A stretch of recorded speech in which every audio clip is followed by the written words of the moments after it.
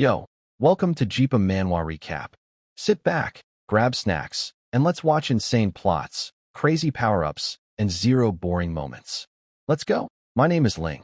I was working as a geologist near the Arctic Circle when my life changed forever.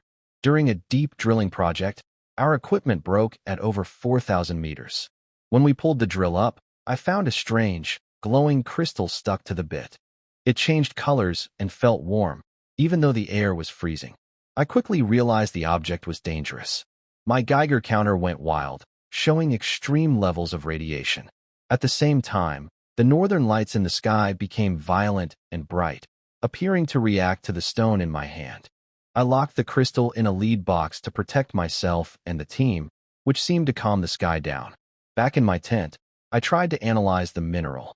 Suddenly, a global emergency alert appeared on my computer. A supernova had exploded nearby in space, sending powerful energy toward Earth. Before I could react, the power failed and a strange force tore my tent apart. The crystal burst out of its box and began to glow with a blinding white light. It created a hole in space, pulling everything toward it. I was into the center of this energy and vanished. Behind me, nothing was left of my research station but a giant, empty crater. I woke up in deep snow with a terrible headache. I quickly realized that the strange crystal had not killed me. Instead, it was tucked against my chest, providing a warmth that likely kept me from freezing. As I looked at the sky, I saw two moons instead of one. I knew then that I was no longer on Earth. Soon, several tall figures dressed in animal skins and carrying bone spears found me. They spoke a language I could not understand. I was too weak to move or explain myself, and I eventually passed out from the cold and exhaustion. I regained consciousness inside an ice hut. These people, known as the Snow Dwellers, were kind and simple. They gave me warm soup and a place to sleep while I recovered from a high fever. As I got better, I started to learn their way of life. However, I felt uneasy about the crystal I still carried. It felt powerful and potentially radioactive. I worried that such an object might harm the innocent people who had saved my life. One morning, I made a difficult choice. I walked far away from the village and buried the crystal deep in the snow. I decided to leave my old life as a scientist behind. I was no longer Dr. Lin from Earth. I was just Ling, a man trying to survive in a cold, new world. Over the next few months, I worked hard to adapt to my new life. I learned the language of the Snow Dwellers and mastered the skills needed to survive in the extreme cold. I learned to sew clothes with bone needles and hunt in freezing temperatures. Just as I was becoming part of the tribe, a terrifying threat arrived. A pack of giant ice wolves, as big as rhinoceroses, attacked our village. I watched in shock as our leader, Ball, and the other hunters fought back using a strange supernatural power they called the breath of the ancestors. A white glow appeared around them, giving them incredible strength and speed. This was my first time seeing real magic, and it made me realize how different this world was from Earth. During the bloody battle, a wolf almost killed a local child. I jumped in to help, using a torch to fight the beast. Ball saved me by shooting the wolf with an arrow, but he was badly injured in the process. We eventually won the fight and the wolves retreated, but the victory felt heavy. That night, as I helped treat Bale's wounds, he told me that this frozen land was more like a prison than a home. His words stayed with me. Without modern technology, survival here was a constant struggle against both the weather and magical monsters. I realized that if I wanted to stay alive or ever find a way back home, I could not stay in this tundra forever. I had to find a way to leave this frozen place. While out hunting one afternoon, a sudden blizzard trapped my team in the snow. Through the roaring wind, I heard a voice speaking a language I didn't recognize. I convinced the hunters to help me search, and we found a young man wearing a thin robe, clutching a wooden staff. He was nearly dead from the cold. I took him back to our camp and used my medical knowledge from Earth to treat his frostbite.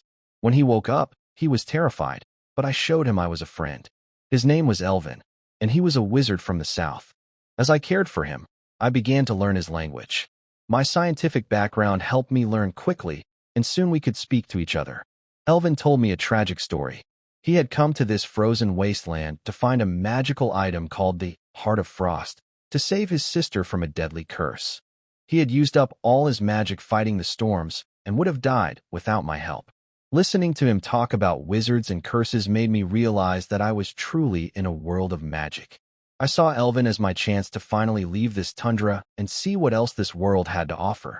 Just as Elvin was getting better, the giant ice wolves returned to attack our village again. There were many more of them this time, and the tribe was losing hope. Elvin stood up and used his staff to shoot a massive fireball at the wolves. I was shocked to see real magic happening right in front of me. It seemed to defy all the laws of science I knew. However, the spell was too much for his weak body. He collapsed, and the Wolf King jumped through the flames to attack him. Elvin was helpless, and I knew I had to act. In the Wolf King's cruel green eyes, Elvin's hopeless face was reflected. Breath of the Ancestors. At that critical moment, a loud shout came from the side. It was Chief Ball. Ball and two of the strongest hunters released a white mist of the Ancestors' breath from their bodies. Their bones spears fiercely into the Wolf King's body as it leapt through the air. A sharp sound followed as the spears pierced through the thick fur and sank deep into the Wolf King's side. The Wolf King let out a furious roar. The Wolf King let out a deafening cry of pain. Its huge body was forced off course by 3 powerful strikes and crashed into the snow, rolling heavily before coming to a stop. It was wounded. The Wolf King glanced at Ball, whose weapon was broken but whose eyes still burned with fury, then looked at the 2-legged creature who could summon fire. Its eyes were filled with unwillingness and frustration. With a final roar, the Wolf King turned away, leading its pack slowly into retreat until they disappeared into the snowstorm. The danger had passed. Elvin's legs gave out, and he collapsed to the ground. Ringer and several hunters helped the exhausted mage and the injured Ball back to the ice hut. Inside the warm shelter, Elvin sat wrapped in thick furs, his face pale as he sipped hot soup. Ringer sat across from him and broke the silence in fluent common speech. That was magic, wasn't it? Elvin gave a weak smile and nodded. A level 4 spell, Fireball. It nearly drained everything I had. Drained you? Ringer caught the key word. You mean your strength? No. Elvin shook his head and lifted his worn staff, pointing to its tip. This, my mana crystal. Ringer leaned closer. At the top of the staff was a small, dull crystal, no larger than a fingernail. If Elvin hadn't pointed it out, Ringer would have thought it was just a simple ornament. This is a mage's casting medium, Elvin explained. We use it to store and channel magical energy. He tapped the crystal lightly. Mine is just an ordinary mana crystal. When I came of age, my family was supposed to grant me a stronger one, but now, his voice grew heavy with sadness. After a pause, he continued, my body has only just recovered, and my magic hasn't fully returned. The crystal isn't fully charged either. That fireball spell used up almost 90% of its remaining energy. Now it's basically just a useless stone. Ringer's eyes stayed fixed on the so-called useless stone. It was nearly dark, yet in the glow of the fire, he caught a faint trace of light still flickering within it. A soft, bluish-purple gleam. In that instant, it felt as if lightning had struck Ling's mind. He had seen that kind of light before. At the research station, the crystal they had drilled from more than 4,000 meters beneath the ice, about the size of a fist, had shone with the same light. No, not just similar. It was the same in origin. As a geologist, Ling's sensitivity to such stones was far beyond ordinary. He was certain that the energy waves from the magic crystal on Elvin's staff were, in essence, identical to those from his own radioactive gem. The only difference was in strength. Ling's breathing quickened. If the small crystal on Elvin's staff was like a candle about to burn out, then the crystal buried deep in the snow outside the tribe was like a nuclear reactor in full chain reaction. It wasn't a radioactive substance, or rather, in this world, it wasn't called radiation. It was called magic. Ling suddenly stood up, his once calm heart pounding wildly. That was a crystal far more powerful than the one on Elvin's staff. His expression shifted in the firelight, from shock to excitement, then quickly back to calm, deep focus. A secret. A strong instinct told him that no one could ever know about that stone. Elvin looked at Ling, puzzled by his sudden movement and silence. Ling, what's wrong? Did something scare you? Ling slowly sat down again, forcing himself to stay calm. Elvin, he asked quietly. Yes? Can magic be learned? Ling stared at him. I mean, could someone like me, A completely ordinary person without one of those magic crystals. Ever learn to do what you just did? The question stunned Elvin. He looked into Ling's serious eyes, thinking that this clever stranger was simply feeling frustrated by his own powerlessness. Elvin gave a wry smile. In theory, everyone can learn magic. The difference lies in each person's elemental affinity. You can think of it as talent. Some people have a strong connection to fire, like me, which makes fire magic easier to learn. Others have weak affinity for all elements, which means their talent is limited. The strength of one's magic also depends on mental power. That's another kind of talent.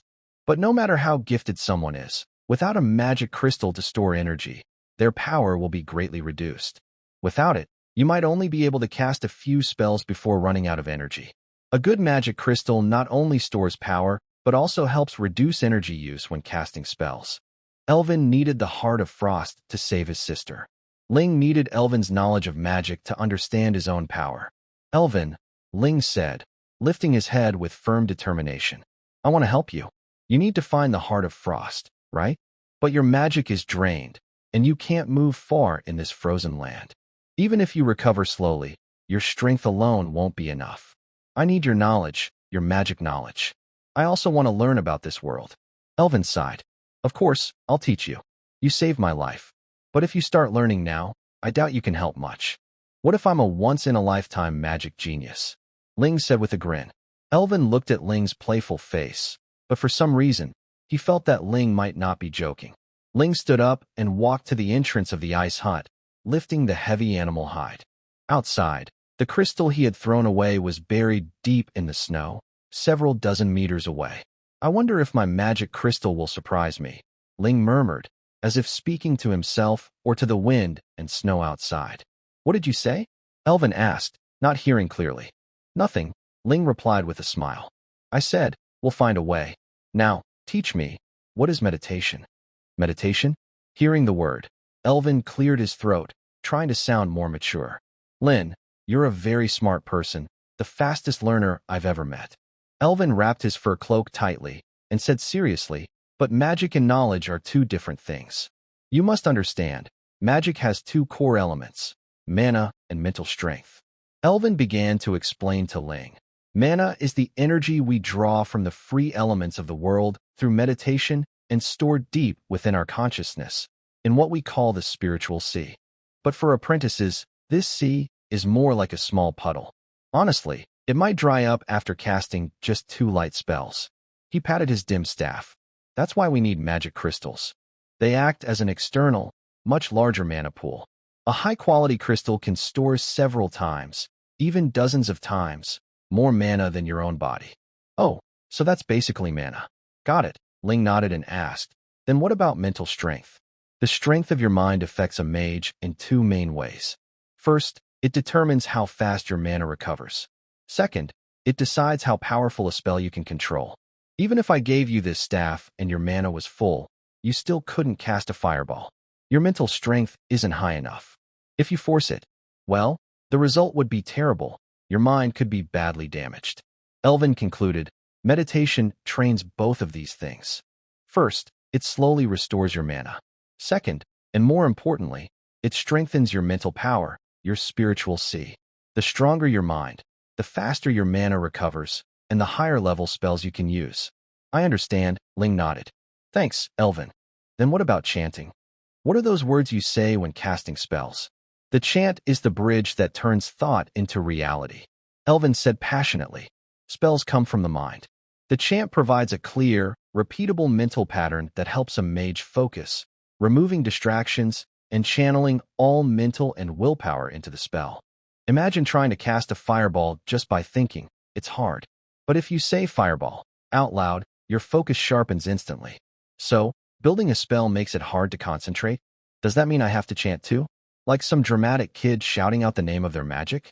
Although I don't know what you mean by a Chinibu boy, I can tell you clearly that as a beginner, you must learn like a baby learning to speak, memorizing and understanding each word until you can connect with the spell. Of course, it's said that when your mental power reaches an incredible level, you can cast spells without chanting, Elvin continued explaining. Elvin spoke until his throat was dry, but he seemed quite satisfied with this lesson. Ling, Don't aim too high too soon. Your mental power is still at level 0, completely untrained. What you need to do first is meditate for a month to open your sea of spirit. Only then can you start practicing chanting. I understand, Ling nodded. This man truly cared about him. He stood up and put on his polar expedition suit. Where are you going? Elvin asked, surprised. To find the miracle. What? Elvin looked confused. Ling calmly replied, It's nothing. I'm just going to check the traps I set last night. He stepped out of the warm igloo, and the freezing wind instantly filled his nose and mouth. After the daytime storm, the snow dwellers were all resting indoors. Ling walked alone, his steps deep and shallow, toward an unremarkable snow mound at the edge of the settlement. He looked around to make sure no one was nearby. Then he crouched down, brushed away the snow, and took out the irregular, fist-sized crystal he had buried earlier. Even in the icy world, it still gave off a strange warmth. The faint blue-violet glow pulsed like the heartbeat of the universe. Ling held the crystal close to his chest, then found a sheltered spot behind an icy cliff and sat cross-legged, following Elvin's instructions. He closed his eyes. He adjusted his breathing, cleared his mind, and sank his awareness into the darkness within.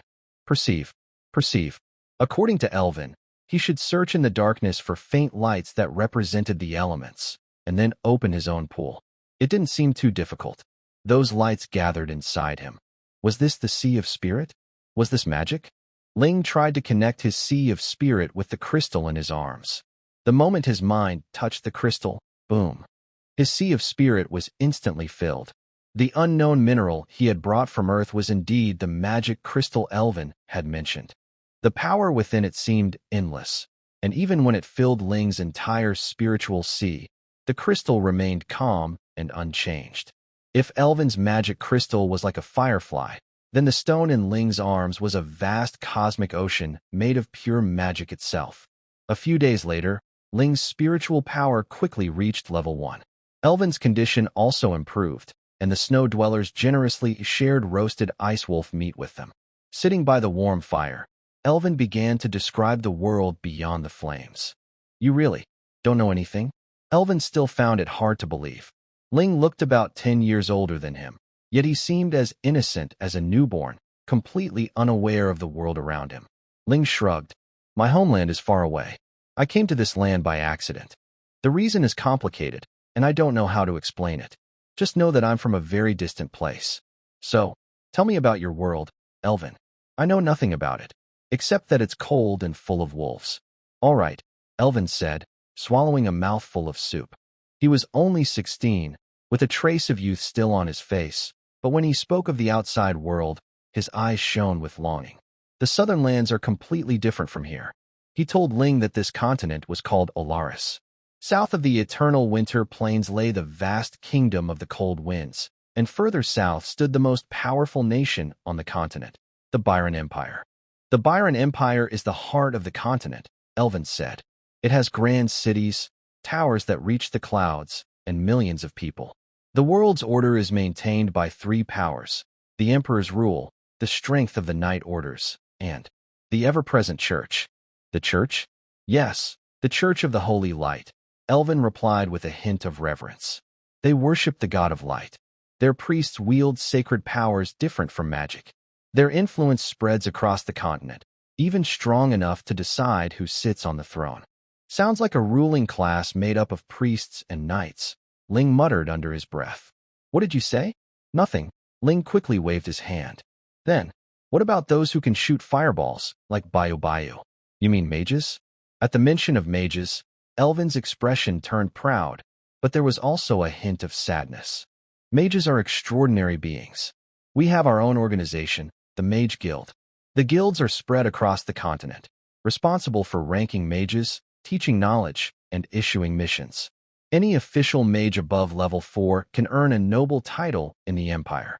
What about you? You're a level 4 mage, only 16 years old. A genius, huh? So why did you come to this desolate place? Ling asked the key question. I'm not a genius. Elvin's pride vanished, replaced by pain and urgency. I came to save someone.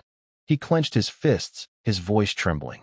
My family, the Estrel family, was once a respected mage family in the royal lands. But our enemies, the Blackwood family, used vile tricks to frame us. They colluded with the church and accused us of studying forbidden magic. And what happened?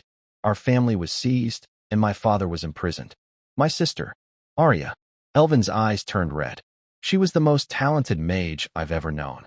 To protect me, she stayed behind to stop the pursuers, but she was struck by the Blackwood family's cruel, withering curse. A curse? Ling frowned. This was beyond his understanding. A curse is something extremely sinister. It doesn't kill you right away. It stays with you, draining your life little by little. The withering curse slowly steals your vitality until you become nothing but a lifeless husk. Elvin gripped his hair in anguish. As far as I know, the only cure is the legendary Heart of Frost, said to exist in the Everwinter tundra. He looked up, his eyes filled with desperate pleading. It's a magical crystal born only in the coldest lands. Ling, I have to find it. Arya, she won't last more than half a year. Ling fell silent. He looked at the 16-year-old boy, risking everything in despair, using up all his magic to reach this frozen wasteland. I understand, Ling said slowly, nodding as his thoughts settled. First, he needed a guide to lead him out of the tundra and into human lands. 2. He needed a translator and a teacher to teach him the language and rules of this world. 3. He also needed a reasonable identity, and being Erwin's companion was perfect. 4. He was very curious about this Heart of Frost. Erwin, Ling suddenly grinned.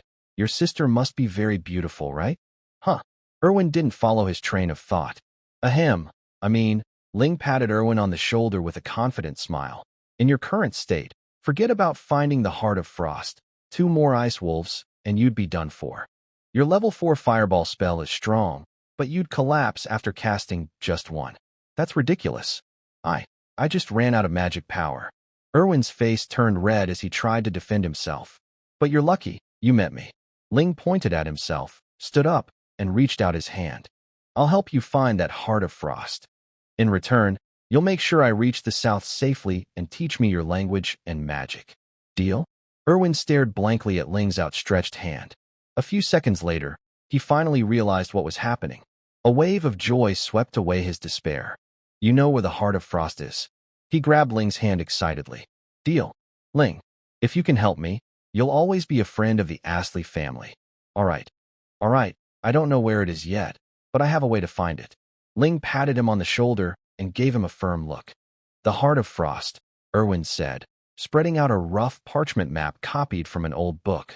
The ancient text only says it was born beneath the oldest glacier in the heart of eternal winter. That's basically saying nothing, Ling replied, taking the map. The drawing of the icy plains looked like a child's doodle. This is the only clue I could find, Erwin said, sounding discouraged. Ling sighed. Expecting a 16-year-old mage to explore the wilderness under these conditions was asking too much. He tossed the map aside, stood up, and walked out of the warm ice hut. Erwin followed him. Ling, can we really find it? Ling didn't answer. He closed his eyes. Wind direction, he murmured to himself. The prevailing wind here usually comes from the northwest. That means the glaciers in the southeast will be thicker. He looked up at the sky. 2 strange moons, one large and one small, hung above him. Twin moons create tides far more complex than Earth's single moon, but their pull is stronger. He crouched down, scooping up a handful of snow, feeling its crystal texture and moisture. This landscape was shaped by glacial erosion into a U-shaped valley, which means the main glacier movement was from north to south. Elvin stared in amazement as Ling drew lines and symbols in the snow that he couldn't understand, muttering words like ice cap balance, glacial drift rate, and geothermal anomaly. Half an hour later, Ling pointed southeast. According to the map, there's a cliff about 30 miles away. If the physical laws of this continent are similar to those of my homeland, then the oldest glacier, or rather, the thickest and most stable ice layer, must be beneath that cliff in a geological depression. Ling smiled confidently. Get ready, Elvin. We're going to find the heart of eternal winter. A few days later, the 2 of them, along with several kind snow-dwelling guides, trekked for most of the day before reaching the cliff. Using his experience, Ling quickly found an entrance hidden beneath the snow and wind, a passage leading underground. It was a vast subterranean ice cavern. Deep inside, blue-white light flickered faintly. On a massive ice crystal shaped like a throne rested a fist-sized white crystal, radiating pure cold. The air around it had frozen into mist. The heart of frost. Elvin shouted excitedly. Shoo! Ling pulled him back. A deep roar echoed from beneath the icy throne. A gigantic worm, as large as a tank, burst through the ice. It had no eyes, its body covered in thick crystal armor, and its mouth was filled with sharp teeth. It's a level 5 beast, the deep ice worm. Elvin's face turned pale. It's highly resistant to fire magic. The worm roared again, opening its mouth wide. A beam colder than liquid nitrogen shot toward them. Take cover, Elvin shouted and pushed Ling aside while raising his staff. Level 4 magic, fireball. He used all his strength, and a huge fireball shot out with a roar. But when it hit the worm's icy armor, it only created a burst of steam. The attack didn't break through and instead enraged the creature. Move. Elvin dodged the second beam just in time. Wherever the beam passed, even the rocks cracked from the cold. After fighting for a while, Ling realized that Elvin couldn't harm the beast at all and was already running out of energy. Elvin, how many more fireballs can you cast? Ling shouted from behind an ice pillar. At most 2. My magic is almost gone. Elvin panted heavily. Its ice armor is too thick. I can't break it. Listen, your job isn't to break through. Ling analyzed calmly. Look, this creature has no eyes. It must sense heat and vibrations. Its armor is thick, but its mouth isn't covered by ice. That's its weak spot. I need your help. Ling took a deep breath. Use your fireball on the ceiling above it. On the thinnest part of the ice. What? The ceiling? Elvin thought he was crazy. Yes. You're not trying to break its armor. You're creating chaos. Use the heat to melt the ice and cause an avalanche. Give me a chance to strike when it lifts its head and opens its mouth. Ling shouted. An avalanche? What good will that do? Just do it. Hurry. It's coming. The deep ice worm, having lost its target, began thrashing wildly. Now, Elvin gritted his teeth and aimed his staff at the icy dome above the worm's head. Level 4 magic, fireball. Boom. This time, the fireball exploded at the top of the cave. The heat melted the ancient ice, and tons of ice chunks and spikes came crashing down. Ruhar. The sudden avalanche drove the worm into a frenzy. It lifted its head, opened its mouth, and fired beams to shatter the falling ice. Not enough yet. Instead of attacking, Ling crouched down and pulled a thick, hollow bone from his expedition backpack. A leg bone he had kept earlier for studying the structure of the ice wolves. What? What are you doing?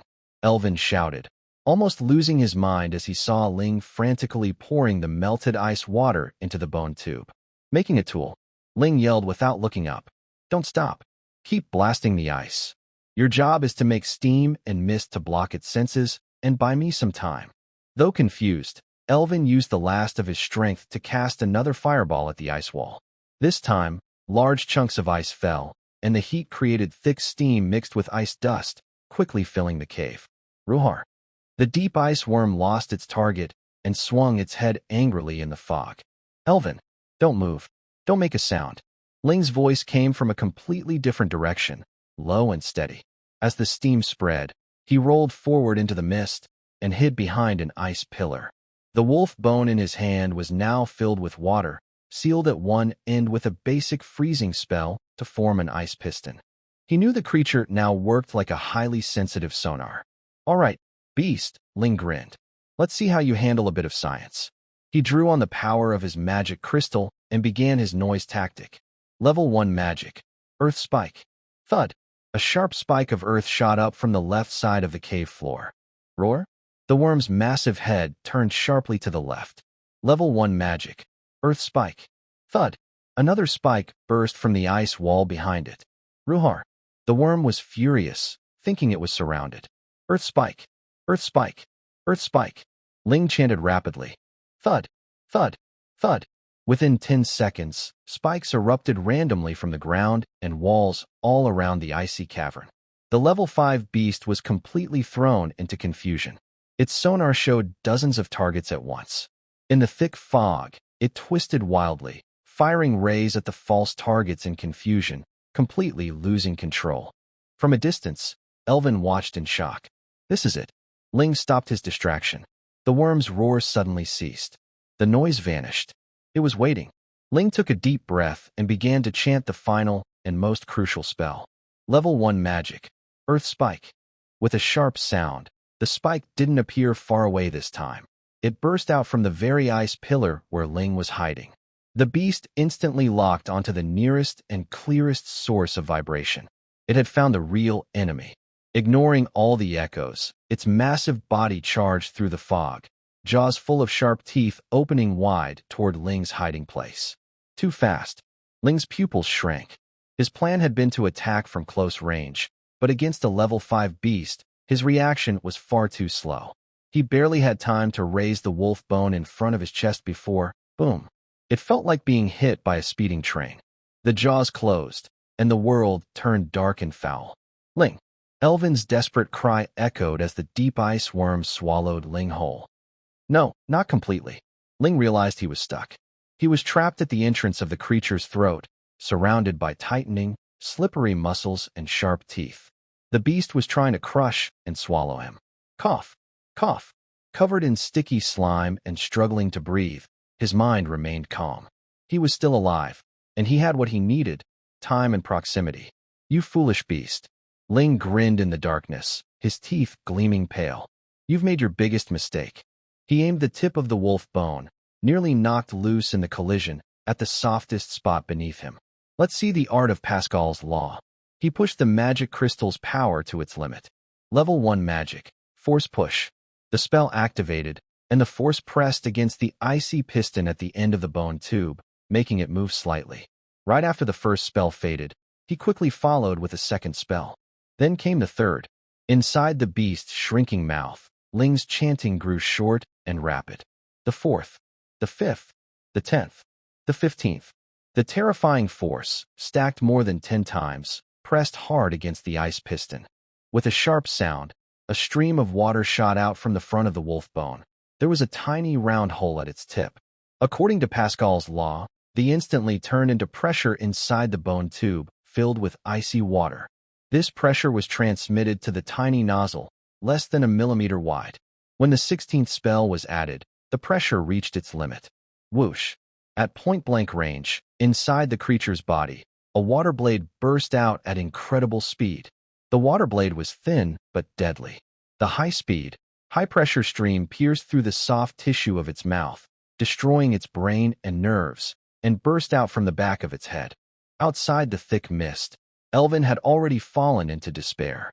Suddenly, the proud level 5 beast's roar stopped abruptly. Its huge body twitched once, then fell heavily to the ground with a loud crash. What happened? Elvin trembled, staring in disbelief.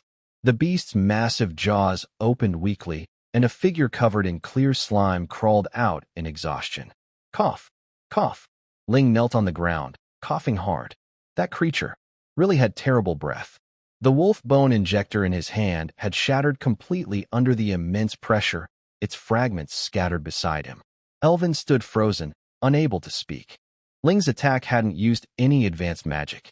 Instead, he had combined science to create a tool and magic to power it endlessly, achieving a perfect physical strike. You.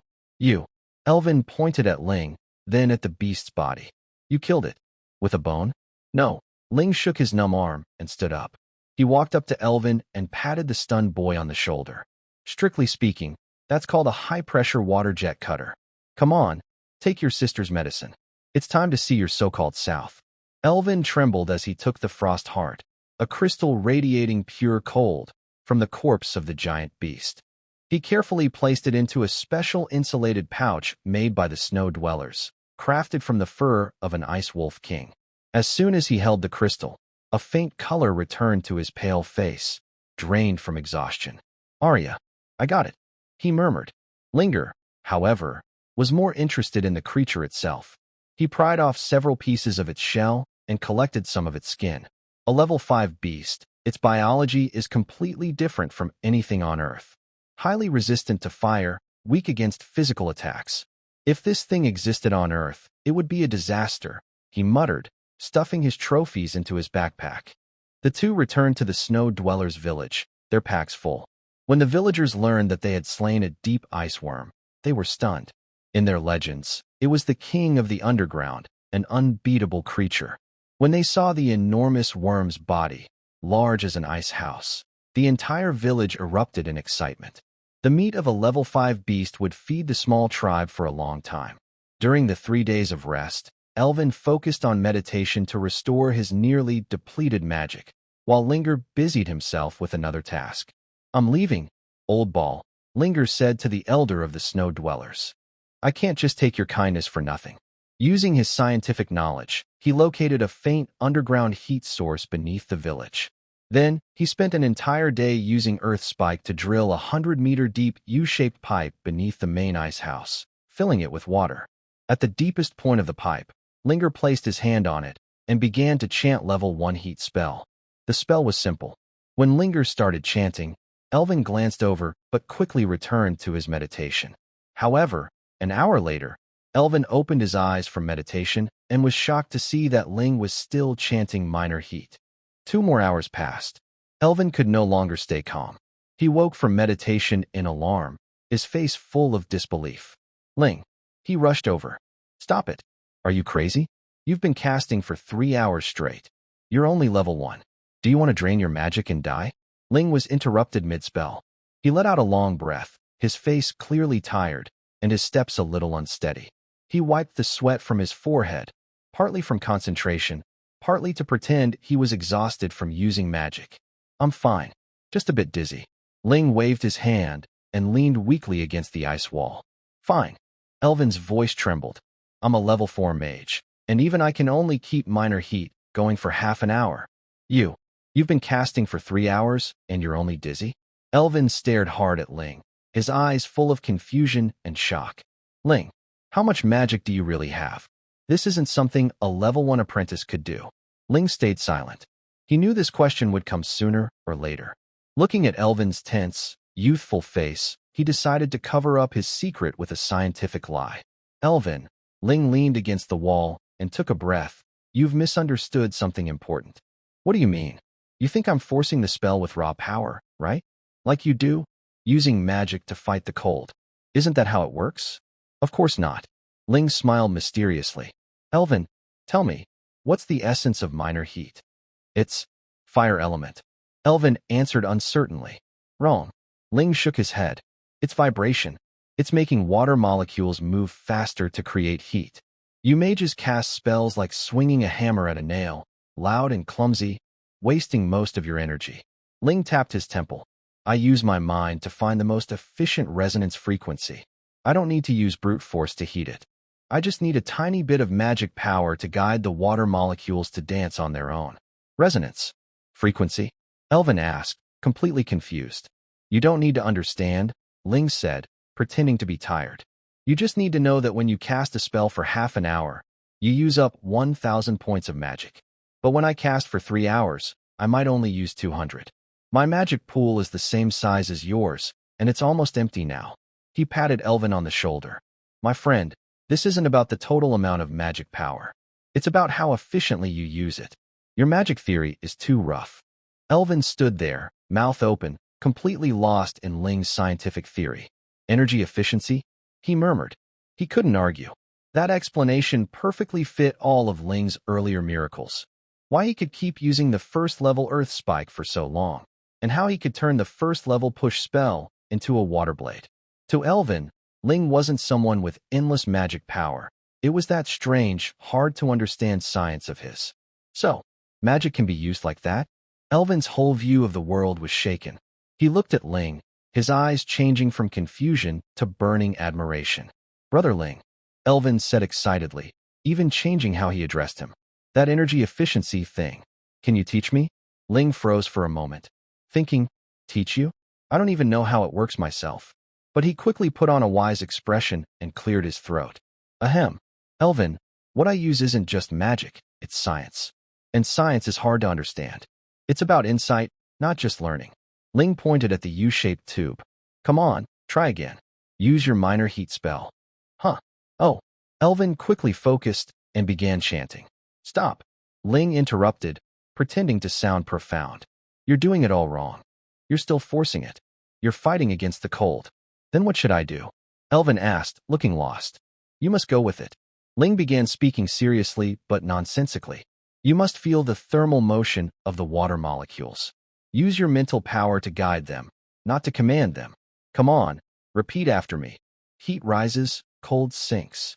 Heat rises, cold sinks. Elvin thought it was some profound spell and quickly repeated it with a solemn expression. What's the use of just saying it? You have to feel it. Ling looked exasperated. Feel the natural convection caused by the difference in density. Do you feel it?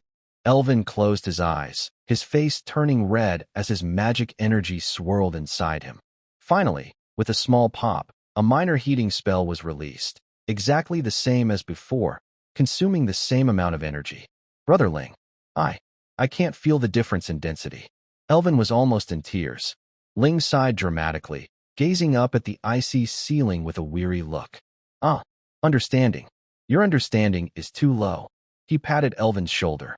Forget it, little brother. You're still a kid. This thing called science is too deep for you. Just stick to throwing fireballs. That suits you better. Simple and direct. Elvin's face turned red with embarrassment, but he couldn't argue. Instead, he began to admire and long for Ling's mysterious scientific theories even more. Ling smiled, knowing the boy was convinced. Now let's finish this miracle. He began to cast again, though in truth, he was only pretending, since the thermal siphon had already started. The level 1 minor heating spell became a small, never-ending heater, steadily warming the cold water at the bottom of a U-shaped pipe. This is called the thermal siphon effect, or natural convection, Ling explained to Elvin. When the cold water at the bottom is heated by the spell, its density decreases, so it rises automatically. Meanwhile, the colder, denser water on the other side sinks to take its place. Look, Ling pointed at the pipe. Without any pushing spell, the water inside was truly circulating on its own. A steady flow of warm water from underground began to circulate beneath the ice house, carrying heat upward through the ice layers into the room above. For the first time, the central ice house of the settlement became as warm and pleasant as spring. The snow dwellers felt the warmth rising from deep within the earth. You really are a monster, Elvin said with genuine amazement as he looked at the scene before him. This is the power of science, Ling replied with a grin. The time to part had come. The entire tribe of snow dwellers gathered to see them off. The old chief placed 2 of the warmest Wolf King cloaks over their shoulders. The road to the south is dangerous. May the breath of our ancestors protect you. Ling looked at these simple people from another world and felt moved. From his research suit, he took out a piece of high-energy chocolate. He handed it to the young snow dweller boy who had first found and saved him. Eat this, and you'll dream of my homeland. The boy accepted it, half understanding. Let's go, Elvin. Right. Elvin nodded firmly. The heart of frost was in his arms, and hope was before them. They turned and walked toward the sun of the Orlaris continent, beginning their journey south. The eternal winter ice field slowly faded behind them. More than a month had passed since they left the eternal winter ice field. They had already crossed the capital of the Wind King's domain, Northwind City, and were now traveling through the vast forests of the southern region. The climate here was not as harsh as the ice field, but it was still cold. During this month, Ling had followed Professor Elvin's meditation method with great discipline, training his mental strength. Through focus and determination, he had finally advanced to level 2 as a mage. Elvin's progress, however, had been less smooth. He had nearly lost control during meditation. Phew! Elvin exhaled a long breath of white mist and opened his eyes, his face showing deep frustration. I give up, he said irritably, running a hand through his hair. Ling, your so-called science theory doesn't work at all. Things like heat rises, cold sinks, and density difference. I've tried to feel them every time I cast a spell this month, but instead of improving my control, I almost caused a magical backlash from losing focus. Ling smiled and tossed another dry branch into the fire. Of course, it wouldn't work that way. That whole idea of energy efficiency was just a smokescreen he made up to hide his nearly limitless magic crystal. How could a geologist from Earth possibly create a new theory that surpasses this world's magical civilization in such a short time? He only needed a reasonable excuse to explain why he could keep casting spells endlessly with the mental power of a mere magic apprentice. Elvin, I told you before, Ling said, patting his shoulder with a knowing look. What I use is called science. It's about understanding, not memorizing. Maybe. You just haven't reached that level of understanding yet. Elvin was speechless. He looked at Ling's expression, which clearly said you're hopeless, and felt both angry and helpless. After all, during their escape, Ling had used this mysterious science to cast countless low-level spells that consumed almost no magic, wearing down wave after wave of the Blackwood family's pursuers. Forget it. I'm done learning your so-called science. Elvin turned away in frustration. I'll just meditate honestly and increase my total magic power. Skill means nothing in front of true strength. Then his expression grew serious again. Ling, you must truly understand the power of this world. Your science might give you an advantage at lower levels, but if you face a true master, you won't even have time to chant a spell. Ling knew Elvin was about to talk about high-level power. Oh, then tell me, what's the highest level of strength in this world? Seeing that Ling was ready to listen, Elvin cleared his throat and began his lecture. First, remember how power is ranked on this continent. Elvin raised his fingers. Whether mage or warrior, level 9 is the peak of mortals. In the mage system, levels 1 to 3 are called magic apprentices, like you now. Levels 4 to 6 are known as great mages, like me. Levels 7 to 8 are true monsters, called magisters. My sister, Arya, is a gifted level 7 magister. And my father, he's a respected level 8 magister. Elvin paused for a moment before continuing. As for level 9, that's the realm of the archmage, walking among mortals, a god. The warrior system is the same, Elvin continued. Levels 1 to 3 are called junior warriors or trainee knights. Levels 4 to 6 are senior warriors or official knights. Levels 7 to 8 are great swordsmen or elite knights. And level 9, those are honored as sword saints or holy knights. Ling quietly noted down this pyramid structure. Archmage, sword saint. When you say the ceiling, do you mean these level 9 powerhouses? They're not the ceiling, they're gods. Elvin's voice trembled with awe and excitement. They're true monsters. The difference between level 8 and level 9 looks small, but it's an unbridgeable gap.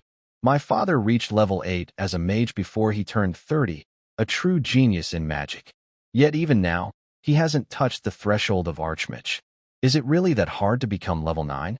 Extremely hard.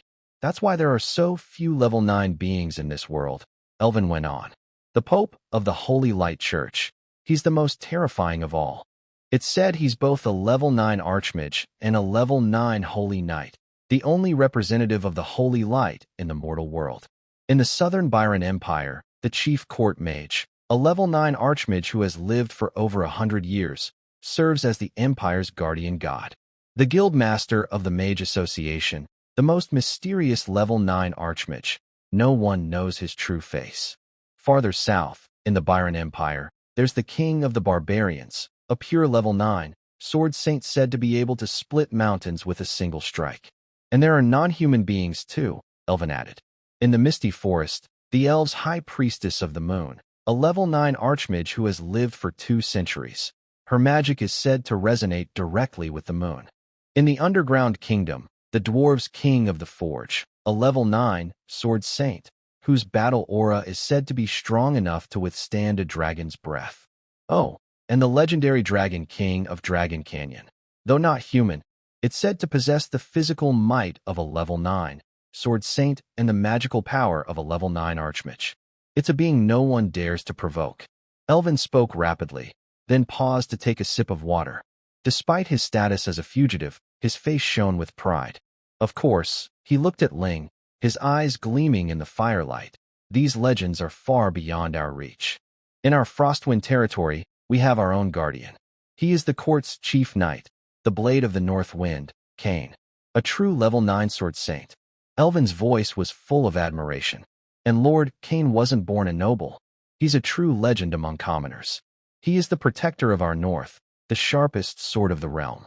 With him here, neither the Southern Byron Empire nor the Northern beasts dare to set foot on our land. Linger looked at Elvin's passionate expression and understood. This was a symbol, a totem and idol built by the kingdom. The campfire was quickly buried, and all conversation stopped. Careful, there's a magic surge. Elvin instinctively grabbed Linger's arm. Before he finished speaking, a wave of scorching energy gathered beside them. Elvin, now far more experienced in battle, didn't hesitate. He chanted swiftly, and a level 4 magic shield appeared around them. Boom! A fireball the size of a human head crashed into the shield. Elvin groaned as the explosion shattered it, forcing him back 2 steps. Well, the little mouse from the Astley family reacts fast. 3 figures emerged from the forest, forming a triangle to surround them. Leading them was a proud-looking level 4 Grand Mage.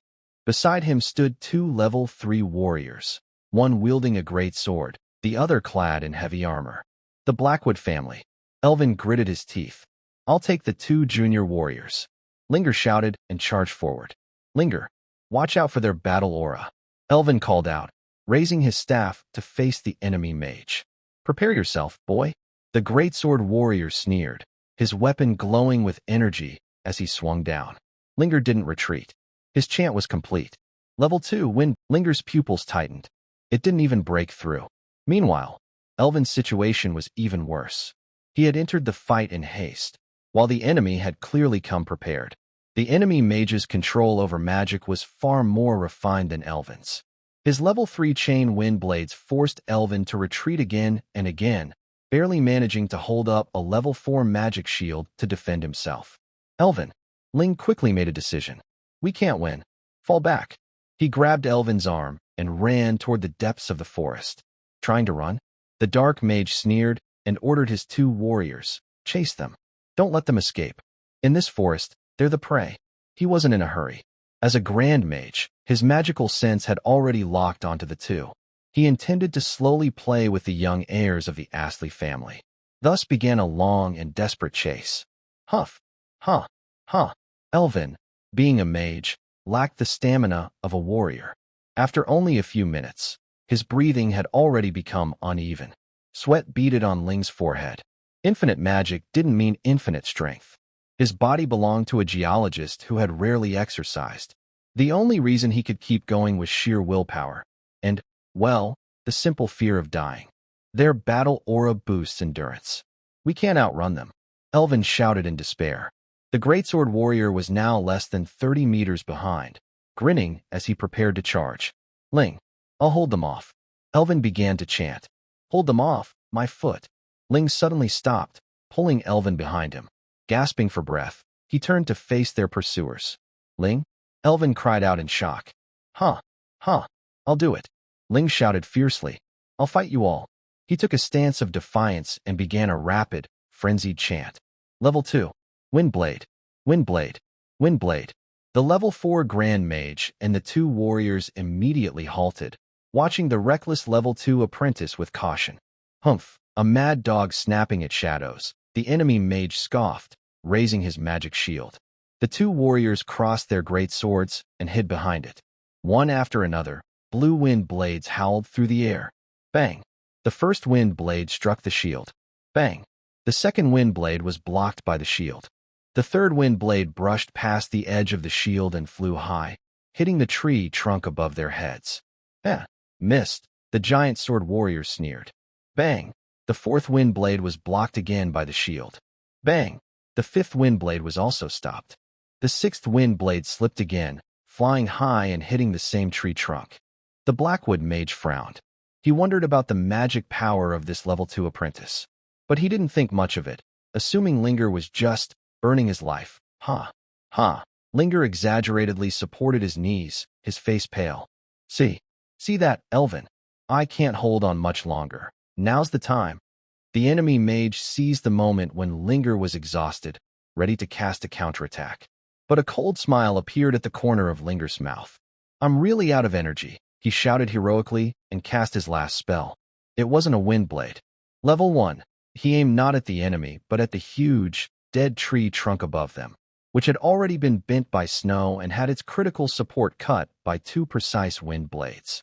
This final air cannon became the last straw that broke the camel's back. Creak! The giant tree let out a mournful cry under the strain. Not good. Run! the Blackwood mage finally realized something was wrong. Looking up, he saw the tree trunk, as thick as a bucket, along with over 1,000 pounds of snow, collapsing with a thunderous crash. Boom! The three of them were instantly buried under a huge wave of snow and broken wood. Run! Linger pulled Elvin, who was stunned, and kept running. Linger. You, huh? Huh. The 36 strategies. Understand? Deceive the enemy from the east and attack from the west. Plus structural mechanics. Linger gasped as he ran. This time, his exhaustion was real. The two of them pulled further apart. But the great mage's magical perception locked onto them tightly. Half an hour later, the three furious pursuers caught up again. Though they were covered in dirt and snow, their battle armor and magic shields still saved their lives. They won't give up. Elvin was completely hopeless. Don't panic. Ringer quickly scanned the terrain. They were crossing a frozen swamp. The bulliest, heavy armor warrior was angrily leading the charge. I really have no magic left, Ringer shouted hoarsely. He stopped again, seeming unable to run further. Again, seeing this, the heavy armor warrior slowed down and looked at Ringer with suspicion, worried he might have another trick. This is my last. Level 2 Ice Spike spell. He didn't aim at the enemy, but cast 5 times on the ice in front of the warrior's path. Clang, clang, clang, clang, clang. 5 ice spikes hit the same spot on the ice precisely. What? The heavy armor warrior was stunned. He didn't understand this move. Was the level 2 magic apprentice just smashing the ice in frustration? He sneered and ignored the small in the ice, stepping cautiously onto it. The ice wasn't shattered by his step. Under the heavy armor and energy armor, the weakened spot that Ringer had damaged suddenly broke apart. Immediately, the slippery, muddy water from the swamp beneath the ice was squeezed out by the pressure, rushing up and covering the ice surface. The second step of the heavy armor warrior landed right on this sudden mixture of ice and mud, acting as a perfect lubricant. The heavy armor warrior performed a high-speed split in front of Ringer and Elvin, falling to the ground in a very humiliating pose. Run! Ringer grabbed the stunned Elvin and ran without looking back. You! The heavy armor warrior fell apart and roared in shame. They ran another few hundred meters. Ringer! What was that? Elvin panted as he ran, asking breathlessly. Your 5 ice spikes. What was that, huh? Linger was also panting. That is science. Stop talking about that. What exactly is going on? It's about pressure and friction. Linger explained quickly. This is a swamp, and the ice is very thin. I used the ice spike technique not to hit him, but to target and break the ice structure. He's very heavy, wearing armor and fighting spirit. When he steps on the ice, it cracks, and the muddy water underneath is pushed up by his weight. Linger summarized, water and mud are the best lubricants.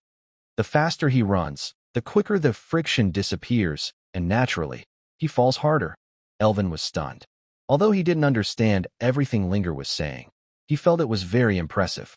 He remembered the heavily armored warriors struggling in the mud and couldn't help but shiver. Did you even think of this? Stop talking. Linger immediately switched back to a weak mode. That great mage is catching up again. The chase lasted for several hours.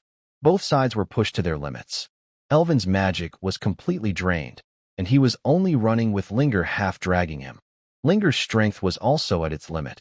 His thighs felt as heavy as lead. The 3 members of the Blackwood family behind them were also exhausted. The great mage's magic was almost gone from the chase. The giant sword warrior was battered by snow. The heavy armor warrior had twisted his leg in the swamp and was limping.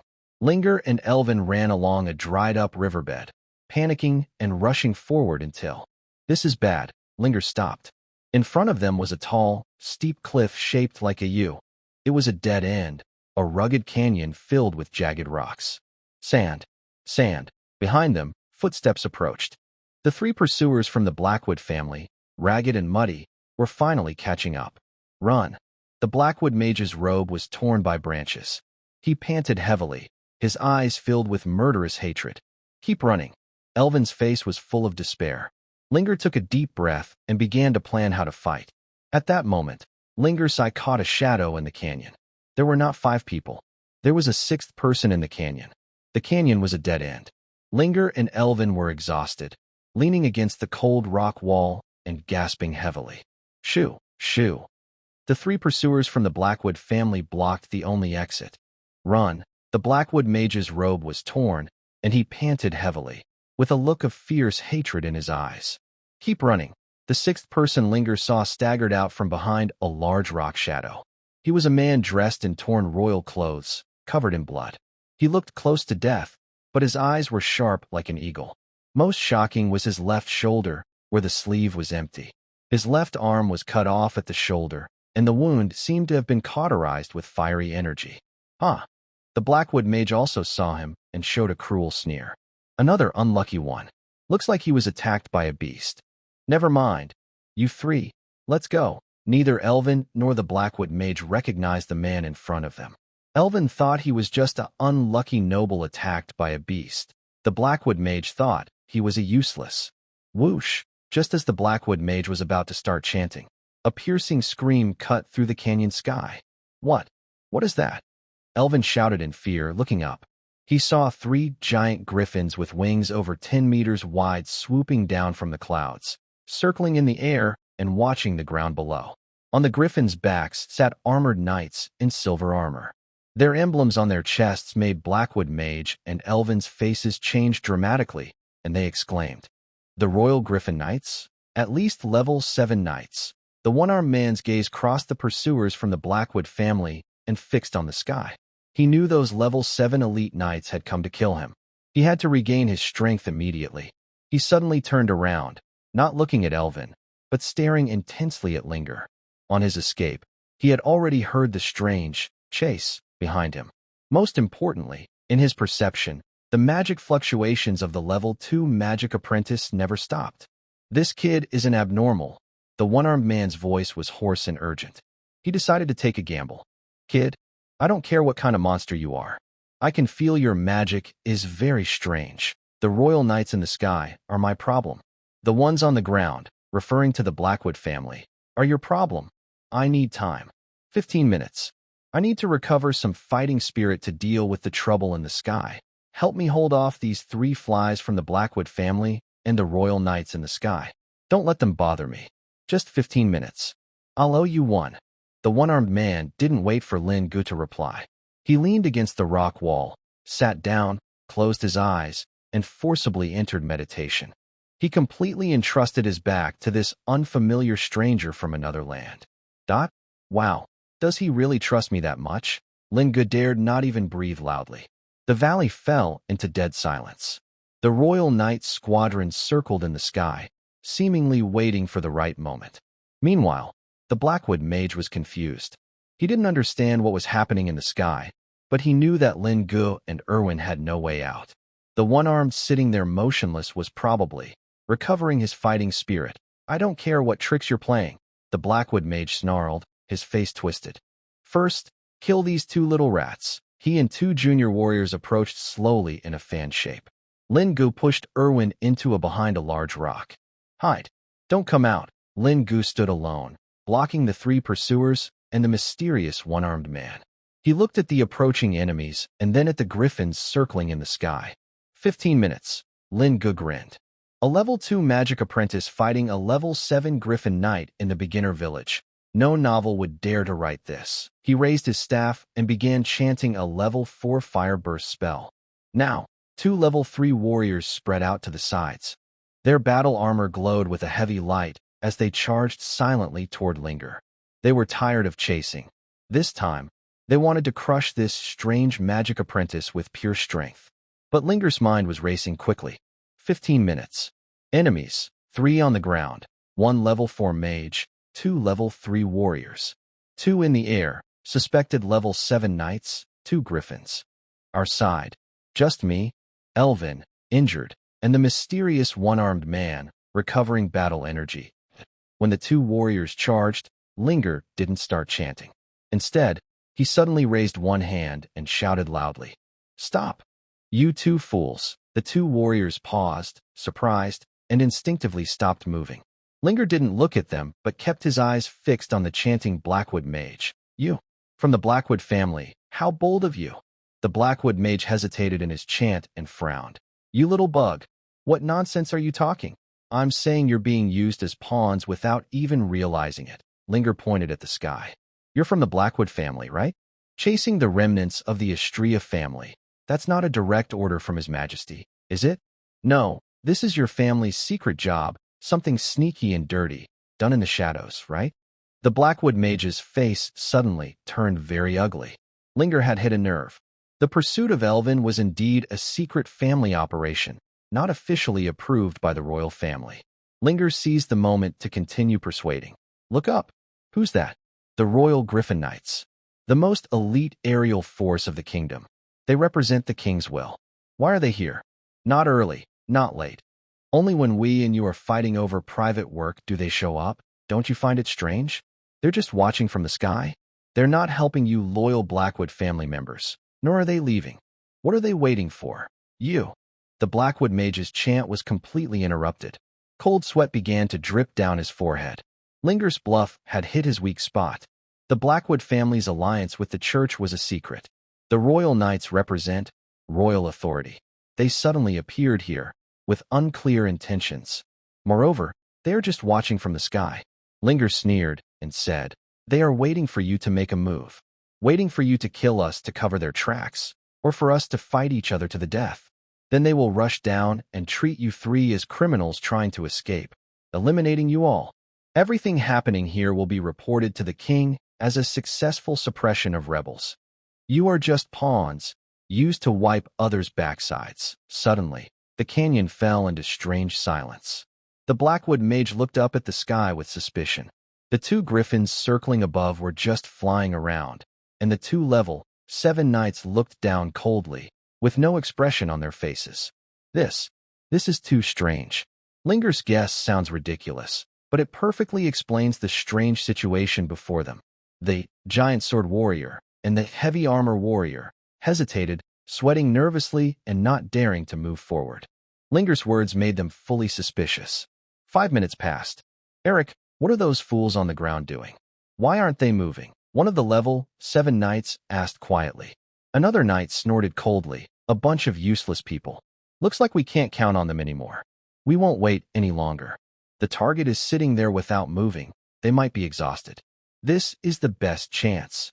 Eliminate all distractions. No one left alive. Whoosh. The two griffins in the sky suddenly scattered. One of them suddenly dove toward Linger, while the other, with a piercing scream, aimed its spear at the Blackwood mage. What? The Blackwood mage's pupils shrank suddenly. Linger's words about silencing turned out to be true. The Blackwood mage's spirit shivered. He ignored Linger and quickly cast a level for magic shield. Boom. The level 7 knight's battle energy spear slammed hard into the shield, knocking the Blackwood mage to his knees, and the shield instantly cracked. Meanwhile, 2 level 3 warriors were also hit by the aftershock of the level 7 knight's charge, tumbling aside in a panic. The griffins and knights relied on sight to coordinate in the air. Linger immediately changed his strategy and began singing wildly toward the canyon floor. Level 1 minor heat spell. Level 1 water jet. Level 1. First, he used the minor heat spell to warm the ground, the snow and wet mud at the bottom of the canyon. Then created a large amount of liquid water with the water jet, and finally used the spell to turn the water into mist and force it to evaporate. Within just a few seconds, thick white steam, like boiling water, rapidly rose from the bottom of the canyon.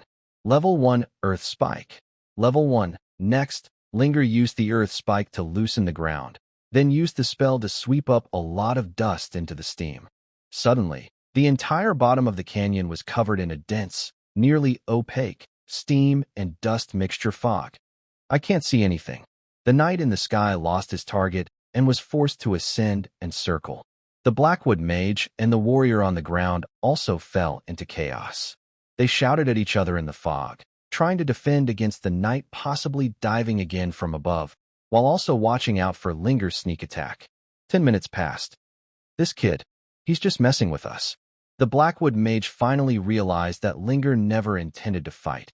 He was just delaying with this strange method. He's only protecting that one-armed. The giant sword warrior and the heavily armored warrior roared in anger. They tried to break through the fog, But Linger was like a ghost, using the fog as cover and constantly harassing them with level 1 and minor heat spells, making it impossible for them to advance. Linger heard the footsteps of the heavily armored warrior getting closer. Under the cover of the fog, he began singing at full speed. Level 1 minor heat spell. A faint stream of heat instantly heated the ground in front of the heavily armored warrior's feet, causing the snow and mud there to warm up immediately. Then, Linger seamlessly switched his singing. Level 1 freezing spell. The heated ground was instantly frozen again.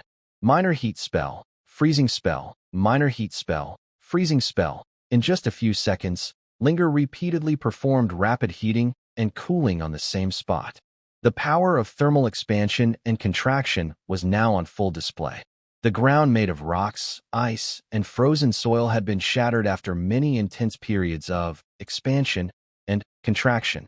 The heavy armor warrior couldn't see clearly beneath the smoke. He thought Ringer was just wasting his effort. Die, he shouted angrily, channeling his fighting spirit to the limit, and stomped the intact ground. Boom. Due to the effects of heat expansion and cold contraction, the ground structure was already fragile. When the heavy armor warrior stepped with his full strength, it suddenly burst apart. The physical structure collapsed. The heavy armor warrior let out a scream as his ankle twisted at a strange angle, causing him to lose balance and fall again. 15 minutes had passed. The greatsword warrior moved past his companion and finally found Ringer in the smoke, just one step away. The level 4 fire explosion spell cast by the Blackwood mage was finally completed. 2 griffins in the sky locked onto their targets again, preparing to dive simultaneously in a deadly attack. Enemies on the ground and in the sky launched their fatal strikes at the same moment. 15 minutes. At this moment, the one-armed man who had been meditating with his eyes closed slowly opened his eyes. 15 minutes. At this moment, the one-armed man, who had been quietly meditating, slowly opened his eyes. His gaze was frighteningly calm, as if the 15 minutes of life and death moments had just been a brief rest. He didn't immediately stand up. Instead, he raised his remaining right hand, fingers like a sword. A soft breath escaped, as if dispersing the dust in the canyon. He pointed his hand at the sky, making a slash through the air. There was no deafening roar, no dazzling light effects. Only a visible, air-rending, vacuum sword aura, formed purely from wind elements, soaring upward. It moved faster than thought, beyond sound. Puff, puff. 2 griffins in the sky, along with 2 proud level 7 elite knights riding on their backs, were cut into 4 pieces by an invisible, precise blade before they could even scream. Hot blood rained down like a storm, filling the entire canyon. On the ground, the Blackwood mage who had just finished casting a level 4 fireball was barely able to throw the fireball before his level 4 magic shield was struck by the aftershock of the sword energy. Just the aftershock. The water shield shattered into tiny pieces like fragile glass. The Blackwood mage was hit hard, spewing out blood mixed with bits of internal organs. He was thrown backward like a torn sack, crashing heavily into the rocks, unconscious or worse. The canyon fell into complete silence. The 2 surviving level 3 novice warriors were so frightened they collapsed to the ground. They stared with wide eyes at the blood rain and severed limbs falling from the sky, their minds blank. They hadn't even seen what happened clearly. But one person saw it. Or rather, he recognized the essence of the attack. Elvin knelt on the ground, trembling like a leaf. He wasn't afraid. He was in shock and confusion so great it almost shattered his faith. His lips trembled as he stared fixedly at the man who was slowly standing up, one arm missing, dressed in tattered royal court clothes. True sword energy. Elvin's voice was hoarse, like sandpaper rubbing. This is the mark of a level 9 sword saint. He desperately searched his mind for all legends and images of level 9 sword saints. The king of the southern barbarians? No, legend says he is broad as a mountain and wields a giant axe. The dwarf's forge king? Impossible. Dwarves can't be that tall. A dragon? That's even more unlikely. One arm, badly wounded, chased by the Royal Knight Order. Who could it be? The one-armed man ignored Elvin's panic and didn't look at the stunned members of the Blackwood family. He slowly turned around and looked at Ringer. His eyes were complex, observant, curious, and perhaps even approving. 15 minutes. The one-armed man's voice was still hoarse, but carried more strength. Not more, not less. Linger looked up and met his gaze, a weak smile appearing on his face. The one-armed man said nothing. He looked down at his shattered, bloodied arm wound, his brow furrowed. That last attack had almost drained all his fighting energy, and his injury was worsening. Just as Erwin gathered his courage to ask about his identity. Thud, the mysterious one-armed man, who had just stunned everyone and defeated 2 level 7 knights, suddenly blacked out and collapsed heavily to the ground, completely unconscious. The canyon was silent. Only the falling blood rain from the sky and the strong smell of blood and torn limbs remained. The Royal Griffin Knights, the kingdom's strongest aerial force, were all wiped out.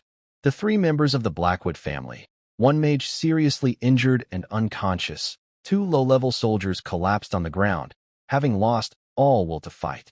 Erwin knelt on the ground, trembling uncontrollably. He stared fixedly at the fallen one-armed man, his mind replaying the image of that sky-tearing, vacuum sword energy, level 9.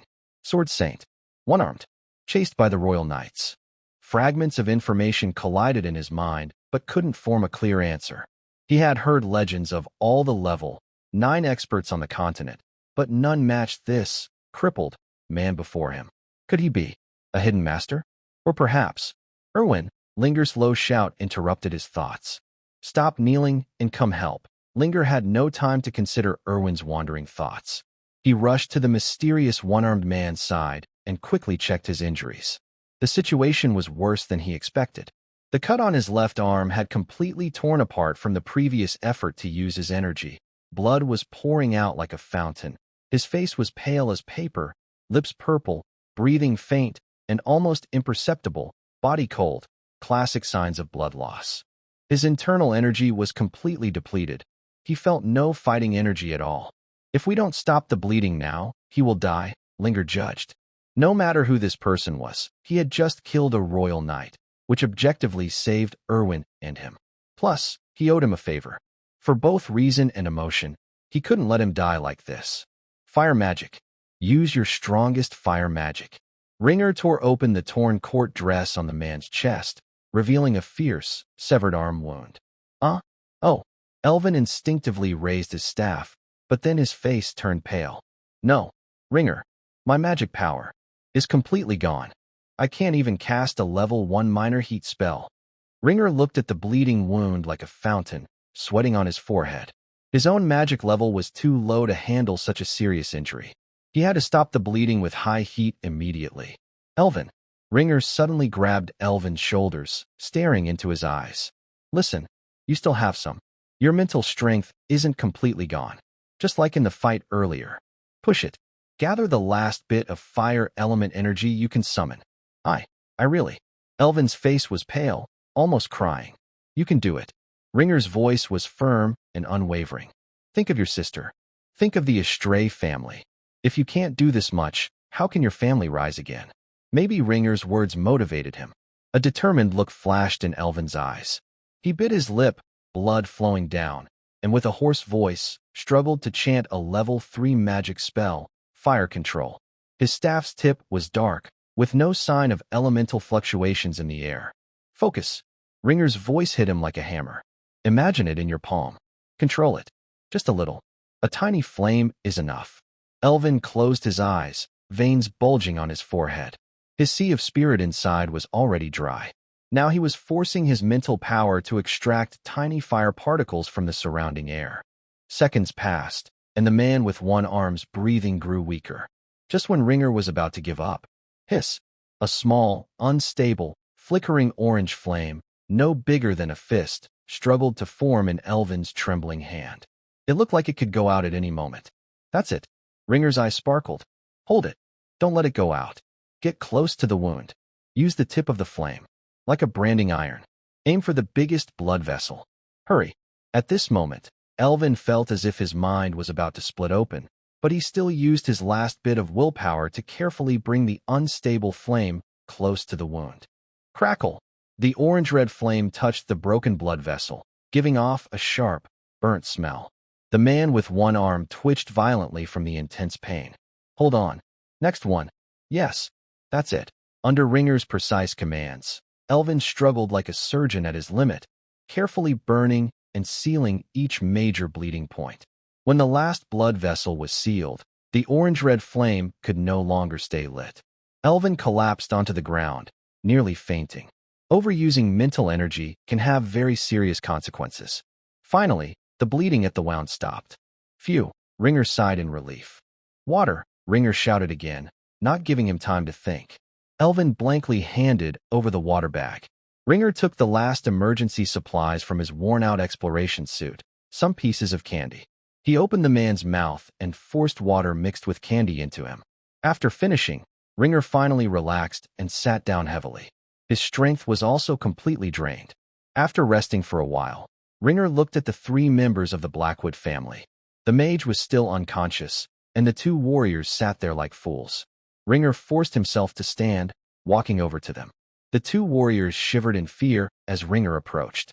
The previous overwhelming magic harassment and the shocking from the one-armed man had completely broken their mental defenses.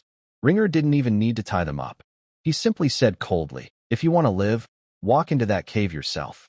No tricks. The 2 warriors, as if given a reprieve, scrambled and helped each other to move. "Take your mage with you," Ringer ordered.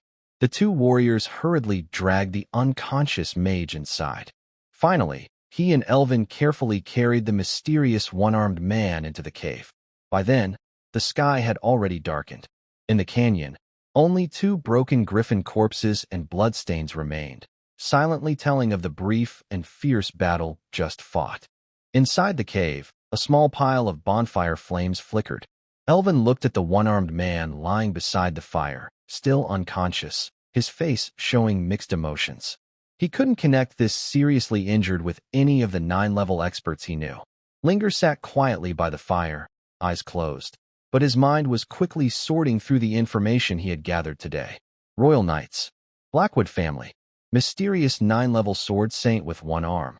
All 3 groups appeared here. Is there a connection? Who exactly is this one-armed man? Why is he being chased? Does he have links to the Blackwood family or the Estray family? Inside the cave, the crackling fire pushed back some of the coldness of the canyon. Elvin sat by the fire, watching the one-armed man lying on the ground. His mind was a mess. Vacuum Sword Chi, 9-level sword saint, chased by the Royal Griffin Knights. An unknown 9-level expert being hunted by the kingdom's strongest forces.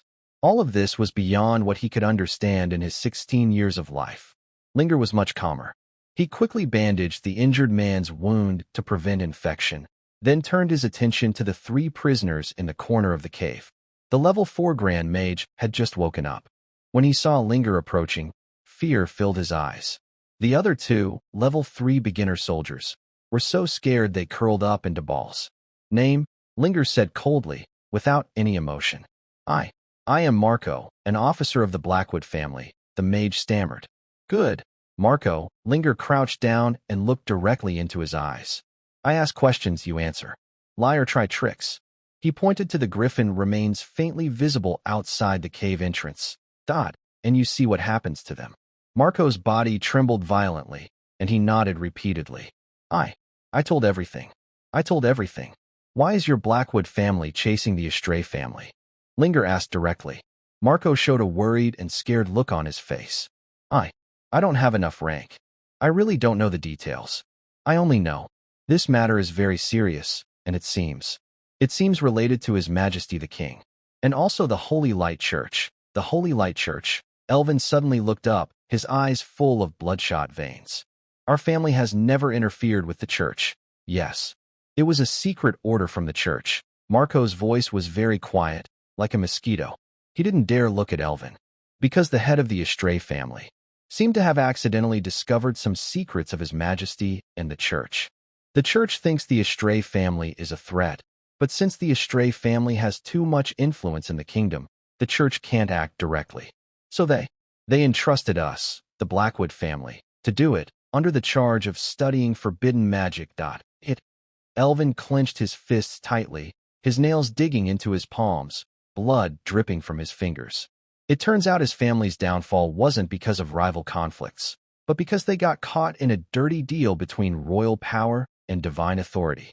Linger ignored Elvin's anger and asked calmly, "Why did the Blackwood family take on this dirty job?"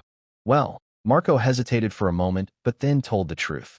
The head of the family hopes to use this chance to get the church's support, to completely replace the Astray family and become the top magic family in the Windy Kingdom. Shameless. Elvin shook with anger, trembling all over.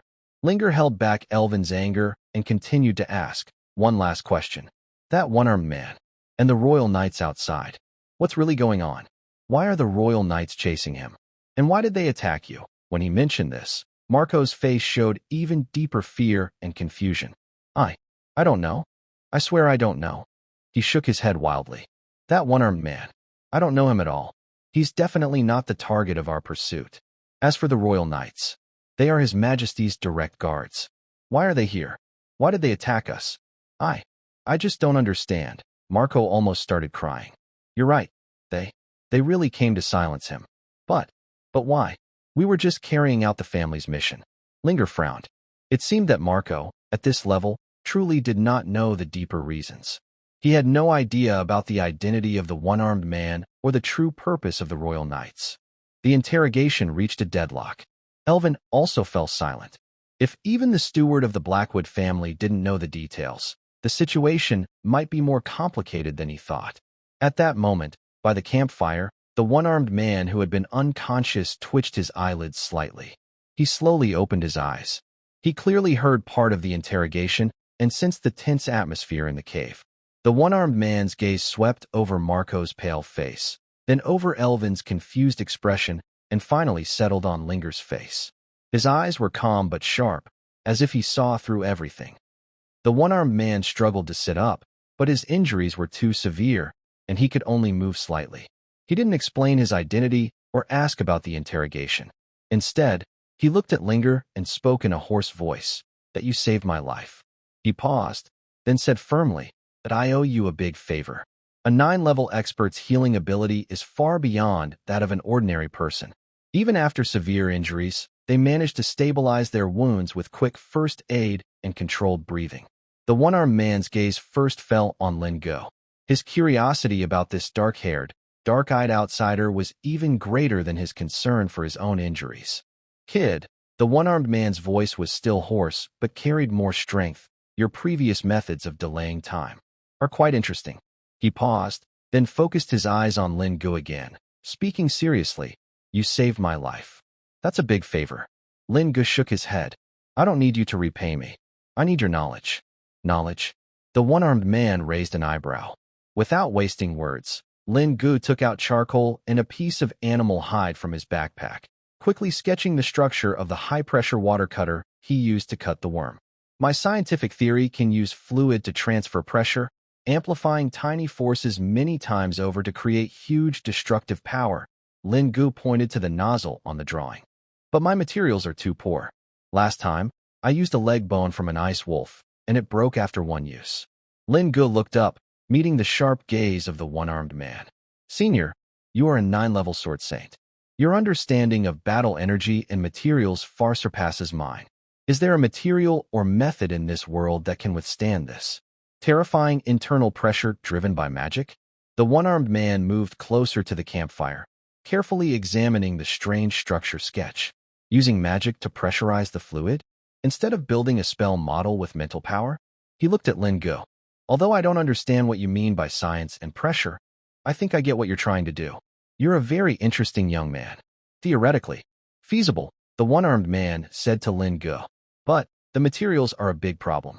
You need at least a silver-grade alloy and an alchemy master's enchantment." "Wait," Lingo interrupted him. "What about those royal knight's armor?" The one-armed man was stunned, then understood Lin Ji's meaning. He looked toward the wreckage of the 2 Griffin Knights outside the cave. The standard armor of the Royal Griffin Knights. Wind-patterned steel. Although not as good as mithril, it is very tough. And it should have a solidified Gale rune on it, just barely enough. Although it might still be unable to withstand extreme pressure, at least. It can be used for a while. The one-armed man struggled to stand up and walk to the cave entrance. He extended his only remaining right hand, and an invisible force pulled the largest pieces of armor scattered in the canyon toward him. A burst of hot, nearly platinum-colored battle energy flames rose from his palm. Even as a level 9 sword saint, heavily injured and far from full strength, his control over energy was still far beyond ordinary people's imagination. The fragments of wind-patterned steel quickly melted, deformed, and shed impurities in the intense battle energy heat. The one-armed man's expression was extremely focused. His right hand acted like the most precise instrument, controlling the energy to shape, compress, and cool the molten metal according to the blueprint. At the same time, he carefully guided and solidified the remaining Gale runes on the armor into the new parts. This process lasted for 2 full hours. When the last trace of energy extinguished, a uniquely shaped, metallic glossed arm guard appeared in the one-armed man's hand. It fit perfectly along the arm's curve. It consisted of a medium-sized cylinder on the outside, with a tiny nozzle less than half a millimeter at the front. Its internal structure was complex and precise, and faint blue rune glow shimmered on the surface. The one-armed man threw this new tool to Ringer. His face was even paler, and beads of sweat covered his forehead. Clearly, this forging process had drained him greatly. "Here you go." His voice was tired. "I've settled the debt." Ringer took the arm guard, feeling its cold, heavy weight. He could sense the terrifying power and intricate structure within. From now on, using it would be much easier. The wind-patterned steel piston, with the entire tube perfectly fitting the arm. When needed, he just had to take it out, slip it over his arm, and fill it with water using water magic. "What is this called?" the one-armed man asked. Ringer stroked the cold metal surface, a faint icy light flashing in his eyes from Earth. "It's called a cutting machine." The one-armed man nodded without asking further. He turned around and walked deep into the cave, sat against the rock wall, and closed his eyes again. "I need a few days to rest. You can leave now." Elvin couldn't help but ask, "Senior, we need to go save my sister." Your path. You walk it yourselves." The one-armed man interrupted without opening his eyes. "I have my own destination." His tone was cold and indifferent, clearly not planning to join them or share any information about himself or where he was headed. Linger knew arguing was useless. He bowed seriously to the one-armed man's back. "Thank you, Senior." Then he pulled Elvin, who still looked confused, and glanced once more at the 3 frightened prisoners trembling in the corner. "Let's go." Linger didn't kill the prisoners, thinking it might be better left for the one-armed man to handle. He and Elvin left the cave and disappeared into the night outside the canyon. Inside the cave, only the flickering firelight and the steady breathing of the mysterious one-armed man remained. He and the 2 fleeing travelers parted ways here. The wind and snow in the canyon seemed to be cut off behind them, leaving only the 2 broken griffin corpses and the lingering blood, silently telling of the intense encounter not long ago. Linger did not look back. He knew that the mysterious, unknown one-armed 9-level sword master was just a chance encounter. After a brief meeting, they would each continue their own escape. As for the 3 terrified prisoners from the Blackwood family, Linger had no time to deal with them. Their fate was left to that mysterious strong man. He and Elvin had to move quickly. Elvin looked troubled and his eyes were complicated. The battle in the canyon, especially the shocking strike from the mysterious strong man and the appearance of the Royal Knights, had brought him unprecedented pressure and confusion. An unknown 9-level sword master being chased by the kingdom's elite knights. This world was deeper than he thought. But now, he had no time to think about that. Saving his sister was the most important thing. Linger and Elvin carefully moved through the cold mountain range in the southern part of the Frostwind Kingdom. The terrain was steep and rarely visited, but it helped them avoid the Blackwood family and any possible pursuer's sight. They stayed overnight in a cold cave and traveled along rugged mountain paths during the day. The food mainly depends on hunting small creatures in the snow. Linger feels physically okay, but he is mentally exhausted and cannot shake it off. Erwin is in worse shape mentally. The bad news about his family and the stress of fleeing have almost overwhelmed him. If he didn't hold on to the hope of saving his sister and father, he might have already broken down. After 5 more days, they crossed a ridge covered with ice crystals. Erwin stopped and pointed to a valley hidden by snow and wind. "We've arrived." "This is the place," he said with a slight tremor in his voice. Linger looked in the direction he pointed. It was a very hidden valley with a narrow entrance surrounded by jagged rocks. Without Erwin leading the way, it would be almost impossible to find. Inside the valley, faintly visible, was a dark cave that looked like a silent, open mouth of the earth. "This used to be part of the Astray family's mine," Erwin whispered. "It mainly produced a low-level magic mineral called Moonlight Stone. Many years ago, it was abandoned because the resources ran out. I never thought it would become my sister's hiding place." They looked at each other, seeing a glimmer of hope, but also feeling deep unease. Carefully, they slid down the steep toward the abandoned mine entrance. The closer they got, the more tense Linger's heart became. He sensed a faint warning in the air. When they were about 100 meters from the cave, a voice called out sharply from the shadows near the entrance. "Stop! Who are you?" A deep, cautious voice came from the darkness. Suddenly, a middle-aged knight appeared, wearing old leather armor and weathered from many battles. He held a shiny sword pointed directly at them, eyes sharp as an eagle. His armor was damaged and repaired many times, showing he had fought a lot. But he stood tall and firm, blocking the cave entrance with a commanding presence. "Uncle Duncan!" Erwin exclaimed excitedly when he recognized the man. The knight, Duncan, froze. He looked at Erwin, who was ragged and tired but still looked like the boy he remembered. Duncan's voice suddenly became excited, but he quickly looked cautiously at Ringer beside Elvin. "Who is he?" The long sword remained unsheathed, its tip pointing at Ringer. "Uncle Duncan, don't be nervous," Elvin hurriedly explained. "This is Mr. Ringer, my savior. He helped me find the Frost Heart, and he has been escorting me all the way." Duncan's sharp gaze examined Ringer from head to toe, as if assessing this stranger with black hair and dark eyes. Ringer met his gaze calmly, without any hesitation. After a few seconds, Duncan's wariness slowly faded, replaced by a complex mix of excitement, relief, and deep sadness.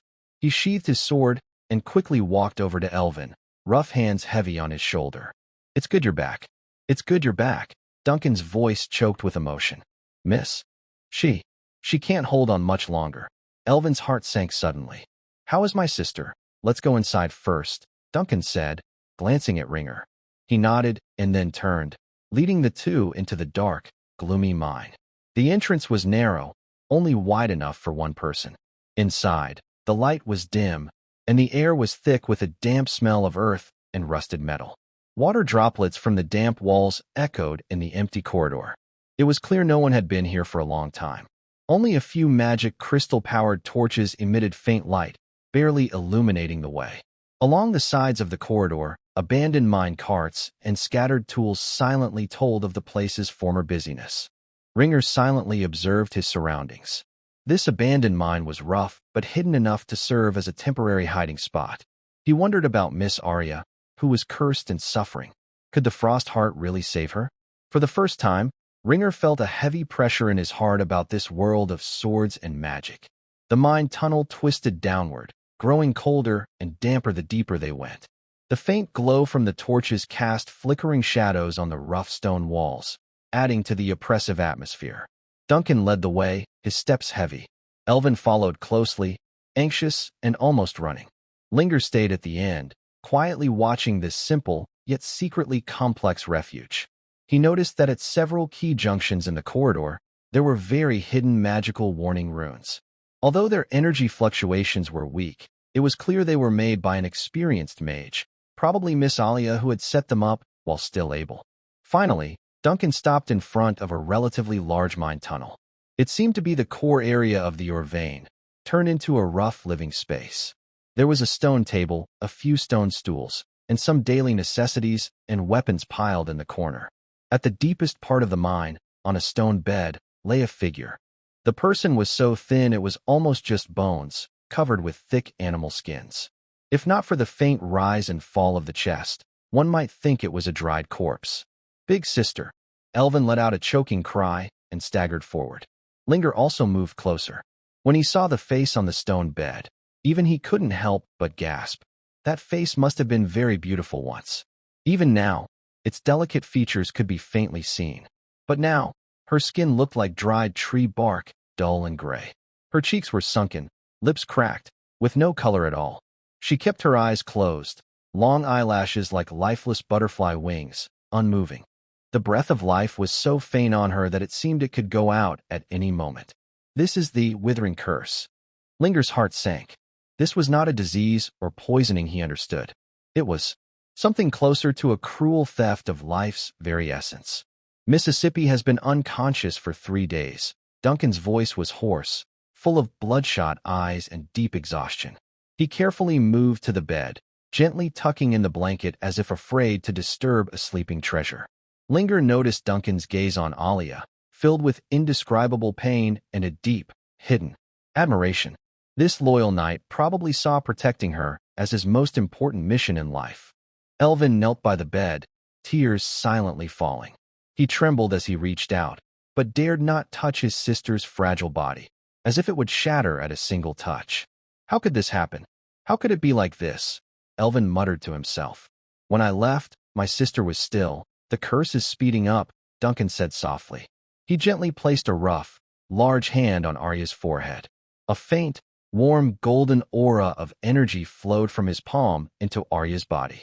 Linger noticed that, as the energy was injected, Arya's weak breathing, which was almost stopping, seemed to become a little steadier. I can only barely keep her heart beating with this energy.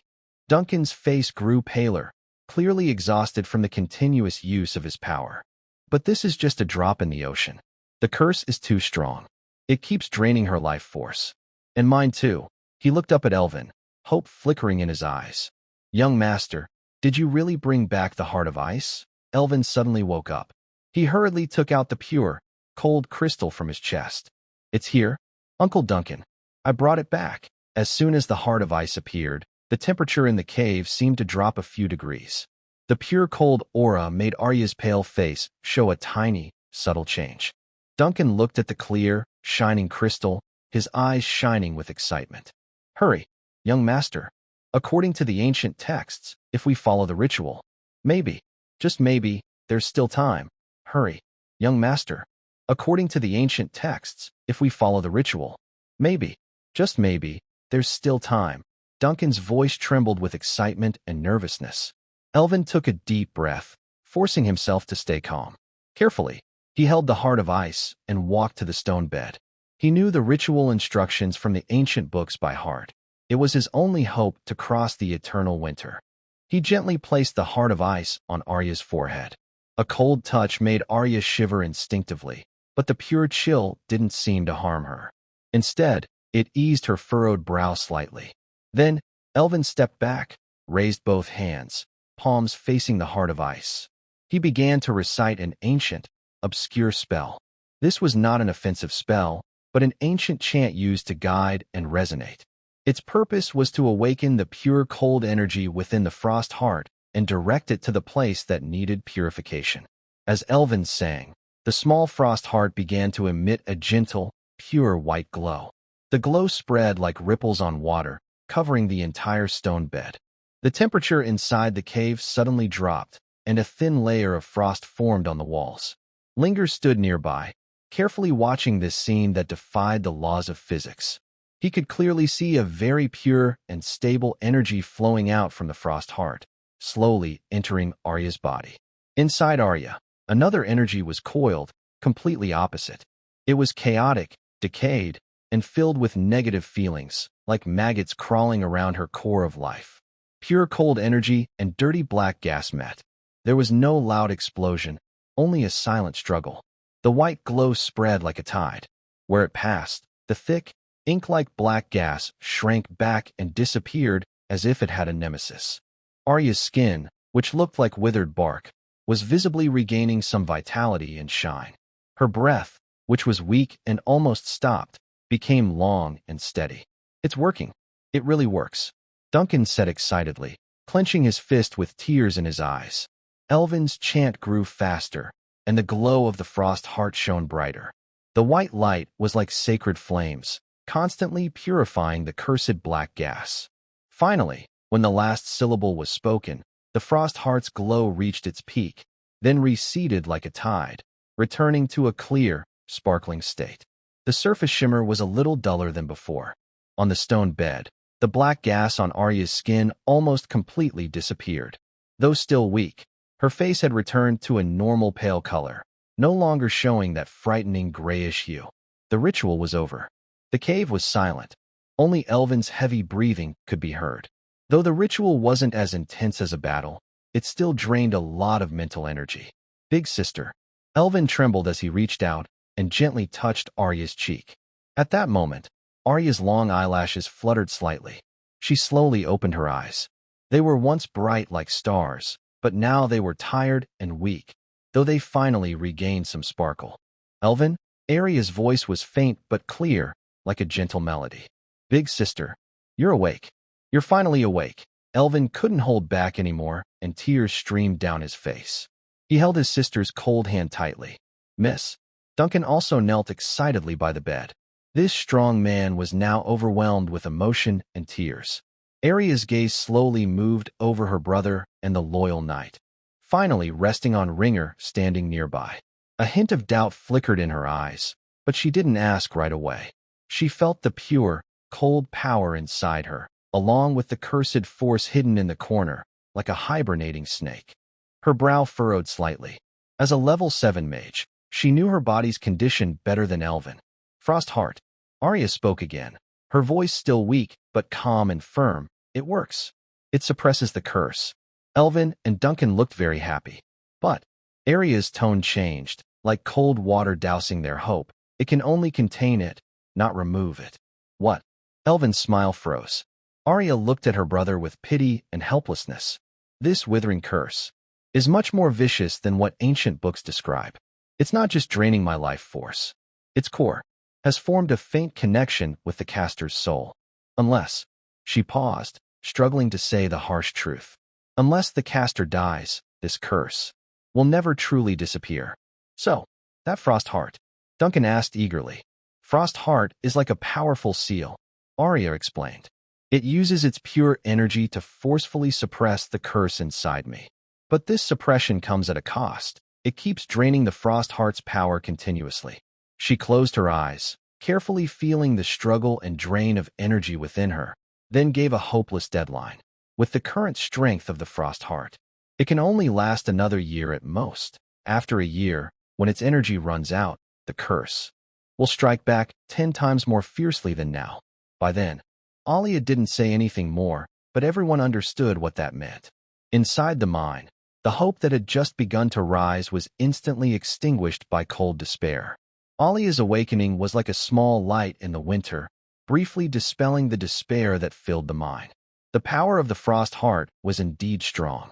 Although it couldn't remove the curse completely, it successfully pulled Alia back from the brink of death and bought her a precious year. In the following days, the atmosphere in the mine eased a little. Elvin stayed close to his sister, caring for her carefully. Duncan guarded the mine entrance more vigilantly, preventing any possible threats. Alia's body was still weak, mostly resting in sleep to recover. But when she was awake, the former talented maid showed incredible resilience and wisdom. She began to guide Elvin in strengthening his magic skills and asked Linger about their experiences on the eternal winter ice plain and during their escape. When she heard Linger describe how he used science to create avalanches, ice traps, and ultimately wear down the pursuers, Alia's eyes, which had regained some sparkle, filled with surprise and disbelief. She sensed that this man from another land seemed to possess a power system very different from magic, yet equally strong. After this period of recovery, Alia was clearly better. Elvin sat by her bed, peeling fruit, and seeing her improve, finally showed some youthful vitality. Duncan, like a gatekeeper, stood behind Alia, still alert, but the tense line of his mouth softened a little. Linger sat on a stone bench, holding a charcoal stick, drawing and writing on a piece of animal hide. He had been sketching a map of Blackstone Fortress based on Alia's descriptions over the past few days. All right, Linger put down his charcoal, stretched lazily. I have a preliminary plan for the rescue mission, using the terrain of Blackstone Fortress to avoid major magic restrictions. He began to enthusiastically explain his infiltration plan. Elvin and Duncan listened with surprise, while Arya listened with interest, occasionally asking a few key questions, which Ringer answered one by one. In short, theoretically, We are quite confident we can infiltrate the level where my uncle is held, Ringer summarized. But retreating is a big problem. If we are discovered and the fortress is sealed off, we might. Wait, Elvin interrupted him. His relaxed expression disappeared, replaced by deep concern. Ringer, Uncle Duncan, sister. Even if we really succeed in rescuing my father, where can we go? As soon as this question was asked, the previously eased atmosphere in the mine suddenly became tense again. Yes, the king's territory no longer offers them a safe place. The king sees them as rebels, the church considers them heretics, and the Blackwood family would love to crush them completely. Under such a net, where can they escape to? Rescue my father, and then what? Keep hiding on this land until they are caught? Duncan clenched his fists and remained silent. Elvin's face was also full of confusion and helplessness. Just as the atmosphere sank into despair again, Arya's voice broke the silence. Maybe. She looked at her worried brother and loyal knight. There's one more place. Ringer, Elvin, and Duncan all looked up at her. Do you remember? Aunt Lila? Arya asked softly. When Aunt Lila was young, she was considered the most beautiful woman in the Estrel family, and even in the entire kingdom. Many young men from noble families and talented magicians from the east to the west of the city pursued her. But Aunt Lila's standards were very high. She often said that a man who could match her had to be either a powerful person at the top of the continent, like the North Wind Blade, or a prince from a strong empire. And what happened? Lila couldn't find her true love. She either liked men who didn't like her back, or she liked men who weren't interested in her. Year after year, she remained single until she was 40, becoming a bit of a joke among the noble circles. 40 and unmarried? Ling touched his chin. In our world, that's called a single woman of marriageable age. No, I mean a golden single noble. What's wrong with having high standards? Better to wait for the right person. Elvin shot him a sharp look, telling him to stop talking. It seemed Alia didn't care about Ling's teasing and continued until she met him.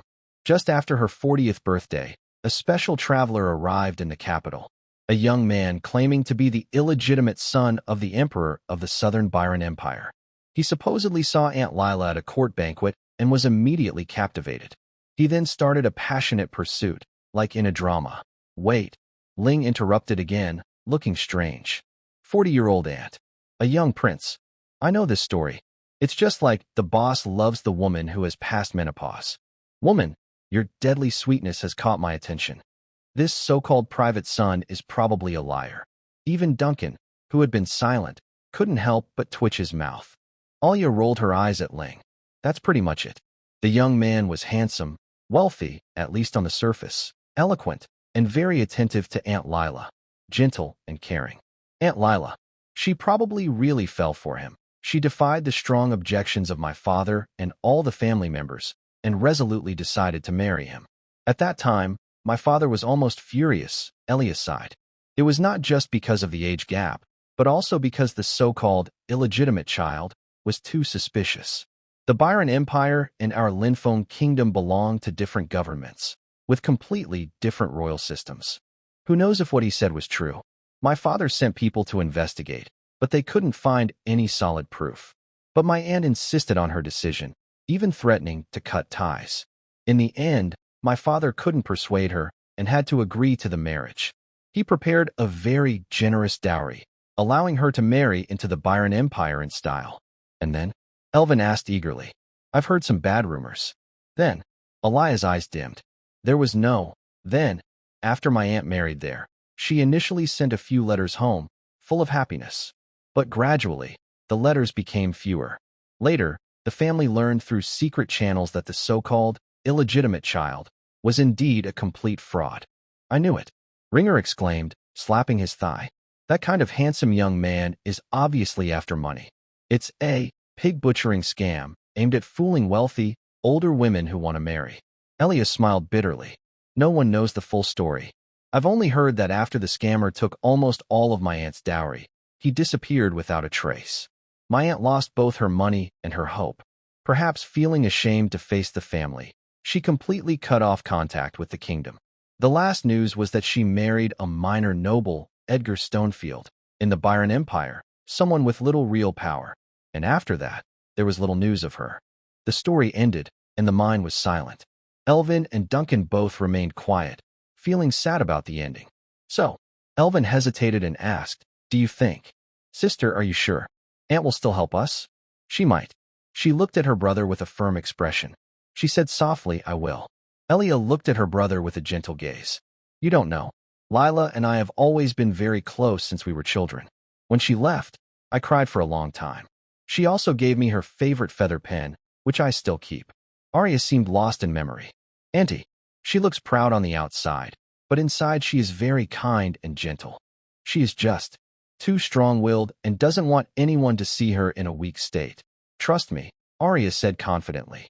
"As long as we find her and let her know about the family's danger, she will not sit back and do nothing." She went to the Byron Empire to seek refuge. Auntie is in the gray limestone region on the southwest border of the Byron Empire. It is a remote, poor land almost forgotten by the Empire, and it is also the territory of her husband, Baron Edgar Stonefield.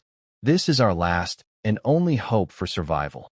Aria's words were like a light in the dark, dispelling the doubts in Elvin and Duncan's hearts. "All right," Ringer said decisively. "Our plan is clear now." He stood up, walked to the campfire, picked up a charred stick, and drew on the animal hide. "First goal, sneak into Blackstone Fortress to rescue your father. This is the highest priority and also the most dangerous. Second goal, whether the rescue succeeds or not. If we are exposed or face unavoidable obstacles, we must abandon the rescue immediately, activate the backup plan, and all move south across the border into the Byron Empire to find Annie Lila." "I agree," Arya said first. I also agree." Elvin looked at his sister's determined eyes and nodded. "Everything will follow the young lady and young master's arrangements," Duncan said in a deep voice. "Now, let's assign tasks." Ringer looked at the three of them. "I will be responsible for making the detailed plan to sneak into Blackstone Fortress, including the safest routes for infiltration and escape." "Elvin," Ringer said to him, "you need to." "Actually, I don't need you for now." Elvin looked frustrated. "Knight Duncan," Ringer turned to the loyal guard, "we need your experience. Analyze the possible physical defenses and guard formations of the fortress. During infiltration and escape, close combat and alertness will be up to you." "Miss Arya," Ringer finally looked at the woman on the stone bed. I'll go too." Arya interrupted him, her eyes bright and firm. "Big sister," Elvin and Duncan exclaimed at the same time. "Let me finish speaking." Arya signaled for them to stay calm. "The Frostheart's ability to suppress the curse is better than we expected. Although I can't fight for long like I used to in my prime, I can still use the power of a level 7 mage for a short time to overcome some key magical obstacles. Part of the core restrictions at Blackstone Fortress were set up with help from the Estrell family for the royal family. Only I know how to break some of the critical points or the back doors. I am also the only one who has been inside Blackstone Fortress, so I understand its layout and the distribution of its prisons. Without me, your chances of sneaking in will be much lower." Looking at Aria's eyes, which had regained some of their sparkle, Linger hesitated for a moment and then nodded. "All right. Miss Arya will provide information about your father and act as a guide during the infiltration. But you must promise me that if you use powers beyond your limit or feel signs of the curse turning back on you, you will stop immediately and retreat, escorted by Knight Duncan." "I promise," Arya nodded seriously. Elvin and Duncan were worried but understood that Aria's decision was firm, so they accepted it. The cave fell silent again, but this time, it was no longer despair, just a tense feeling before a storm. Rescue and escape. Life or death. The plan was set. They had little time left. Another half-month had passed since the plan was made. During these 2 weeks, the atmosphere deep inside the abandoned mine was heavy and strange, filled with a strange kind of vitality. Elvin spent almost all his time meditating and practicing magic, hoping to contribute more to the upcoming mission. With the help of the Frostheart, Aria's health improved day by day. She not only drew detailed maps of the high tower of Blackstone Fortress from memory, but also took time to guide Linger in his magic practice, using her level 7 mage experience. Meanwhile, Linger became the key executor of the plan. First, through intense meditation, his mental strength finally broke through a bottleneck, reaching the level of a level 3 mage apprentice. Though still an apprentice, This boost in mental power meant he could more steadily and quickly cast low-level spells and was capable of mastering a crucial level 3 magic, fire control. This spell does not create an explosion, but instead continuously and controllably sprays flames of adjustable temperature and size. This is the key to his daring next plan.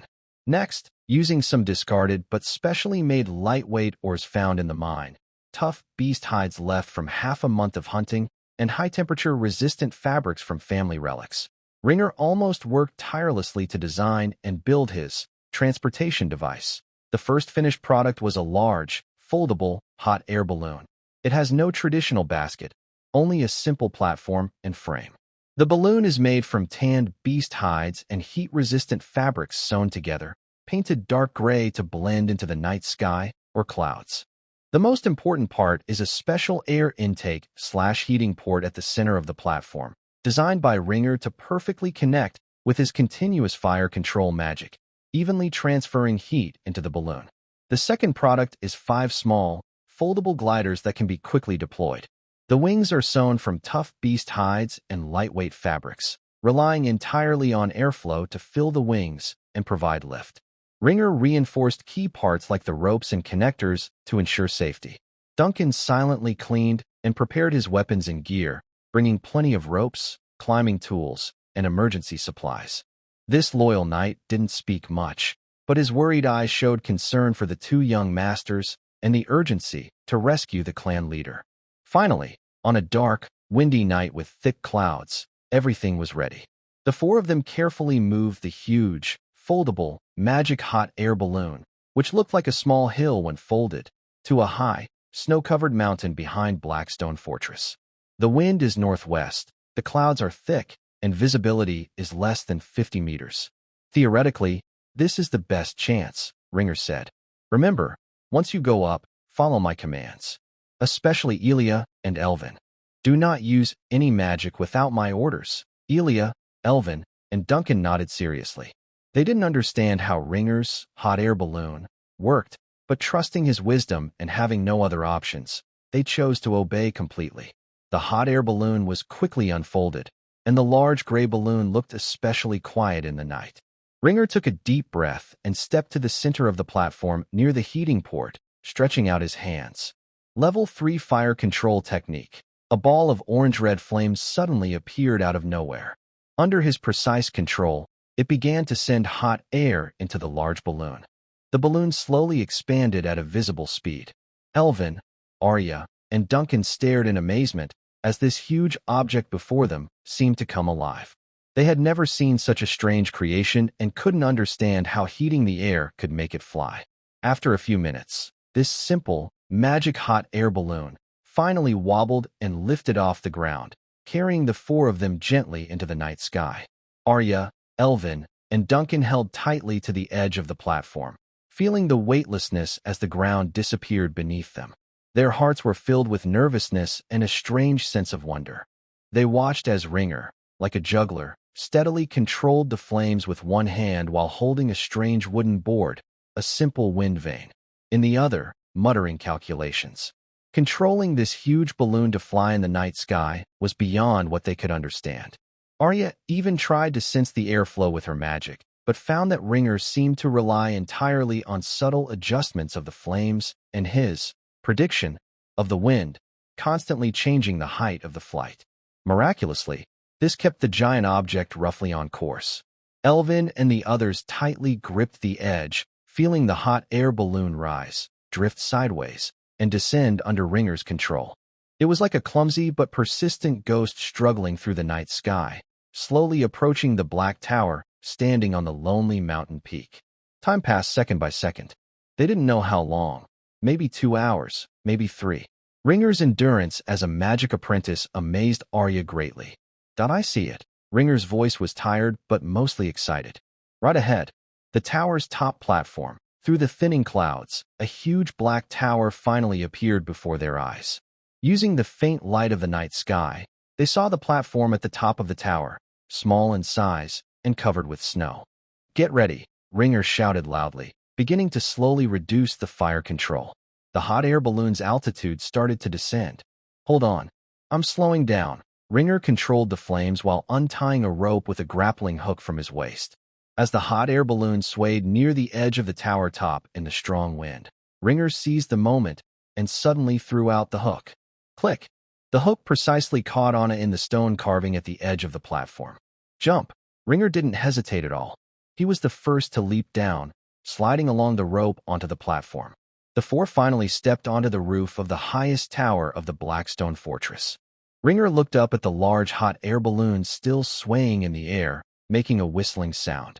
He quickly used a level 1 push spell to shake the hook loose from the loose hot air balloon, like a kite with its string cut, was caught by the cold wind and quickly floated away into the dark night sky, disappearing from sight.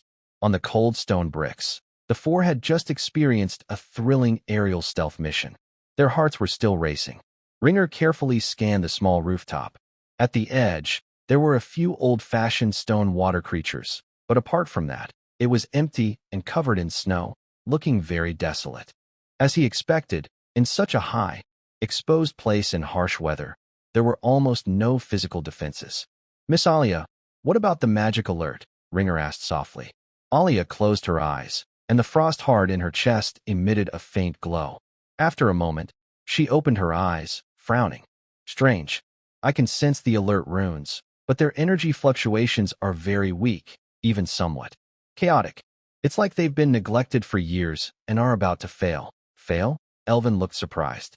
"That's just perfect for us." Ringer shook his head, his expression serious. "The Blackstone Fortress is a top-tier prison, holding serious criminals.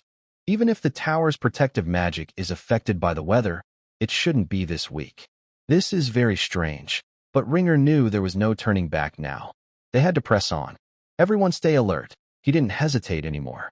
Soon, he found a square entrance sealed with a heavy stone slab in the corner of the roof, probably an abandoned maintenance hatch or ventilation shaft.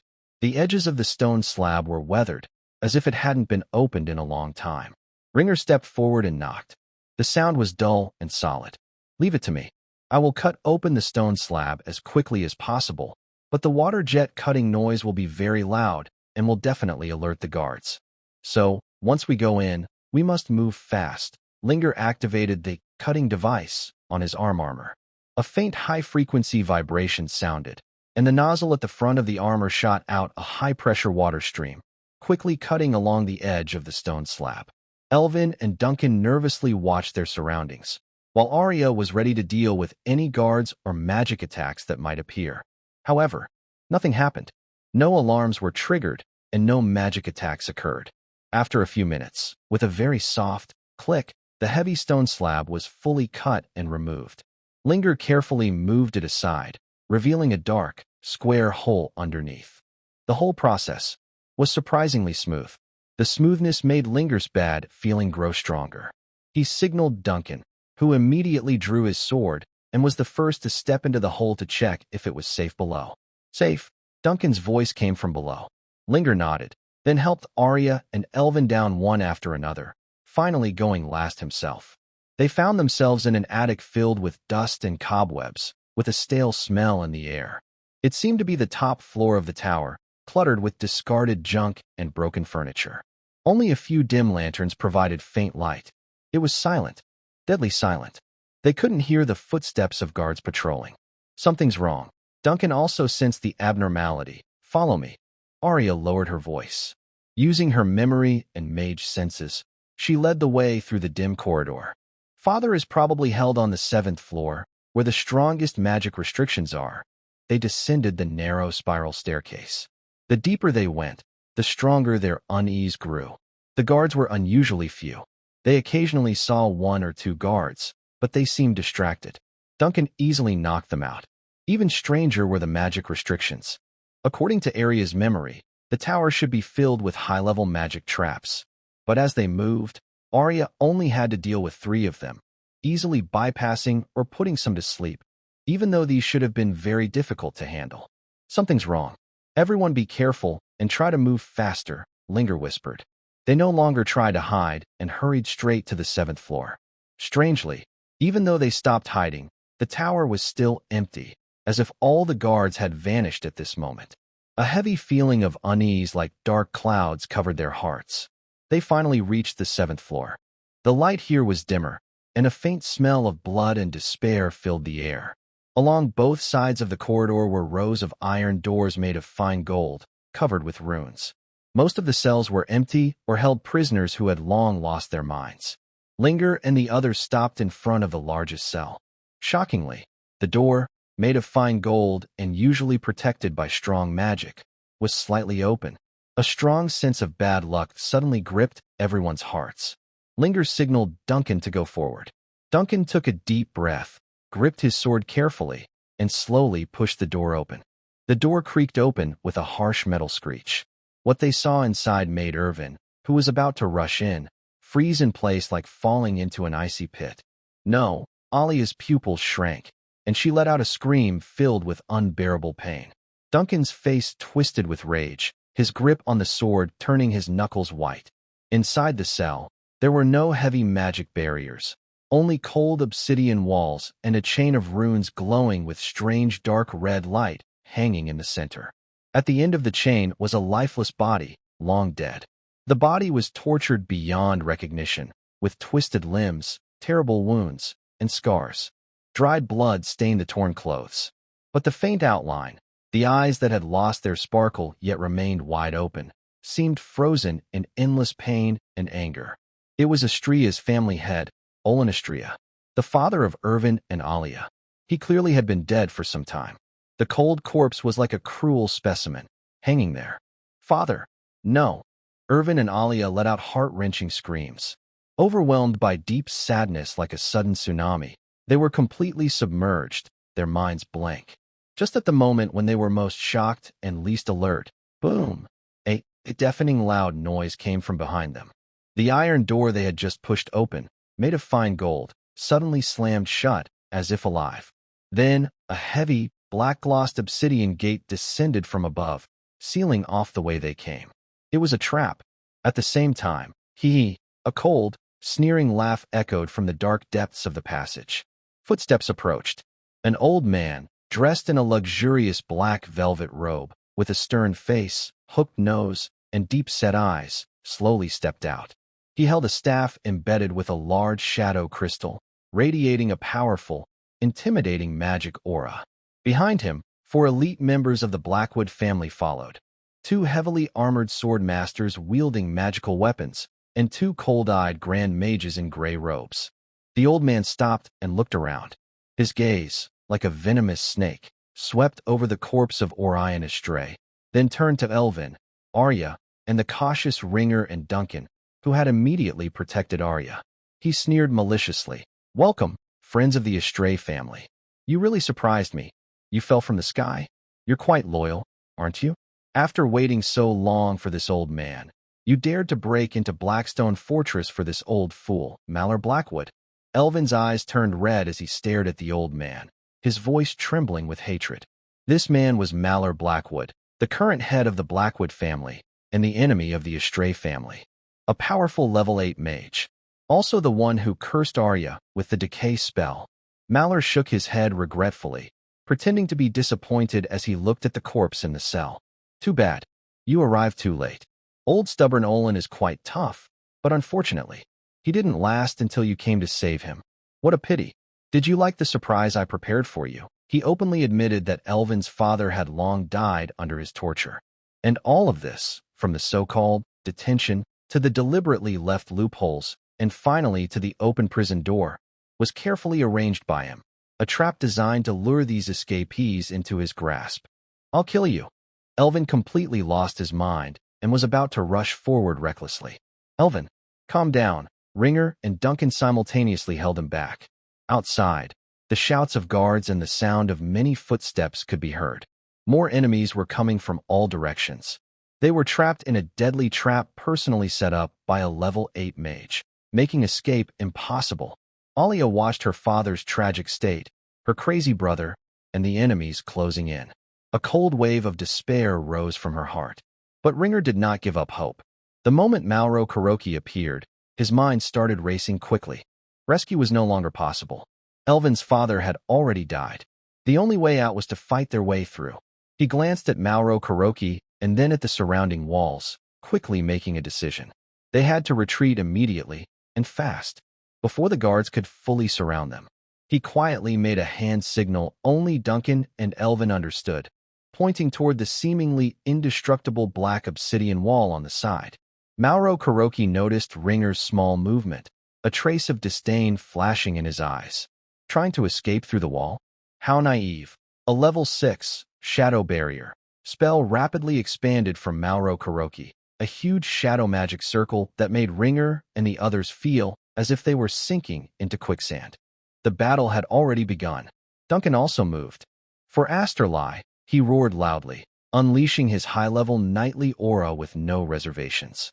A faint golden glow instantly enveloped his entire body.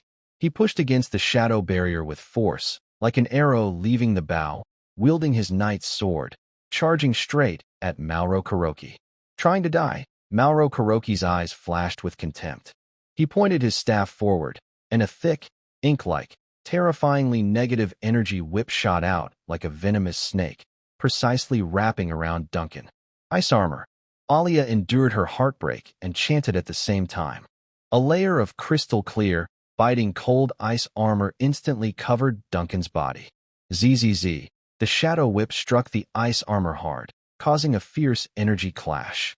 Dark energy and cold ice canceled each other out and eroded the armor.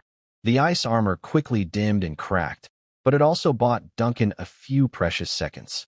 Duncan's long sword cut through the remaining shadow energy and fiercely struck Maluo Blackwood.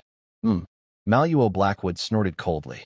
A shadow shield appeared instantly, barely blocking Duncan's powerful strike. Frost Barrier. Arya's second spell followed quickly. From the center of the battlefield, a huge, glowing blue frost barrier spread out, covering everyone. A biting cold spread, making everyone's movement slow. Extreme Cold Ray. Arya didn't stop. Her staff's ice crystal shone brightly, and a deadly blue beam of extreme cold shot toward Maluo Blackwood, who was caught close and unable to move. The energy of ice and shadow clashed again fiercely. Attack! Kill the other two, Maluo Blackwood ordered loudly while defending. He brought 4 elite level 6 fighters, 2 heavily armored swordsmen with rune swords, and 2 cold-eyed mages in gray robes, who immediately moved. The frost barrier slowed them down, but the gap between level 6 and level 5 was still huge. 1 swordsman and 1 fire mage in gray robes rushed toward Elvin. The other swordsman and mage headed for what seemed to be the weakest, Ringer.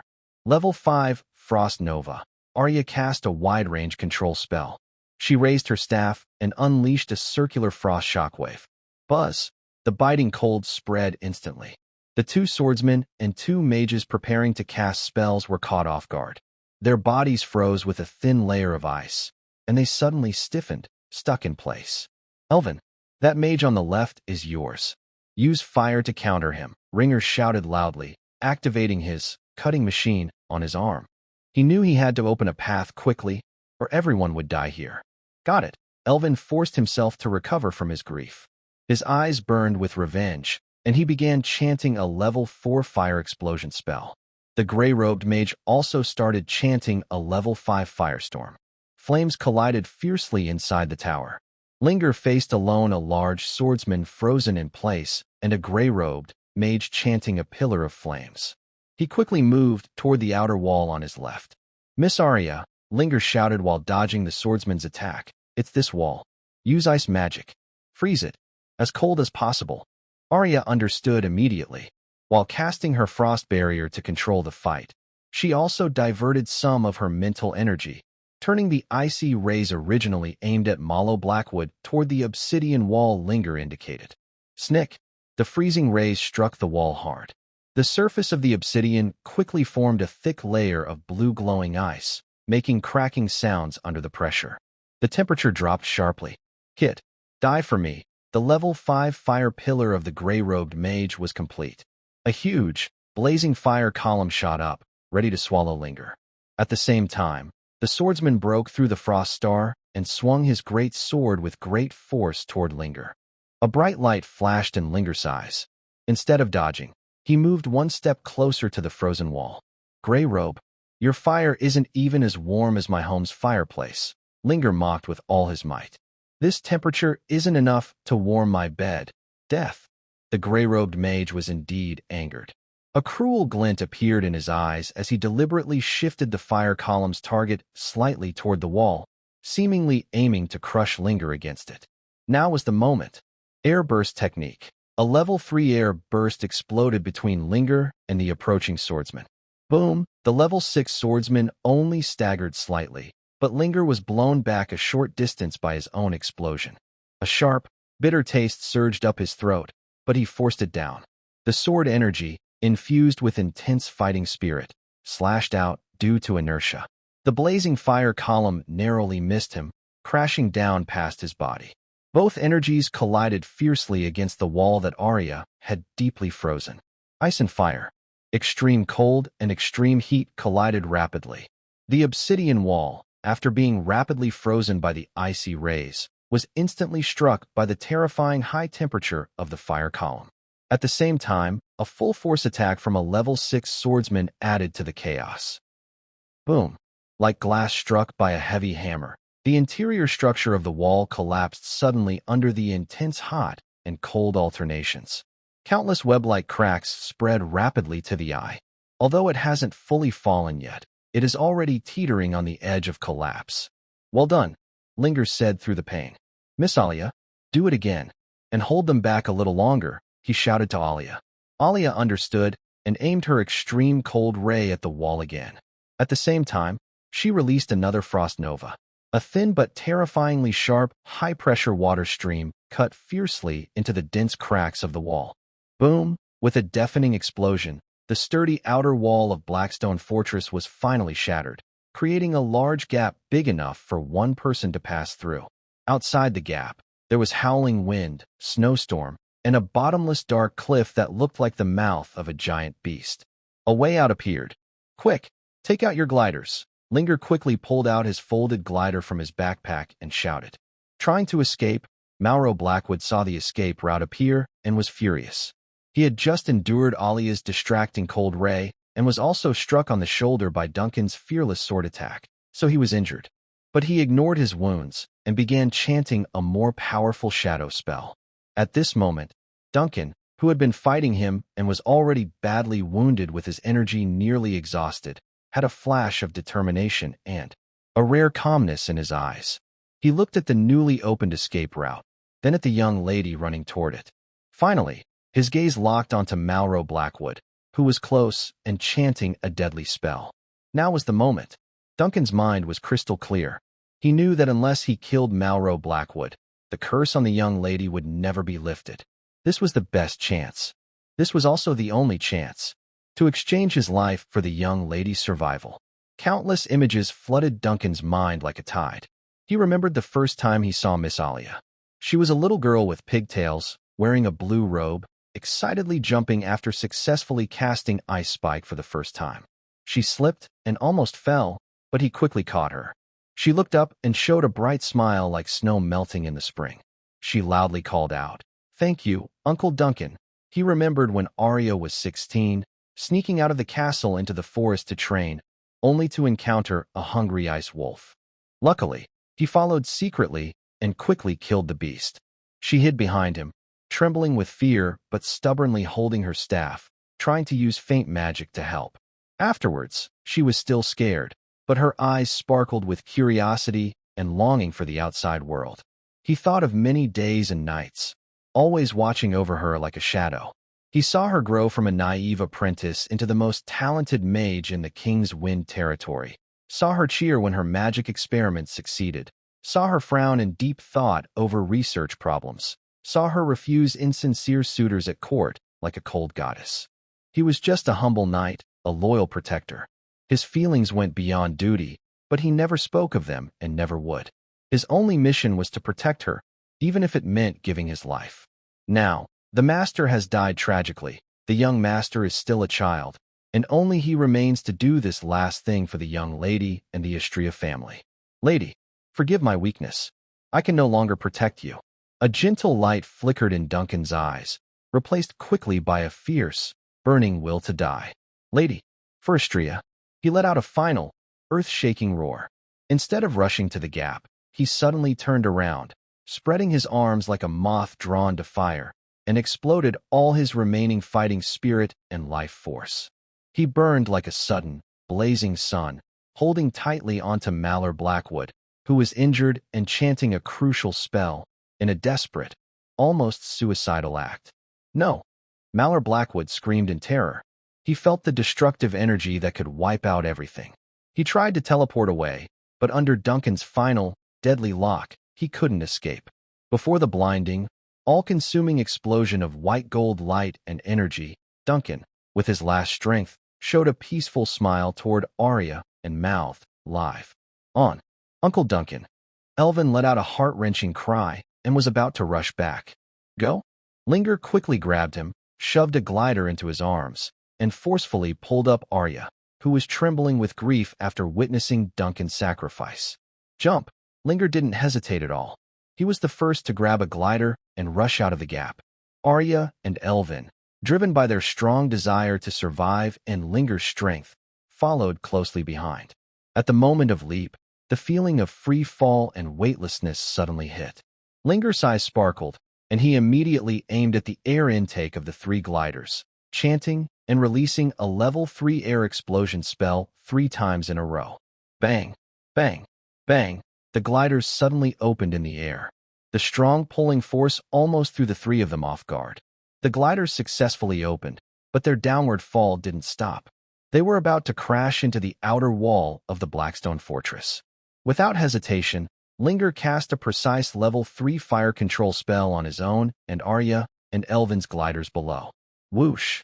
Orange flames shot out, and the high-temperature airflow instantly formed a brief, hot air balloon under the wings, providing a crucial upward boost. The three gliders suddenly lifted higher, narrowly crossing the most dangerous area.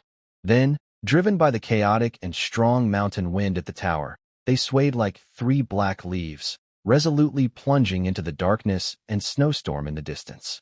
Behind them, a deafening explosion of energy out of control echoed from the high tower of the Blackstone Fortress, along with Marlowe Blackwood's furious and venomous roar.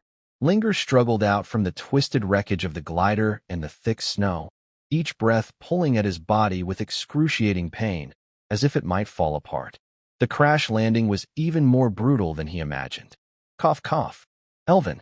Arya!" He wiped the snow and foam from his face, calling out anxiously. "I'm here." Elvin's voice was filled with pain as he groaned. He was hanging on a broken pine branch, his wound from the fiery storm torn open, blood staining the snow below. Big sister is over there." Linger hurried over. Arya's condition was worse. She had fallen on a gentle snow. Although there were no obvious injuries, her face was pale as paper, and she was unconscious. Linger reached out and checked her breath, which was so faint he could barely feel it. The frost heart in his arms was dim, and dark, ominous black mist was seeping uncontrollably from beneath her skin, evidence that the curse of decay was fighting back, especially after the intense use of magic, Duncan's sacrifice, and the fall. Linger's heart sank. Without hesitation, he quickly cut the umbrella cord to save Erwin and used the remaining umbrella fabric to wrap Arya tightly for warmth. "We must leave here quickly. Find a safe place to hide," Linger decided immediately. Although they had slid some distance, pursuers would soon follow their trail. Erwin nodded like a zombie. The images of his father's tragic death, Uncle Duncan's self-destruction replayed over and over in his mind. Overwhelmed by grief and guilt, he almost felt like he would be swallowed whole. Linger clenched his teeth, carried the unconscious Arya on his back, while Erwin, limping and dazed, followed behind. The two disappeared into the vast snowstorm and night, their steps uneven. Arya felt as if she had fallen into a cold, piercing abyss. The dark mist of the decay curse turned into countless vengeful hands, pulling her soul downward. Faces of despair, her father, Duncan, flashed before her eyes. She was trapped in a nightmare for what felt like forever. Suddenly, a steady, persistent vibration came from behind her. No, it wasn't a vibration. It was footsteps, and a body warmth, not broad, but incredibly firm. She struggled to open her eyes slightly. Through the blurry vision, she could see a determined chin, wet from the snowstorm, and tattered, rising and falling clothing. It was Linger. He was actually walking while carrying her. Arya could feel that this man's strength was nearly exhausted. Every step he took was deep, his breathing was heavy, but he never stopped, nor did he complain. Behind them, Erwin followed like a ghost, sometimes falling due to exhaustion. Arya saw Linger stop, turn back, and roughly pull Erwin up from the snow. His voice was hoarse as he shouted, "Get up, Erwin. Your sister is watching you. Even if you want to die, don't die here." His words were rude and unkind, lacking Duncan's humility and his father's authority. However, this harsh, unreasonable command caused a slight change in Elvin's numb eyes. Alia's consciousness once again became blurry. In her dull state, she only felt that this man's back was the only stable mountain she could rely on in the snowstorm. After some time, they finally found an abandoned hunter's cabin that could barely block the wind and snow. Inside the cabin, after a short rest, Alia woke up again. When she was awake, she silently observed Ringer. She saw Ringer, when Elvin fell into deep sorrow and refused to eat, silently force hot, burnt-smelling meat into Elvin's mouth, making him swallow it. She watched Ringer at night, taking out a piece of animal hide covered with strange symbols and charcoal, focusing on calculations by the campfire, as if the outside danger had nothing to do with him. Alia realized she couldn't understand this man at all. He had no powerful magic, no strong fighting spirit, and even his words and actions seemed rough to her noble eyes. But he possessed a trait that all the strong in this world lacked, a kind of rational, almost cold resilience. No matter how hopeless the situation, he seemed never to break down. He was always thinking, calculating, searching for that 1 in 10,000 chance of survival. This trait was a deadly attraction for Alia and Elvin at this moment. Alia found herself staring at Ringer's profile for longer and longer. "We can't wear these clothes," Ringer said, looking at their torn, blood-stained, and smoky garments. "They're too obvious. If I remember correctly, there should be a small town nearby," Elvin said expressionlessly. After a few hours of rest in the cabin, Ringer told Elvin and Alia to hide well. Based on Elvin's account, he ventured alone into the nearby town. Using the few silver coins they had left, he traded with a greedy old merchant for 3 sets of simple commoner clothes, some rough black bread, and a tattered but still recognizable map of the Southern Wind King territory. Back at the cabin, the 3 quickly changed clothes and completely burned and buried the original garments along with the wreckage of the glider. After a simple disguise, they looked like 3 ordinary civilians fleeing from a disaster. "Head south. Keep heading south." Ling spread out the map and pointed toward the strait. "Cross this forest, then walk for a few more days to the border town Quoto Town. The Wind Whisper Bridge is there. That is our only hope to reach the Byron Empire." As they resumed their escape, the mood became even more tense. Elvin mostly stayed silent, walking mechanically behind Ling. When he looked at his sleeping sister, a hint of pain appeared in his eyes. Ling stayed alert at all times, using his scientific knowledge and survival skills to choose the safest, most hidden paths and erase their traces.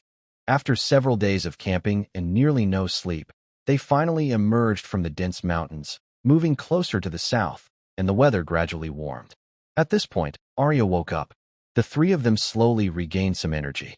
They continued for a few more days, avoiding patrols and villages, until they saw the wide strait stretching across the sky and the faint coastline of the Byron Empire on the other side. Below them, the large, lively border town, Quoto Town, built along the cliffs by the sea, also appeared in their view. It's more like a city than a town. Tall city walls stretch along the coast, with many soldiers and knights patrolling like ants on the walls and the central fortress. The Wind Whisper Bridge, a steel dragon-like structure connecting the 2 countries, spans the strait. The bridge is busy with traffic, showing active trade, but it's also heavily guarded. Many docks are here, making Quoto Town an important trade hub. Over the years, it has grown more magnificent than a normal city, filled with salty sea air and a bustling, prosperous atmosphere. The defenses are even tighter than expected, Ling frowned. Arya and Elvin are in poor shape. We can't delay any longer. We must cross the bridge. To be safe, Ling decided to gather information first. He told Elvin and Arya to hide in an abandoned fishing boat warehouse on the edge of the town. Somehow, Ling had become the leader of this small team. Neither Arya nor Elvin objected to his plan. Linger entered the busiest and most chaotic area of the town center, near the bridge fortress, a place filled with taverns and mercenaries gathering. He went into the loudest, most crowded tavern, where the air was thick with sweat, alcohol, and rough laughter. Linger found a quiet corner, ordered the cheapest mug of beer, and listened carefully to the surrounding conversations. Soon, he overheard a talk that made his heart sink. Did you hear? Big trouble at Blackstone Fortress. A burly mercenary, fresh from the north, gulped down his drink, spitting out words. The Estrell family's two leftovers and their old, sick father. They secretly teamed up with a necromancer. Necromancer? People around gasped and made disgusted noises. What kind of thing is that? Sounds evil. Who knows? The mercenary boasted, showing off his inside information. Anyway, it's not good. I heard Sir Duncan of Estrell uncovered their plot. But, oh, that brave and honest Sir Duncan was killed by that ruthless brother and sister duo. It's crazy, what? Sir Duncan is dead, yeah? He died horribly. I heard they couldn't even find his body, and those evil magic users. Linger's heart clenched. Slander. False accusations. The mercenary kept talking. Then the brother and sister tried to break into the prison to rescue their father, but they were stopped by the brave guards. And that traitor, Olin Estrell, was shot dead on the spot. But in the end, those two managed to escape. The crowd around cursed angrily, insulting the Estrell family as evil and traitors. Linger forced himself to stay calm and kept listening. Now, the king is furious. He's joined the Holy Light Church in issuing a blood hunt. Another merchant-like person added. The whole kingdom is after them. I just came from the bridge fortress, and there are wanted posters on the walls. The bounty is huge. Anyone who gives clues. And wanted notice. Wanted posters. Linger's heart grew cold. He didn't even need to see them to understand what it meant. The road at Wind Whisper Bridge was completely blocked. Not only are the bridge checkpoints blocked, but their chances of taking a boat to Byron Empire are also almost zero. While Ringer was thinking about how to cross the strait, a louder commotion came from nearby. Several merchants who had just come from the royal capital were loudly discussing another seemingly exciting, big news. North Windblade. Lord Kane. He has betrayed the country. Yes, I heard he attempted to assassinate the king, but failed. Now he is wanted by His Majesty and the Church. They are searching for him everywhere. Oh my. Even Lord Kane has betrayed the country? What is happening to this world? Ringer was stunned when he heard this. North Windblade Kane? Elvin had just explained who this guardian deity of the kingdom was. How could he betray the country and be wanted by the church? But Ringer's mind was now in chaos, full of thoughts on how to escape with Elvin and his sister. The fate of this level 9 sword saint was just a distant, unrelated, big news to him for now. He quickly paid the bill, lowered his hat, and left the noisy tavern. When he returned to the abandoned fishing boat warehouse and told Elvin and Arya the hopeless news, that they were wanted, and the Wind Whisper Bridge and port were sealed. Elvin's already dead-looking eyes grew even emptier, and Arya tiredly closed her eyes, her long eyelashes trembling slightly. Ringer had now become the only mental support for the helpless brother and sister. Their only hope seemed to be flying across the strait. Ringer thought of his magic hot air balloon, but looking at their empty wallets, he forced a bitter smile. Not to mention buying the expensive materials needed to make the hot air balloon. They couldn't even afford to buy food to stay a few more days at the bridge town. The three of them were trapped in this border town, penniless. To cross the strait, they first had to earn enough money. But how could they possibly make money?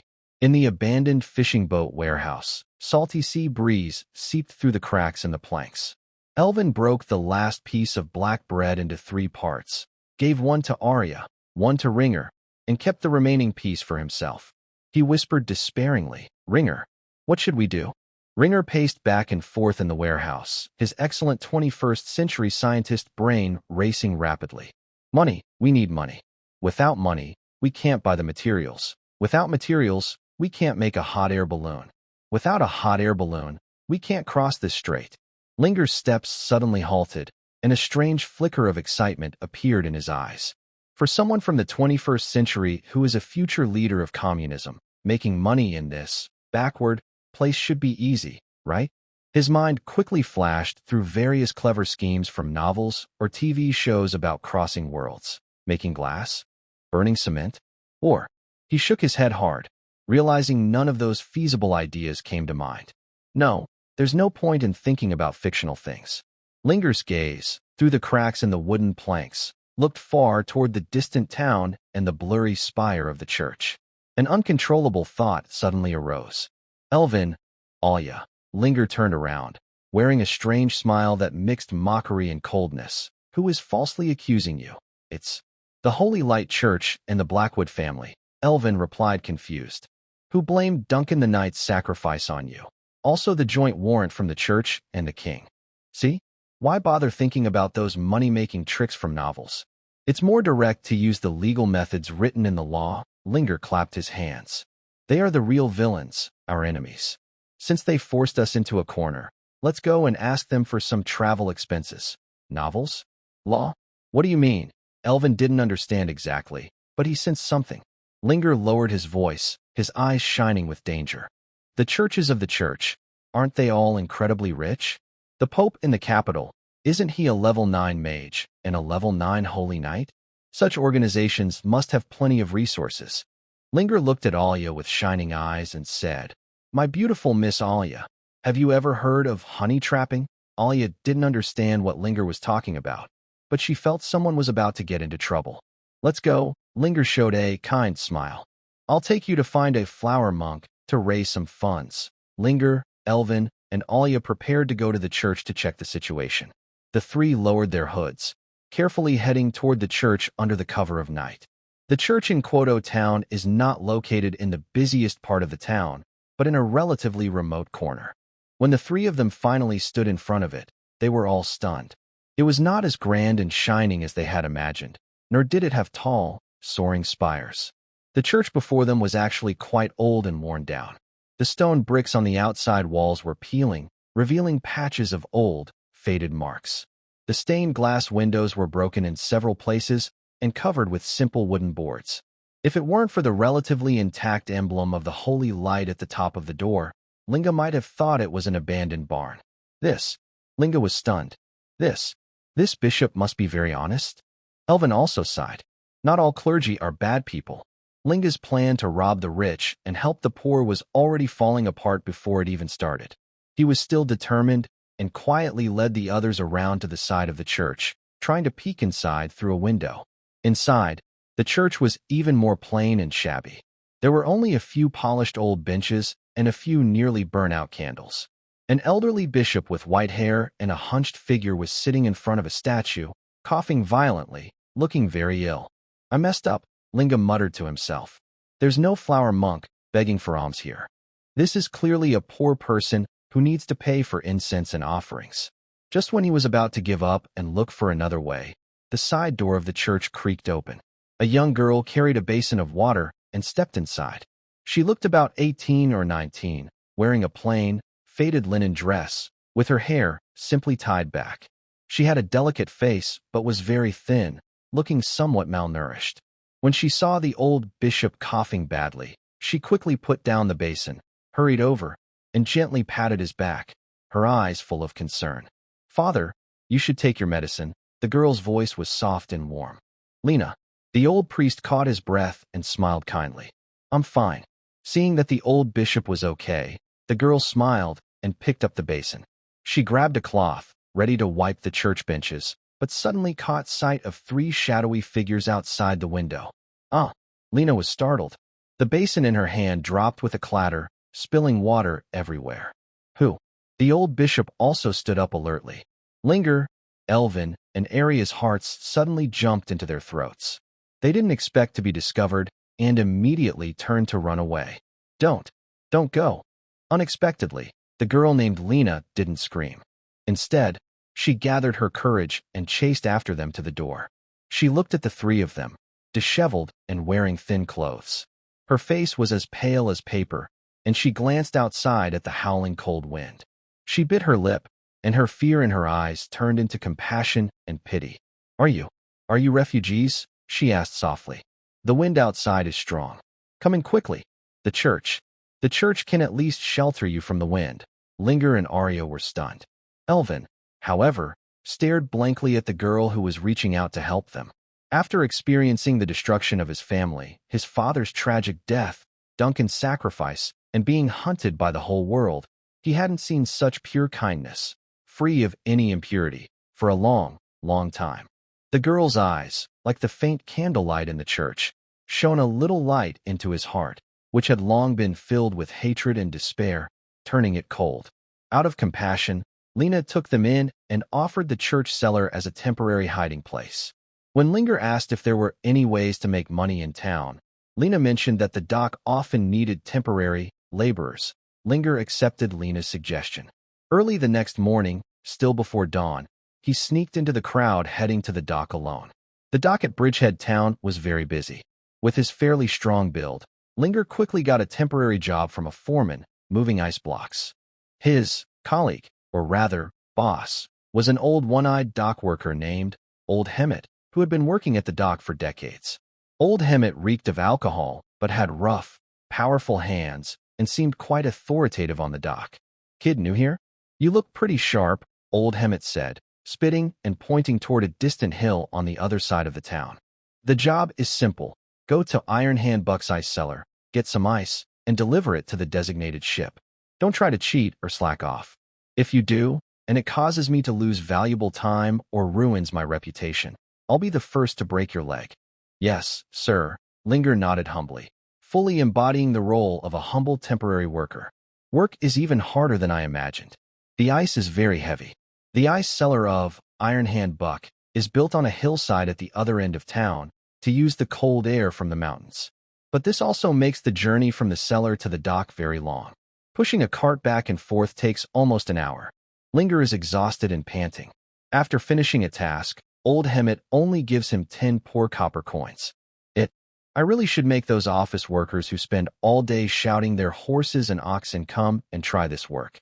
Linger mutters in his mind while catching his breath. But he doesn't complain. Instead, he works hard, speaks little, and even endures the pain to buy Old Hemet a cheap, poor-quality beer during lunch with his few remaining coins. Linger understands that Old Hemet is just a middleman who relies on reputation. The ships that need ice are only Old Hemet's temporary clients. They are just customers who need ice, and they probably choose Old Hemet because he's cheap and has a good reputation. So, this job gives him a chance to take advantage.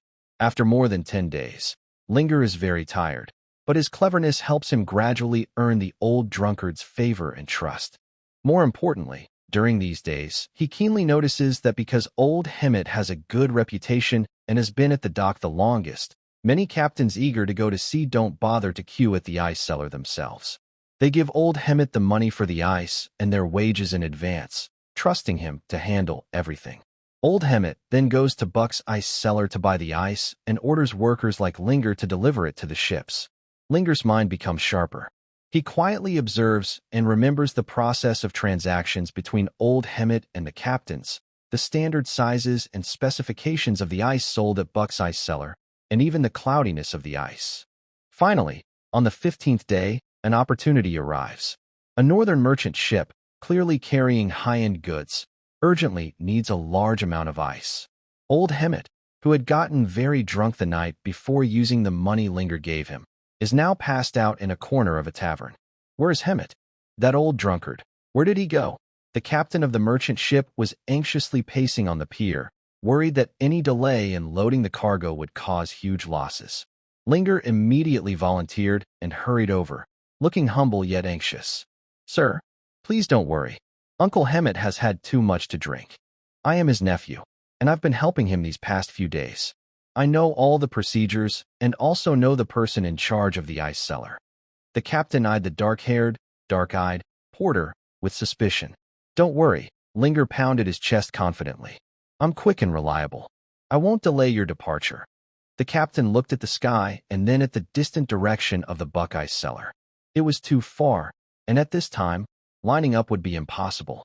Finally, he gritted his teeth and said, "All right, you're it. If you mess up, I'll hold you responsible." He threw a heavy money bag, containing about 70 or 80 silver coins, enough to buy several standard ice blocks, toward Linger. "Here's the money. Go quickly. When the ice arrives, your wages are guaranteed. Got it. Linger took the money bag, his heart pounding faster. He suppressed his excitement, and, under the watchful eyes of the captain and others, pushed a battered single-wheel cart and hurried toward the other side of the town. However, he didn't head toward Iron Hand Buck's ice cellar.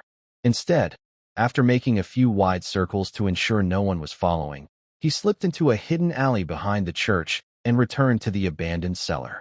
Inside the cellar, Arya and Erwin saw Linger return so early and asked, "Linger, what's wrong? Why are you back so soon today?" Business came through. Linger slammed the heavy funds bag onto the stone table, his eyes shining with excitement. "The startup money is here. Arya, Erwin, get ready to start." Linger quickly dragged out several large wooden barrels from the corner. These barrels were filled with clean well water Lena had helped fetch. He even deliberately added some mud and sand to imitate the less pure ice in natural cellars. "Arya, come help." Linger looked at Arya. "Never mind, I'll do it." Linger interrupted himself, not wanting to drain her strength too much. Level 1. Ice Freeze. He began casting spells continuously. The cold air from the Level 1 Ice Freeze spell flowed into the barrels, and the water started freezing visibly at an incredible speed. After about 10 minutes, all the large buckets of water had frozen into very hard, huge ice blocks. Then, Linger went to the other corner of the cellar and took out his long-forgotten cutting machine, armor. Buzz! He activated the armor, and the thick earthen walls and rocky structure of the cellar perfectly blocked noise and energy fluctuations. Based on the measurements he had taken over the past few days in the ice cellar, he began to precisely cut the magic ice blocks. Cutting the ice was as easy as slicing butter with a hot knife. Within a few minutes, the irregular large ice blocks were cut into about a dozen standard ice blocks of different sizes and shapes, with even the edges and corners carefully mimicked. "Perfect," Linger said happily, looking at his genuine product. He quickly loaded these genuine ice blocks onto a cart, covered them with straw mats, and pushed the cart out of the cellar, rushing back to the dock. "Sir, the ice is here." The captain checked the ice blocks, tapped them with an ice pick, and looked very satisfied. "Nice, kid. Well done. The sizes and weights are just right." He happily handed Linger 30 copper coins. "This is your pay. Take it and get lost." "Thank you, sir." "Thank you, sir." Linger nodded and bowed, took the money, pushed the empty cart, and blended into the crowd at the dock. This was truly their first pot of gold. Linger's first pot of gold was earned in a nearly handy with no investment way. But he didn't get carried away. Instead, he quickly turned this wool harvesting method into a long-term plan. Linger, who had blended into the crowd at the dock, didn't look for new business. Instead, he went to the cheapest tavern in town that Old Hermit often visited. Sure enough, Old Hermit was slumped over the table, holding his head painfully, clearly still recovering from last night's drunkenness. "Uncle Hermit," Linger approached humbly, placing a pouch with 20 copper coins on the table. "You drank too much last night. The work for that southern merchant ship is urgent again. I was worried I might delay your business, so I took the liberty to pretend to be your nephew and finish the job for you. This is the captain's payment. Please take a look." Old Hermit's cloudy single eye suddenly brightened. He couldn't believe it. Just after a drink, this dark-haired boy had earned the money back? He picked up the money bag and felt its weight. It was quite heavy. You little rascal." Old Hermit grinned with his crooked teeth. "Not bad. You have potential." "It's all thanks to your good teaching," Gung said smoothly. "Uncle, if you ever get tired or want a break, just let me handle the work. I'm young and strong. I'll give you every penny I earn, and you can just take 2 extra copper coins each time. What do you think?" Old Hermit had no reason to refuse. It was like a gift from the sky, cheap labor for him, and he could just relax and drink. Good, good, good." He suddenly patted Gung on the shoulder. "I've worked at the docks my whole life, but you, kid, are the best fit for me. From now on, you're my nephew." And so, a perfect partnership was formed. Over the next 2 months, Gung played the role of Hemet's good nephew perfectly. Every day, he paid old Hemet enough money for drinks, getting him drunk. Then, as Hemet's nephew, he confidently moved around the docks, taking on ice delivery jobs from ship captains assigned by Hemet, accepting the funds they handed over. He took the money back to the church cellar, using the endless magic of source stones and level 1 ice magic to make ice at no cost. Then, with a cutting machine armor, he disguised it as a genuine Iron Hand Buck ice cellar product. Finally, he delivered the ice onto ships, earning wages.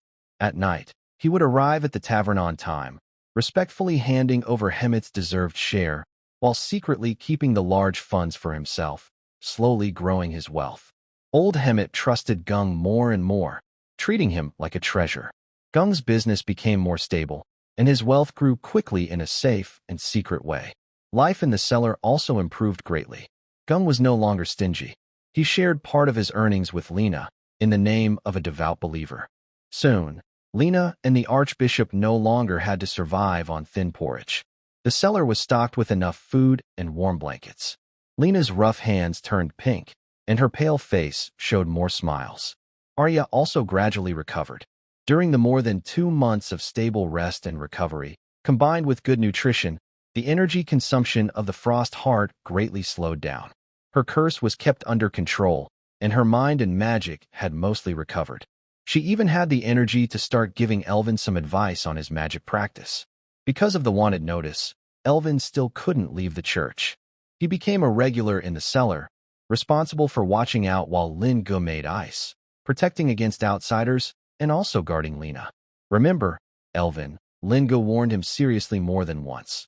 The 3 of us who can use magic must never let a 4th person know. Not even Lena. Lin Gu knew very well what it meant in this tense border town to have a stranger who could use magic, especially since pictures of him and his sister Arya were still on the wall. Magic users are rare, and if their secret was exposed, they, Lena, and the old bishop would be in great danger. Elvin nodded heavily. He understood the danger. So, whenever Lena came to the cellar, Lin Gu would immediately stop making ice and hide the cutting machine armor. Lena only knew that these 3 mysterious refugees earned money with some kind of skill she didn't understand, and generously helped her and the old bishop. Days passed slowly, and perhaps time was the best catalyst for feelings. During the day, Elvin couldn't go outside. Lena would quietly come to visit him in the cellar. She would bring warm bread baked at the church, blush as she told funny stories from town, and curiously ask about Elvin's noble-like knowledge. Elvin, in turn, would help Lena chop firewood in the cellar and secretly warm her hands with a low-level heat spell. One was a fallen noble struggling in despair, and the other was a pure-hearted girl holding on to kindness from the lower levels. Their young hearts inevitably grew closer. About a month after they hid in the cellar, on a cold night, Lena brought hot soup again. Elvin looked at her face, red from the cold, but still smiling under the dim candlelight. His long-suppressed feelings of sadness, gratitude, guilt, and love surged like a bursting flood. When he was sending Lena back, he suddenly grabbed her hand. Lena looked up in surprise, meeting Elvin's intense, warm eyes. She did not break free but tiptoed closer to Irvin. Irvin suddenly lowered his head and sealed Lena's cold lips. At first, their touch was tentative and shaky, but as their breath merged, long-suppressed feelings suddenly burst out. Irvin felt a shiver run down his spine.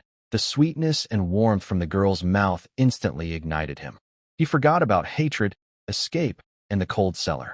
He held her neck gently with one hand and tightly embraced her waist with the other, pulling her into his arms and almost greedily kissing her.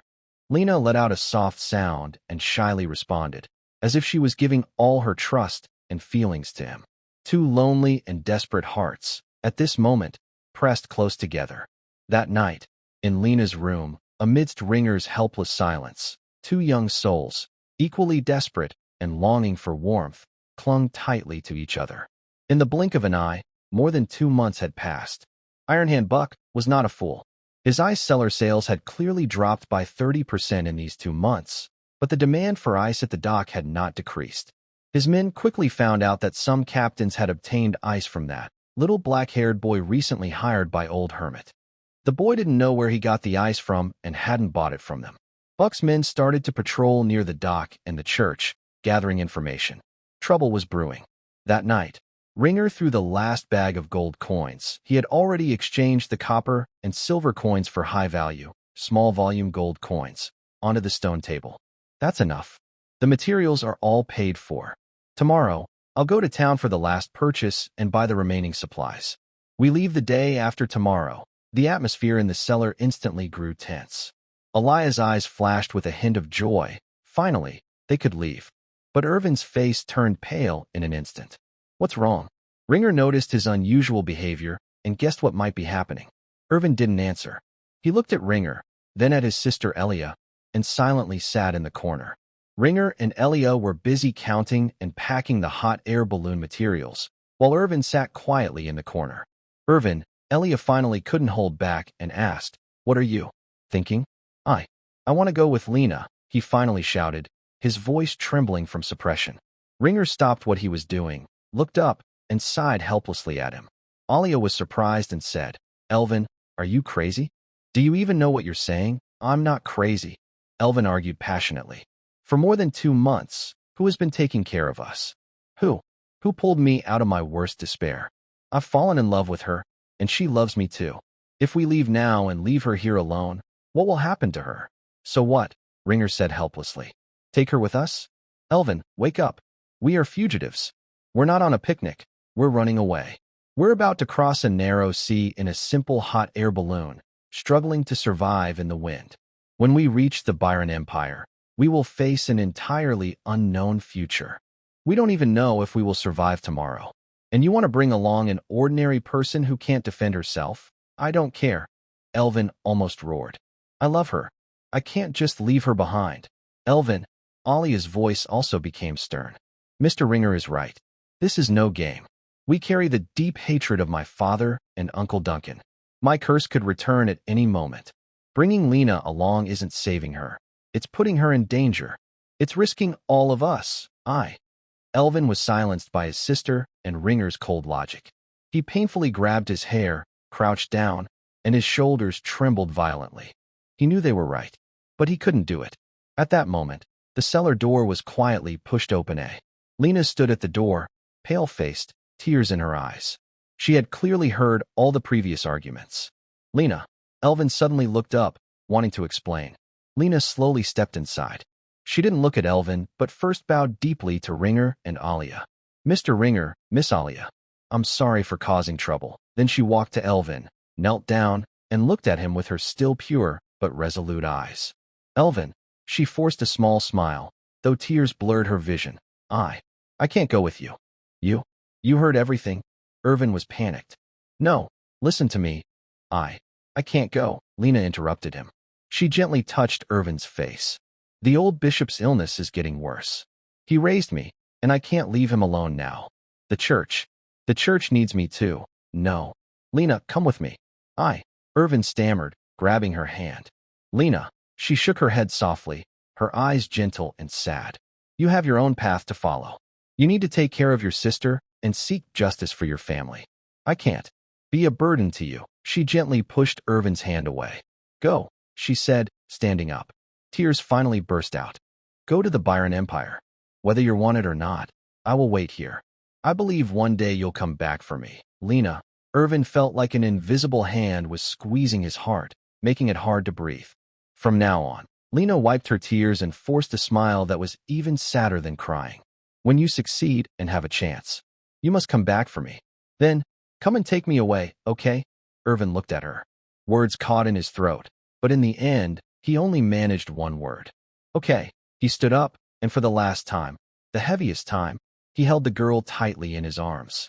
Linger and Elias silently turned away, unable to watch this cruel farewell. The night after tomorrow, a storm was approaching. In the cellar, Linger had packed all the hot air balloon parts. The final farewell was here.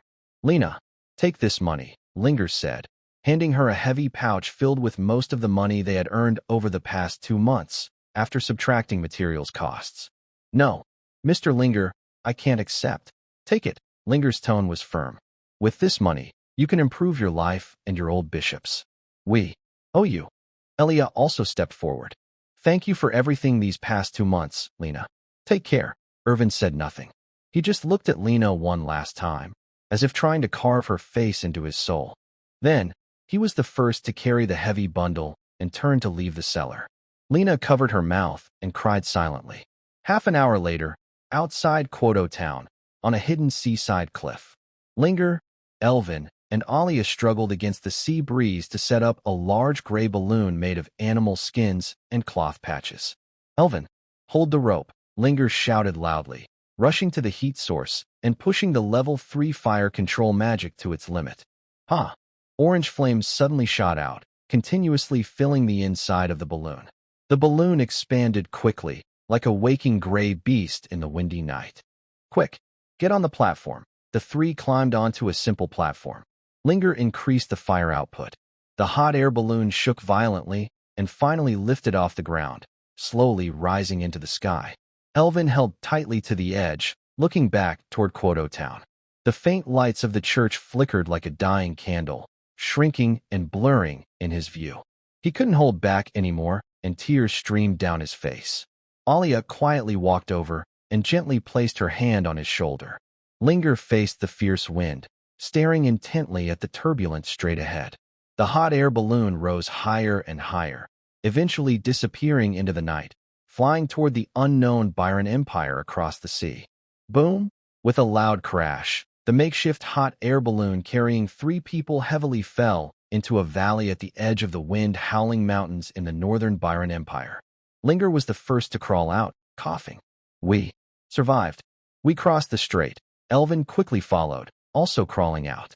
At last, we don't have to run anymore.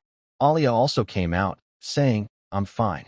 Is this the Byron Empire? Linger looked up at the 2 familiar moons in the sky, which seemed slightly different from the usual view from the Kingfrost realm, and nodded.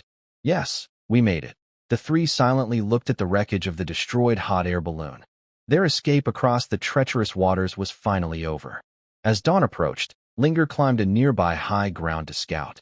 In the distance, a magnificent fortress city guarded the end of the strait, at the southern tip of the Byron Empire, called Wind Whisper Fortress. Our landing point is not far from Windrest Fortress, Ringer said in a deep voice after returning. The Byron Empire and the Coldwind Kingdom are 2 different governments, so we should be safe here for now. Let's go into the city to rest and recover. Safe. Elvin chewed on the word, his eyes filling with emotion. For the first time in over 2 months, they truly felt what safety meant. Don't celebrate too early, Ringer interrupted his thoughts. He took out a thin, empty purse and poured out the few remaining silver coins and a dozen copper pieces. This was the money they earned from selling ice. After buying supplies and leaving some for Lena, it was all they had. We don't have much money left, and traveling across the entire Byron Empire to find your beautiful aunt in the southwest isn't very realistic, Ringer said plainly. Let's rest in the city first and see if we can get more money. Also, from now on, for safety, we need to change our identities. Change our identities? Yes. First, we need new names, Ringer said seriously. The surname Astray can't be used for now. So, what should we call ourselves? Elia and Elvin looked at each other and then at Ringer. They were used to him making decisions. Ringer stroked his chin, showing a rare, relaxed smile. This is an important question. We need to think about it.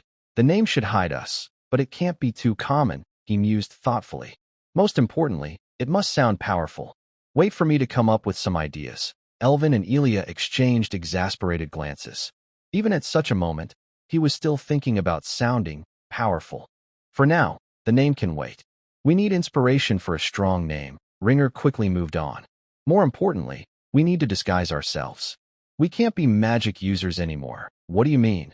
Becoming warriors or mercenaries? Ringer pointed to his rough cloth clothes.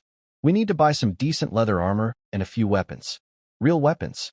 First, hide your staffs in cloth bundles. Elia and Elvin nodded seriously.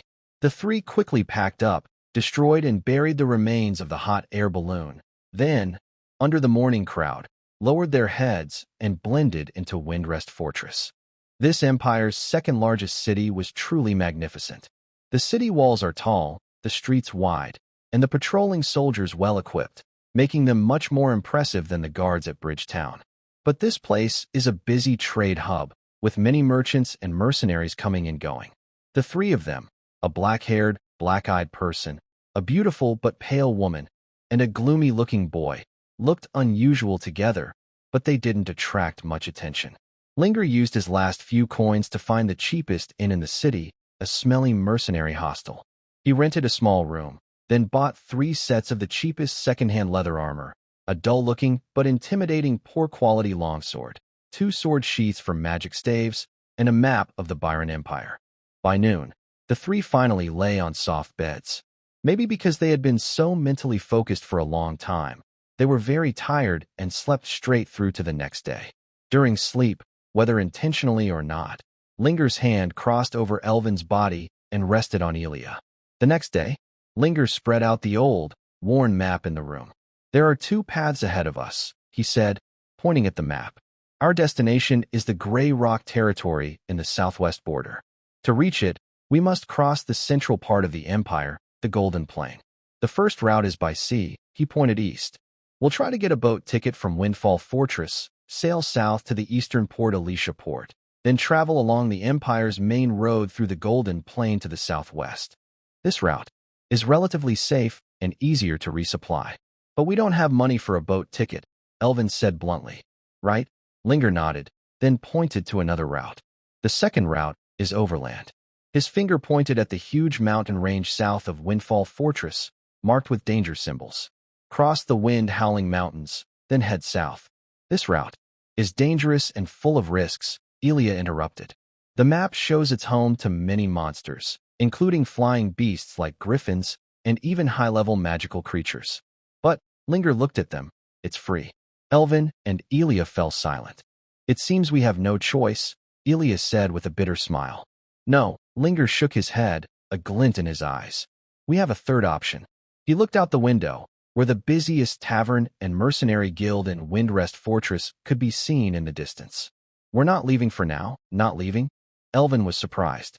"Yes, we're staying here," Ringer said, putting away the map with a slight smile. Windrest Fortress is a hub for trade and mercenaries in the north of the Empire. There are many caravans and opportunities. Right now, we need money the most. Instead of heading into the monster mountains with no funds, we should stay here, find a chance to earn enough for travel and supplies, and then travel comfortably by sea. "But how do we make money?" Elvin asked. "I don't know." Ringer stood up and headed for the door. "Let's go and try our luck." He looked at the beautiful Aria and said. He opened the door and gestured for Aria to go out first. The 3 of them decided to go out and try their luck. Aria was the first to leave the inn. She casually tied her long silver hair, with a few strands falling over her shoulders to hide part of her face. She wore a tight black leather armor chosen by Ringer, well-fitted and highlighting her curvy figure. Although her face looked pale from a curse and exhaustion, giving her a weak appearance, the tight armor surprisingly emphasized her tall, flexible body. She wore the frost heart around her neck, hidden under her clothing. Her magic staff was carefully concealed in a sheath on her back, disguised as a sword. She looked like an experienced, cool, and dangerous beautiful warrior. Next was Ringer. He wore a somewhat worn leather vest that exposed his strong arms. The most noticeable thing was his left arm, which was covered by a shining metal bracer with faint runes. The bracer had a modern, high-tech look, creating a big contrast with his rough leather armor and the cheap sword hanging at his waist. His black hair and dark eyes made him look like a simple-minded, inexperienced fighter, or just a fool. Finally, there was Elvin. He wore a large, roughly cut leather armor that was clearly too big for him. The armor looked loose on his thin frame, with sleeves and pants that were a bit long. The fake, long sword on his back also felt heavy to him, and he walked with awkward steps, as if he might fall at any moment.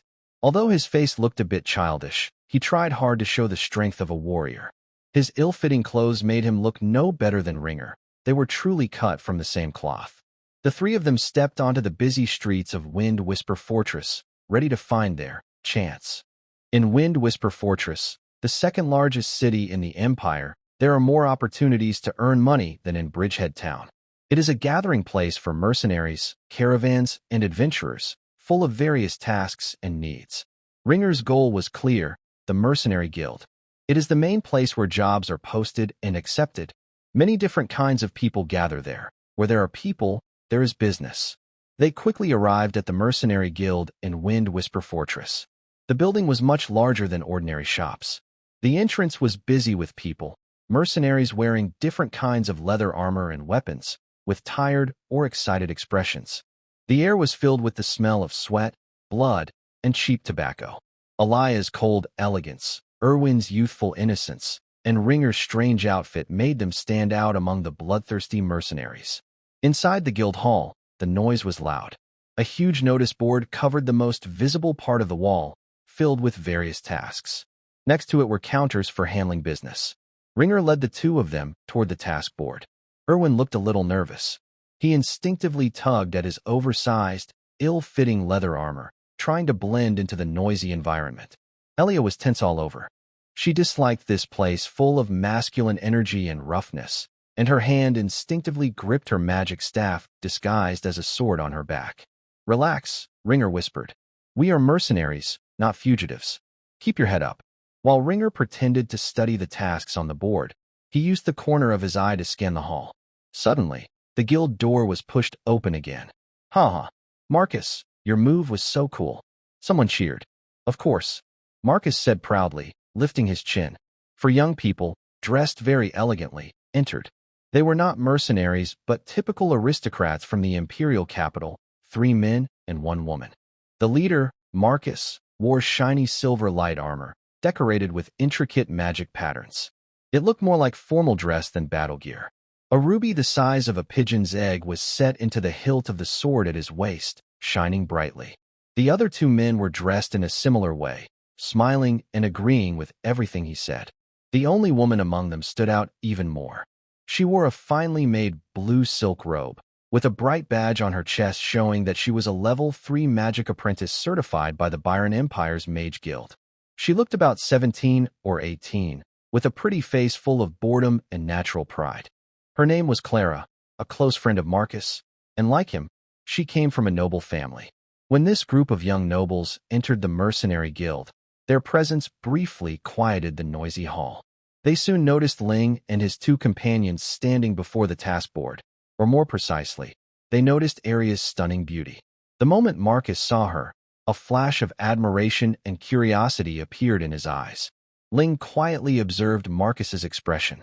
He had already noticed the flashy appearance of the 4 and had a faint guess that they might become his targets. But he knew well that the real prey often appears in the form of prey.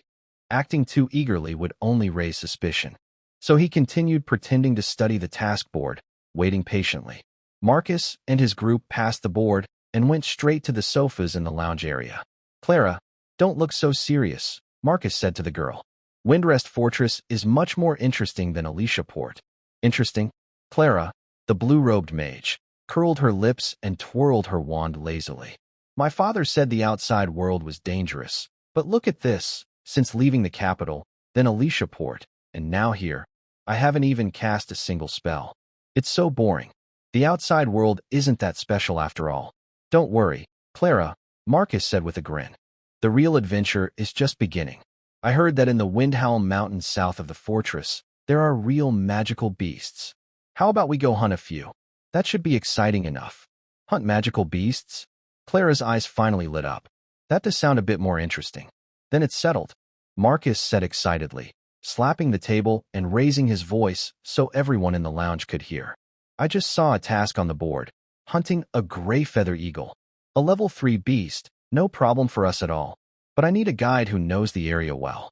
Before he finished speaking, his eyes drifted again, intentionally or not, toward Arya, and a smile he thought charming appeared on his lips. Ling overheard their conversation and gave them a look that clearly said, "Are you serious? The Windhowl Mountains? With just a few spoiled youngsters like them?" Arya noticed Ling's gaze lingering on the 4 nobles and frowned. She whispered, "Ling, this looks like trouble. A bunch of pampered nobles, and the pay for this job isn't even good." Elvin watched the group with a complicated expression, but Ling's eyes lit up. "Miss Arya," Ling said quietly with a grin, "you're right, they're trouble. But they're also our walking money bags. Sometimes, we need to do a bit of upward socializing." "What do you mean? What do we need most right now?" Ling asked. "Money, and they're practically handing it to us. But the pay for this job isn't high. And working with them." Arya still hesitated. No, Ling shook his head, smiling slyly. "We just need to flatter them a little." Elvin caught on. "You mean, take advantage of them?" "I prefer to call it providing emotional value," Ling corrected, glancing at the girl in the blue robe. If we don't help them, someone else will trick them out of their money, or worse. We're just collecting a small tuition fee in return. Ling adjusted his odd-looking leather armor and made sure his strange cutter arm guard was clearly visible, trying to look like a seasoned mercenary with a story to tell. Marcus finally lost patience. He stood up and strode toward Arya. Ling noticed his movement. "Well, my fellow warriors," Ling said softly with a grin, "time for the interview." "My beautiful lady," Marcus said with exaggerated charm, bowing slightly while keeping his eyes fixed on Arya, "would you be interested in taking on this gray-winged eagle hunt? We need an experienced guide." Ling smiled faintly, stepped forward, and casually positioned himself between Marcus and Arya. "Sir, nice to meet you. My name is Long Outyin." Marcus didn't expect that as soon as he spoke, Linger would so readily step in front of Arya and start talking himself. This made him a little annoyed, but he didn't show it, since he needed a guide. He looked at Linger's mismatched armor and the two quiet companions behind him, especially Arya's face, which still shone brightly despite being covered in rough leather armor. "Oh," Marcus raised an eyebrow. "What level are your mercenaries?" "My teammate Clara is a mage, and my other friends Leon and Samuel are knights." Linger's face showed just the right amount of proud, yet humble smile. He stepped forward and bowed respectfully. "Friend, nice to meet you. My name is Long Outyin." When this name was spoken, Marcus and the others were all stunned, and their smiles froze. "Long Outyin," Marcus repeated, a hint of amusement and curiosity in his eyes. The name sounded very powerful, but also strangely odd. Linger didn't notice at all. He pointed to the two behind him and continued to introduce. "These are my companions, Lilei and Han Mimi. Lilei is a level 2 beginner warrior, and Han Mimi is also a level 2 beginner warrior. As for me, Long Outyin, I am a level 4 advanced warrior. Although my level isn't high, we've been fighting around the edge of the Foaming Mountains for many years, so we know this area's environment and the habits of low-level monsters." Arya and Elvin were taken aback by the sudden mention of these names, almost unable to keep their expressions straight. Especially Arya, who almost clenched her teeth when she heard herself called Han Mimi. She was clearly very unhappy with this new name, but for the bigger picture, she had to endure it and nodded reluctantly. Elvin also felt strange being called Lilei, but he was used to obeying Linger's orders, so he said nothing. After hearing these three names, Marcus and the others looked at each other again, with a strange smile in their eyes, almost unable to hide their amusement. "Such strange names," Samuel muttered softly. Clara even turned her head away, shoulders trembling slightly, clearly trying not to laugh. Linger didn't notice at all, or perhaps he simply didn't care. He deliberately downplayed their strength, especially by calling Arya and Elvin level 2 warriors, to lower the vigilance of the noble children. Marcus heard the level 4 advanced warrior, and a hint of disdain flashed in his eyes. Although they were the same level, he looked at his own age and the other person's age, and the difference in talent was obvious. However, the guy called Long Outyin was not very impressive, but his companion, Han Mimi, was incredibly beautiful. "All right," Marcus said noncommittally. "We'll take the task of the Gray Feather Eagle. Since you want to join us, meet at the city gate early tomorrow morning. Don't be late." "Deal," Long Outyin replied cheerfully. This is the advantage of being wealthy. Usually, only mercenaries registered with the Mercenary Guild can accept tasks because once you accept a task, others can't. This prevents multiple people from completing the same task at once. To stop malicious interference, only registered mercenaries can accept tasks. But if you have money, it's different. You just need to pay a large deposit. The next morning, at the city gate of Windrest Fortress, Long Outyin and his three companions arrived early. Elia, now called Han Mimi, and Erwin, Lilei, both looked tense and silent. Linger silently calculated in his mind that the reward for this task would only allow them to survive a little longer in Windrest Fortress. The main goal was to get some benefits from Marcus and the others, or they wouldn't know when they'd have enough money just from doing tasks. Soon, Marcus, Clara, Leon, and Samuel also arrived late. They wore fancy light armor and robes, as if they were going to a hunting ball rather than hunting monsters. "Hey, Guide Long, you're quite punctual," Marcus said casually, glancing at Linger and his companions. "Let's go." His gaze lingered a bit longer on Elia. The 7 of them left Windrest Fortress and entered the edge of the wind-howling mountains. The mountain path was rugged, ancient trees towered above, and the air was filled with the fresh scent of soil and plants, very different from the noisy city. At first, Marcus and his team were excited, but soon they started complaining about the difficulty of the mountain trail. Their speed slowed down, and Linger acted like a real guide, reminding them to watch their step or pointing out some seemingly ordinary plants and rocks. Linger had spent yesterday gathering information about the wind-howling mountains to prepare for this task. Dragon Guide. Clara walked in the middle of the team, waving her wand to chase away some annoying flying insects, and complained, "This mountain is so boring. Besides bugs and trees, I haven't seen a single monster's shadow." Linger, the mage named Linger, replied with a smile, "You don't know the full story. The real level 3 monster, the gray feather eagle, isn't like those stray dogs on the roadside. They are very alert and usually live deep in the mountains. They only come to the edges when hunting for food. Right now, we are scouting the outskirts to find their traces. As a noble mage like you, once you act, it will be a big event. So, we need to be fully prepared, right?" Linger's words not only explained the situation but also flattered Clara. Hearing this, Clara's expression improved a lot. Although she was a bit proud, she appreciated this well-placed compliment. Marcus saw this and also thought Linger looked quite likable. "Dragon Guide, you said you've been wandering around the edge of Foaming Mountain for many years. Have you ever encountered any interesting monsters?" Marcus asked casually, glancing at Elia from time to time. Linger, using the knowledge he had studied yesterday and some made-up stories, replied, "There are quite a few interesting ones. For example, once we met a group of wind-pattern wolves. Their fur has natural wind magic, making them very fast. Ordinary mercenaries can't catch them. Luckily, I had just learned a little trick about wind and airflow. Using the special terrain of the valley, I managed to lure them into a trap and deal with them successfully." Oh, Clara's interest was piqued. "What kind of trick is that? How did you trap the wind-pattern wolves?" Linger smiled mysteriously. "Clara, these are skills we mercenaries learn for survival. They're not something to share lightly. But if you really want to know, next time we encounter a similar situation, I can give you a little demonstration." His teasing attitude made Clara even more curious. Elia, now Han Mimi, and Erwin, now Lilei, remained silent, following the instructions of the Dragon King. Elia was like a sharp sword, always alert to her surroundings. Erwin, under Linger's guidance, started observing the subtle details of the mountains, trying to learn how to become a qualified warrior. Dragon Guide. Marcus cleared his throat and casually flashed his jeweled sword with a ruby embedded in the hilt.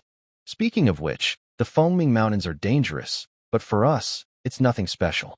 After all, we are not ordinary adventurers." He paused, enjoying the curious looks from Dragon Outyen and Lilei, then continued, "Honestly, I am Marcus van Augustine, the eldest son of Duke Augustine.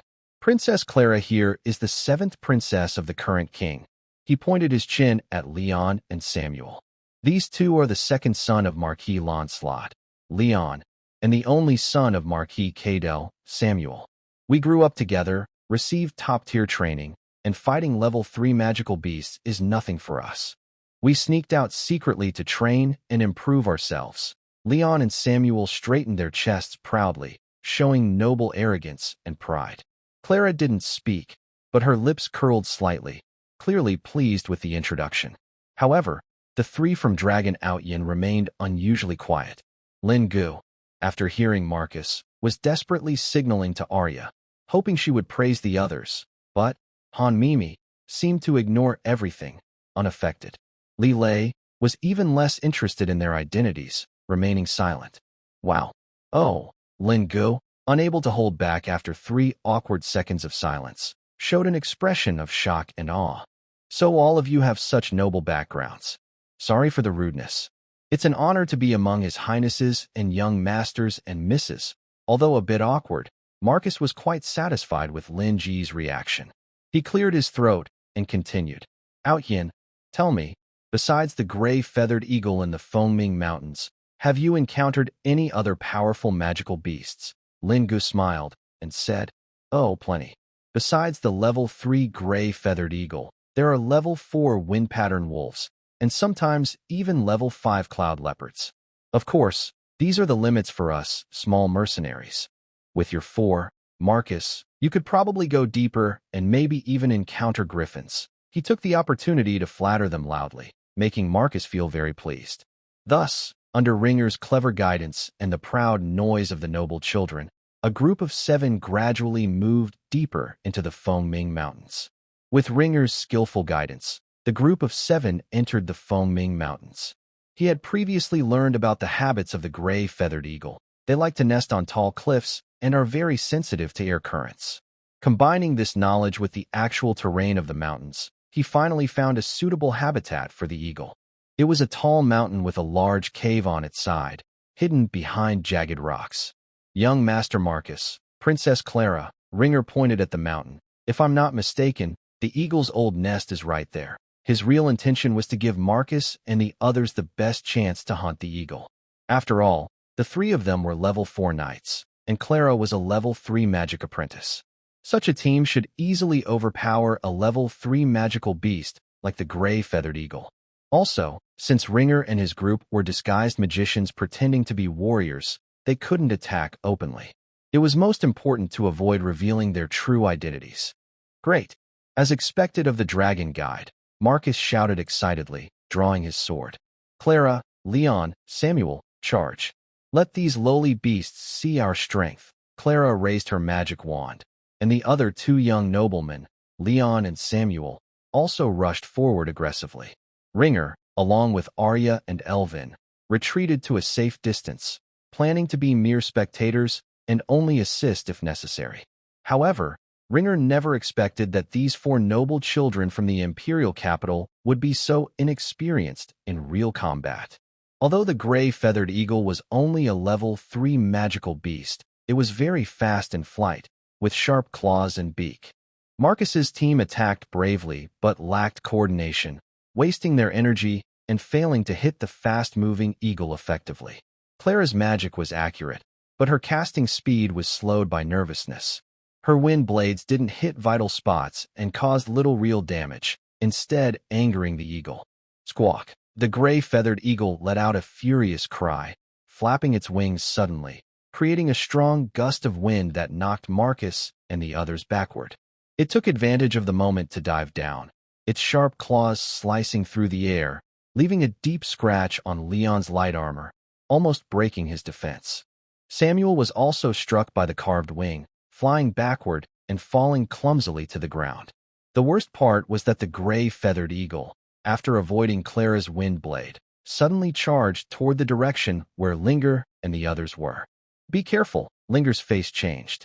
He never expected these noble young masters to be so helpless. For against a level 3 magical beast, and they couldn't defeat it, let alone give it a chance to attack the back. Elia and Erwin are magicians. Close combat is not their strength, and they can't reveal their identities by casting spells. Although Elia and Erwin were caught off guard by this sudden situation, their instinctive reactions were quick. Elia instinctively prepared to dodge to the side, and Erwin also moved to another side. However, the gray-feathered eagle was too fast, and its large size made their dodging only partially successful. Linger cursed silently, watching the eagle's claws about to tear through Elia's light armor. He suddenly took a quick step to Elia's side, and with a close move, raised his left arm. Bang! The hard metal armor collided with the eagle's claws, producing a loud crash. Linger felt a huge force hit him, pushing him back a few steps, but he held his ground. This also completely angered Linger. Today, even if you're a bird raised by Yonggwa, you have to stay here. Even Yonggwa himself can't come and take you. The gray-feathered eagle was also shaken by this unexpected counterforce, wobbling in the air. In that brief moment, a cold flash appeared in Linger's eyes. He glanced at Marcus and the others some distance away. The armor on his left arm seemed to come alive at that moment. Linger softly recited a spell. The front of the armor suddenly shot out a sharp water blade, like a drawn sword. Linger took a quick step forward and pressed close to the eagle, ruthlessly stabbing the water blade into its abdomen. Yelp! The gray-feathered eagle let out a piercing, miserable scream, trembling violently. The blade pierced through its weaker belly, reaching the internal organs. Its huge body struggled a few times, trying to fly away, but just as it lifted off, it fell powerless, crashing to the ground with a loud bang, dust flying everywhere. Gray-feathered eagle dead. The scene was completely silent. Marcus and the other three, including Princess Clara, stared blankly at the gray-feathered eagle that Ringer had just defeated with a single strike. They also looked at Ringer's arm armor, which shimmered with a metallic shine. Your arm armor. Marcus's eyes widened in shock as he pointed at Long Out Yin's left arm, forgetting how awkward they had just been. Elia and Erwin also sighed in relief. They had been very clumsy earlier and almost revealed their true strength. Ringer's strike not only ended the danger, but also cleverly hid their embarrassment. Ringer showed a small, awkward smile, as if the attack was a surprise to him too. "Oh, everyone, I'm sorry for making you laugh at me," he said, pretending to be shy as he scratched his head. That gray-feathered eagle was really tricky. I didn't expect it to suddenly rush over.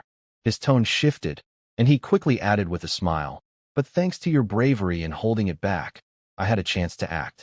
I used a little trick of mine, and luckily took it down. You all are truly amazing." Marcus and the others were panting heavily, their faces still a bit pale. Their earlier awkwardness made them feel a little ashamed, but Long Out Yin's praise helped restore some of their dignity. "Guide Long, your arm armor."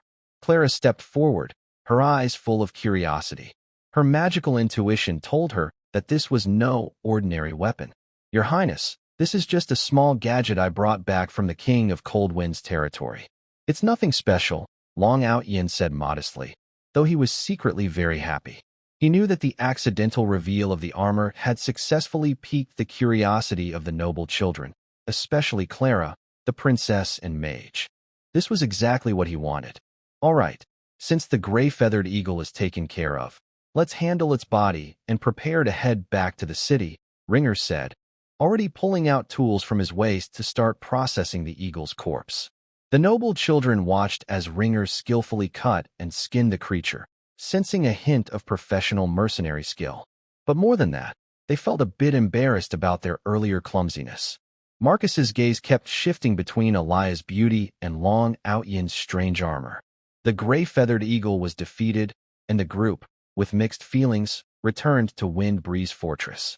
Marcus and the three others looked tired and a little embarrassed, but mostly curious about Ringer's arm armor. When they returned to Windrest Fortress, Ringer led the noble children straight to the mercenary guild. At the task delivery counter, he handed over the processed gray feather carving corpse. The guild's inspector took the corpse, examined it carefully, nodded, and paid the reward for completing the task. Marcus waved his hand and gave all the money to Ringer and the others. "Atian, this time we really owe you for that little trick, Marcus said as he handed the purse to Ringer. He couldn't help but mention the arm armor again. "Your arm armor. Are you willing to part with it? It doesn't seem like an ordinary weapon." Clara also came over, her eyes shining with curiosity. "That metal feel, and the water blades it shoots out. It doesn't look like magic, more like some kind of precise mechanism.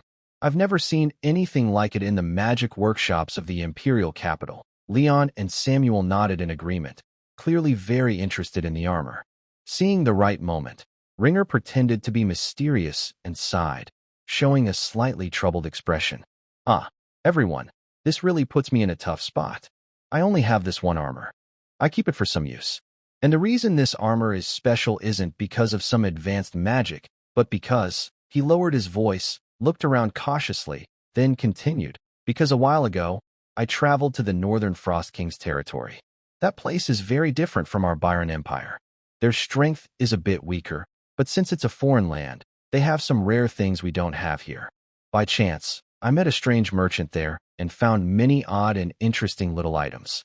This armor is one of them." His story was partly true and partly false, explaining the origin of the armor while cleverly weaving in the exotic background of the Frost King's territory. This made his story seem reasonable and set the stage for his later products. "Frost King's territory?" Princess Clara frowned slightly. "Isn't that a land of ice and snow? Did you go there recently?" Your Highness, you don't know the full story," Long Out Yin quickly explained. "Although the environment is harsh, there are indeed some strange things we don't have in our empire. The merchant's little items look ordinary on the surface, but they often have unexpected functions, just like this armor. The smaller items are also valuable because of good eyesight, which is how I found these treasures. Marcus's eyes lit up upon hearing this. He immediately asked, "Oh, do you have other small gadgets? Dragon Guide, do you still have such strange things? Can you part with them?" He thought to himself, even if he can't buy the armor, maybe he can buy some similar magical items to show off in the capital. Well, Long Outyin pretended to think, then patted his thigh. "Actually, I do have a few more. I can sell these to you. After I return to the city, I plan to modify those small gadgets and use some local materials to make more useful items. But those things are not very high quality, so I doubt they will catch your highness's eyes." The more he belittled his items, the more curious the nobles became. "Humph, stop teasing us," Clara pouted, but her face showed clear curiosity. "Bring them out, and let's see. If the items are good, I can pay a high price to buy your small gadgets." "Exactly, Outyin. If you have more such strange objects, we won't treat you badly," Samuel quickly added. He was impressed by the power of the armor and was full of expectations for what Lin Gu called magical items. Seeing that the fish was hooked, Lin Gu showed a helpless smile. "Since all of you young masters are so eager, let's do this. Everyone is tired today, so let's each go back to rest. The day after tomorrow, we'll meet early at the windless fortress gate. We can find a wild place to demonstrate for everyone then." Marcus immediately agreed. "Good. See you the day after tomorrow." Leaving the mercenary guild, Lin Gu felt very happy. He knew he had successfully piqued the curiosity of these noble young men, which was key to making money. But what kind of impressive big toy should he prepare for these young nobles? He needed to think carefully. "Lin Gu, do we have anything to sell to them?" Elia asked quietly as she walked beside him. "I don't know right now, because I don't have anything," Lin Gu replied with a slight smile. "But these young masters and misses are wealthy and love strange, unusual things. They are like walking treasure chests. If I don't make a profit from them, it would be a waste of this trip." Elvin looked a bit worried. "But, Lin Gu, besides your armor, what else do we have to sell to them?" "Don't worry, I know my limits," Gung confidently said. An idea had already come to his mind. The next day, Gung went to the tavern and the grocery store. He bought the cheapest, low-quality alcohol, a cheap fire liquor used by mercenaries for warmth or disinfection in this world. Using his fire magic, he found some simple distillation equipment in a quiet place and carefully distilled the poor-quality liquor. Although the conditions were limited, with his knowledge from his previous life and precise control of magical elements, he successfully purified a higher concentration of alcohol. Then Gung went to the blacksmith shop. He bought some thin iron sheets. Back in his room, he used his excellent fire control magic to heat the iron until it was soft. With tools and skill, he shaped the iron into small spherical containers about 20 centimeters in diameter. Each iron ball had a small opening for filling with alcohol and sealing later. "Elvin, Elia, come here," Gung called to Elvin and Elia. He carefully poured the purified alcohol into each iron ball. Although these balls were small, once filled with high-concentration alcohol, their potential was great. After filling, he sealed the openings tightly with suitable wooden stoppers to prevent leaks or evaporation.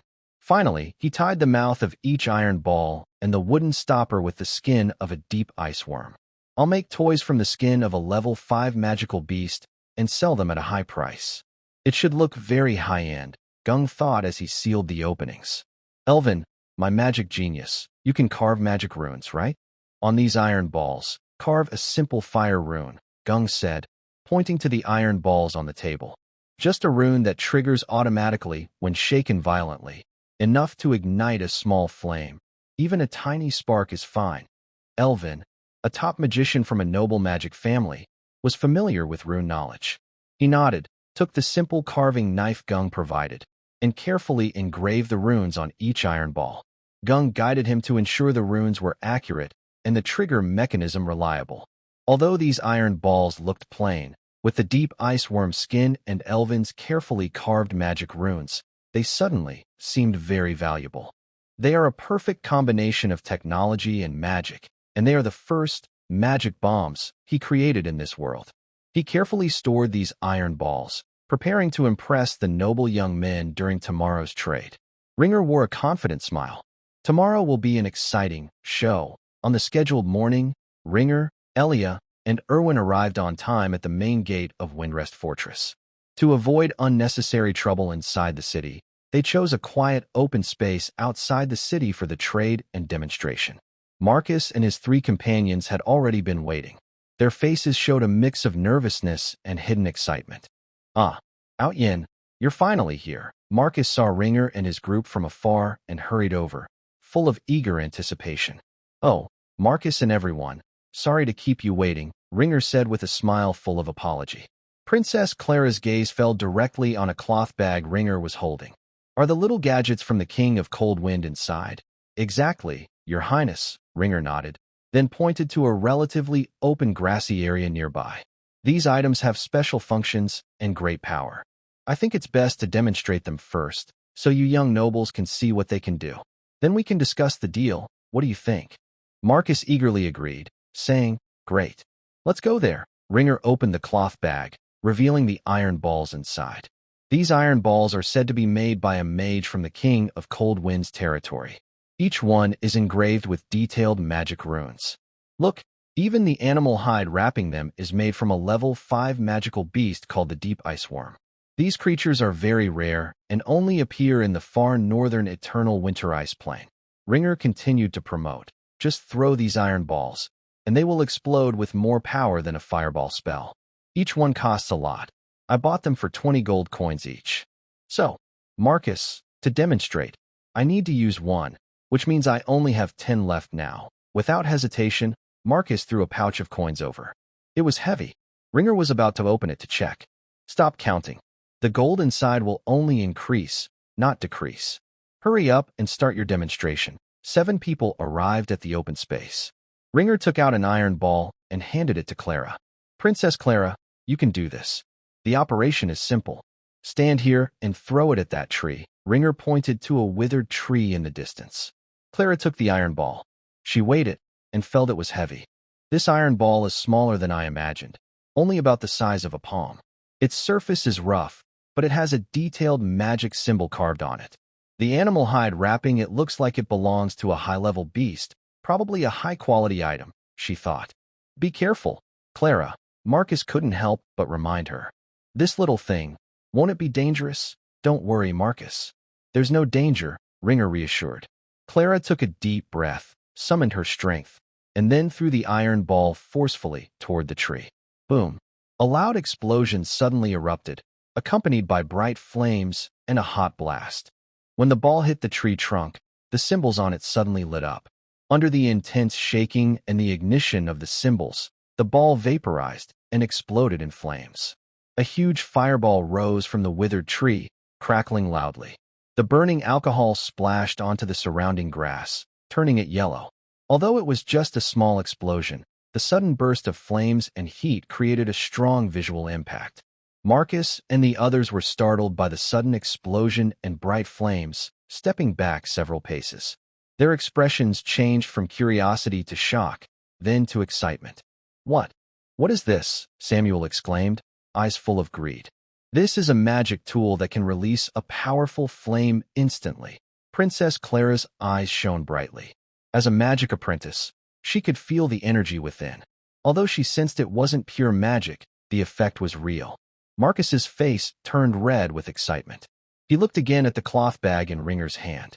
Out Yin, hurry, give it to me. Ringer didn't hesitate and handed the bag to Marcus. Yes, I want all of it, Marcus said almost without thinking, waving his hand. Name your price. Ringer was secretly delighted but kept a calm face. I spent 20 gold coins on each of these iron balls. We've known each other for a while and are considered friends. Although it was difficult for me to carry them over from the Winter King's territory, because we've shared hardships, I value our friendship. As a proud dragon, I love making friends. Just give me 20 gold coins each, and that's fine. Marcus didn't hesitate and immediately threw me a pouch of money. The gold inside definitely exceeded my offer.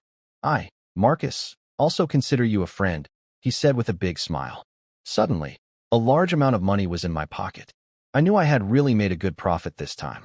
These creations of magic and technology are completely new in this world. Out Yin, your little gadgets are really eye-opening. Marcus said excitedly and happily. He was playing with one of the iron balls, but didn't try to use it again, since only 9 were left. He kept 3 for himself and shared the rest with Clara and the others. Outyen, let's go. And take on another quest. Marcus said excitedly. He needed to find a place quickly to test the power of these new toys. Oh, I was already thinking of an excuse to leave. Now, take a quest? I asked, feeling speechless. I was in a tough spot. I had just sold a lot of valuable items for others. It didn't seem right to leave my clients now. I felt helpless, but knew I couldn't refuse Marcus. All right, I said after a moment of thought. Since Marcus is so eager, let's go together again to the wind-howling mountains.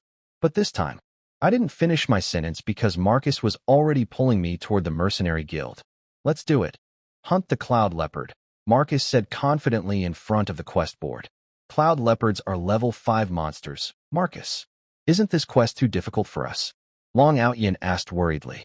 With these powerful little gadgets and so many of us, what's there to fear? Marcus replied, looking at Clara and the others for their opinion. Let's hunt the cloud leopard. We'll go for something big, Samuel agreed. Clara and Leon also had no objections. Linger had no choice but to accompany them on this journey. A bad feeling grew in his heart. The foaming mountains stretched like a giant dragon along the northern border of the Byron Empire. The outer edges were still safe, but as they went deeper, the monsters became stronger and the environment more dangerous. Marcus and his team's target was a level 5 monster, the cloud leopard. This meant they had to go into the middle of the mountains, close to the core area where cloud leopards often appeared. 7 people gathered outside Windfall Fortress to start their trip. It was almost noon. Besides Linger, Arya, and Erwin, who looked a bit serious, everyone else was very relaxed. It felt more like a picnic than a mercenary mission. Aotion, this time I'll rely on you, Marcus said, walking at the front. His giant sword sparkled in the sunlight. Cloud leopards are tricky and unpredictable. Whether we find it smoothly depends on you. Linger nodded and agreed, but he didn't feel confident. He knew what Marcus meant, but he had never seen a cloud leopard before. He could only guess the way forward using a map of the foaming mountains he bought 2 days ago. He recited what he learned about the cloud leopard from a map merchant. The cloud leopard is a level 5 monster found only in the middle of the foaming mountains. It is known for its stealth and deadly burst of power.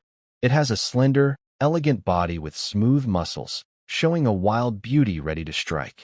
Its most striking feature is its fur, which looks like shifting clouds. The base color is usually gray-brown or light yellow, covered with large, irregular dark patches with blurry edges and lighter centers, resembling clouds in the sky.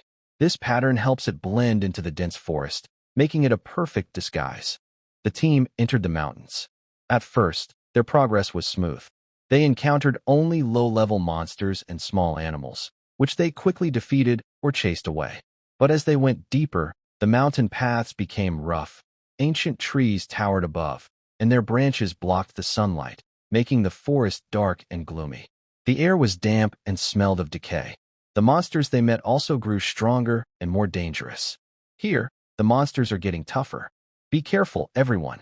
Leon reminded everyone that he has a strong sense of perception and has already sensed the presence of some powerful magical beasts nearby. Suddenly, there was a rustling sound coming from the bushes ahead. Be alert. Marcus shouted loudly, immediately raising his great sword and adopting a defensive stance. A large, black and white wolf-shaped magical beast suddenly leapt out from the bushes. Its eyes glowed green, fangs bared, and it radiated a strong magical energy. It's a level 4 beast, Shadow Wolf. Elvin exclaimed. The Shadow Wolf was very fast, almost instantly reaching the front of the group. It let out a low growl, opened its bloody mouth, and charged straight at Marcus, who was leading the team. Marcus, being a proper knight, responded quickly after a few battles. He raised his great sword and swung it fiercely at the Shadow Wolf. However, the wolf was very agile and narrowly dodged the attack. Chain wind blades. Clara seized the moment, waving her magic staff, sending a series of wind blades toward the Shadow Wolf. Woo! The Shadow Wolf was hit by Clara's full skill, instantly angered. Its speed increased even more. It bypassed Marcus and headed straight for Clara at the back of the team. As a mage, Clara was the most vulnerable target. Leon cursed. his sword whistling as he stabbed toward the wolf's back. The shadow wolf's senses were extremely sharp. It seemed to sense the attack from behind, twisted its body strangely in midair, and dodged Leon's strike again. The situation suddenly became tense. A level 4 magical beast was already a tough opponent for these untested noble children.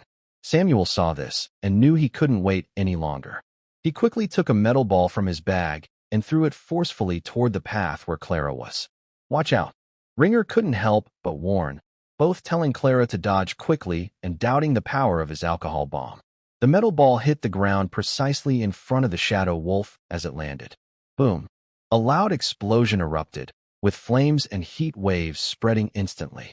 The shadow wolf was caught off guard by the sudden fire and shockwave, stiffening and letting out a mournful howl. Ringer cursed softly, thinking, it's just a loud show to scare people. Although the shadow wolf wasn't killed outright, the sudden burst of the alcohol fireball disrupted its attack and burned part of its fur, leaving it looking battered and weak. A good chance. Marcus's eyes flashed as he seized the moment. He swung his sword in a powerful arc, the huge blade glowing with energy as it struck the wolf's side.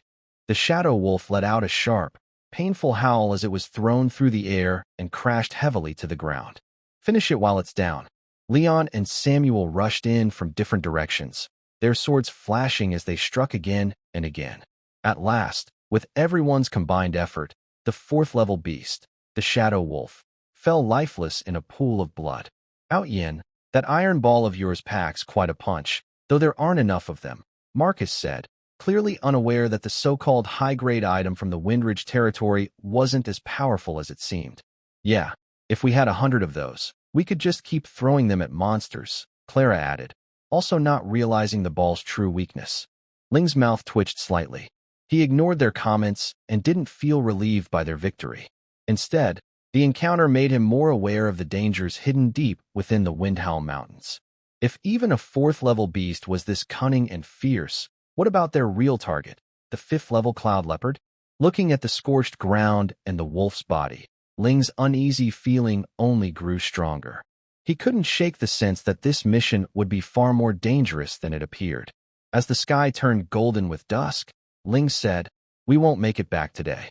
Let's camp here. Lilei, take care of the shadow leopard's body. It'll be our dinner. I'll gather some dry wood for the fire. Everyone, stay alert." Later, Ling, Aria, and Elvin sat around the crackling campfire as night deepened. Marcus and the others were already resting. Ling's expression was serious. "I don't know if it's just my imagination, but I feel like something's watching us," he said, scanning the dark forest around them. "I feel it too," Elvin replied. "I also sense it," Aria added quietly. "Whatever it is, it's stronger than I am. Forget it. No need to worry anymore.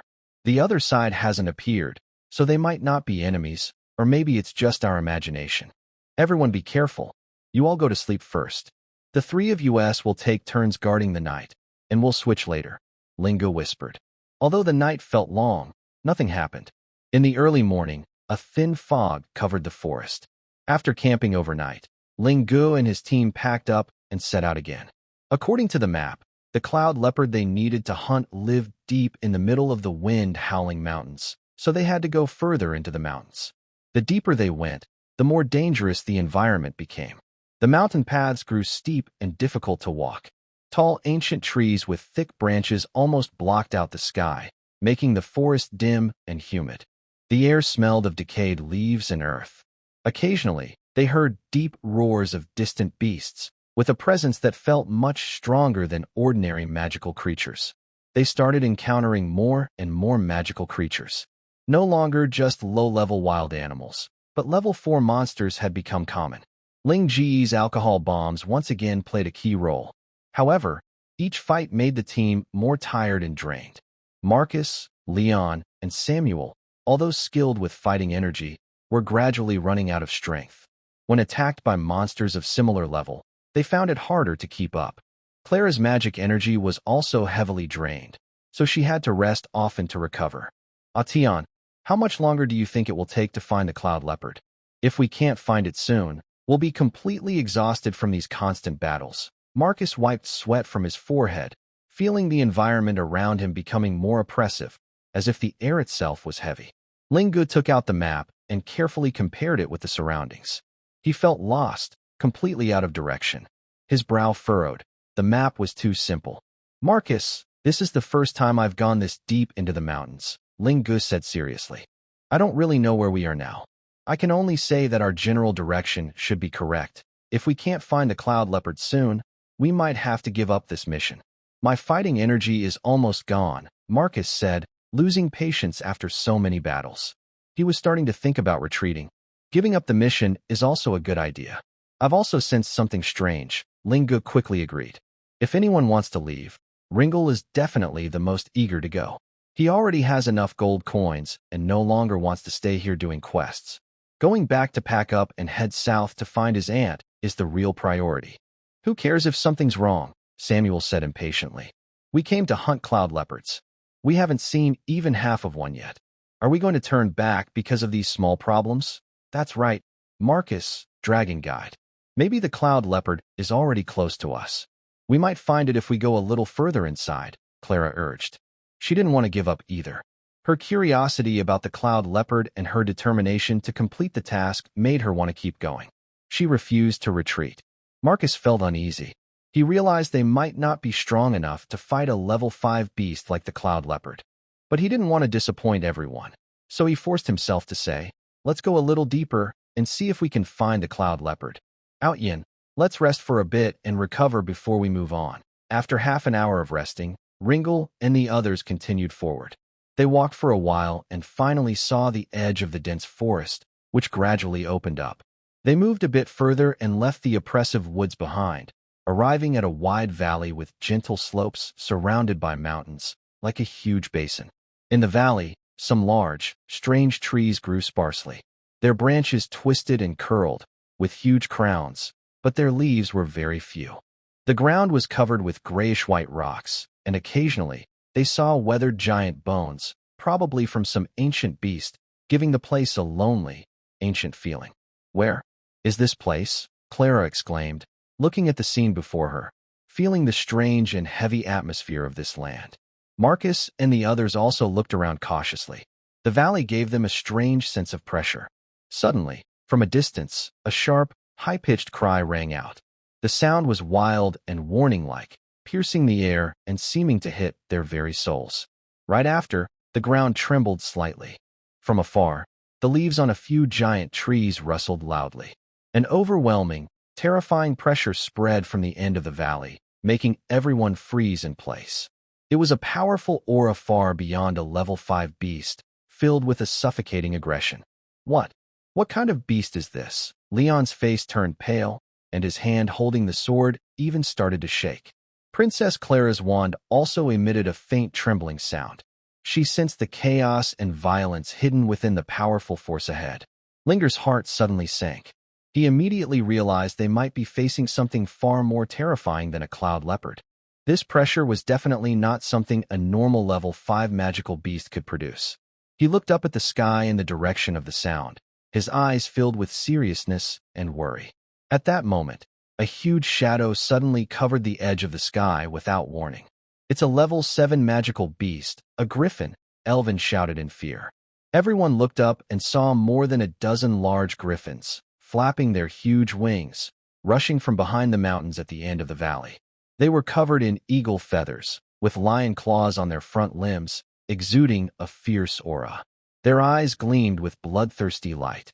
These griffins were level 7 magical beasts, usually living deep in the Fengming mountain range. But for some reason, they appeared in this strange valley in the middle of the mountains.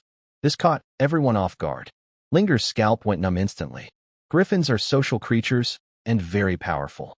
The worst part was that they could fly. In this open valley, there was nowhere to hide, and they couldn't fight back. Why are the Griffin group here? Marcus shouted in anger. He instinctively raised his great sword, but facing the collective pressure of more than a dozen level 7 magical beasts, his fighting spirit was almost crushed instantly.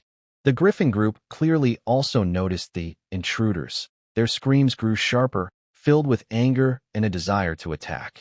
Several griffins dove first, their huge claws tearing through the air with a howling sound, heading straight for Linger and the others. Quick, scatter and hide, Linger shouted loudly. Ignoring everything else, he knew that an unprecedented life-and-death crisis was swallowing them. At this moment, a blue energy suddenly tore through space in front of Linger. The temperature dropped sharply. A huge body made of ice crystals emerged from and a powerful, suffocating magical wave suddenly descended. Level 8 Magic. Summon. Ice Crystal Phoenix. An old and majestic spell chant sounded from behind. Level 8 Magic. Summon. Ice Crystal Phoenix. An old and majestic spell chant echoed from behind.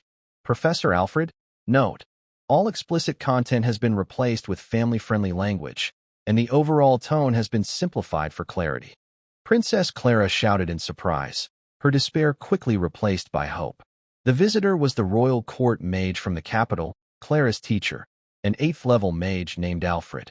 What a troublemaking bunch of little ones, Alfred said, ignoring Clara and looking serious at the sky. The ice crystal phoenix let out a silent screech, releasing a wave of intense cold that headed straight for the griffin group. Its huge ice crystal claws suddenly grabbed a griffin, freezing it instantly. Then, with a strong shake, the griffin turned into a shower of ice shards. It fought with several other griffins, swinging its large, icy wings that created sharp, cold blades, trying to push the nearby griffins away. The griffin group was caught off guard by this sudden, powerful magic attack. They roared in anger but dared not get too close to the giant ice beast summoned by the 8th-level mage. Alfred's eyes were sharp. He had already seen through Ringer, Arya, and Elvin hiding their true strength. But he didn't say anything. Instead, he glanced at Arya with a meaningful look. Then he said in a deep voice, "Han Mimi, stay here and hold these creatures back. Everyone else, retreat immediately. Run as far as you can, head for Windless Fortress." Arya understood immediately. She knew this was Alfred's way of giving them a chance to escape. She stopped hiding her power and suddenly released a huge amount of magic, reaching the level of a mage. She pulled out her magic staff from behind her back, which shone brightly, standing shoulder to shoulder with Alfred. A mage. Han Mimi is a mage? So young. My goodness. Marcus was so surprised he forgot to run. Run. They're buying us time. Ringer shouted loudly. He knew this was their only chance. In life and death moments, he and the others rushed toward the edge of the valley. Frost arrow rain. Alfred called out softly. Countless icy arrows shot from the top of his staff, flying like sharp projectiles toward the griffins, aiming precisely at the side flank, trying to encircle them. Frost barrier. Arya also recited the spell. The air around them instantly froze, slowing down the griffins that were about to attack Arya and Alfred. Just as two griffins' claws were about to reach Arya, an old and a young voice simultaneously recited the same magic spell.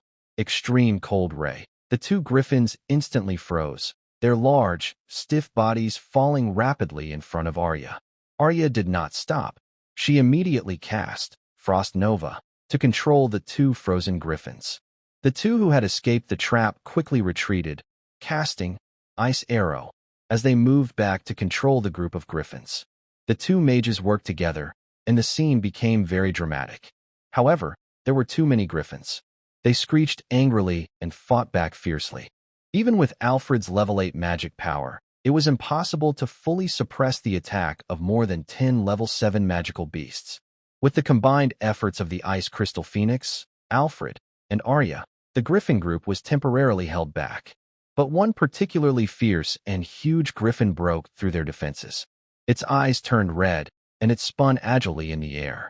It broke through the defenses of the Ice Crystal Phoenix and the two mages, letting out a sharp cry, and charged straight at Ringer and his group, who were fleeing desperately. Ringer cursed. Scatter, Ringer shouted loudly, realizing there was no way to avoid the attack, and he decided to reveal his mage identity openly. Claws with howling wind swept toward Samuel, the closest person. Ah! Samuel cried out in pain as he was struck by the griffin's claw and was flung away.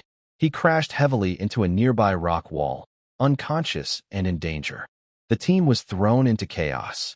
Marcus, Leon, Princess Clara, and Elvin couldn't resist the pressure from the griffins at all. Seeing the griffins change direction again and head straight for Clara, Elvin could no longer hide his strength. He took a step forward suddenly, drawing the magic staff hidden in his sword sheath. A blazing flame burst out from the tip of the staff. Fire burst, Elvin shouted sharply.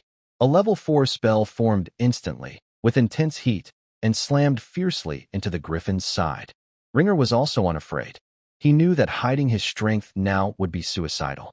His magic power surged through his body, and he moved his hands quickly. Several solid wind blades whistled toward the griffin one after another. Chain wind blades, Ringer softly uttered. The wind blades tore through the air like a violent storm, slicing toward the massive body of the griffin. Magician, Clara looked at Ringer and Elvin suddenly unleashing powerful magic, her face showing shock. She didn't expect that these two seemingly ordinary mercenaries actually hid such strong magical power. But at this moment, she couldn't think much. Her instinct for survival made her react quickly. Chain wind blades. Princess Clara also stopped and cast the same magic as Ringer. Level 3 or 4 magic spells don't do much damage to a level 7 griffin, but their dense attacks can still help hold it back. At this time, Marcus and Leon ran to the side of the unconscious Samuel. One carried Samuel's left side, and the other his right. They quickly entered the forest and fled toward Windrest Fortress. Meanwhile, Ringer kept fighting the griffin, casting magic constantly to keep it at bay. Their combined efforts prevented the griffin from getting close. However, since the griffin is a level 7 beast, its fur is tough, and it has strong magic resistance. Elvin's fire burst and Ringer and Clara's chain wind blades only sparked some flames and shallow scratches, not causing serious harm. Ringer knew that continuing like this was not a good idea.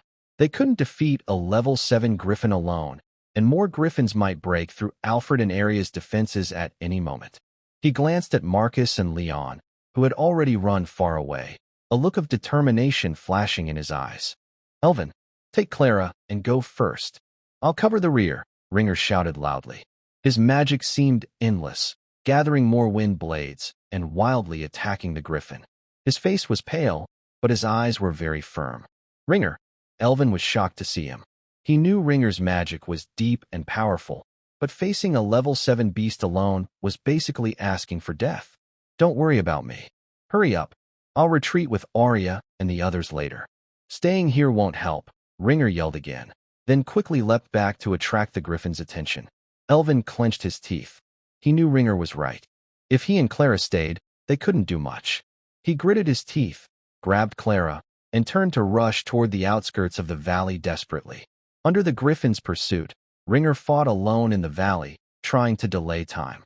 Elvin and Clara rushed toward the edge of the valley without looking back. Their figures soon disappeared into the distant rocks. Ringer knew he had to buy enough time for them. He faced the angry griffin alone. Its fierce, bloodthirsty eyes stared at him as it swooped down with great force.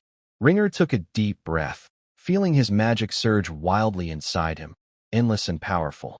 Chain wind blades. Chain wind blades. He quickly chanted, his hands moving so fast they looked like shadows. Sharp, solid wind blades like a storm of wind and rain shot toward the griffin. Although these wind blades were a level 3 spell and couldn't cause deadly harm to a level 7 beast, the dense attack made the griffin uncomfortable. It had to flap its wings or twist its body to avoid the annoying strikes. The griffin was caught in Ringer's infinite wind blades and roared angrily. It tried to shake off the blades with its claws and bite at the air with its sharp beak, but Ringer kept a safe distance, continuously casting magic to delay the griffin in place. Overhead, the wind blades howled.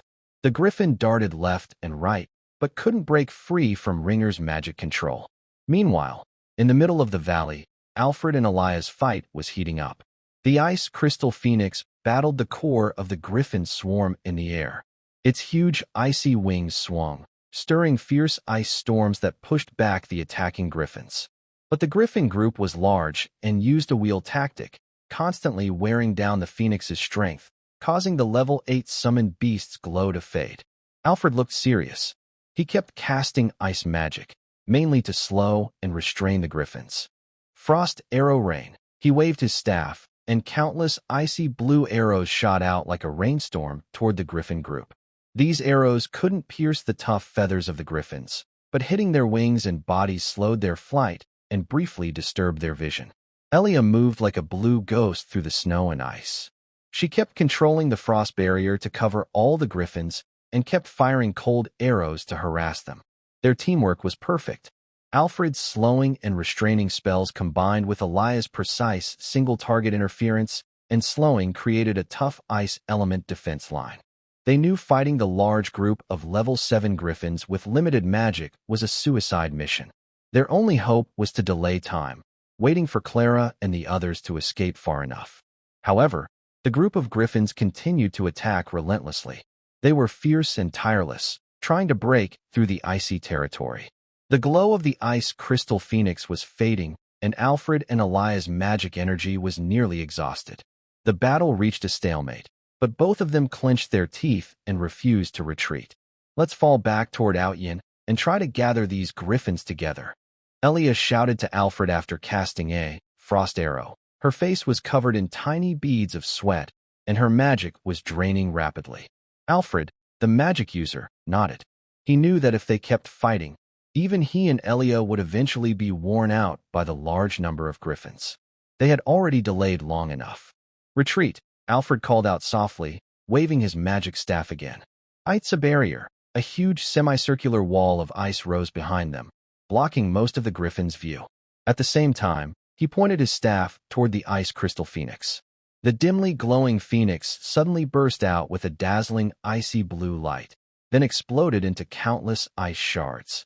The powerful shockwave of ice elements instantly scattered the griffin flock, giving them a brief moment of safety. Go! Alfred seized this fleeting chance. Together with Elia, they transformed into 2 streaks of light and quickly flew toward Ringer's direction. Seeing this, Ringer shouted, "Take out the lone griffin in front of me first." After the 3 of them regrouped, without hesitation, Alfred and Elia simultaneously cast Extreme Cold Ray at the griffin in front of Ringer. Ringer's wind blades did not stop. In fact, they attacked even faster. 2 beams of blue laser-like magic energy struck the griffin's body instantly. The ice crystals spread rapidly from the impact point to the griffin's wings. The wind blades followed, cutting the blue ice crystals into fragments. Blood, feathers, and unfrozen parts of the body fell from the sky. The griffin, tortured by Ringer's continuous wind blades for nearly 5 minutes, finally died, utterly exhausted. After regrouping, the 3 of them hurriedly chased after Elvin and Princess Clara, who were fleeing ahead. Behind them, the griffin's deafening screams and angry pursuit echoed. Clearly, these proud 7th-level magical beasts would not give up easily. There's a dense forest ahead. Entering the forest will give us an advantage, Linger suddenly shouted loudly, pointing at a dense area of trees and tangled vines ahead. After entering the forest, the 3 of them quickly retreated toward Windrest Fortress. However, after a while, the angry screeches of the griffins grew closer and closer. These creatures just won't give up. Elia ran quickly, glancing back with a look of exhaustion and anger in her eyes. Her magic was almost drained, but she clenched her teeth and kept going. Alfred looked serious. Once griffins lock onto a target, it's hard for them to let go. His staff still emitted a faint cold glow, but he knew he couldn't cast large spells anymore. He had to save his remaining magic for a critical moment. Do you have any ideas? Elia asked Linger, hoping he could help. Although Alfred didn't understand why this young and powerful mage was asking a magic apprentice for advice, he looked at Linger as well. Linger's eyes sparkled with determination. He had thought of a bold plan. He looked at the chasing griffins and said in a deep voice, "Master Mage, Han Mimi, we can't run anymore. We must shake them off here. The area isn't open, which isn't good for them. We can use the terrain to create chaos." He pointed to the dry leaves and dead branches in the forest, his eyes shining with a strange light. "I will use fire control magic to set the forest on fire. The bigger the fire, the better. You too. Hold back the griffins that are chasing the closest. Don't let them interfere with me. Normal flames can't hurt level 7 monsters. Even bigger fires won't do much," Alfred said, confused. "I believe in him. Just do as he says," Elia said, also confused. She didn't understand how setting a fire would help them escape, but at some point, she found herself trusting Linger without question. Alfred saw the firm look in Elia and Linger's eyes, and as the griffin's screeches grew louder behind them, he shook his head with a bitter smile. At this point, He could only trust Linger. All right, I'll see how you plan to use this ordinary fire to get us out. Alfred and Elia exchanged a quick look, then turned around and began casting ice magic, continuously firing frost arrows and cold ice bolts to hold back the fiercest griffins. Although it couldn't cause harm, the ice magic's slowing and disrupting effects effectively delayed the griffin's charge. Linger quickly acted. He stretched out both hands, channeling his magic. He kept using fire control magic to burn dry leaves and twigs. Crackle, snap, small flames spread rapidly. The dry forest was the best fuel, and the fire grew quickly under Linger's magical control. He kept running and setting fires. The orange flames licked the tree trunks. Thick smoke billowed, and the crackling of burning wood filled the air with a burnt smell. The smoke and flames greatly affected the griffin's sight and sense of smell. They became agitated and occasionally let out angry screeches. But their anger didn't make them retreat. They kept chasing through the smoke and fire. That's enough fire. Seeing the flames had grown large and the smoke blocked most of the sky, Linger suddenly changed his magic. Water bullet, water bullet, water bullet. He waved his hands again, transforming his endless magic into water elements. Level 1 water magic spells rained down like a storm. These spells didn't attack the griffins, but aimed directly at the burning flames. Sizzle. The intense clash of water and fire created a surprising effect. A lot of steam shot up, mixing with the smoke to form a white fog. The whole forest seemed covered by a thick white curtain, reducing visibility to almost zero. Kid, are you a magic apprentice or a master mage? How come your magic seems endless? Alfred asked in surprise, watching Linger's continuous chanting. Although these were low-level spells, casting them non-stop was impressive, especially since he hadn't seen Linger use any high-quality magic crystals. Linger ignored Alfred's question.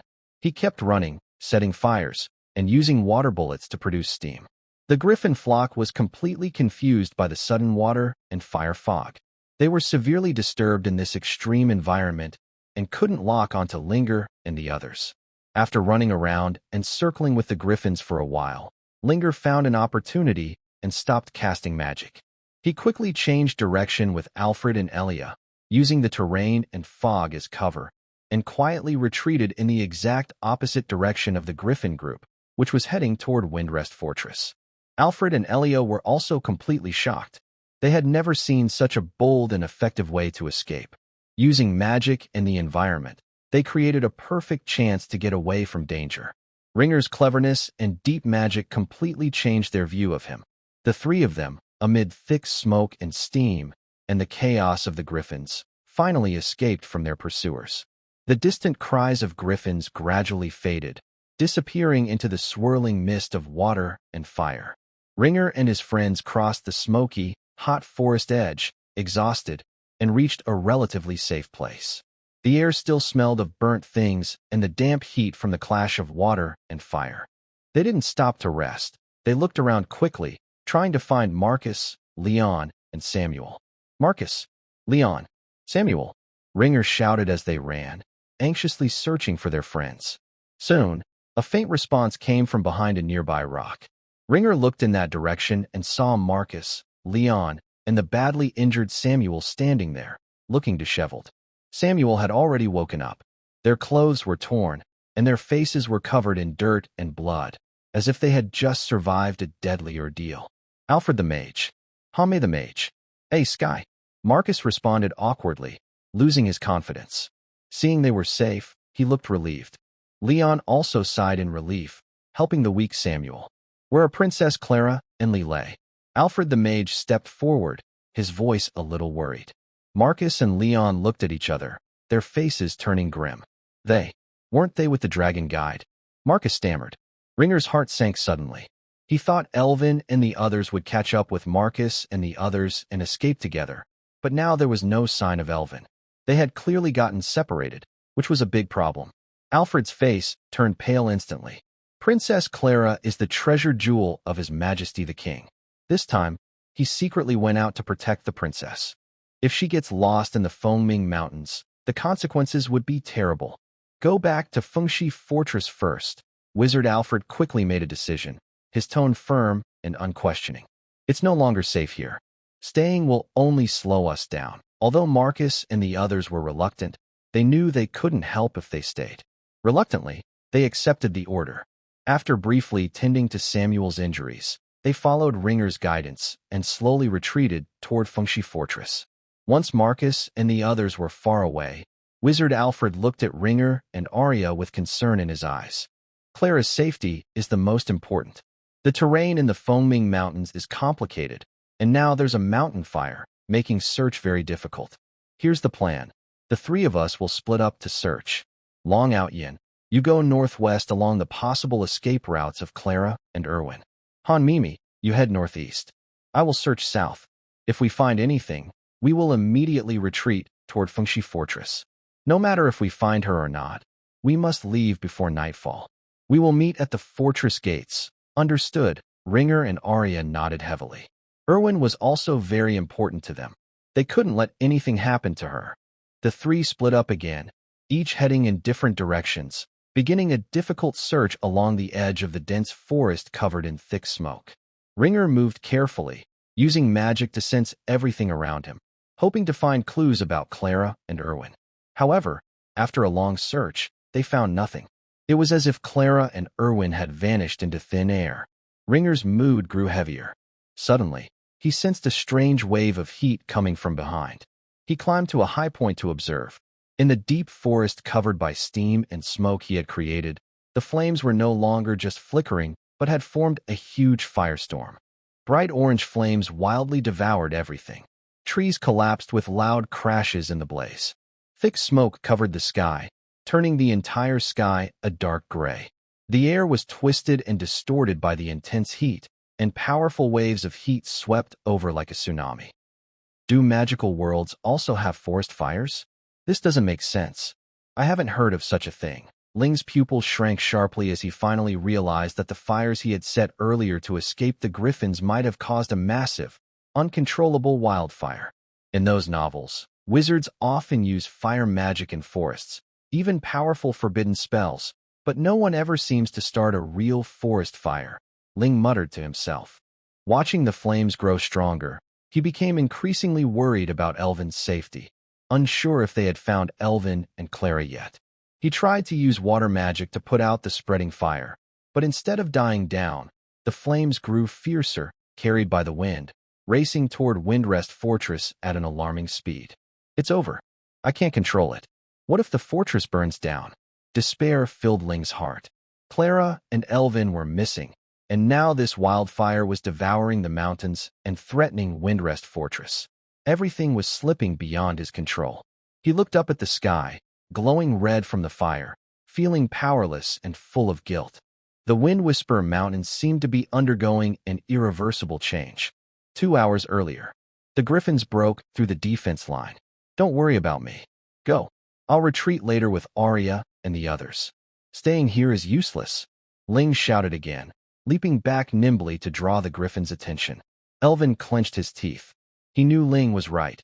If Princess Clara was caught, the consequences would be disastrous. Gritting his teeth, he grabbed Clara's hand and dashed toward the outer edge of the valley, plunging into the dense forest. The sounds of griffin cries and Ling's magic blasts faded behind them, replaced by the forest's damp stillness. Elvin pulled Princess Clara along the uneven ground, branches scratching their clothes, their feet sinking into rotting leaves and slippery mud. Their magic was nearly drained, their strength almost gone, but the instinct to survive kept them moving. Lile, wait. Clara gasped for breath. She was far less fit than Elvin. Her noble upbringing had not prepared her for such exhausting effort. Her face was pale, sweat beading on her forehead, and her golden hair clung messily to her cheeks. Your Highness, we can't stop. There are too many griffins, and they could break through and catch up at any moment. We need to catch up with Marcus and the others quickly and join them. Elvin kept his eyes forward, alert and sensing everything around him. They ran further ahead, gradually entering a denser area. The trees here were taller, with tangled branches and leaves, making it hard for sunlight to shine through. The forest was dark and heavy, with a faint smell of blood and damp earth in the air. I really can't run anymore. We need to find a place to rest, Clara said weakly. Just as Elvin was about to turn back to encourage Clara, he suddenly stopped, his pupils shrinking sharply. Not far ahead, under a thick ancient tree, a tall and graceful figure stood silently. Its fur was gray-brown, covered with large, irregular dark patches, like clouds drifting in the sky. It moved quietly, almost impossible to notice unless you had very sharp senses like Elvin. "Cloud Leopard," Princess Clara exclaimed, her face turning pale instantly. The target of Marcus and his group. Level 5 magical beast, the Cloud Leopard. It appeared at this moment, and its position blocked their way back to Windrest Fortress. The Cloud Leopard's amber eyes flickered with a cold light in the dim forest. It slowly lowered its head and let out a deep, threatening roar. Its body was slender, with smooth muscles, showing a wild beauty ready to strike. "I couldn't see your shadow when I was looking for you, and now you come to take advantage of the chaos," Elvin cursed. He knew things were getting worse. The danger behind them hadn't been cleared, and now a level 5 Cloud Leopard was blocking their front. They were trapped with enemies on both sides. "Clara, it doesn't know who we are. Don't panic. Let's slowly back away," Elvin decided quickly. He gently pulled Clara and started retreating southwest. But the Cloud Leopard clearly didn't plan to let these prey go easily. As Elvin and Clara moved back slowly, it also kept following them. Finally, the Cloud Leopard realized they were trying to escape. It let out a furious roar, its body suddenly springing forward like an arrow, launching a swift chase. Seeing the situation, Elvin grabbed Clara and turned to run without hesitation. A chase began in the dense forest. The Cloud Leopard was very fast, moving skillfully between the trees and almost silent. Elvin cast fireball magic while running faster. Clara also tried to cast some attack spells, but her magic level and experience were not enough to fight a level 5 beast. Chain wind blades. Elvin suddenly turned around. Several wind blades howled through the air, slicing toward the Cloud Leopard's eyes. The Cloud Leopard dodged the blades easily, but its movement was slightly delayed. It growled low and suddenly pounced from the side, sharp claws shining coldly, aiming at Princess Clara's back. "Be careful." Elvin's pupils shrank. He couldn't cast magic in time, so he instinctively pushed Clara away and rolled to avoid the leopard's deadly attack. His left arm was scratched by the claws, tearing open a wound, and blood quickly seeped out. Clara was terrified, her face pale. She sat on the ground, staring at the bloodthirsty look in the leopard's eyes, almost suffocating, forgetting to cast spells. "Lile," she shouted in fear. Elvin endured the pain in his arm. He knew it was not the time to rest. He gathered magic again, continuously casting wind blades and fireballs to temporarily drive the leopard back. He quickly pulled Clara and ran away. In the next few hours, life and death chases kept happening. With his rich battle experience and precise magic control, Elvin repeatedly saved Clara from death. He used almost all his magic power, was exhausted physically, and had many wounds, but his eyes remained firm, always watching the leopard's movements. Princess Clara, from the initial panic, gradually became more determined. She watched Elvin's tired but resolute back, seeing how he protected her again and again without regard for himself. A new, deep feeling quietly grew in her heart. Deep in the forest, night began to fall. Whether it was because night was coming or because the long chase had not yet ended in victory, the Cloud Leopard slowly started to retreat. It slowed down and watched the two still running away. Quietly, he crouched on a large tree branch, no longer chasing. Elvin also noticed the Cloud Leopard had stopped behind them, just watching them quietly from a distance. Elvin pulled Clara to stop as well, and they stared silently at the Cloud Leopard. Neither Elvin nor Clara wanted to run anymore. They were too tired and could rest now. If the Cloud Leopard came closer again, they were ready to fight with all their might. Perhaps it was fate's mercy, because after a moment of eye contact, the Cloud Leopard gracefully turned around and walked into the forest behind them, gradually disappearing into the deep woods. Elvin and Clara waited in place for 10 minutes without moving. They confirmed one thing. The Cloud Leopard had indeed retreated. Elvin finally drove away the Cloud Leopard. He felt exhausted and his legs gave out, causing him to slump to the ground. The dizziness from losing his magic power made it hard to think clearly. Clara sat down beside Elvin, also nearly exhausted. "Lile, are you okay?" she asked, her voice trembling. I'm fine. Actually, I'm not called Lile. My name is Elvin. You can still call me Elvin, Your Highness. Elvin managed a faint smile, but his face was pale and frightening.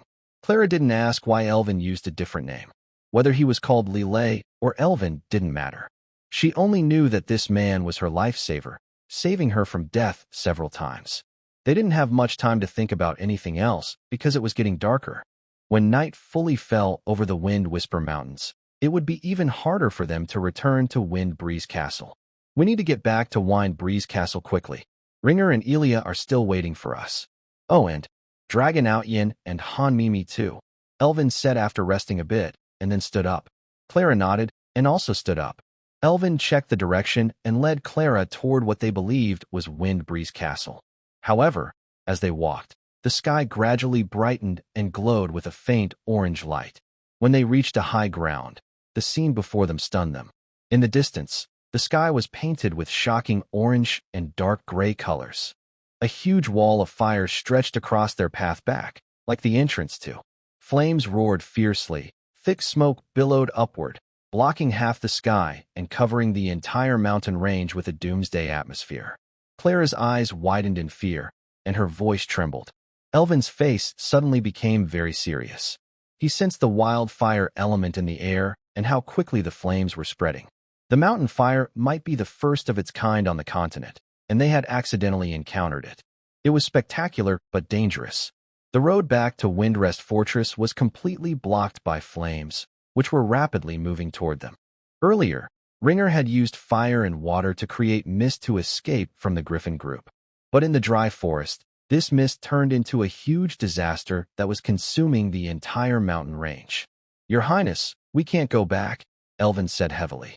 The fire is too big and spreading toward us. We must keep moving southwest to avoid the flames. Reluctantly, Elvin led Princess Clara deeper into the mountains, heading into unknown areas southwest. Behind them roared the blazing fire, and ahead was danger they didn't know. The mountain fire roared like an angry beast in the wind-howling mountains, swallowing everything. Elvin and Clara struggled at the edge of the fire, which was getting closer. Every step they took was on hot ground, and each breath brought in thick, smoky air with a burnt smell. The fire spread very fast, and hot gusts of wind seemed to want to burn them alive. Clara's magic robe was torn by branches, her delicate face blackened with smoke, and her eyes filled with fear. She had never faced such danger before. The fragile princess seemed so small against the power of nature. Cough, cough. Elvin. Clara coughed violently, her throat burning like fire, and she started to sway. Hold on, Your Highness.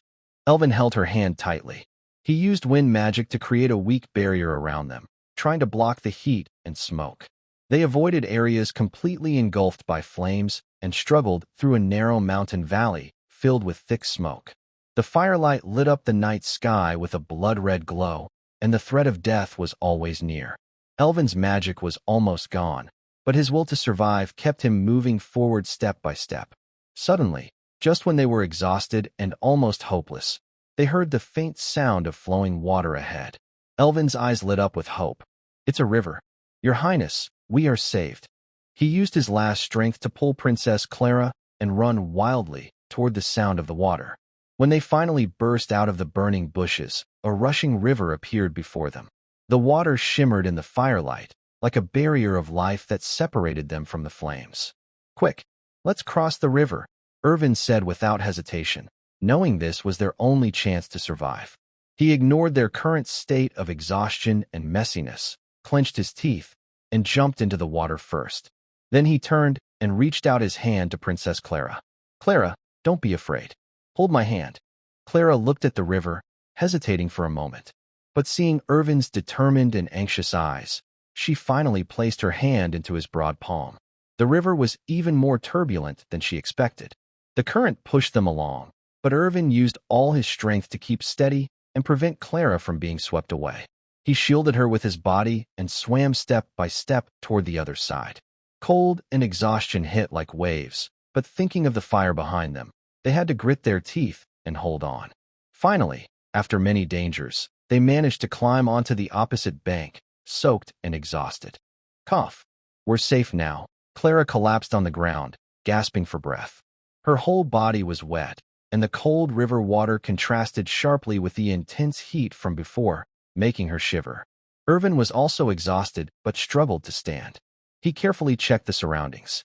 The river was wide enough that the fire probably wouldn't spread here for now, so they were temporarily safe. They were in a dense forest, far from the flames. He quickly found a hidden cave by the river, small but enough for both of them to hide. "Your Highness, let's rest in the cave first and light a fire to warm up," Elvin said as he helped Clara to her feet. They staggered into the cave. Inside, it was dry and sheltered from the wind. Elvin gathered some dry twigs and started a small fire. The orange flames flickered in the darkness, driving away the cold and illuminating their tired, disheveled faces. They sat facing each other, the firelight reflecting on their wet clothes and exhausted expressions. "Elvin, thank you." Princess Clara looked at the fire, her voice gentle and sincere. "If it weren't for you, I might have already died." At this moment, the princess was no longer proud or haughty. The experience had made her seem much more mature. Elvin shook his head. He was not good at expressing himself and simply said, "It's okay." Only the crackling sound of the fire remained in the cave. Clara looked at Elvin, whose face was covered in dust and blood. His left arm was still clearly injured, but his determined eyes and his reckless protectiveness made her feel very warm inside. She had never felt so close to someone's protection before. It was more real and touching than any fancy words from a royal court. At this moment, Clara looked very different from her usual elegant and noble self. She was soaked all over, her magic robe clinging tightly to her body, showing her graceful curves. The river water had made her long hair messy and wet, some strands sticking to her pale cheeks, making her look softer than usual. Her inner clothes were semi-transparent from the water, revealing her fair skin faintly. Her chest rose and fell with her heavy breathing, and her long legs, though muddy, looked slender and attractive in the wet clothes. Elvin sat by the campfire. When he looked at Princess Clara, his gaze accidentally swept over her wet figure, and his heart suddenly skipped a beat. He quickly looked away, feeling a bit hot in his ears. He forced himself to focus on the fire, hiding his sudden nervousness. You've been hurt so badly," Princess Clara said softly. She took out some simple medicine from her pocket and handed it to Elvin. "Let me help treat your wounds." Elvin nodded and watched as Clara carefully tended to his injuries. The darkness, cold, the warmth of the campfire, and their shared life and death experience made a new feeling grow quietly between them. The princess's dependence and trust in Elvin, and Elvin's protectiveness and compassion for the princess, became more obvious. Clara looked into Elvin's deep eyes, tired but intense, and a strange impulse rose in her heart. She felt more at peace than ever, as if as long as he was with her, she could face any danger and stay safe. After finishing the treatment, they sat quietly together. Neither spoke. The night deepened, the campfire flickered, and its warmth comforted their tired bodies. Although they were temporarily safe, they still were deep in the wind-howling mountains, with an uncertain future and no clear way home. Their hearts were full of confusion about the unknown and worries about the safety of friends like Ringer, Elia, and Alfred. But at least in this moment, in this isolated mountain cave, they had each other. Their shared hardship quietly grew in the darkness. I don't know how long passed, but they slowly leaned on each other and fell into a deep sleep. The timeline returns to that afternoon. Linger's mood grew heavier. He searched for a long time, but found nothing. Clara and Erwin seemed to have vanished into thin air. Suddenly, he sensed a strange wave of heat coming from behind. He turned around and saw that the forest, once covered with steam and smoke he created, was now engulfed in a huge blaze. Bright orange flames wildly devoured everything. Trees collapsed loudly in the fire, and thick smoke darkened the sky, turning it gray and black. The air was twisted and distorted by the heat, and powerful waves of warmth swept over like a tsunami. Linger's pupils shrank suddenly. He realized that his reckless fire to escape the griffin flock, combined with the dry vegetation deep in the mountains, had caused an uncontrollable large wildfire. The fire, driven by the wind, spread rapidly toward Windrest Fortress. In this situation, continuing to search aimlessly was clearly suicidal, and it was impossible to find Clara and Erwin in such a huge fire. Linger made a quick decision to return to Windrest Fortress and meet up with Alfred and Elia. He turned around and ran as fast as he could toward Windrest Fortress. When Linger, panting heavily, reached the edge of the forest near Windrest Fortress, he saw that Alfred the Mage and Elia were already waiting there. Their faces were also anxious and serious. "Did you find Clara and Erwin?" Elia asked urgently as soon as she saw Linger. Linger shook his head, full of helplessness and guilt. "No, the wildfire is too big. We can't get close, and we've completely lost their trail." At this moment, all three of them clearly understood that Princess Clara and Elvin were probably completely lost. What worried them even more was that they had seen firsthand the wildfire accidentally started by Linger. It had now become extremely dangerous. The fire, driven by the wind, had crossed the mountain ridge and was heading toward Windrest Fortress with destructive force.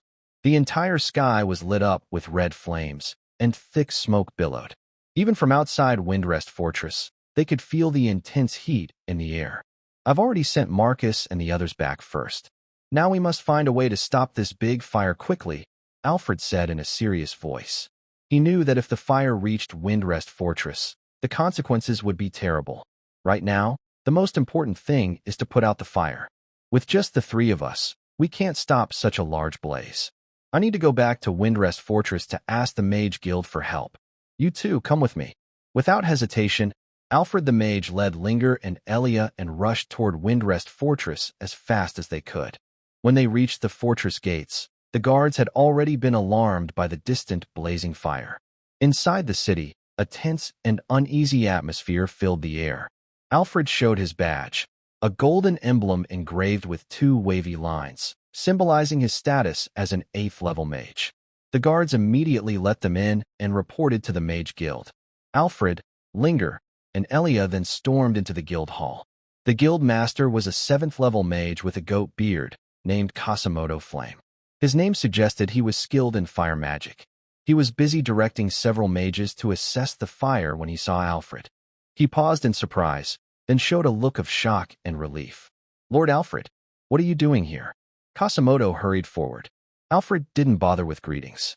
He quickly explained the situation in a serious tone. "Guild Master Kasimoto, a huge wildfire has broken out deep in the Windsong Mountains.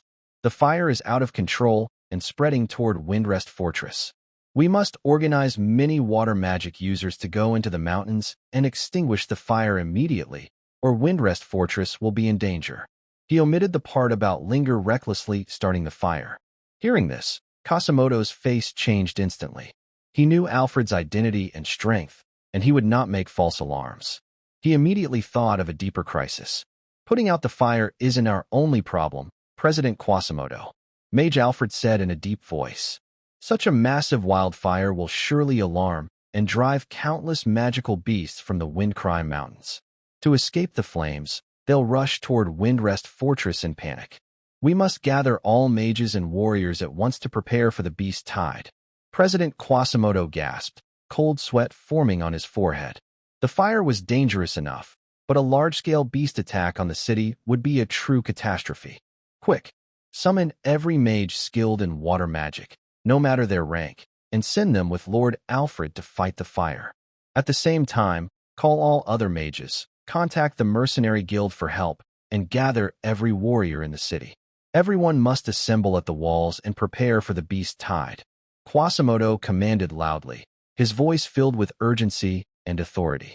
The alarm bells of Windrest Fortress rang out, their deep and rapid tones echoing through the night sky, breaking the city's calm.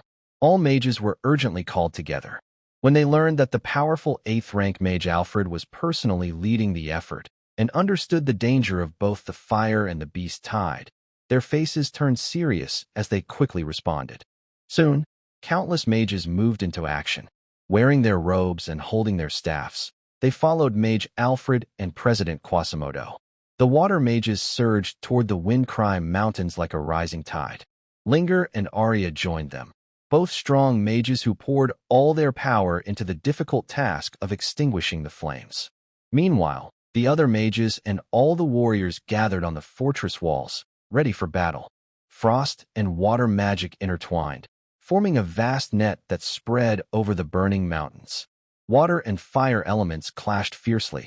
Countless magical beasts, driven by the spreading flames, fled toward Windrest Fortress. A great crisis was about to unfold. The night sky above Windrest Fortress glowed red from the distant mountain fires. The sound of alarm bells and beastly roars filled the air, creating a symphony of disaster. The entire city entered a state of tense but orderly preparation. The beast tide. The beasts are coming. Kasamoto's face turned pale with worry. If the city walls fell, Windless Fortress would be completely lost. To the walls, Kasamoto, the magic master, quickly ordered. He knew that defending the walls was the top priority right now. Roar. Howl. Squeak.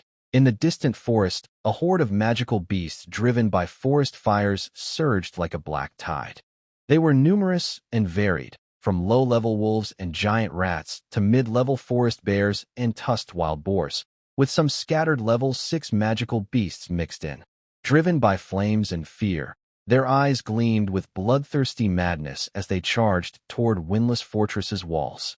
All archers, fire freely. Mages, prepare. The fortress commander shouted loudly. The beast tide approached the walls at an incredible speed. The weakest monsters arrived first, trying to break through with their bodies. Fireball. Rockfall. The fire and earth magic users on the wall began to attack. Countless fireballs and giant stones rained down, smashing into the approaching monsters. Flames exploded among the beasts, and huge rocks turned them into bloody pulp. The smell of burnt flesh and blood quickly filled the air. The warriors also roared in anger. Their battle energy covered their bodies as they swung their weapons, fighting fiercely to kill the first wave of monsters. Spearmen, get ready. Shield bearers, hold steady. The first wave of the beast tide was stopped by the soldiers on the wall. Sharp spears pierced the monsters, and sturdy shields blocked their claws. Level 7. Meteor Shower of Fire. Kasamoto waved his magic staff, sending powerful fireballs crashing down on the wall, instantly igniting large groups of monsters.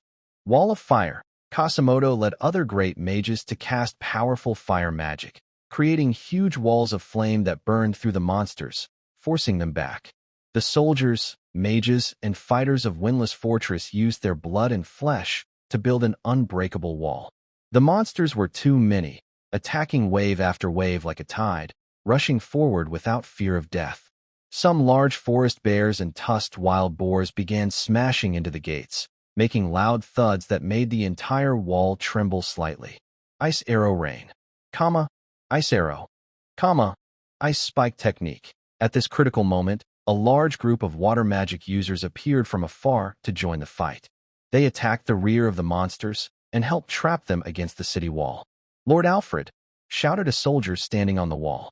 He had just killed a monster trying to break through the wall. Alfred, along with many water magic users, hurried back to Windbreeze Fortress. He left Arya, Ringer, and some other mages at the mountain fire front to keep fighting the flames.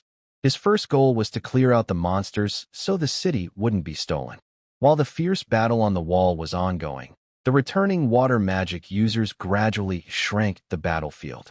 The monsters were now trapped in a small area, and the situation was almost lost. However, the fire in the distant mountains showed no signs of weakening. Instead, with the wind's help, it grew fiercer and approached Windbreeze Fortress's outer defenses. It seemed Ringer and the others were still too weak to handle it alone. President, we must put out the mountain fire quickly. The monster tide here is under control, so I need to go and fight the fire. Alfred, now on the city wall, said seriously to President Kasamoto after repelling a wave of monsters. Kasamoto saw the situation clearly. He knew that only by stopping the mountain fire at its source could this crisis be fully resolved.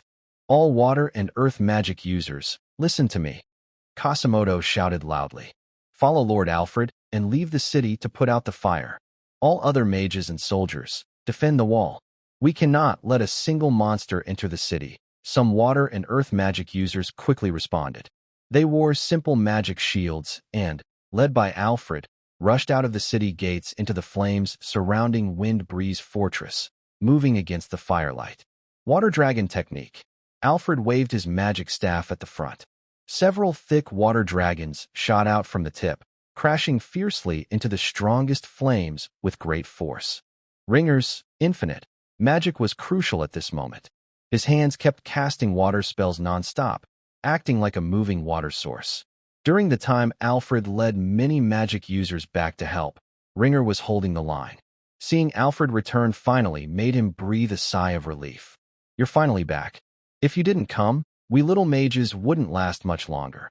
Linger watched happily as Alfred hurried back and spoke. "Some reckless young mages started fires, and now it's up to us old folks to clean up. Don't worry, I brought plenty of earth magic experts this time. The fire should be under control soon," Alfred said with a faint smile as he cast magic. "Exactly. Unlike me, who immediately joins everyone in fighting fires when the forest catches fire. Remember fire safety and protect the forest. The mages helping with the fire are heroes of Windrest Fortress, and history will remember your names," Linger said shamelessly. "Use earth wall magic to separate the flames first," Elia shouted at the arriving mages, ignoring Linger's teasing. The soldiers and mages on the city wall fought off the tide of monsters while hoping the fire brigade outside could stop the blaze. They knew the monster wave would soon be over, and whether Windrest Fortress could survive depended on the frontline mages fighting the fire. The firefighting effort lasted all night, happening alongside the fierce battle on the wall. The mages' magic was drained again and again, but they kept going with their determination and magic potions. Sweat, dust, and magic light mixed on their faces, showing their exhaustion. Finally, at dawn, the first sunlight broke through the smoke, and the raging fire that had swallowed the mountains was finally brought under control, leaving behind blackened ruins. The fire was contained, and the soldiers on the wall could rest for a moment. Some monsters started to growl nervously and turned to flee into the mountains. Windrest Fortress narrowly escaped disaster through blood and fire. As the morning sun dispelled the night, the area outside Windrest Fortress was in chaos, but it also marked the end of an unprecedented disaster. Outside the Morn Mountain Range, the scorched land stretched endlessly, and the air still carried a strong, smoky smell. The mages, exhausted, sat on the ground with their magic drained, but feeling grateful to be alive. Alfred the mage, Linger, and Elia, their robes covered in dust and mud, looked pale. After a night of fighting, under Alfred's command and the efforts of many water mages, the mountain fire was finally extinguished. Cheers rang out from the fortress walls. Cassimo was also at the front line of the wind-howling mountains. He approached Alfred respectfully and bowed. "Thank you, Lord Alfred, for your help. Because of you, Windrest Fortress was saved. The Mage Guild will always remember your kindness." Alfred, the mage, waved tiredly. "You're too kind. It's our shared duty." His eyes still showed concern for Princess Clara's safety. At that moment, from the distant, blackened edge of the forest, two tired figures suddenly appeared. "Look, someone's coming out of the mountains," a soldier shouted, pointing ahead. Everyone looked in that direction. The two people were ragged, with messy hair, faces covered in soot and dirt. But their figures made Linger, Elia, and Alfred the mage suddenly freeze. They were Clara and Elvin, who had been missing. Elvin and Clara woke up just before dawn. They saw the mountain fire was smaller, so they decided to cross the river back to Windrest Fortress. On their way, they met Linger and the others who had put out the fire. "Princess, Elvin," Elia called out happily. "Elvin, Clara," Linger also shouted excitedly and ran forward. Alfred's eyes lit up with unbelievable joy. They helped each other, exhausted but relieved. When they saw Linger and the others, they quickened their steps. Standing in front of them, they looked both relieved and happy to be alive. "Teacher Alfred." Princess Clara's voice was hoarse, but her eyes were full of tears. Elvin also let out a deep breath, supporting Clara and nodding to everyone. He had obvious wounds, showing he had fought hard. The joy of reunion washed away the exhaustion and worries from the night. Everyone gathered around. Alfred carefully checked Clara's condition and confirmed she was okay, though a bit disheveled. Elvin briefly told how they fought the Cloud Panther, escaped the mountain fire, and hid in a cave, which amazed everyone. "It's a blessing from the heavens that the princess is safe," President Cassimo said sincerely. Soon, Marcus, Leon, and others from the city arrived. Seeing Clara safe, they finally relaxed. The crisis was resolved, and the princess returned. Alfred the mage took a deep breath, trying to calm his excitement. He looked at Ringer and Elia and said, "Let's go back to Windrest Fortress first. The guild leader and others will handle things here. You probably aren't called Han Mimi, right?" Alfred asked Elia on the way back to the city. Elia was surprised and looked at Ringer for help. Alfred noticed Elia's expression and said, "No need to be nervous. I mean no harm. There aren't many mages on the continent, especially young ones like you.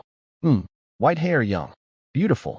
You must be a little one from the Astria family." Seeing his identity was discovered, Ringer openly admitted, "Sorry, everyone. We didn't mean to hide who we are. My real name is Ringer. These are my two friends, Elia and Erwin." He pointed to them as he introduced. "We escaped from the King of Wind territory. They are now after us, so we had to hide our identities for safety. But don't worry, we're not bad people. As for the bounty, I can't explain it all right now," Ringer continued. "I've heard about the Astria family. You must be Olin's daughter, right?" "I sympathize with your father's misfortune," Alfred said to Elia. "You must be Olin's youngest son. The Astria family are all magic geniuses. Even at such a young age, you've achieved so much. It reminds me of my younger days training with your grandfather. He was just like you, full of talent and experience in magic." Sadly, Alfred hesitated. After a brief moment of reflection, Alfred told Elia, "You don't need to hide your identity. If you get the chance, you can register with the Mage Guild in Byron Empire. The royal family of Windrest can't control the Mage Guild here. Their wanted notices are invalid in this place. As for the church, it's a bit complicated, but they can't issue wanted orders in Byron Empire. Just be careful around them. At least in Byron Empire, you'll be safe on the surface. This time, I am leaving the imperial capital mainly to secretly protect the princess and others. If you have nowhere to go, you can come back to the imperial capital with me," Alfred invited. Linger looked at Arya and Erwin. For Linger, as a stranger in this land, it didn't matter where he went. Visiting Aurora City, known as the most bustling city in the universe, sounded good. After a moment of silence, Arya replied, "Thank you, mage. But we need to continue our journey south to find my aunt. Maybe only my aunt can fully help me now. Oh, little Lila? Going to see her is also a good choice. At least you'll be safe there." Alfred paused. "Linger, Arya, I am glad the princess can return safely. It makes me feel at ease. We must part ways now, knowing that Linger and Arya each have their own journeys. Safe travels, Linger. Arya, be careful. This continent is more complicated and dangerous than you think." Alfred sighed and patted Linger on the shoulder. Arya bowed seriously.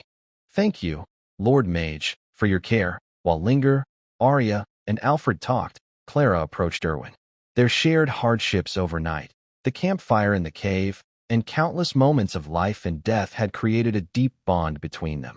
"Erwin," Clara's voice was a little hoarse, full of reluctance.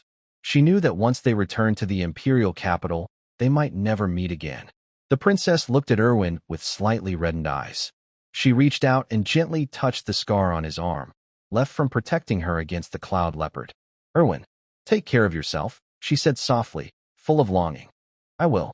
Remember this night." Erwin's heart trembled. He wanted to say something, but didn't know what. In the end, he lowered his eyes and bowed. "Your Highness, take care. I will remember too." He looked up, his gaze lingering on Princess Clara's face, deeply imprinting her image in his heart, as if to forever cherish this moment of tenderness and parting. "Arya, Linger, we need to go." Elvin immediately turned around and walked to his sister Alia and Linger. He tried to hide his inner feelings, but Alia keenly sensed his deep reluctance to part. There was no need for many words. Only deep understanding and a silent bond formed through shared life and death experiences. Against the backdrop of dark mountains and in front of the weathered city walls of Windrest Fortress, everyone was about to go their separate ways. The sea breeze was warm and gentle as it brushed the deck. It had been half a month since they left Windrest Fortress in the north of the Byron Empire. The ship was sailing on the vast, endless sea on the east side of the continent. Linger stood at the bow of the ship, beside a young noble dressed in luxurious silk robes. "Linger, look," the young noble said, pointing to the distant sky with his slender fingers. "The clouds are changing shape, and more seagulls are appearing. This means we've left the cold northern currents and entered the Empire's eastern golden route. If we turn east now, we might see the legendary Dragon Gorge. It's truly fascinating. His voice was gentle and friendly, making people feel warm and comfortable. His name was Julian von Strauss, the second son of a marquis. His family's land was located in the southern part of the Empire's Golden Plains. Linger nodded slightly, but his gaze was distant. The half-month voyage was not just a change of place for him. It was a process of gaining strength. Half a month ago, at Windrest Fortress, a huge wildfire and beast tide had just been extinguished. After saying goodbye to Alfred the Mage and Princess Clara, Linger and the others set out south. At the river port of Windrest Fortress, they boarded a ship heading to Ely Seaport, the largest port in the eastern part of the Empire. It was here that they met Julian. Linger's thoughts drifted back to the day they first boarded the ship half a month ago. The ship they took was one of the most luxurious merchant ships on the northern route. Linger had made a good profit recently, and after earning money, he couldn't be stingy anymore. They not only traveled on a luxurious merchant ship, but also booked a VIP cabin on the upper deck. On the evening of the first day, the three of them prepared to go to the dining hall for dinner. However, when they reached the restaurant door, a waiter dressed in a tailcoat and holding his chin high stopped them with his hand. "Please wait," the waiter said, glancing briefly at their cheap mercenary outfits, a hint of contempt flashing in his eyes. "Sorry," he continued in a formal, haughty tone. "This restaurant is for VIPs only and requires appropriate dress. Also, all the seats are booked for tonight." This was a very subtle form of mockery. He didn't say outright that they couldn't enter, but every word implied, "You rude mercenaries are not welcome here." Elvin's face instantly turned red, and he was about to invoke noble etiquette. Arya's expression grew cold immediately. She hated this gatekeeper attitude the most. Just as Ringer was about to solve the problem in the simplest way, by showing gold, a gentle voice came from behind the waiter. "Henry." They saw a young man sitting at the best window seat in the restaurant, slowly wiping his mouth with a napkin.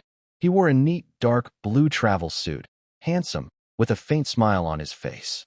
He was Julian von Strauss. The waiter was startled and quickly put on a humble smile. "Young Master Strauss, is dinner to your liking?" "Very satisfying," Julian said slowly as he stood up. It was clear he had finished eating. He didn't even look at the waiter, his gaze passing over him and settling on the three of them. Julian's eyes lingered on Arya's face for a moment. Then, intimidated by her cold, piercing aura, shifted to Elvin, who looked cautious, and finally fixed on Ringer, who remained calm and expressionless. "Henry," Julian said with a smile, but his words were firm, "I am about to leave. These guests can use my seat." The waiter was stunned. "But, young Master Strauss, their clothing." "Oh?" Julian's smile remained, but his tone carried a hint of amusement. "Are you saying I, Julian von Strauss, don't even have the right to invite a few friends to share a table?" No, that's not what I meant." The waiter broke out in a cold sweat. He dared not offend the son of the Marquis. Julian no longer paid attention to him. He walked straight to Ringer and bowed slightly with grace. "Dear friends, I apologize. The rules of this restaurant are usually quite strict. I have finished my meal, and leaving this seat empty is a waste. Please, feel free to use it. The view outside the window is quite nice." Ringer looked at the man in front of him, who exuded high emotional intelligence and control in every gesture. He nodded silently. "Thank you very much," Ringer said politely. "I'm Ringer. These two are my companions, Alia and Erwin." Julian von Strauss. Julian's smile grew wider. He appreciated Ringer's straightforwardness. "This journey is quite long. I hope we have a chance to talk again." His thoughts drifted back to the deck. The 15 days of sailing had been unusually peaceful. Ringer, Erwin, and Alia spent almost all their time meditating and practicing. The sea was constantly moving. Under the guidance of Alia, a level 7 mage, Ringer and Erwin's perception and control of elements improved rapidly. Ringer's mental strength was already at the peak of level 3. Just 3 nights ago, his mental sea suddenly opened up, and the invisible barrier shattered. He officially stepped into the threshold of a level 4 Grand Mage. This meant he was no longer an apprentice, but a true mage. He could now start learning and creating level 4 magic, which is a core part of this world's power system. According to Alia, Mages usually choose an element they feel most connected to when learning magic. For example, she herself favored water and ice magic. Ringer, however, felt no strong affinity for any element, so he didn't know which to choose. He could only try learning them all first. But Alia advised him that human energy is limited, and she urged him to pick a proper magical path quickly. Erwin also made rapid progress. After experiencing his family's destruction, Lena's departure, and Clara's life and death, his mind had become incredibly resilient. Under his sister's dedicated guidance, he successfully broke through his bottleneck and advanced to a level 5 intermediate mage. Brother Ringer? Julian's voice interrupted Ringer's thoughts. What are you thinking about? You seem lost in thought. Oh, I was just wondering how far we are from the Golden Plain, Ringer replied casually. Julian smiled when he heard this. He clearly misunderstood Linger's words, thinking he was longing for the wealth of the Empire. Almost there, Julian pointed at the map and patiently explained, after we reach the port of Alicia, we can take the Empire's Golden Road. That road goes through the eastern plains and directly to the heart of the Empire. He pointed to the largest area on the map. That is the Golden Plain, the granary of the Empire. We will pass through there, near the third largest city, River Bay City. My family's estate is not far south of River Bay City. During the half-month at sea, Julian's manners made the three of them admire him greatly, and they already considered him a close friend. Brother Linger, Miss Elia, Erwin, Julian sincerely invited. Since your final destination is the southwestern mountains, you will pass through my family's estate. The journey is long, so why not travel together? When we reach the Golden Plain, please come visit my estate. I can provide you with the best carriages and supplies. Seeing Julian's honest eyes, Linger felt warm inside. In this strange world, a true friend was more valuable than money. Then, I humbly accept your kindness, Linger said with a smile and a bow. Thank you, Julian. 3 days later, the lookout shouted loudly. They had arrived at the Empire's largest port in the east, Alicia Port. This city was very different from the rugged north. It was built almost entirely of white stone, with countless merchant ship sails gathering in the bay like a forest. The air was filled with the salty smell of the sea and the fragrant aroma of exotic spices. Julian and his companions bought several large, sturdy carriages at the port and officially began their journey across the Empire's heartland. A few days later, we are now on the Golden Plain of the Empire. Julian acted as a perfect guide on the carriage. The carriage left the coastal hills of Alicia Port, and a vast golden plain stretched out before them. It was late summer, and endless wheat fields rolled like a sea of gold. Fertile black soil was dotted with prosperous villages and estates. The heart of the Empire, Julian sighed. This plain and the Golden Water River, running through it, support half the population of the imperial capital and the entire country. Look over there, he pointed toward the distance, where a wide waterway shimmered with golden sunlight. A giant inland barge, fully loaded with grain and goods, slowly moved inland. Alia and Elvin were both stunned. They had never seen such a rich and beautiful scene in the Cold Wind Kingdom. The north is only ice, black pines, and hardy people, but here, the wealth spilling from the land alone makes people long to stay. Linger silently calculated. Such a large farming base means a stable population, thriving trade, and deeply rooted ruling classes. After several days of travel by carriage, they finally arrived at another shining jewel on the Golden Plain, the third largest city of the Empire, River Bay City. This city was built at a large bend of the Golden Water River. Inside, waterways crisscrossed, with many docks and warehouses lining the river.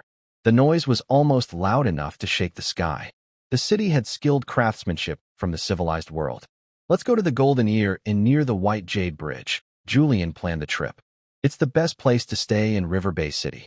Then I need to visit the local merchant guild for some family business. You can explore on your own for now. With Julian's help, Linger and his group smoothly checked into the most luxurious inn in River Bay City, the Golden Ear Inn. The inn was in a prime location, almost overlooking half the busy city. Julian needed to handle family affairs at the merchant guild. After a quick lunch together, they would part ways. Julian, Linger, Alia, and Elvin sat by a window, waiting for the waiter. Outside the inn, there was a small square. On its edge stood an old windmill, one of the symbols of River Bay City's history. Irvin was curious, looking out the window at the city's customs and scenery. Alia was quietly resting her eyes. Linger, Irvin suddenly nudged Linger's arm. Look at that windmill. Linger looked in the direction he pointed. The windmill was clearly old and worn. Its large wooden blades creaked in the river breeze, making a squeaking sound. One blade seemed loose, with wood shavings falling from the joint. It looks like it's about to fall, Linger judged. Just as he finished speaking, the huge windmill blade could no longer hold on. With a sharp cracking sound, it fell from a height of over 10 meters, crashing loudly to the ground. Danger! Elvin's pupils suddenly shrank. Below the windmill house, in the shadowed area, 2 children around 3 or 4 years old were crouching and playing, completely unaware of the deadly shadow overhead. At this moment, Arya opened her eyes and reached for her sword sheath behind her. Just in time. Whoosh! A figure moved so fast it almost left an afterimage, rushing from the other side of the street into the square instantly.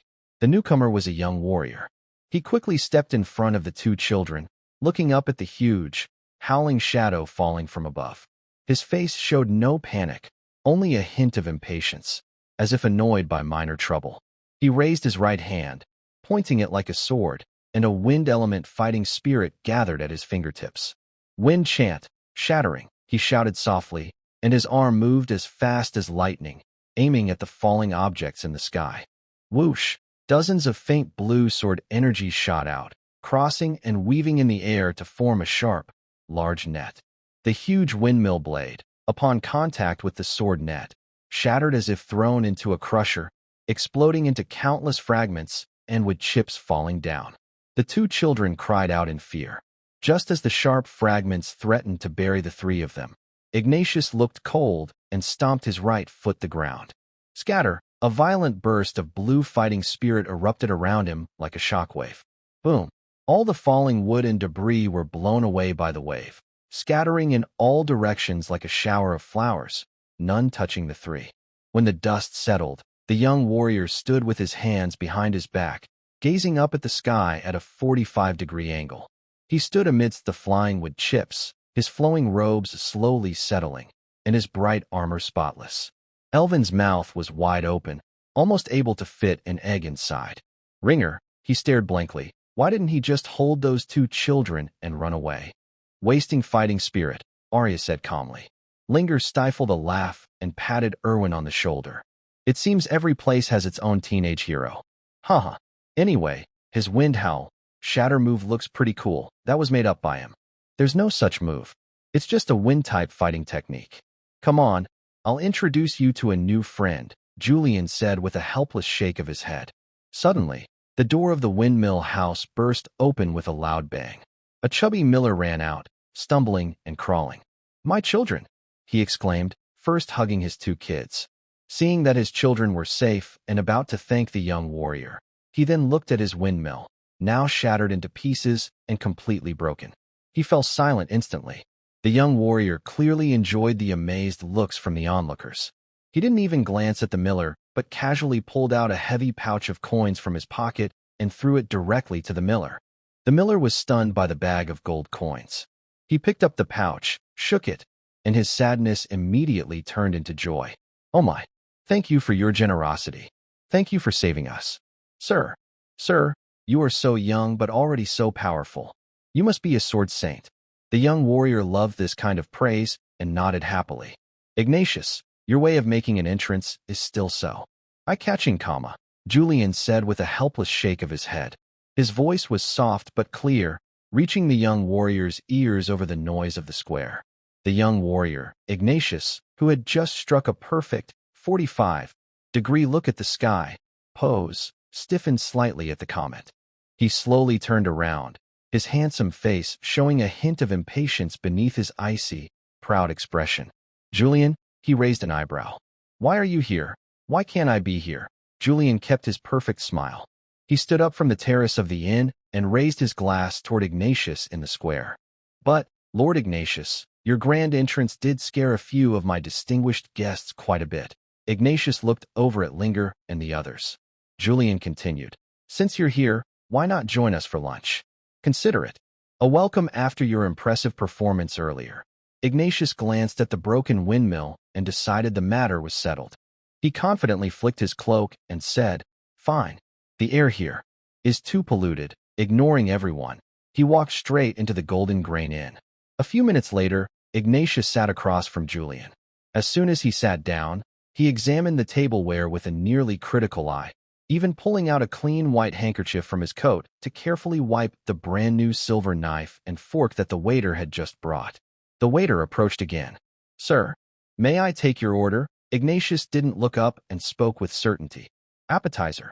Silver base from the morning dew of the Golden Water River, caught this morning.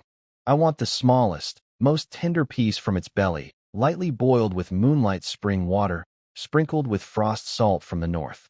Remember, frost salt, not the rough sea salt your kitchen usually uses. Main course, tenderloin of a 3-month-old baby unicorn from the Golden Plains.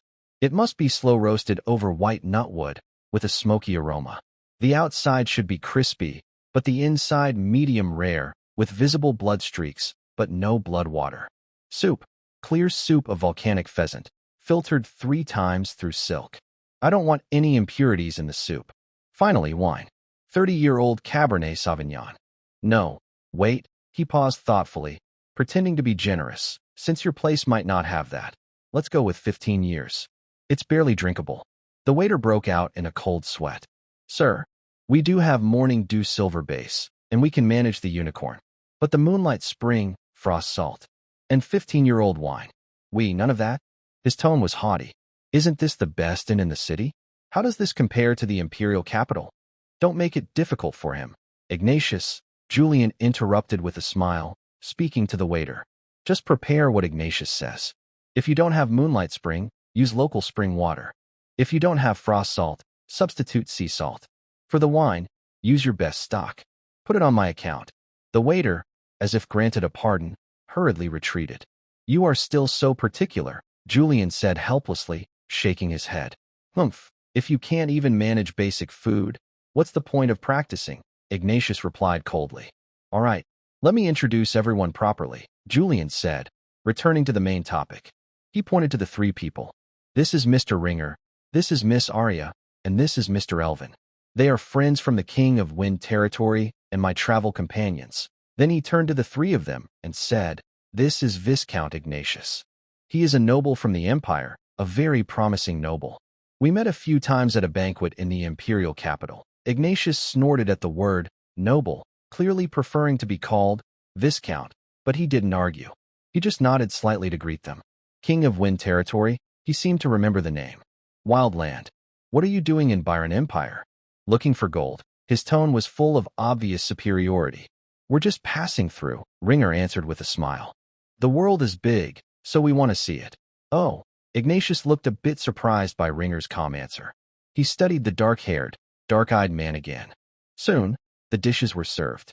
Ignatius ate with a precise, almost dissecting manner, while Ringer and the others, already hungry, started enjoying their lunch. "By the way, Viscount Ignatius," Julian asked casually while cutting his steak, "I remember your family is in the imperial capital. Why did you come alone to the Eastern River Bay City? The imperial capital is too boring," Ignatius said softly, setting down his wine. "I just travel around to sharpen my sword skills." "Travel around?" Julian's eyes lit up. "That's perfect." Julian put down his knife and fork, smiling sincerely. "Ignatius, Ringer, and I are planning to cross the Golden Plain and go to my family estate in the south. Since you also travel freely, why not join us? The journey is long, and having a strong person like you with us would make us feel safer." Ignatius was silent for a moment after hearing this. He seemed to be weighing the pros and cons. Humph, the Golden Plain. He glanced out the window at the busy waterway, seeming to think of something. "That's fine. My father plans to buy a few estates there. It wouldn't hurt to go and take a look beforehand." He spoke in a tone that sounded somewhat generous. "Since you sincerely invite me, I suppose I can reluctantly travel with you for a while." "Great." Julian seemed completely unaware of any reluctance and happily agreed. "It's settled then. Ignatius, we plan to rest in the city for a day and buy some supplies. Tomorrow morning, let's meet at the inn's entrance and set out." "How does that sound?" However, Ignatius replied briefly. He stood up, as if he had finished eating. This meal was okay. He gave a straightforward comment, then ignored the bill, turned around, flicked his cloak, and left the restaurant amid the respectful gazes of the diners. Phew, Elvin exhaled. Eating with him is really stressful. He's an interesting person, Ringer said with a smile, shaking his head. Linger did not refuse. He knew Julian was telling the truth. You're too kind. Let's split up and meet again tomorrow, Julian said quickly and took his leave. In the lobby of the Golden Grain Inn, Linger, Aria, and Erwin waited for a moment. Soon, someone from the side hall hurried over. The man was about 50 years old, slightly overweight, dressed in a decent blue mage's robe. However, the robe was embroidered with the Strauss family crest in gold thread, making it look a bit odd. He had thinning hair and small, quick eyes that looked sharp and shrewd. Are you Mr. Linger? The man asked warmly, extending his hand with a big, businesslike smile. My name is Tony. I serve young Master Julian. He's in a hurry and asked me to make sure you all enjoy your time exploring River Bay City. Linger shook his somewhat slick hand and looked him over silently, noting his sparse hair. What a Tony, or should I say Mage Tony? Tony's small eyes quickly scanned the three of them without showing any emotion. A stunning ice queen, but too cold. This kid, though dressed like a cheap mercenary, has the air of a noble. The leader here. Such strange aura. Why does he keep staring at my hair? That's rude. Please, Mage Tony, there's no need to be so polite, Linger said, withdrawing his badge. We just want to visit the crafts district and the market to buy some things. Thank you for guiding us. No trouble at all. No trouble at all. Tony immediately led the way. Young Master Julian's guests are my most honored guests. Please, this way. They walked along the busy streets of River Bay City. Unlike Julian's gentle manners, Tony was a real chatterbox, constantly talking about business. Mr. Linger, on your left is the largest silk guild in the Water River. Their silk is reserved for the royal family of the Imperial City. As for the price, well, it's fair. Miss Alia, that jewelry shop ahead is run by dwarves. Their craftsmanship is excellent, but the prices are a bit high. If you like, I can get a 30% discount for you.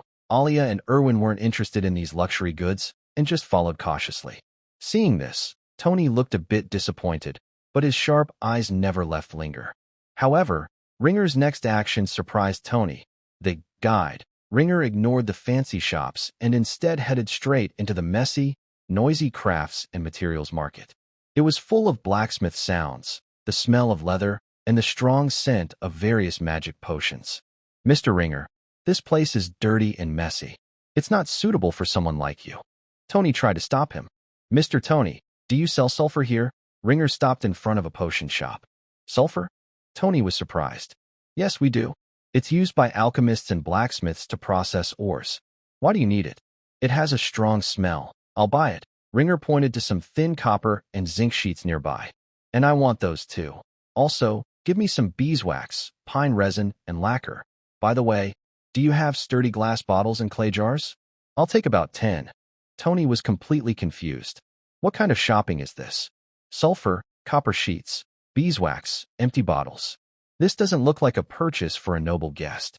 It seems more like a scavenger collecting junk. Who is this person? Could he be a down-and-out alchemist? Tony wondered silently, but quickly helped Ringer bargain and pay. He had to admit, although the items Ringer bought looked messy, he had driven the prices down to the lowest, showing he was quite experienced. Ringer was finally wealthy enough to shop somewhere he could spend. Of course, he wanted to buy a lot, whether he needed it or not. As long as the materials seemed useful, he bought them all. Watching Ringer happily load a large pile of junk into almost a whole cart, Tony felt it was necessary to show this, Mr. Ringer, what true, valuable research looked like. Mr. Ringer, Tony said mysteriously on the way back, lowering his voice. Since you're interested in these materials, I guess you're also an alchemy researcher. Somewhat, Ringer replied noncommittally. Tony rubbed his hands and showed his usual shrewd smile. To be honest, I, Tony, am also a researcher. Though I'm a mage, my real talent isn't in magic. He carefully took out a small bottle from his chest, containing a cloudy, pale yellow liquid. Sir, look, this is my special formula, developed using the strong and stable properties of earth elements, Tony said with a mischievous smile. I call it the steel mixture. Steel mixture? Linger raised an eyebrow. Yes. Tony's voice lowered further. Mr. Linger, since you are a respectable person, you probably attend some social events when you go out. This potion has no other use, but it can make amends. Thing become as hard as steel in a short time. It's a must-have for travel and showing strength. Alia blushed when she heard this. Linger was stunned, not because of the potion's function, but because of Tony's theory, using earth element properties. Inventing a potion? This guy is a wild herbalist. Seeing that Linger didn't seem interested, Tony quickly added, Sir, don't worry. I have more. He pointed to his face, which was over 50 but had surprisingly few wrinkles around his eyes. How about my skin? It's not natural. I used the moisturizing properties of water elements to invent a level 1 spell, wrinkle removal. This is my exclusive invention, Mr. Linger. Only I, Tony, can do it on the entire continent, Tony said proudly. It can precisely smooth out tiny wrinkles and restore skin shine. Miss Alia, look. Alia gave him a cold glance, and Tony immediately shut his mouth. Cough, cough. Tony awkwardly smiled. Although I, Tony, am not talented in magic and am still an apprentice at 50, I excel in practical research. No one else in the Empire can match me, Mr. Tony. Linger suddenly spoke, his eyes shining. Where did you learn these? Studies? Learn? Tony was stunned, then forced a smile. Mr. Linger, you're joking. All of this was forced out of me. I originally come from the limestone territory. Limestone territory? Linger's heart suddenly skipped a beat. Yes, that poor, impoverished region in the southwest mountains, Tony said with a shrug, a hint of complex emotion in his eyes. The land is barren, and monsters run wild. As a magic apprentice without talent, I had to figure out ways to make money, or I would have starved long ago. It turns out the person is from Aunt Lila's territory. Linger immediately asked, Then why did you follow young Master Julian? When he mentioned this, Tony's face suddenly changed. His usual sneering smile froze for a moment. Then he quickly returned to normal. Just old stories. I got involved in these things by accident, and owed a little money to the Strauss family. Julian saw I was somewhat clever, so he let me do odd jobs around him to pay off the debt. Linger keenly noticed a fleeting look of dissatisfaction in his eyes. I see, Linger said calmly with a smile. Mr. Tony, you're quite talented. Do you happen to know where I can find a good potion for hair growth? Linger looked at Tony's thinning hair.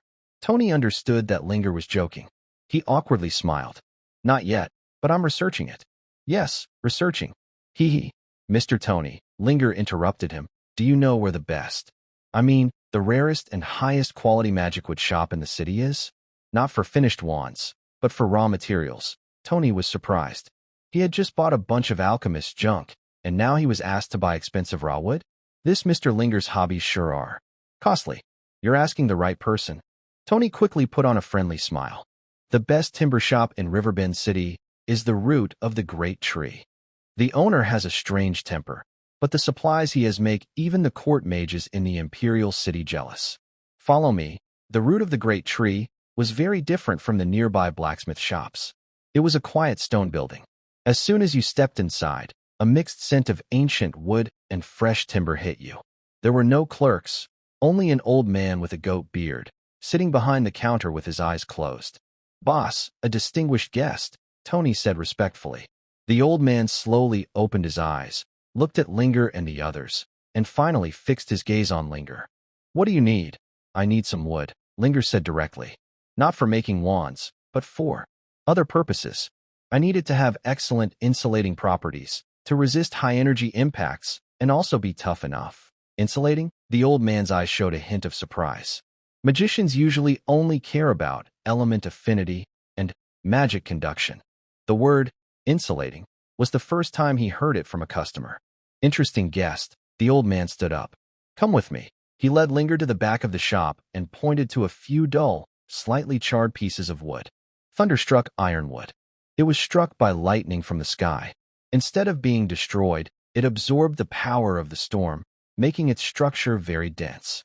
It doesn't react with any elements, and it conducts magic poorly. It's considered scrap for making wands.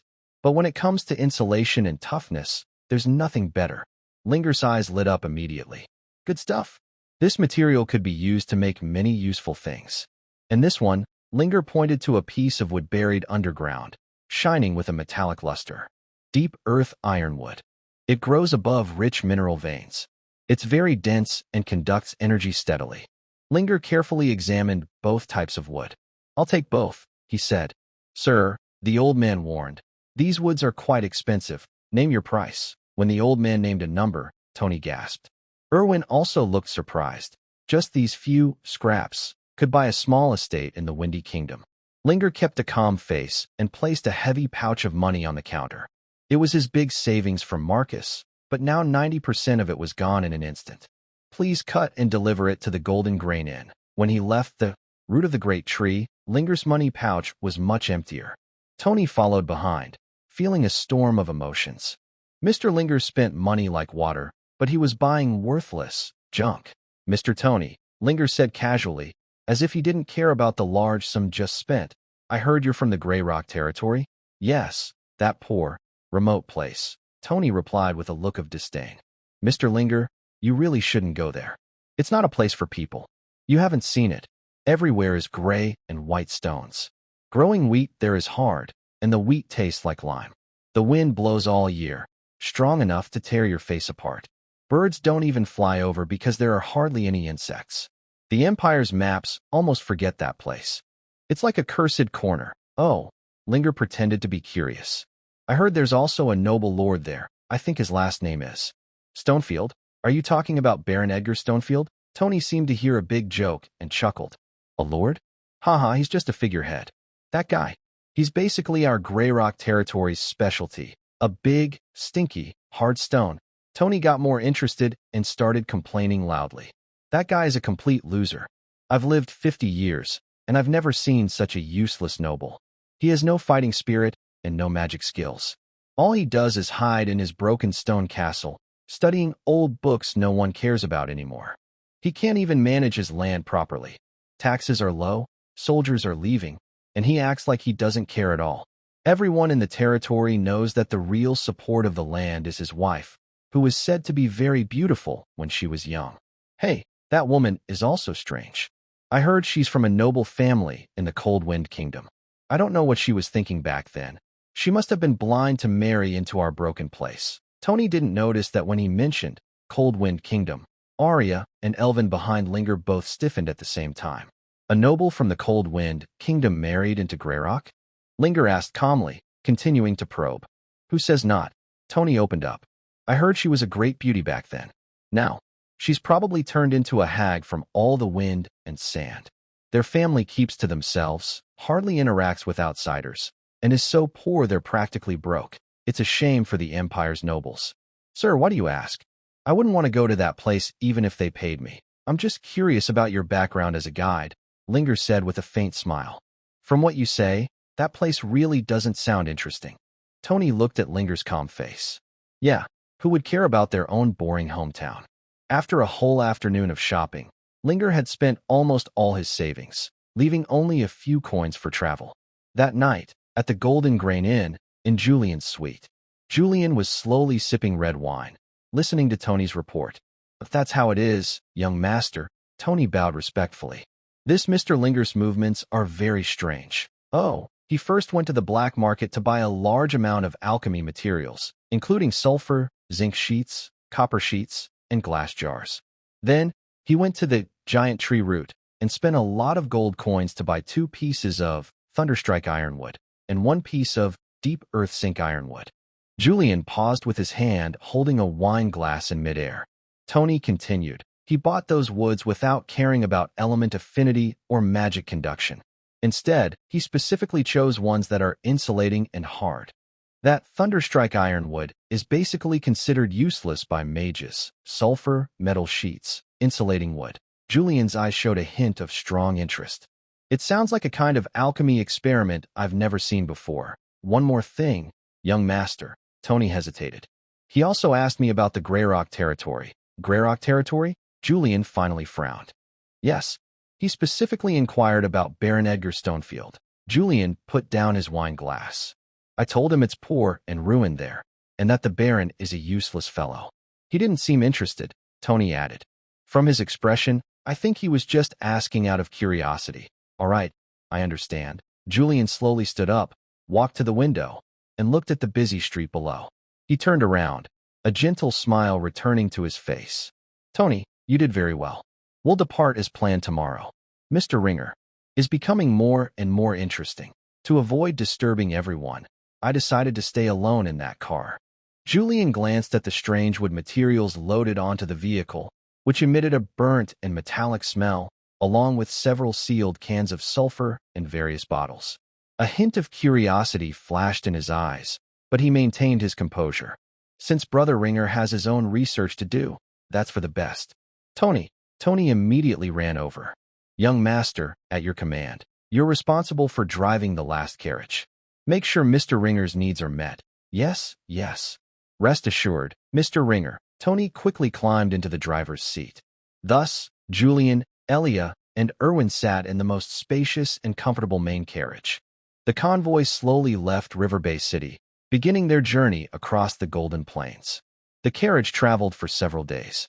During these days, Erwin and Elia truly experienced what is meant by the heart of the Empire.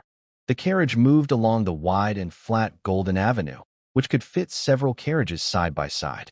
They passed through several prosperous small towns, saw the dense fleet of ships on the Golden Water River resembling a forest, and also observed numerous wealthy villages and estates scattered across the plains. Julian acted as a perfect guide, introducing the local customs and scenery. Erwin and Elia were amazed by the richness of this land. One afternoon, the carriage left the Golden Avenue and turned onto a narrower, yet equally well-maintained private road. We have arrived. Julian pulled back the curtain, a proud smile on his face. This area marks the official territory of the Strauss family. It was harvest season. On both sides of the road, endless fields of neatly cut stubble stretched out. The air was filled with the scent of grains, straw, and dry earth. Look, they are harvesting. Julian pointed to a brightly lit field in the distance. What a prosperous sight, Julian sighed.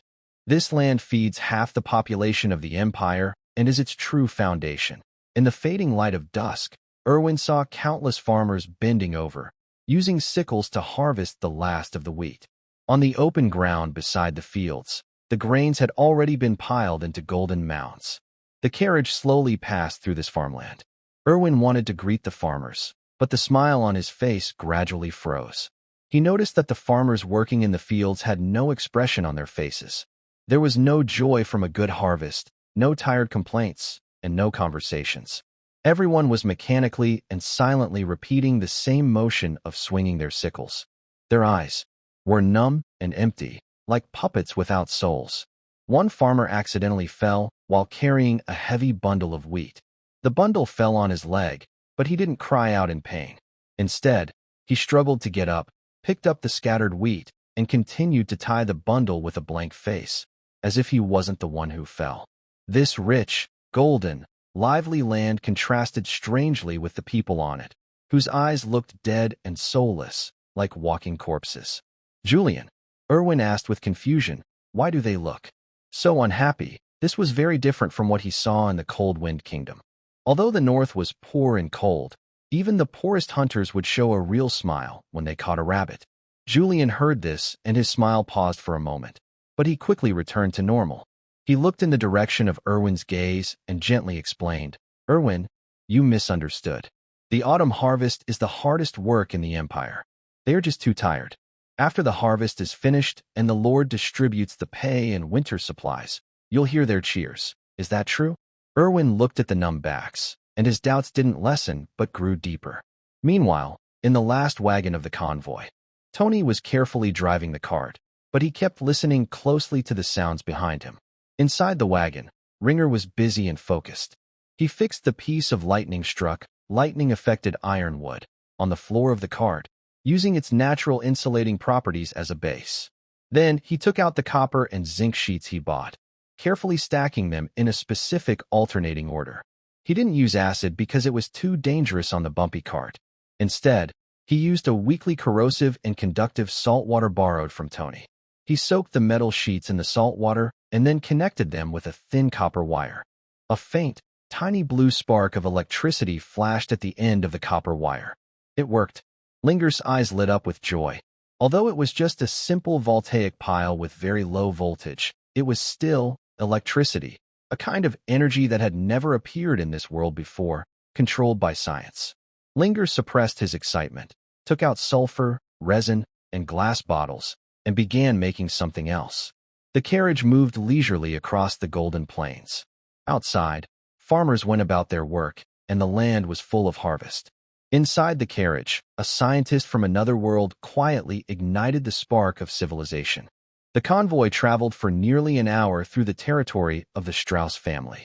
On both sides of the road, endless fields of stubble remained after harvest, and distant estates and villages gradually blurred. Elvin sat inside the carriage, his mind haunted by the dull, empty eyes of the farmers he saw at dusk. The scene was a stark contrast to the richness of the golden plains, making him deeply thoughtful.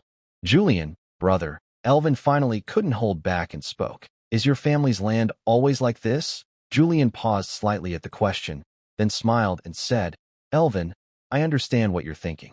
Order comes at a cost. The prosperity of the Golden Plains is built on absolute order. The numbness you see is just another form of obedience. Arya had been quietly resting with her eyes closed. At these words, she slowly opened her eyes and furrowed her brows slightly. Suddenly, at the front of the convoy, Ignatius's magnificent carriage suddenly stopped. Creak. The main carriage also braked sharply, causing Elvin and Arya to lurch forward due to inertia. What's going on? Julian's brow furrowed for the first time.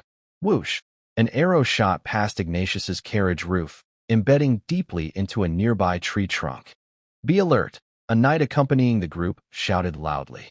At this moment, Ignatius slowly stood up, standing at the front of the carriage with his hands behind his back, proud and unbothered. He looked ahead, his face showing irritation at being disturbed. Ahead on the road, a makeshift barricade made of large stones and fallen trees had appeared unexpectedly. Rustling sounds. A large crowd of people appeared from the wheat fields and woods on both sides of the road. Leading them was a brave-looking knight, who took off his helmet to reveal bloodshot eyes. Two other knights stood beside him, calm and strong, clearly level 4 knights. Behind them were a dozen soldiers and villagers, with over 100 farmers holding pitchforks and sickles. Tony, protect Mr. Ringer, Julian shouted loudly, then pushed open the carriage door and calmly stepped down. Inside the last carriage, Tony looked pale with fear, almost hiding under the seat. Ringer also heard the noise outside and came out to see what was happening. Captain Reno, Julian recognized the leading knight, his face turning serious. What do you mean? Are you rebelling by stopping the family convoy? The knight named Reno, a level 4 knight, took a deep breath. His fellow knights behind him, also level 4, gripped their weapons tightly. Young Master Julian, Reno's voice was hoarse but firm. We don't want to hurt you, but we need you to come with us. How dare you? Shouted a family guard next to Julian. Reno, are you crazy? Julian looked at him coldly. Who gave you your knight title? Do you forget how your family escaped from being tenant farmers? I haven't forgotten. Reno's emotions flared. He pointed at the villagers behind him. I escaped from being a tenant, but my uncle, my cousin, they are still working in the fields.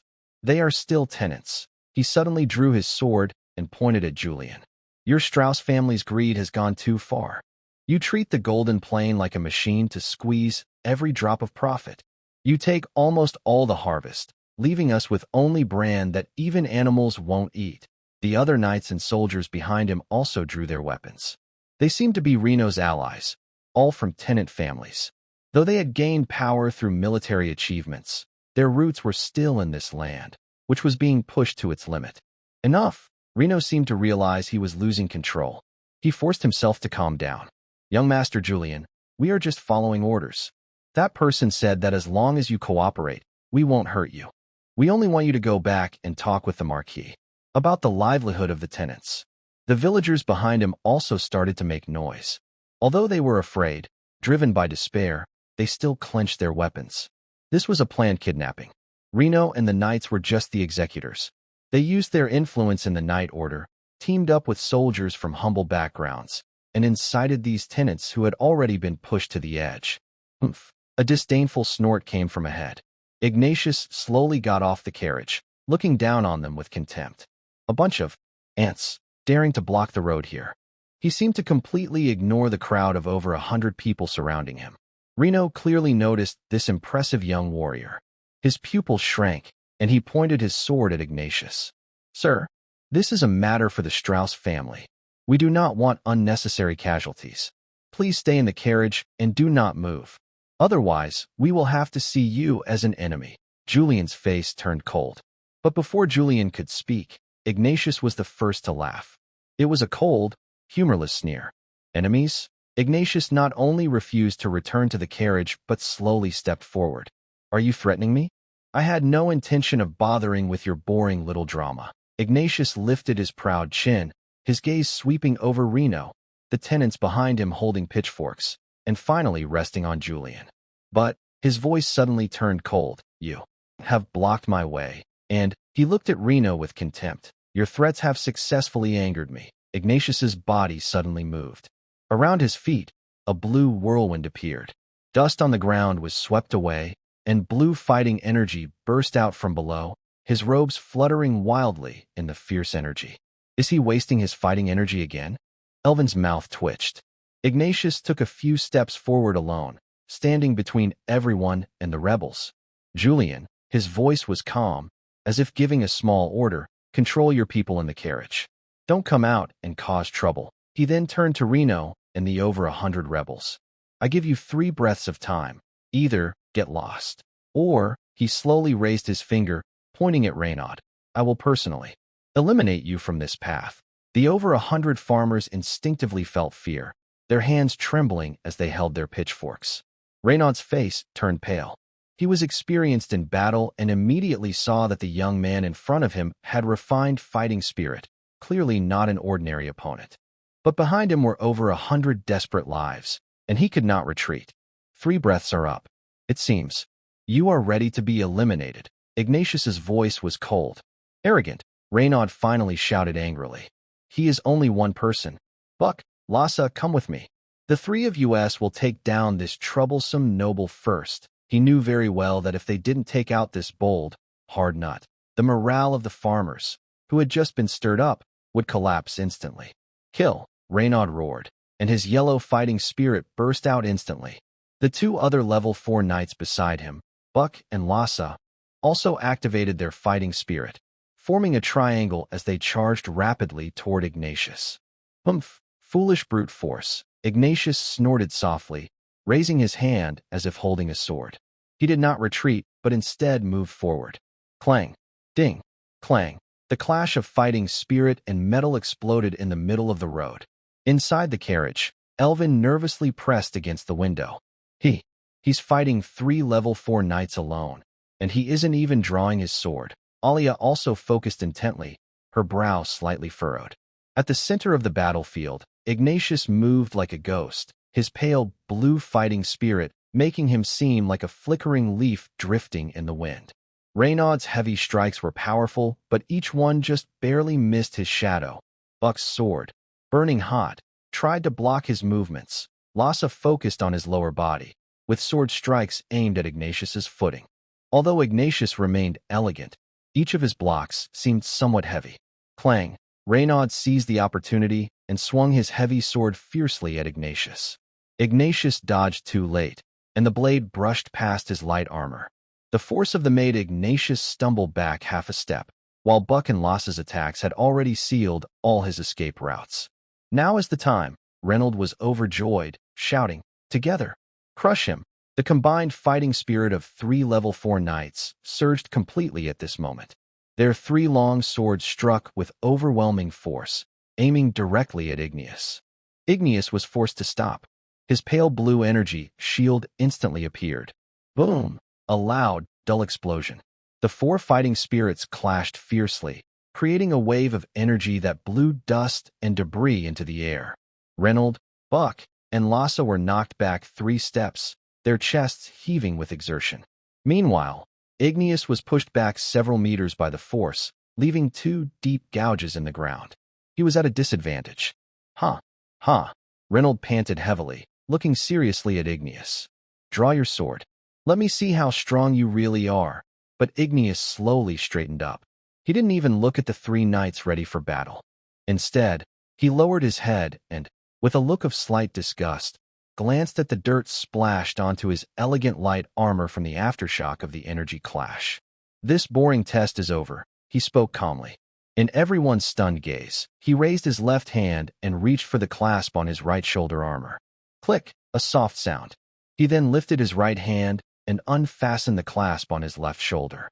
Then, as if he was just taking off a normal formal dress, he shrugged slightly. The ornate, lightweight-looking, light armor with intricate wind patterns slid down his body. Reynold and Laya even sneered, thinking this noble young master was so scared he was about to surrender by removing his armor. Until thud. A terrifying loud bang, impossible for light armor to produce, sounded like a giant hammer hitting the ground. The stone pavement beneath Igneous' feet shattered instantly when his armor hit the ground. Cracks spiderwebbed outward. Dust and fragments exploded violently. The chest, shoulder, and skirt armor of that light armor sank deep into the ground, causing dust clouds even more dramatic than the energy clash moments ago. "Showing off your stuff, huh?" King B probably waited a long time for this moment. Ringer's distant smile almost couldn't be contained. This, how is this possible? Reynolds' pupils suddenly shrank to a pinprick size. "Huh." Amidst the dust and smoke, Ignatius slowly exhaled a white breath.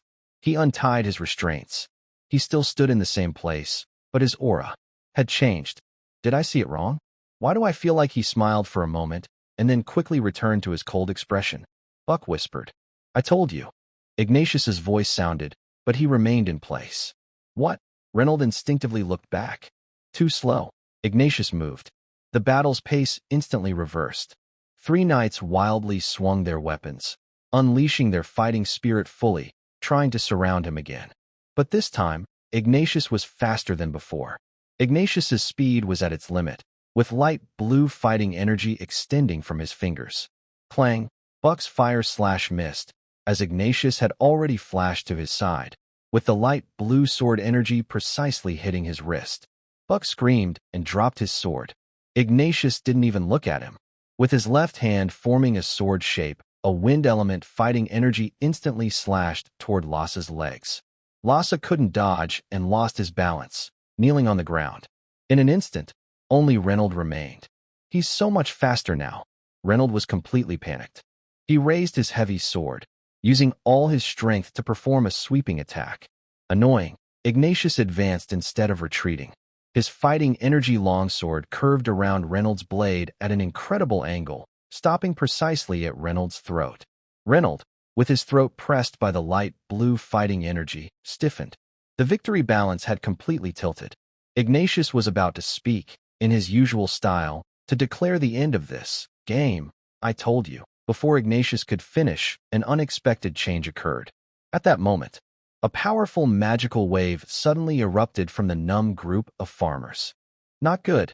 Elvin and Arya's faces changed drastically. "Oh, look at that, a backup move. Now King B is in trouble," Ringer said with a mischievous smile. Level 6 magic, Skyfall Wind Spear. A terrifying spear, several meters long, formed entirely from a rapidly spinning blue gale, suddenly shot out from behind the crowd without warning, aiming directly at Ignatius. The spear, made from a level 6 magic spell called Fallen Sky Wind Spear, was aimed straight at Ignatius.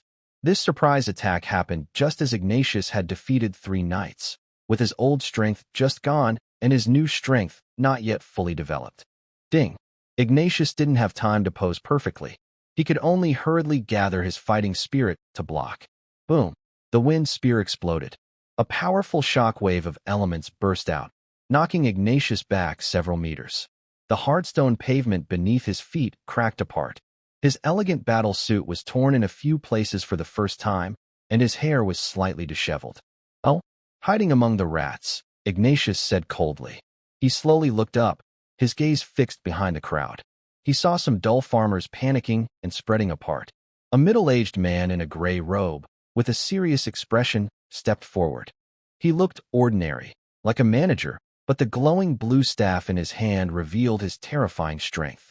Level 6 Great Mage. He didn't waste words.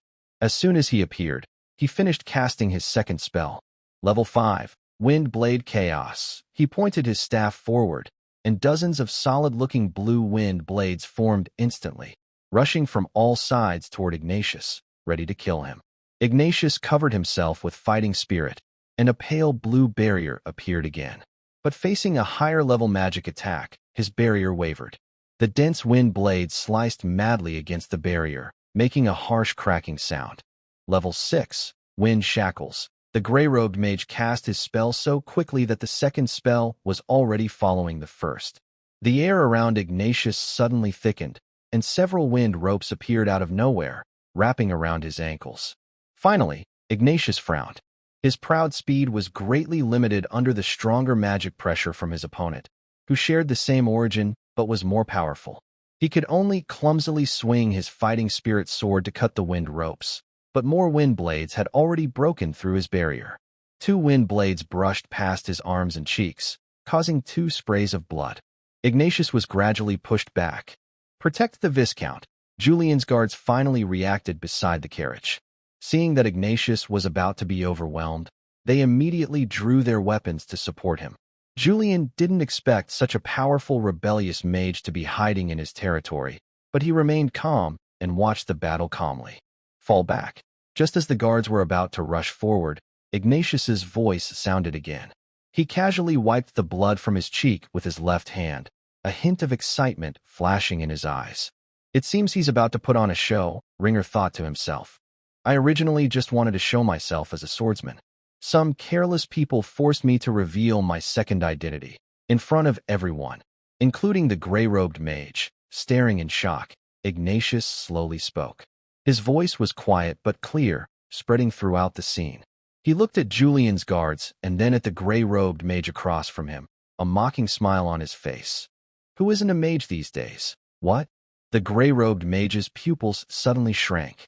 Ignatius reached behind his back and grabbed a magnificent sword sheath. Is he about to draw his sword? Elvin said, watching this scene. I felt a magical energy fluctuation. No, there's no sword inside the sheath, Arya exclaimed in surprise.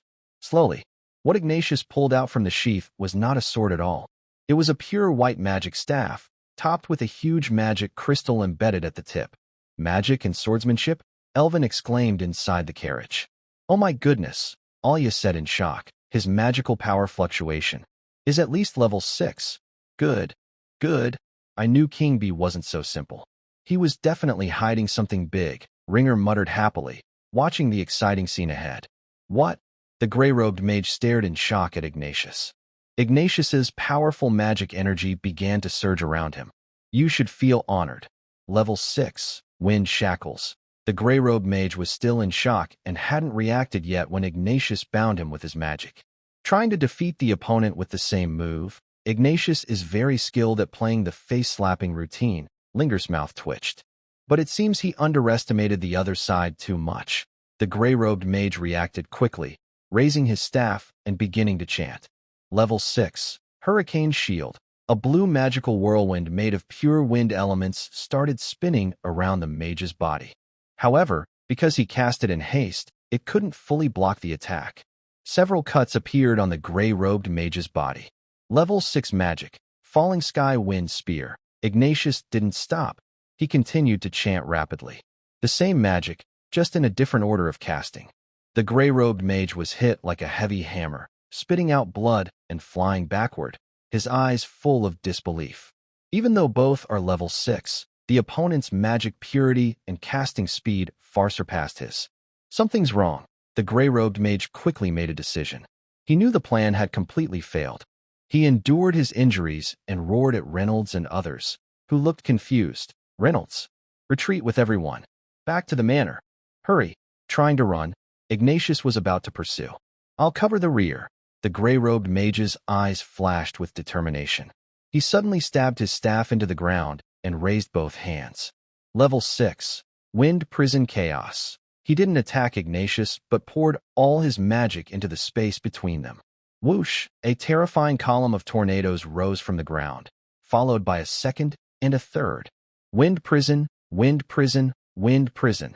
In an instant, dozens of tornadoes of various sizes and chaotic paths formed a deadly zone between Ignatius and the rebels. These tornadoes pulled and collided with each other, creating an extremely unstable element chaos. Not to mention people. Even stones thrown in would be torn to pieces instantly. This was a magic purely meant to block and delay. Ignatius stopped and coldly looked at the chaotic, wind prison before him. He knew that if he forced his way through, even with his dual mastery of magic and martial arts, he would be hurt by this chaotic elemental storm. After casting this magic, the gray-robed mage's face turned deathly pale. Clearly, using this magic repeatedly on a large scale nearly drained his magic power.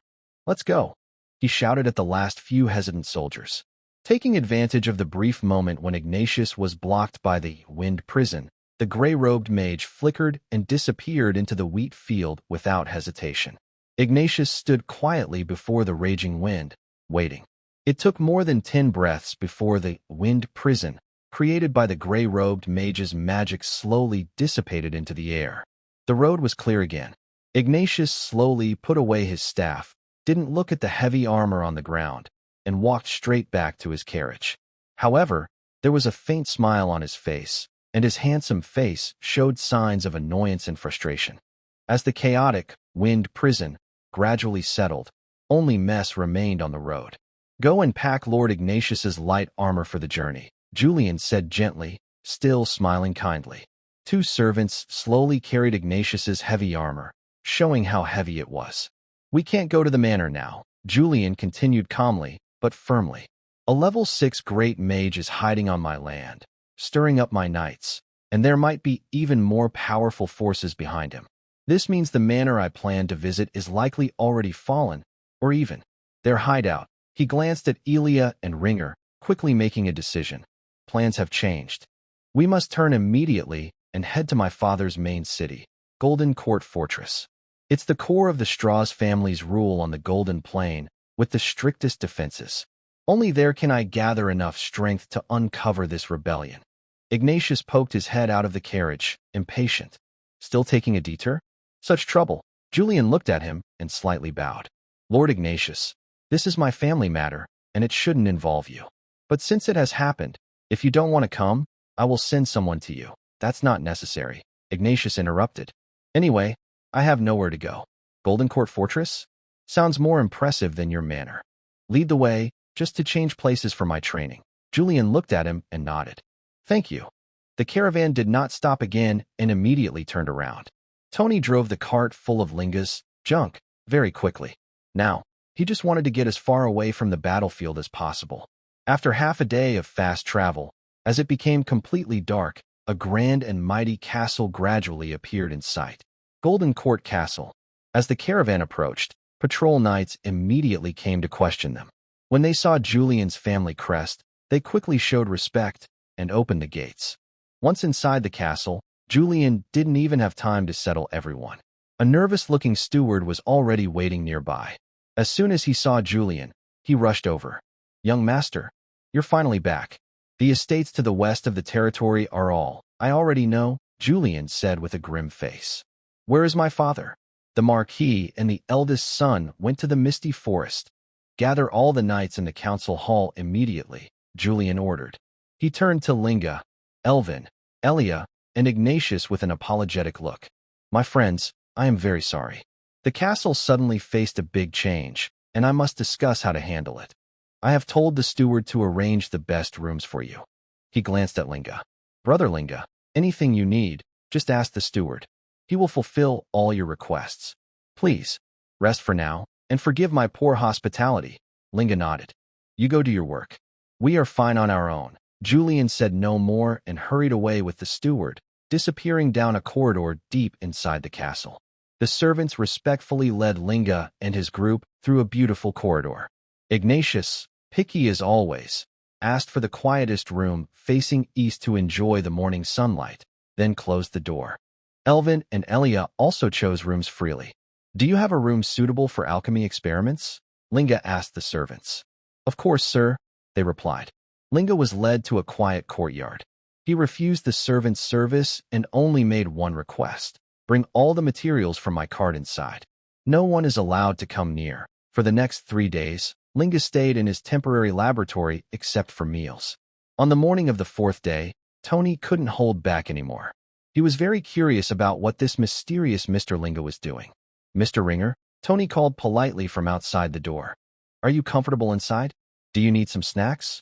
Come in, Mr. Tony. Tony pushed the door open, and a strange smell of sulfur and ozone hit him. He calmly glanced around. Ringer had already covered something on the table with a cloth. Sir, are you researching alchemy? Mr. Tony, I wanted to find you, Ringer said sincerely. I've been thinking about your alchemy these days, especially that wrinkle removal technique. It's a brilliant idea. Oh, you're too kind. Tony blushed with pride, but his eyes kept flicking toward the table covered with the cloth. What do those great magicians know? My method is practical. That's what I find interesting. Mr. Tony, may I ask how your wrinkle removal works? Ringer also noticed Tony's gaze. I'm about to go out for some fresh air. Would you like to join me? How it works?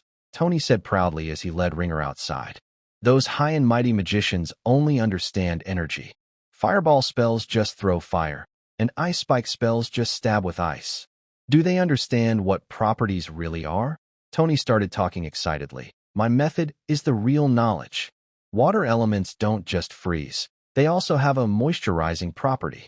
My spell abandons all attack power and uses magic to guide and amplify this moisturizing trait, forcing the skin to become moist, and wrinkles naturally fade, just guiding the property. Ringer's eyes sparkled. Tony, have you ever thought about combining the properties of two different elements? What? Tony jumped like a cat with its tail stepped on. Combine different elements? Master Ringer, are you joking? How can fire and water combine? Wouldn't that cause a backlash? That's a taboo every apprentice learns first. No, it's not about making them oppose each other. Ringer shook his head. I mean using one element's property to assist another's. His merchant's mind started to race wildly. That's just our idea, Ringer said mysteriously with a smile. But to achieve this delicate cooperation, relying only on mental guidance is too rough and easy to lose control. Just as Ringer and Tony were having a lively conversation, they ran into Arya, Elvin, and Ignatius, who were also outside practicing. Ringer, we can't stay here forever. We don't know when Julian will settle the rebellion, and it seems he doesn't need our help. We need to leave now and continue our journey. We can't waste all our time here, Arya said, noticing Ringer. She was just about to find him. Ringer thought for a moment and agreed. Then let's say goodbye to Julian. Since we've admired the castle, I should continue my training as well. I'll go with you to say farewell to Julian, Ignatius said, preparing to leave. Tony, go inform Julian, Ringer said. The others agreed, and they all decided to visit Julian to thank him for his hospitality. Tony led everyone through several heavily guarded hallways to a side room. Julian was standing in front of a large map, seemingly lost in thought. When he saw everyone, he immediately put aside his work. His face, which had looked serious because of the rebellion, instantly brightened with a perfect, warm smile. Brother Ringer, I was just about to send someone to invite you. Julian, we are here to say goodbye, Ringer said directly. The castle has experienced big changes, and you're busy with affairs. We can't stay long. Thank you for your hospitality. We are heading south now. Ignatius crossed his arms and nodded. It's time for me to go as well. Go? Julian's smile froze for a moment. Then he showed a look of deep regret and reluctance. He stepped forward sincerely and said, because of the rebellion, I haven't been able to host you properly. So, I will hold a farewell lunch for everyone. Otherwise, people might say that the Strauss family doesn't even know how to entertain guests. His words were sincere and reasonable, making it hard to refuse. Ringer and Arya exchanged glances. Arya nodded slightly. Well, all right, Ringer agreed. The lunch was held on the top floor of the castle. Large windows surrounded the room, offering a view of most of Golden Court Fortress, luxurious and grand. Julian had changed into a fine formal outfit. He warmly welcomed the four to sit down. These past few days, the atmosphere in the castle has been tense. Sorry for any neglect, Julian said as he poured fine wine for everyone. I must toast to all of you, especially Viscount Ignatius. If you hadn't stepped in, I fear we would have been poisoned on the way. Ignatius simply raised his cup proudly in response. Julian paid no attention and turned to Linger. Linger, you've been staying indoors these days. Do you have any new inventions? Tony told me about your insights into elemental properties. It's truly unheard of. He talked easily, from alchemy to interesting stories about the Golden Plain, then from the customs of the northern border to the bustling imperial capital. His lively talk made the atmosphere feel relaxed, as if the recent rebellion and gloom had vanished. Linger, Arya, Erwin, and Ignatius, for strong and different people, were all sitting at this table, letting down their guard. Just as Julian told a joke about the imperial capital, making Erwin smile slightly, Julian's eyes suddenly turned cold and sharp. Snap! For crisp sounds came from beneath the chairs where they sat. For rings made of an unknown black material tightly wrapped around their ankles. Be careful! Arya reacted fastest, her level 7 magic power ready to burst out instantly. Ignatius also snorted angrily, preparing to activate his fighting spirit. But it was too late. What is this? Ignatius roared in anger, pouring wind magic into his leg, trying to break free. Arya quickly chanted, ready to cast a frigid ray at the black ring on her ankle. Something strange happened. Arya and Ignatius couldn't control their powers at all. All four felt as if an invisible black hole was blocking their source of strength inside their bodies. Their huge magic and fighting spirit were forcibly pushed back inside, and no matter how they tried, they could only summon a tiny amount of power equivalent to a level 1 apprentice or warrior. This magic power is suppressed. Erwin was terrified, realizing he couldn't even cast a fireball.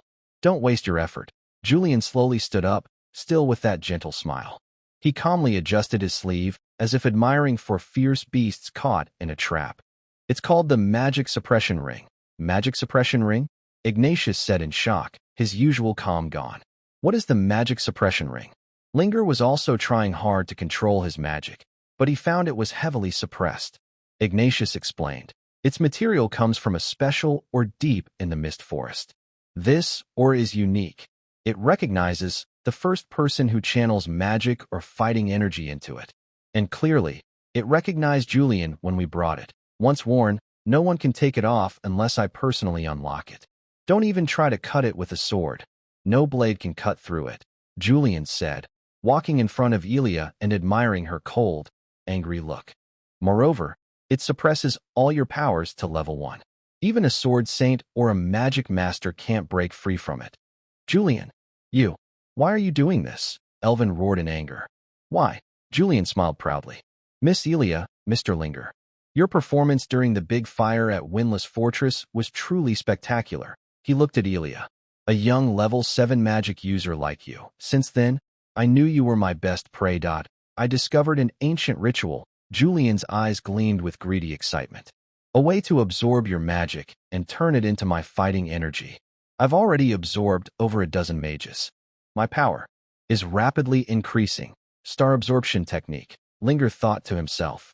Does this world also have a technique called star absorption? Julian looked at Ignatius and shook his head. You were an accident. A warrior is useless to me. But who would have thought you would give me such a big surprise? Julian's smile became extremely bright. A level 6 mage. Oh my God, Viscount Ignatius, you are truly a gift from the gods. If it weren't for that rebellion, Julian sighed, you would already be in my estate, lying on the ritual altar, becoming my fuel to advance to level 8. I initially wanted to deal with the traitors first and then take you to the estate. But unfortunately, he spread his hands. You were in such a hurry to leave. Tony and a team of heavily armored soldiers with special weapons entered from outside the door. The ritual must be performed on a specific altar in the estate. Julian finally looked at the 4 people and spoke with noble elegance. So, 4 of you, before I reclaim my estate, please stay in the deepest part of the Golden Court Fortress's dungeon for a few days. Tony, watch our guest carefully. The path to the Golden Court Fortress's dungeon was dark and long. Tony carried a lantern and led the way. His slightly chubby body trembled under the flickering light. Linger and the others were chained at the ankles with magic-restricting rings and slowly followed behind. Tony, Linger's cold voice echoed in the quiet corridor. Yes. Mr. Linger. Tony shivered in fear. I thought we were friends, Linger said emotionlessly. I even shared my plans with you. I thought we were friends. Tony paused but didn't turn around. His voice was full of bitterness and fear. Friends? Such a strange word. In the eyes of young Master Julian, people like us We're not even considered people. Tony's voice trembled. Where would I find friends? If I didn't have some special ways to make money, he whispered desperately, I would have turned into nourishment long ago. So don't blame me, Mr. Linger. I don't deserve friends. At the end of the corridor, a heavy door made of obsidian slowly opened. Tony turned aside, afraid to meet their eyes. We've arrived. Please, go in. Tony entered the cell and began his final duty. These must be kept safe for now. He tremblingly reached out and took the sword sheaths of Arya, Elvin, and Ignatius, even though there were no swords inside. Clang! The heavy door was locked, and Tony's figure disappeared into the darkness. Time passed second by second, until late at night. Inside the cell, everything was silent. Elvin leaned against the wall, eyes vacant. Arya closed her eyes, meditating to find a flaw in the magic-restricting ring. Don't waste your effort, Ignatius said irritably, pacing. This thing is a rule-level suppression. I can't even gather second-level fighting spirit. Ignatius was no longer as calm as before. Linger's voice came from the dark corner. I don't believe in any rules. Linger? Alia opened her eyes. You. Linger slowly activated his arm armor. My water blade only needs the power of a first-level magic apprentice. A deep hum sounded. He aimed the tiny nozzle at the front of his arm armor, less than half a millimeter wide, at the black magic restriction ring on his ankle. Julian said it's indestructible, Alia reminded him. It's made to resist magic and fighting energy. Exactly, Linger replied. It can resist energy, but can it resist pure pressure? It blocks swords, but can it stop a supersonic water blade? How do we know unless we try? What are you going to do? Ignatius also stopped. Cutting, Linger said, and began his action. A tiny appeared on his magic restriction ring. What is that? Ignatius asked, surprised. Before Linger could answer, Tony was startled by the noise of cutting and ran in. Tony, Linger hurriedly shouted before Tony could ask. Something's wrong. What is it? Tony stepped back cautiously. My lab, Linger said anxiously. Before I left, I was doing a key experiment. I mixed dragon breath water and mercury to neutralize them, but I miscalculated a step. They might react violently. What? Tony's face turned green at the mention of dragon breath water and mercury. Linger, faking confidence, shouted, they might produce an uncontrollable energy. It could corrode the entire lab. You idiot, Tony cursed angrily, ignoring everything else. He turned and grabbed his lantern, rushing madly toward the alchemy lab at the other end of the castle. Linger watched his retreating figure and waited a moment. He no longer hesitated. Hiss! A thin, high-pressure water jet suddenly shot at the magic restriction ring. The ring vibrated violently. Its black surface was incredibly hard. The water blade only left slow white scratches. Linger kept pouring his first-level magic energy into the arm armor. 1 minute. 2 minutes. Under the watch of Arya and the others, the white mark grew deeper. A clear cracking sound. The magic restraining ring, said to be able to trap even a magic master, shattered and fell to the ground.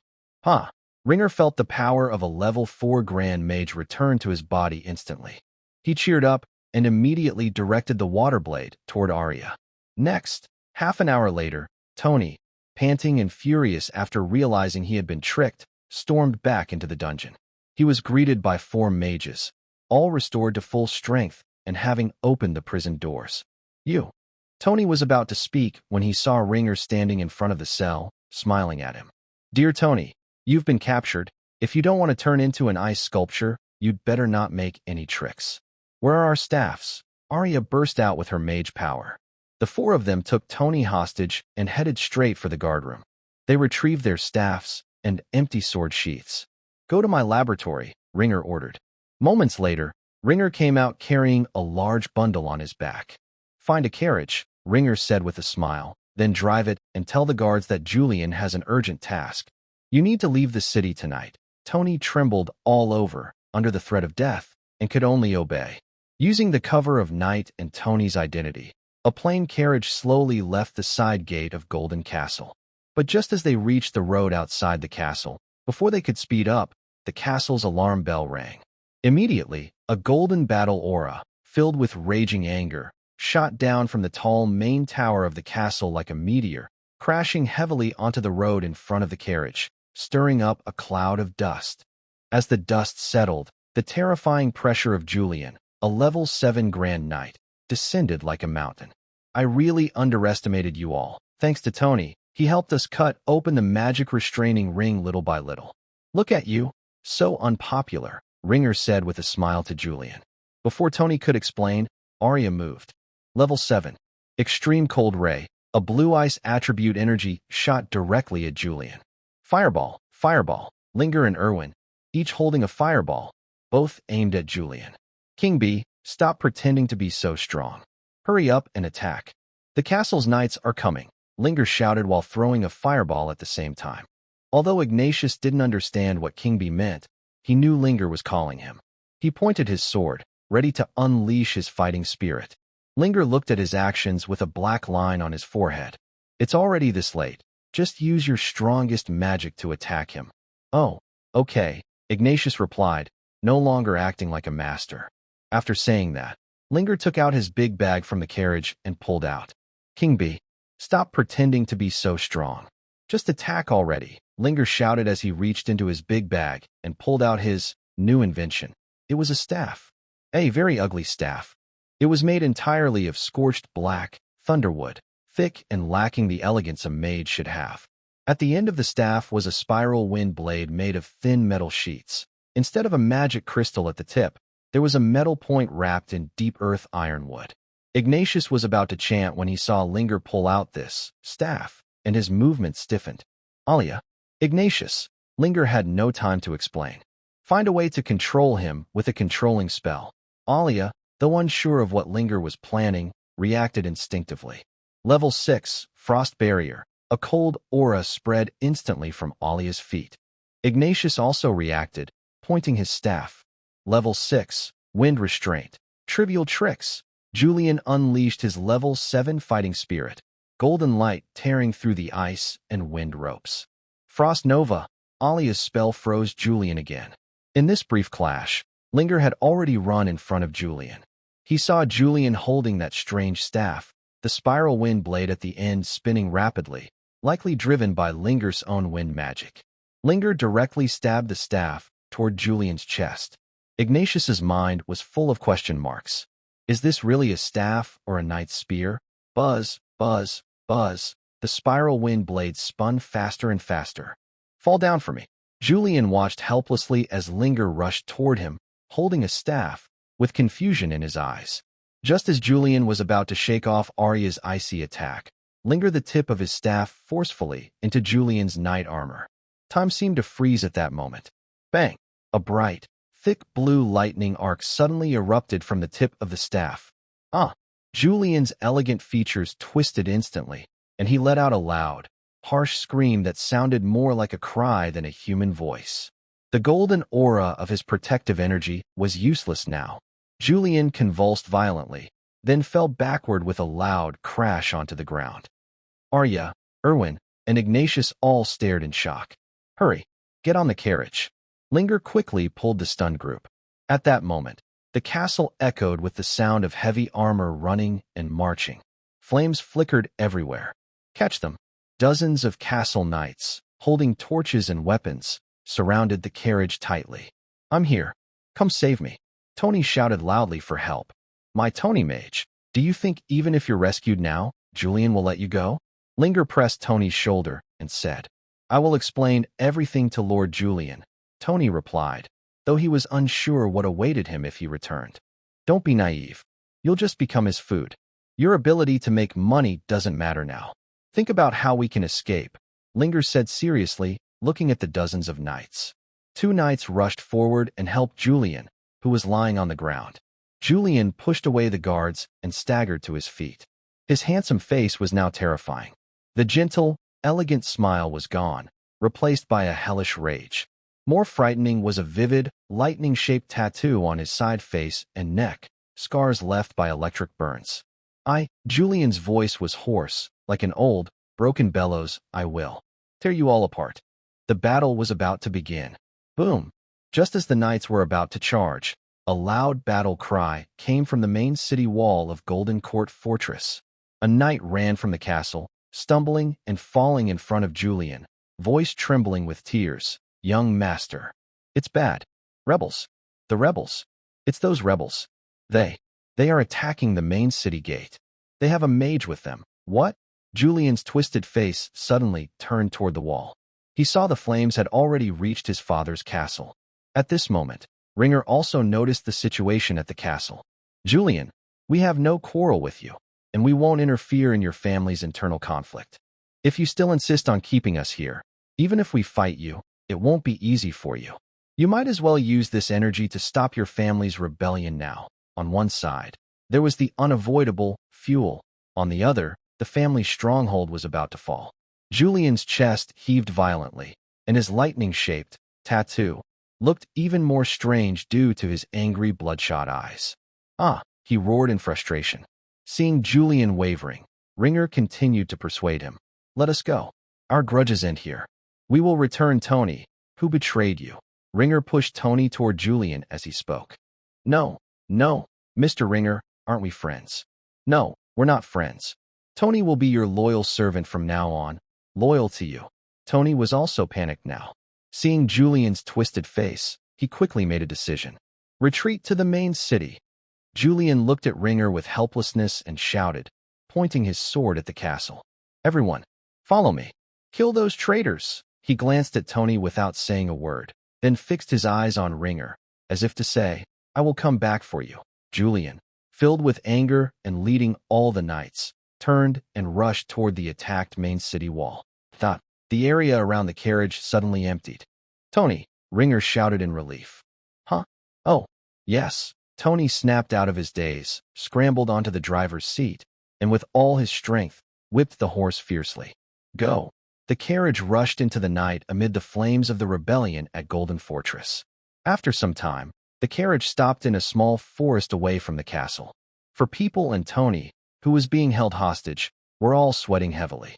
Tony slumped in the driver's seat.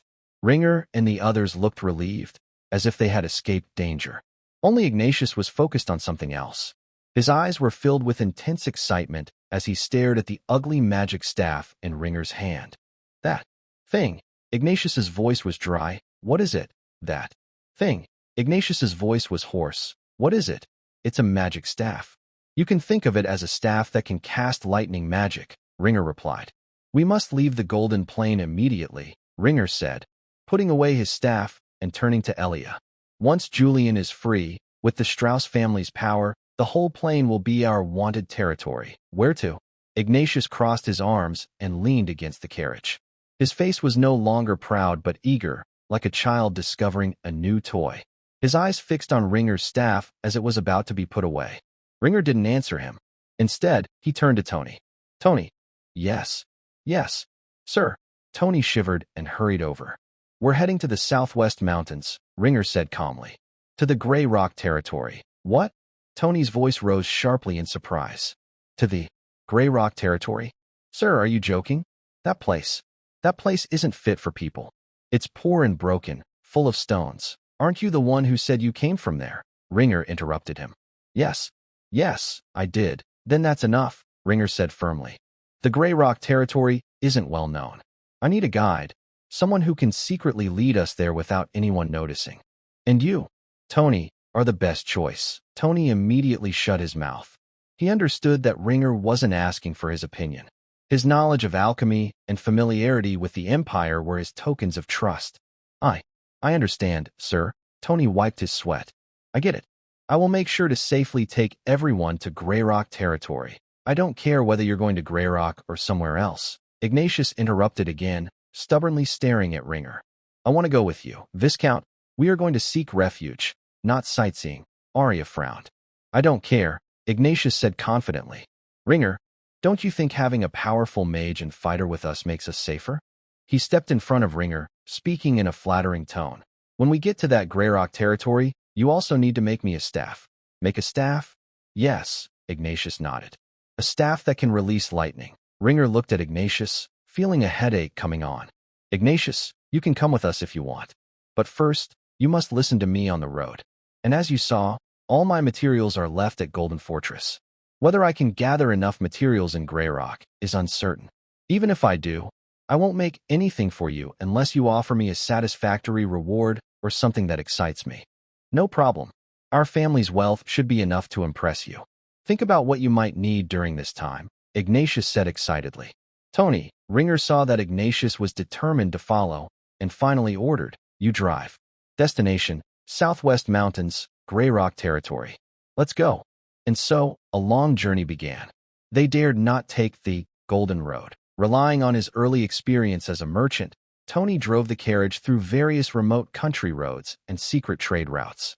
After a few days, the richness of the Golden Plain quickly faded behind them. The flat, fertile black land disappeared, replaced by rugged hills and sparse grasslands. The roads were no longer paved with stones, but turned into bumpy dirt paths. Ignatius wasn't sure if it was to flatter Ringer, but this proud Viscount took on all the guard duties himself. Whether it was wild wolves at night or occasional encounters with roaming bandits, none of them could get within 30 meters of the carriage. His magnificent sword skills cleared them all away. Linger often took out his new toy to study while on the road. Tony drove nervously, also enduring the occasional hissing sounds coming from the back of the carriage. Ignatius, during his training, found a new pleasure. He would sit silently beside Linger all afternoon, trying to understand the source of the hissing sounds as if exploring the origin of lightning. Thus, amidst the bumps, tension, and a strange, scientific atmosphere, the convoy traveled for more than 10 days. One noon, the carriage crossed a bare mountain ridge. Tony pulled on the reins, and the carriage stopped. "Sir, Miss Elia," Tony said with a mix of relief and dislike. "We have arrived." Linger and Elia pushed open the carriage door, and a gust of wind rushed in. The scene before them stunned Erwin and Elia. In front of them stretched endless, grayish-white, bare mountains. The land was almost devoid of green. Only stubborn, ground-hugging blackish shrubs grew there. The dried-up riverbeds looked like scars on the earth, crisscrossing between the valleys. "Welcome to," Tony smiled bitterly, "the poorest corner of the empire, the Limestone Territory." Author's note. This is the end of the second volume of this book. The story of the Limestone Territory will begin in the next part. I am a new writer and not relying on this for my livelihood. Recently, I had some free time and decided to write a novel to see if anyone would like my story. If you've read this far, it means my book still has some appeal to you. I hope everyone can take a moment to rate it. Also, I'd appreciate honest feedback so I can improve. Once again, I especially thank the two friends from Hong Kong, Liang Su and Rongchang's Old Wood Demon, for their gifts. I also sincerely appreciate everyone who commented, liked, or urged me to update this book. I thank you all again, and I will continue to work hard. The wind whips up the gravel, tirelessly hitting the land called the Grey Rock Territory. When the carriage entered the only small town in the area, everyone inside fell silent. If the tenants on the Golden Plain had become numb from too much exploitation, then the people here had lost their vitality due to pure, desperate poverty. The streets are lined with low, haphazardly built houses made of broken stones, filled with dry thatch in the gaps. There are no decent shops here, and hardly any taverns. A few gaunt, skinny elders sit by the roadside, their skin dark and rough like the rocks beneath them. Children wear ill-fitting, ragged cloth and search through the dust for unknown plant roots. When the carriage passes, they only lift their eyes briefly, with no curiosity typical for their age. Even the Empire has such poor places. Ignatius lowered the curtain. This kind of place, even the air smells of poverty. Tony, Ringer's voice broke the silence. Don't stop in the town. Just take us straight to the Baron's castle. Why yes. Tony shrank in the driver's seat, waving the whip, and the carriage sped up. Leaving the town, the road to the castle became rougher. It was hardly a castle, more like an abandoned military outpost, standing alone on the gray-white rocky hill. The stone bricks of the walls had weathered and fallen apart. No flags fluttered in the wind, only a few crows circling on the tower top. The carriage struggled up the final steep and stopped in front of a rusty iron gate. "We're here," Tony jumped down, looking at this long-lost homeland with complex feelings. "I'll go call the door." He stepped forward and pulled the broken bell rope hanging by the gate. Ding, ding. After a long wait, the heavy oak door of the castle slowly creaked open. A hunched figure, leaning on a strange cane, slowly emerged. It was an extremely old man, Old Mark. His cloudy eyes squinted and he muttered, "Who is it? In this bird place? And with visitors? Old Mark? You're still alive?" Tony exclaimed in surprise. The one called Old Mark's servant moved closer, peering through the fence for a long time before suddenly realizing, "Oh, Tony, you little trickster. Weren't you off to the big city to make your fortune? Why are you back?" Just then, the castle's door was pushed open forcefully, making a loud, creaking sound. "Mark, who's outside?" A loud, somewhat rough voice rang out. Soon after, a figure stepped out from inside. It was a woman in her 50s.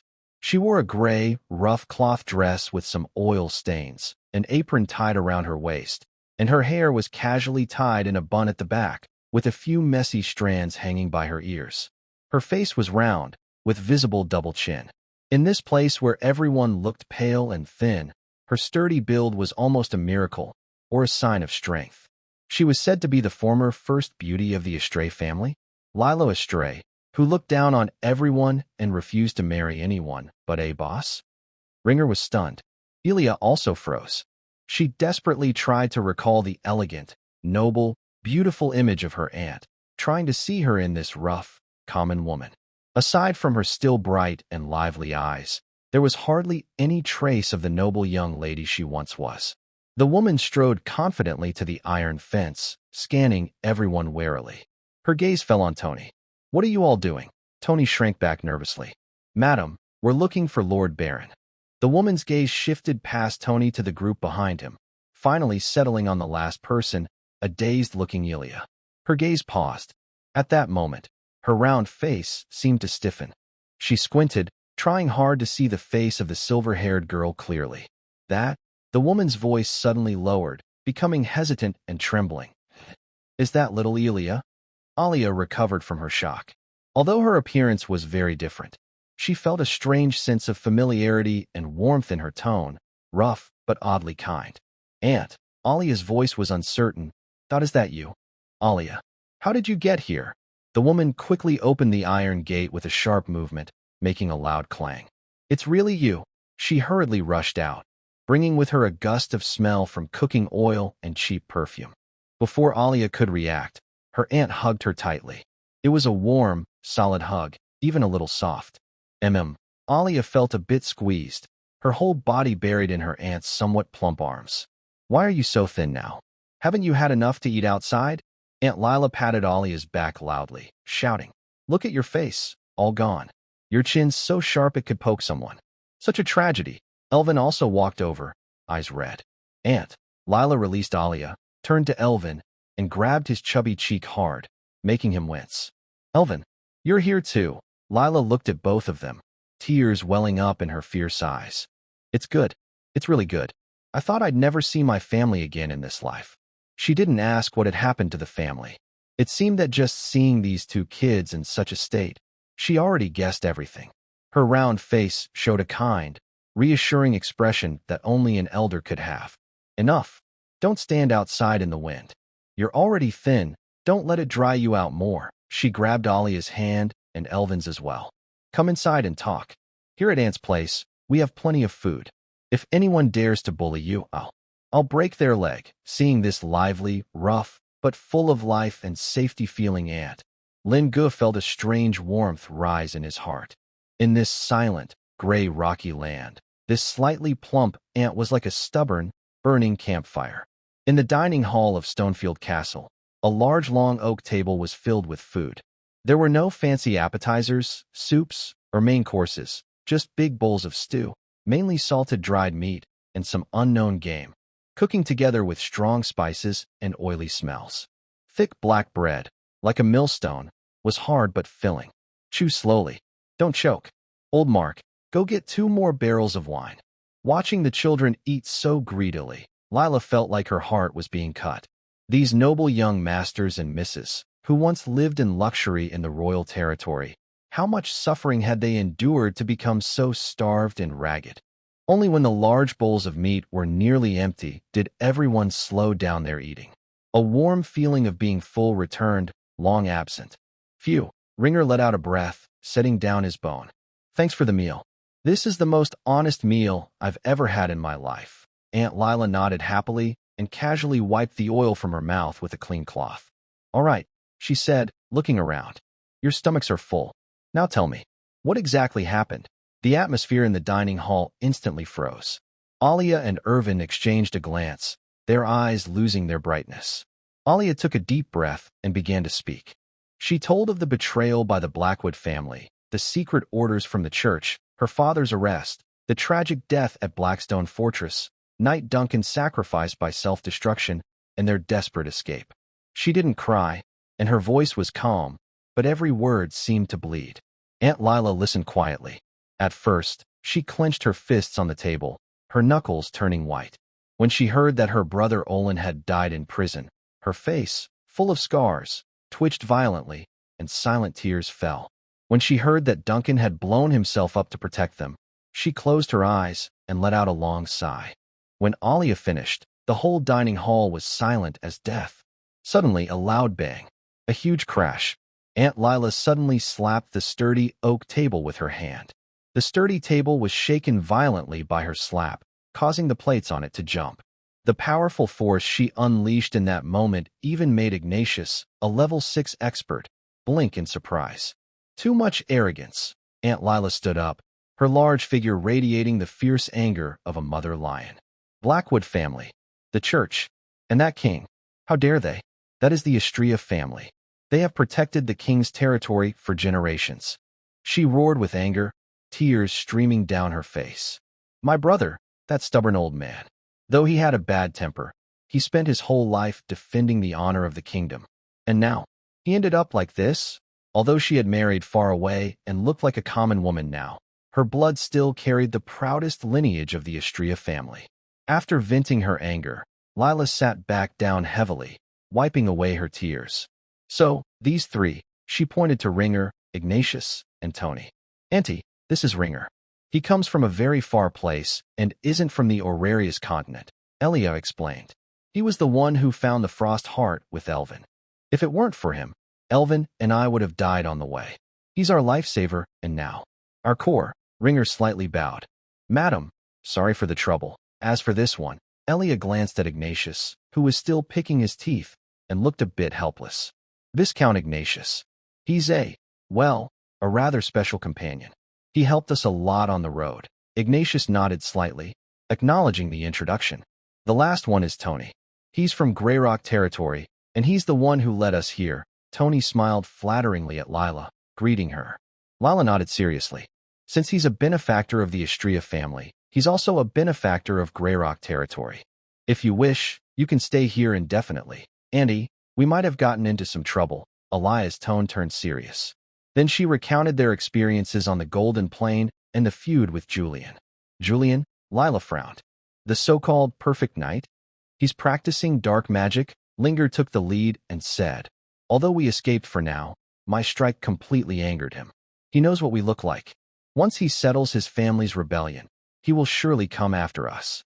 Even though Tony is guiding us and we are hiding well, a simple search will reveal that we are heading southwest. And Arya gently rolled up her sleeve, revealing a faint black line on her arm. My decay curse, although suppressed by the Frost Heart, can only last another 6 months at most. If I can't find a way to break the curse or stop the caster before then, I will die. The curse. Lila looked at the black line, her heart aching. Inside, there is a deadly curse. Outside, powerful enemies surround us. Auntie, Erwin looked up, his eyes burning with revenge. We came here to find a temporary safe place. We need time to rest. We want to take revenge, not just for our father, but also to restore Astrae's honor. Lila looked at the two children. Their suffering has burdened them with too much weight. She was silent for a long time, her gaze sweeping over the broken-down restaurant and the barren, rocky land outside. There are no armies here, no wealth, only an incompetent husband and a group of hungry villagers. What can we use to fight the powerful Strauss family? What can we do against the church and the king of the Coldwind realm?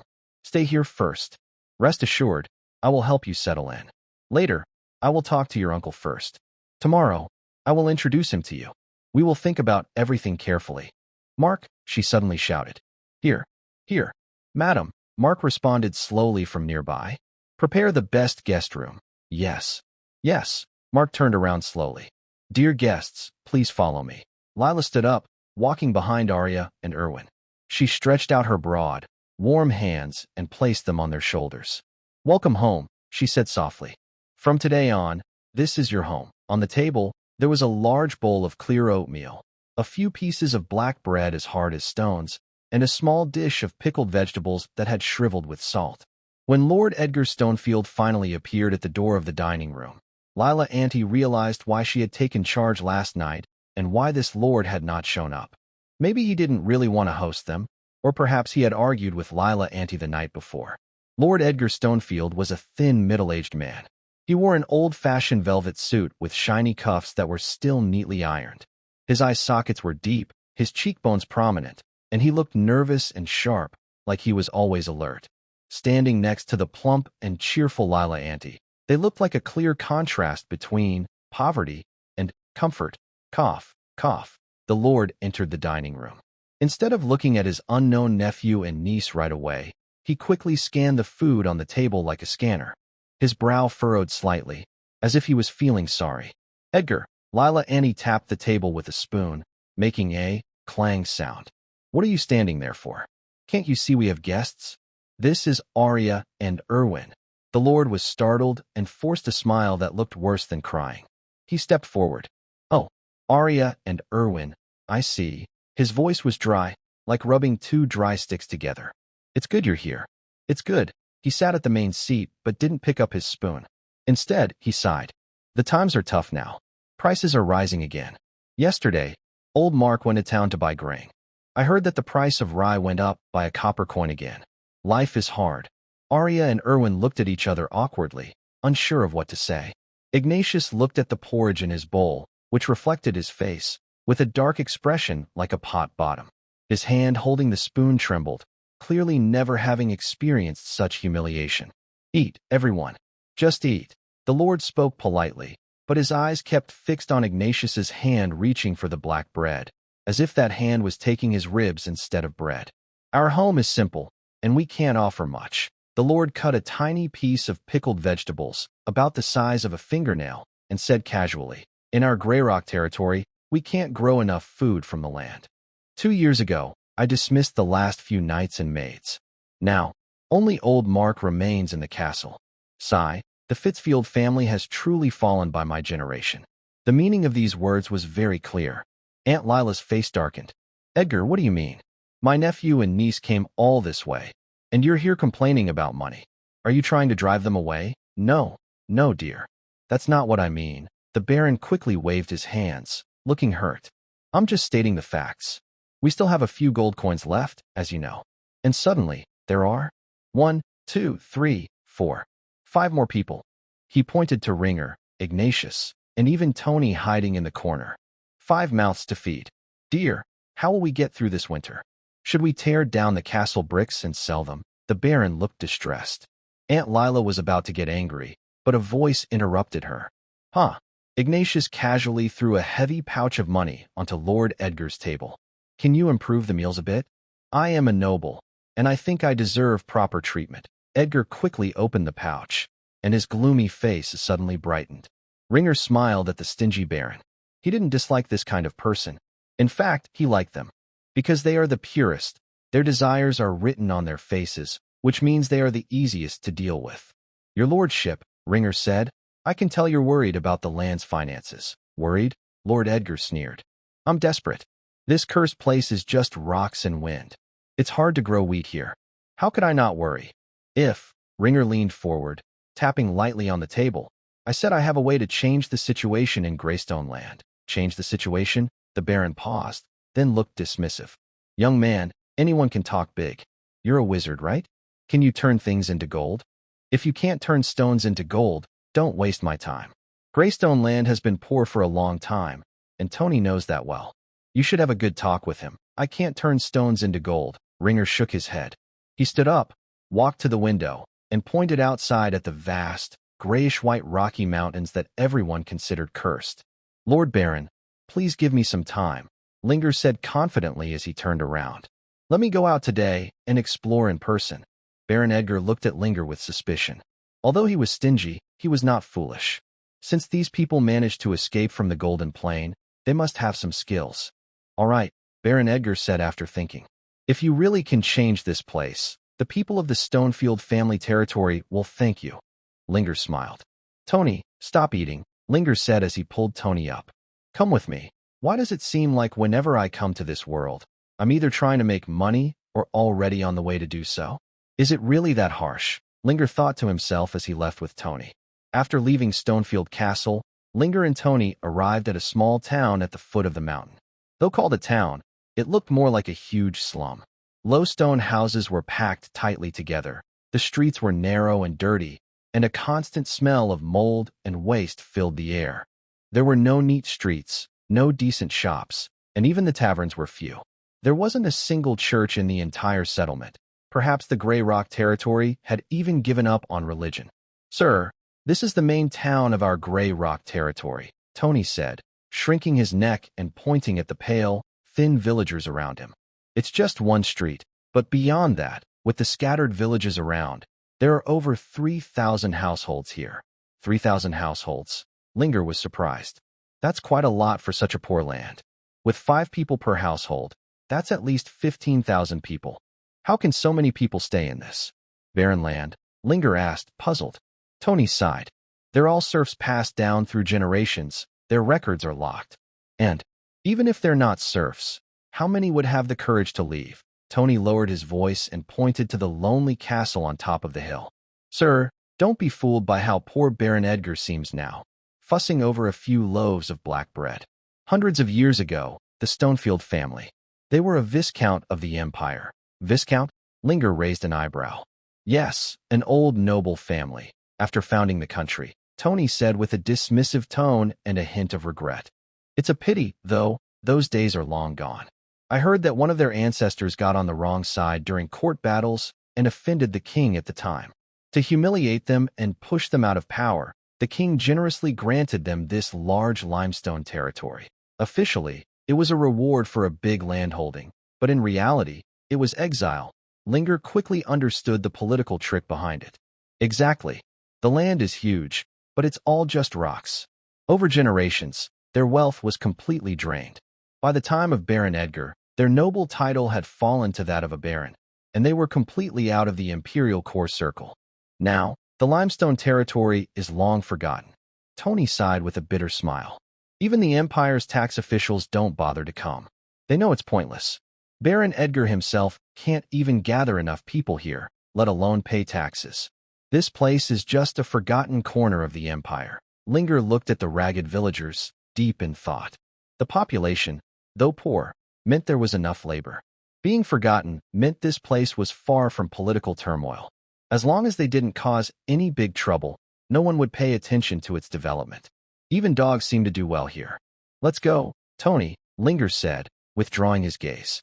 Take me to see what this land looks like. That turned a marquis into a pauper. The two left the town and stopped in front of a piece of cultivated land. What they saw was less like farmland and more like patches of scars on the earth. The soil here wasn't the rich black or dark brown of the Golden Plains. Instead, it was a sickly, grayish yellow, like a dried corpse drained of all blood. The topsoil was shockingly thin, and digging deeper revealed hard rock layers. Countless stones were mixed into the soil, like stubborn diseases, taking up precious space for plants to grow. The fields sparsely grew some crops. This was the only food source in the limestone territory, buckwheat. But even this drought and poor soil-resistant crop struggled here. It didn't seem to be growing, but barely surviving. The fragile stalks trembled in the wind, their leaves yellowed and curled, sparse like the last stubborn white hairs on an old man's head. They couldn't hide the bare, barren soil underneath. See that, sir? Tony kicked a small stone at the edge of the furrow. The stone rolled down and broke a young wheat sprout that was already barely hanging on. This is our land, Tony said with a self-deprecating smile. Growing crops here depends on luck from the heavens. You plant the seeds, and whether they sprout depends on fate. Sometimes, after a whole year of work, the harvest isn't enough to cover the cost of the seeds. The people here don't rely on the land to survive. They rely on sheer luck. Linger squatted down and picked up a handful of soil. It was dry and loose, like gravel slipping through his fingers, holding no moisture at all. It's very hard to improve farming here, Linger said, standing up and looking into the distance. Even if a fairy came, they'd starve on this land. He turned away from the hopeless fields and looked at the bare rocky hills. Let's go see what's over there. Tony carried an old hammer and followed Linger, tapping and knocking as they went. Sir, what exactly are we looking for? Tony asked with a frown. Linger didn't answer. He stopped in front of a huge, grayish-white rock wall. Tony, sometimes these stones can be valuable, Linger said, holding up a white stone. Valuable? The only time farmers might use this stone to fill their stomachs is when they're starving. If it had other uses, people would have found out long ago. Plus, eating too much of it makes you constipated. It's only good as a quick snack to stave off hunger, Tony said, looking puzzled. Oh, you eat this too? In our place, we call it guanine soil. It's not just for filling your stomach, Linger explained. Guanine soil? Does the name mean anything? Besides eating, what else can this stone do? Guanine is a deity we believe in. You can think of it as a gift from the gods. Since it's a divine gift, of course it can be exchanged for money, Linger said, pointing to another pile of stones. Knock on it. Tony sighed and knocked on one. Linger took the stone, examined the pattern on the broken surface carefully, then scraped some powder with his fingernail. Limestone, good stuff. It seems you have many types of minerals here. The two continue walking. By a dry, windless riverbed, Ringer stops again. The rocks here are dark red, with a rust-like color on the surface. There should be iron in these. Then, Ringer finds some hard, glassy stones on the other side of the riverbed. These are probably porcelain stones. They are the raw materials for making porcelain. Don't you know about this, sir? Porcelain is something only the nobles use. You see, Lord Edgar's house doesn't have many porcelain items. How would we know what raw materials are needed? Is it very valuable? Tony replies. So porcelain products are very expensive, Ringer asks. Of course, they are rare. Only top craftsmen in the capital know how to make porcelain. Sir, do you know how to make porcelain? Tony's eyes light up. Let's go. It's about time. We should go back to the castle and discuss with our baron. Whatever we do, we need his people's help, Ringer says as he walks back with Tony. When Ringer and Tony return to the castle, it's dinner time. Tony, who has been hungry all day, plans to eat in the dining hall. But the atmosphere there is even more tense than at breakfast. Baron Edgar sits at the head of the table, carefully slicing a small piece of salted meat into thinner slices with a small knife. When he sees Ringer come in, he pauses and immediately notices the stone Ringer is holding. The Baron continues cutting meat and says, Our noble mage is really planning to experiment with turning lead into gold? Look, we've brought back the raw materials. Aunt Lila glares at her husband and invites Ringer to sit. Don't listen to his sarcastic remarks. Sit down. I've kept some hot soup for you. Ringer doesn't sit. Instead, he places the stone on the shiny dining table. Baron, Ringer says calmly and confidently, it's not impossible to think of it as gold. The Baron frowns and recoils slightly, looking disgusted. Mud? He says with a scowl. Young man, I have my limits of patience. If you want to tell me that you plan to eat this with salted meat, this is guanine soil. It can be used for more than just eating. Lin Gu interrupted him. It's also the top material for making porcelain. Porcelain? The Baron was surprised. Beneath the limestone territory, there are endless deposits of this kind of clay. Not only that, but the porcelain stone needed for making porcelain is also here. The local mines are very rich in various minerals. Today, we even saw a stone that might be hematite. Of course, for now, we just need to find a way to turn this white mud into gold. Lin Gu gently tapped the white clay. With the right process and high heat, these can be turned into white porcelain that is more valuable than silver dishes. The Baron's eyes flickered with a mix of greed and doubt. You can make porcelain? That's a secret not shared with others. I can. Lin Gu nodded. And I can make porcelain that is whiter, thinner, and harder than what's available on the market. Actually, making cement is the real foundation for building the territory, but Lin Gu knew very well that for the short-sighted and cash-strapped Baron in front of him, long-term investments like cement wouldn't be as attractive as turning mud into treasure. Porcelain has a short cycle and quick results, making it the best way to open up opportunities right now. But this requires investment. Lin Gu shifted the topic. I need to build a kiln, I need fuel, and most importantly, I need people. People? The Baron cautiously held his purse. If I have to spend money to hire, You don't need to spend your money. Lin Gu smiled. This is your territory, and the villagers are your serfs. I only need your order to conscript the young and strong within the territory. As for their pay, just 2 meals a day is enough. Meals? The Baron raised his voice sharply. Do you know how many mouths there are in 3,000 households? Are you trying to empty my granary? Not everyone. Lin Gu patiently explained. At first, I only need about 100 people. And, your lordship, please consider this. The dining hall fell silent. Forget it. You don't need to worry about the food. We'll handle it. Lin Gu looked at the stingy Baron, feeling quite frustrated. He stood up, hesitated for a moment, then pointed at Lin Gu. I'll trust you this once, if you can really turn this mud into gold. Don't just say 100 people. If you need 1,000, I will find them for you. He turned to old Mark and shouted loudly, Mark, bring me my seal and the sheepskin parchment. A few minutes later, a call-up order, stamped with the Stonefield family crest, was placed in front of Ringer. Take this. The Baron pushed the sheepskin paper toward Ringer. You can go to the town and nearby villages in my name to recruit people. Tell those lazybones that it's the Lord's order. Anyone who refuses, I will drive them out of Greyrock territory. Ringer picked up the parchment, a satisfied smile appearing on his face. With this, he had legal workers.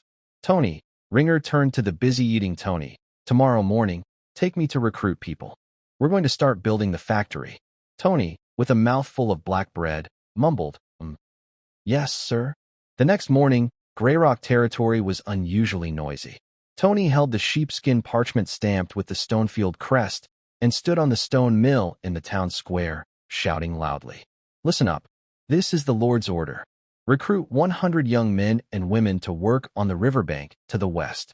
Anyone who refuses will be considered disobedient to the Lord, and their whole family will be driven out of Greyrock territory to the wilderness to feed the wolves. Under the threat that being driven out of the territory was equivalent to death sentence in this world, the villagers and nearby townspeople moved. But they didn't move willingly. More than 100 ragged, pale, and thin men gathered slowly. They held broken hoes and old wicker baskets, heads bowed, shoulders slumped, eyes dull. Ringer stood nearby, watching this work crew, his brow slightly furrowed. These were his workers. In this forgotten land, the so-called young men and women looked even less healthy than the old men on the Golden Plain. Let's go. Ringer waved his hand. The group trudged toward the riverbank to the west. The kiln site he chose was there, sheltered from the wind, close to the kaolin mine and water source. When they arrived, Ringer did not immediately start work. Instead, he drew a simple sketch on the ground with branches. It was a bread kiln structure, which has high heat efficiency, enough to fire good quality porcelain and even future cement. Listen, Tony, following Ringer's instructions, began assigning tasks. One group, go dig the white clay over there. Another group, move the stones. The rest, follow Master Ringer and work with mud and wall building. Get moving. The sound of shovels digging into the earth filled the site. However, within half an hour, Ringer noticed a serious problem. This was not real work, it was just slacking off. The slaves' actions were painfully slow. One person digging a shovel of dirt had to stop 3 times to catch their breath. The stone carriers, able to lift 50 pounds, only carried 10-pound broken stones and staggered as if they might fall at any moment. Whenever Tony turned to supervise another area, the workers here would immediately stop, lean on the dirt pile, and stare blankly at the sky. The efficiency was shockingly low. At this rate, not only would they not produce the first batch of porcelain in half a month, but even building the simplest earth kiln might take until next year. Seeing this dull scene, Ringer shook his head silently. Tony was clearly anxious too. This was a matter of whether they could make a profit. Idiots! What are you all doing? Tony shouted as he ran over, kicking us sitting on the ground in a daze. Hey, I told you to move stones, and you're just swinging a little stone around? Trying to slack off. The he kicked did not resist. He simply got up numbly, picked up a slightly larger stone, and moved slowly. His face showed no anger or shame, only indifference. Tony cursed until he was hoarse, running back and forth to supervise. But whenever he left, the efficiency in that corner immediately dropped to 0. That morning, they had not even dug 1/3 of the foundation they planned to complete. At noon, Ringer called a halt to the work. He sat on a high stone, looking down at the exhausted slaves lying on the ground, lost in thought. This was the flaw of the feudal serf system. For these peasants, working more or less made no difference. The promised 2 meals probably just means 2 bowls of thin porridge that can reflect a person's shadow. Since just being present and making a move can get them that bowl of porridge, why bother working hard? They are like rusty gears, forced to work together but lacking oil, so they only make harsh grinding sounds and can't turn the big machine. Sir, these worthless guys just need to be taught a lesson, Tony panted as he ran over, wiping sweat from his face. This afternoon, I need to borrow a whip from old Mark. Without a few lashes, they won't learn their lesson. A whip won't help. Ringer shook his head, with a deep look in his eyes. Tony, do you know why donkeys run so hard when they see carrots in front of them? Because they want to eat. Exactly. Ringer stood up and brushed off the dust from his clothes. We need to give this group of people some hope. After releasing the first meal, we should disperse the crowd and head back to the castle. Back at the castle, Ringer went straight to Ignatius's room. Ignatius was standing by the floor-to-ceiling window, looking out at the dull, gray wasteland outside, adopting a sad and serious pose. King B, Ringer pushed the door open and straightforwardly said, "Let's talk." Ignatius seemed a bit annoyed that Ringer interrupted his mood, but he turned around. Talk about what? Why do you keep calling me King B? What does that mean? Well, Ringer's mouth twitched. Ignatius, do you know? I come from a very, very distant place. It doesn't belong to the continent of Alaris. Ringer began to talk freely. Since I arrived on the continent of Alaris, only 2 people have truly impressed me. The first was a one-armed warrior I met in the King of Cold Wind's territory. Ringer slowly recounted his past experiences. One-armed warrior, Ignatius asked with doubt. Yes, a one-armed warrior. Once, when Erwin and I were surrounded and attacked by the Royal Griffin Corps of the Cold Wind's king, just as we were about to die, this one-armed warrior appeared. He pointed his sword and condensed the powerful wind element into a long sword. Then he waved his finger, and a vacuum sword energy cut toward the Royal Griffin Corps.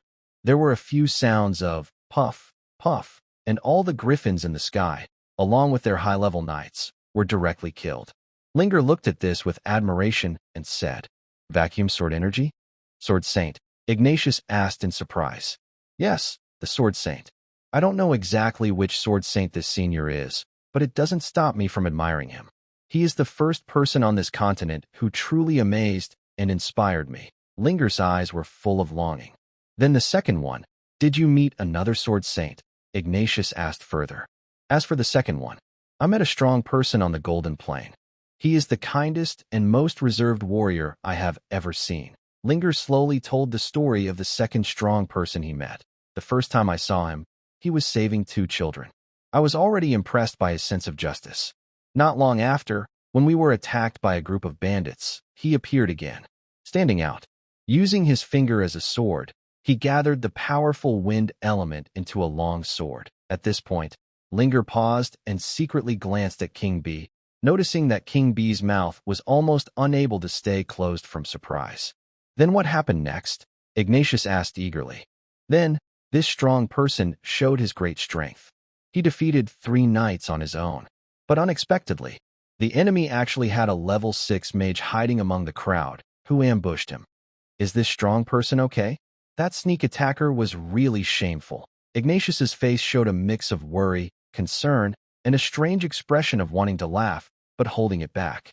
Then, to my surprise, this strong person turned out to be a powerful mage, legendary dual-wielding magic and martial arts. In the end, he displayed his strong magical power and drove away the opponent alone. "That person is you, Lord Ignatius," Linger said with full admiration. "Me? I mean, this story sounds so familiar." "Oh, Linger, how can I compare to a Sword Saint? Although your strength hasn't reached that of a Sword Saint, your style is comparable to that of the one-armed Sword Saint. These are the 2 strongest figures I admire most since I arrived on the Aurora's continent." Linger looked at Ignatius with admiration. Ignatius felt an unexplainable happiness in his heart. "I'm still far from being a Sword Saint. I need to work harder. But what does that have to do with the nickname Be King?" Ignatius continued to ask. "In my mind, The one-armed sword saint and your excellency Ignatius are two towering structures on the Aurora continent. Both of you have the bearing of a king. I would call the one-armed sword saint Tower A, and you, your excellency Ignatius, Tower B. He is King A, and you are King B. Ringer nodded seriously. Tower B. King B. Tower B. Haha, I like that name. You understand me, Brother Len. Ignatius finally showed a happy smile. So, King B, do you want to become the leader of Greyrock territory? Do you want to be its spiritual pillar? I hope one day your statue will stand in Greyrock, admired by all, Ringer said excitedly, looking at Ignatius. Can I? Ignatius looked at Ringer with the same excitement. All right, Ignatius. Let's calm down first. Before I can decide, we need to talk. Ringer returned to his normal expression. What to talk about? I am very willing to lead Greyrock out of trouble, Ignatius said seriously. Don't rush about the trouble. First, tell me about your family. I heard your Baron title. Bought it, Ignatius said without hesitation. That's no secret in the imperial capital. My father is a successful merchant. He dreams of entering the noble circle, so he paid a lot to buy a barony for our family. Unfortunately, the old noble families still look down on us, calling us wealthy upstarts full of copper smell. He paused, with a hint of dissatisfaction in his tone. Most importantly, we only have the title, no land. In the Empire, nobles without land are like floating weeds without roots. They'll never be true rulers. If I told you, Ringer said, walking to his side and looking out at the wilderness, that I can give you real land, even make you a legend on this land? Land? Legend? Ignatius's eyes immediately lit up. You mean, like the heroes in bard stories? Exactly. Ringer's voice was full of charm. We want to build a new order here through industry. But this needs a leader in name only, a god that the people worship and outsiders fear. I have a plan to create a god. Ringer pointed at Ignatius. You are that god. Your task is simple. Pay money, buy that riverbank and the nearby wasteland from the stingy Edgar, along with the serfs on the land. From now on, this land is your private territory. Then, I will use your name to build the first workshop here. You will become a benefactor who provides food and a leader who guides them out of poverty. Ringer looked at Ignatius's increasingly bright eyes. Imagine one day, this wasteland turns into a bustling city, and you, Ignatius Vaughn, whatever your last name is, will be the creator of this city, admired by thousands. Ignatius's breathing grew faster. Even just imagining that scene, standing on a tall tower, dressed in splendid armor, amid cheers, overlooking his prosperous territory. Although I don't know what you mean by industry, it doesn't matter now. Just tell me what I need to do. Ignatius suddenly waved his hand confidently. Money is not a problem. The travel funds my father gave me are enough to buy half of this broken place. Half an hour later, in the restaurant. Pay workers? Baron Edgar looked at Ringer in surprise. Yes, your lordship. If you don't pay your people, they won't have much work enthusiasm. So I think paying them a proper wage will motivate them and make work twice as effective, Ringer explained. I think your idea of work enthusiasm can be produced with a whip, not wages. Ringer knew convincing the Baron would be very difficult, so he had already prepared a plan B. Or, would you be willing to sell the land? That way, you can get a large sum of money all at once. Ringer glanced at Ignatius, signaling him to start discussing the plan with the Baron. Ignatius confidently talked about his intention to buy land and serfs, and he threw most of his gold coins in front of the Baron. Baron Edgar stared at the two large bags of jingling coins on the table, his eyes nearly popping out. Buy land. The Baron looked at Ignatius in disbelief. Viscount, are you saying you want to buy that muddy, rocky riverbank to the west? And also the few hundred serfs living there? Exactly, Ignatius replied proudly, dismissively. I think Mr. Ringer's porcelain business has good potential. I am willing to invest. The Baron secretly cursed him as a spendthrift, but kept a firm grip on his purse. That riverbank was worthless to him, and those serfs were just lazy burdens who ate without working. Now someone was willing to pay gold coins to take over? As for the porcelain business, if he didn't have to spend money, he might let Ringer try. But now, having to pay wages, he preferred the coins in front of him. As for turning mud into gold, he didn't really believe that. Sell. Of course, sell. The Baron was afraid the other might change his mind. Once we sign, that land and even the ants on it are yours. Although the Baron couldn't transfer his noble title, transferring land ownership and serf contracts was legal business within the empire. The deal was quickly made. The contract you wanted is ready. Ignatius handed the contract to Ringer.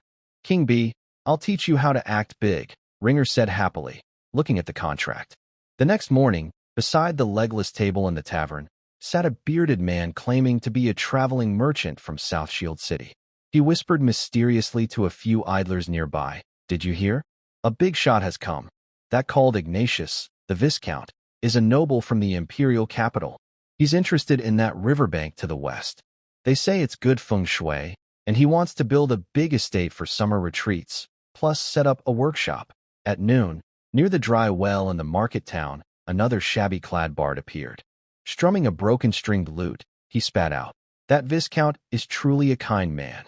He's got enough to feed you all for 3 years. I hear he's hiring workers on the riverbank, paying wages, providing meals, and even offering meat." By evening, a limping veteran was bragging on the roadside to others. "I saw it with my own eyes." Lord Viscount waved his hand, calming down the greedy Baron Edgar. He directly bought a large piece of land in the west. Tony was exhausted all day. Sometimes he pretended to be a bearded man. Sometimes he smeared charcoal, and sometimes he acted as a, using all his street performance skills to the fullest. This intense, exaggerated promotion finally stirred some ripples in the stagnant gray rock territory. Is there really food to eat? Do they really pay wages every 3 months? Is that true? Whether true or not, that riverbank now belongs to the Viscount. It's worth going to see. Desperate people, when they see even a small glimmer of hope, will instinctively rush toward it. Early the next morning, about 200 or 300 people gathered sparsely on the riverbank in the west. Most of them wore ragged clothes, with wary and tentative eyes, clutching broken tools tightly. However, when the strong, commanding smell of meat wafted in with the cold wind, all their caution instantly melted away. On the open space of the riverbank, several large iron pots over 1 meter in diameter were set up. The firewood beneath the pots crackled, and inside, a thick, milky white soup was boiling. It was made from a large amount of pig bones and offal that Tony had bought at a high price from the town, mixed with wild vegetables dug from the mountains and some coarse wheat flour. To these villagers, who even found rat meat delicious, this was like divine blessing. Slurp, the sound of swallowing echoed repeatedly. The 200 or 300 pairs of dull eyes now shone with green light, fixed tightly on the large pots.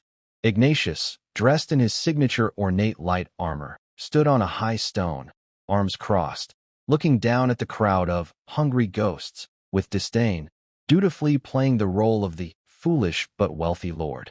Linger stood by the pot, holding a large spoon. "Listen carefully," Linger shouted loudly.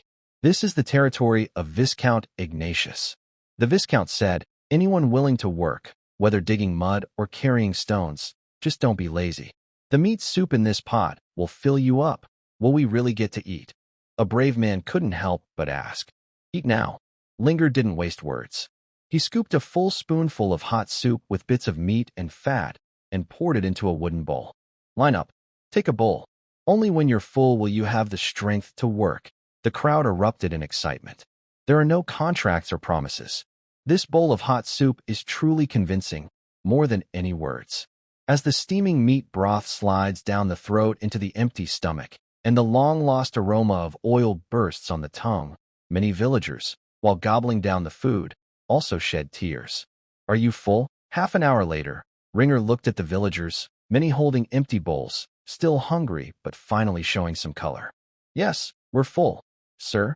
Whatever you say, just tell us. As long as there's food, I'll do whatever the noble lord asks." "Good." Ringer put down his spoon, his eyes sharp. "Now, I will explain the rules. Although there are 300 of you now, only 100 will stay in the end. The ones who stay will sign a contract with us, and every 3 months, you will receive wages. As for the wages," Ringer paused, 5 silver coins, 5 silver coins? Wow. Is that true?" The crowd started to make noise. Ringer raised his hand lightly. "All right, which 100 stay depends on your performance. Now, get to work." He didn't randomly send people away like last time. Ringer divided the 200 or 300 people into small groups. Strong ones, Go over there and move stones to repair the foundation. Quick and nimble ones. Dig white mud, guanine soil, by the riverbed. And Ringer's gaze swept through the crowd, as if choosing prey, who has worked as a bricklayer before, or helped in a blacksmith shop. Even if you only know how to weave baskets, step forward. Ringer knew well that brute strength alone couldn't make porcelain. He needed skilled workers, even if they only had a little bit of skill. Under the incentive of food, more than 10 people stepped forward. I can build walls. I used to help a blacksmith operate a bellows. Can I make clay figures? Ringer approached a small, thin man who said he could make clay figures and handed him a piece of moist guanine soil. Make a cup and let me see. It should be round, thin, and even. This man was mad. He looked a little nervous, trembling as he took the mud, but the moment his rough, calloused hands touched the clay, they became surprisingly steady. After a few minutes, a roughly shaped but neatly formed clay model appeared in his hand. Good, said Linger, with a hint of surprise in his eyes. This was the skilled work he was looking for. You don't need to move stones anymore. Linger pointed to the side. You are responsible for handling the clay. Teach others how to make clay figures. Your wages will double, and you'll get an extra piece of meat each day. Thank you. Thank you, sir. Mard was so excited he almost knelt. In the following days, the riverbank site showed an unprecedented scene. There were no whips or scolding from supervisors, but everyone worked with great enthusiasm. The big pots were placed on the construction site, and as long as they worked, they could smell the aroma of meat and see hope. Linger moved between different workstations. He was not just giving orders, but also observing. From a high vantage point, Ignatius watched the lively scene below, feeling secretly pleased. Is this what it feels like to become a legend? The way these ants worship, it's quite impressive. A week later, Mard sat by the wooden fence at the riverbank construction site, holding a wooden bowl that he had even licked until it shone.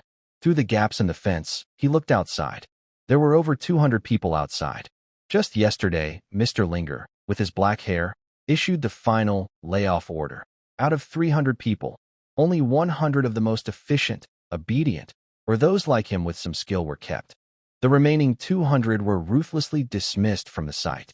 At this moment, those 200 pairs of eyes outside the fence stared fixedly at the empty bowl in Mard's hands and the large hot iron pot nearby. The cold wind made their bodies shrink like dry wood, and their eyes were no longer numb, but filled with deep regret and jealousy. I should have moved 2 more stones yesterday. Why did I slack off then? That was meat soup. Why did Mart stay? Just because he can make clay figures? Hearing the faint complaints outside, Mart instinctively straightened his back and moved the wooden badge symbolizing official worker to a prominent position on his chest. Why? Mart turned around and looked at the shed behind him. There was a strange-looking machine just assembled, a weird and unusual device. It was something he had been working on day and night for the past few days, even dreaming about it. He built it carefully following Mr. Ringer's drawings. Mr. Ringer called it a potter's wheel. Mad was the son of a bricklayer and loved playing with mud since he was young. People used to laugh at him, saying he wouldn't succeed and didn't know how to farm. But 3 days ago, Mr. Ringer found him and gave him a piece of sheepskin paper filled with lines.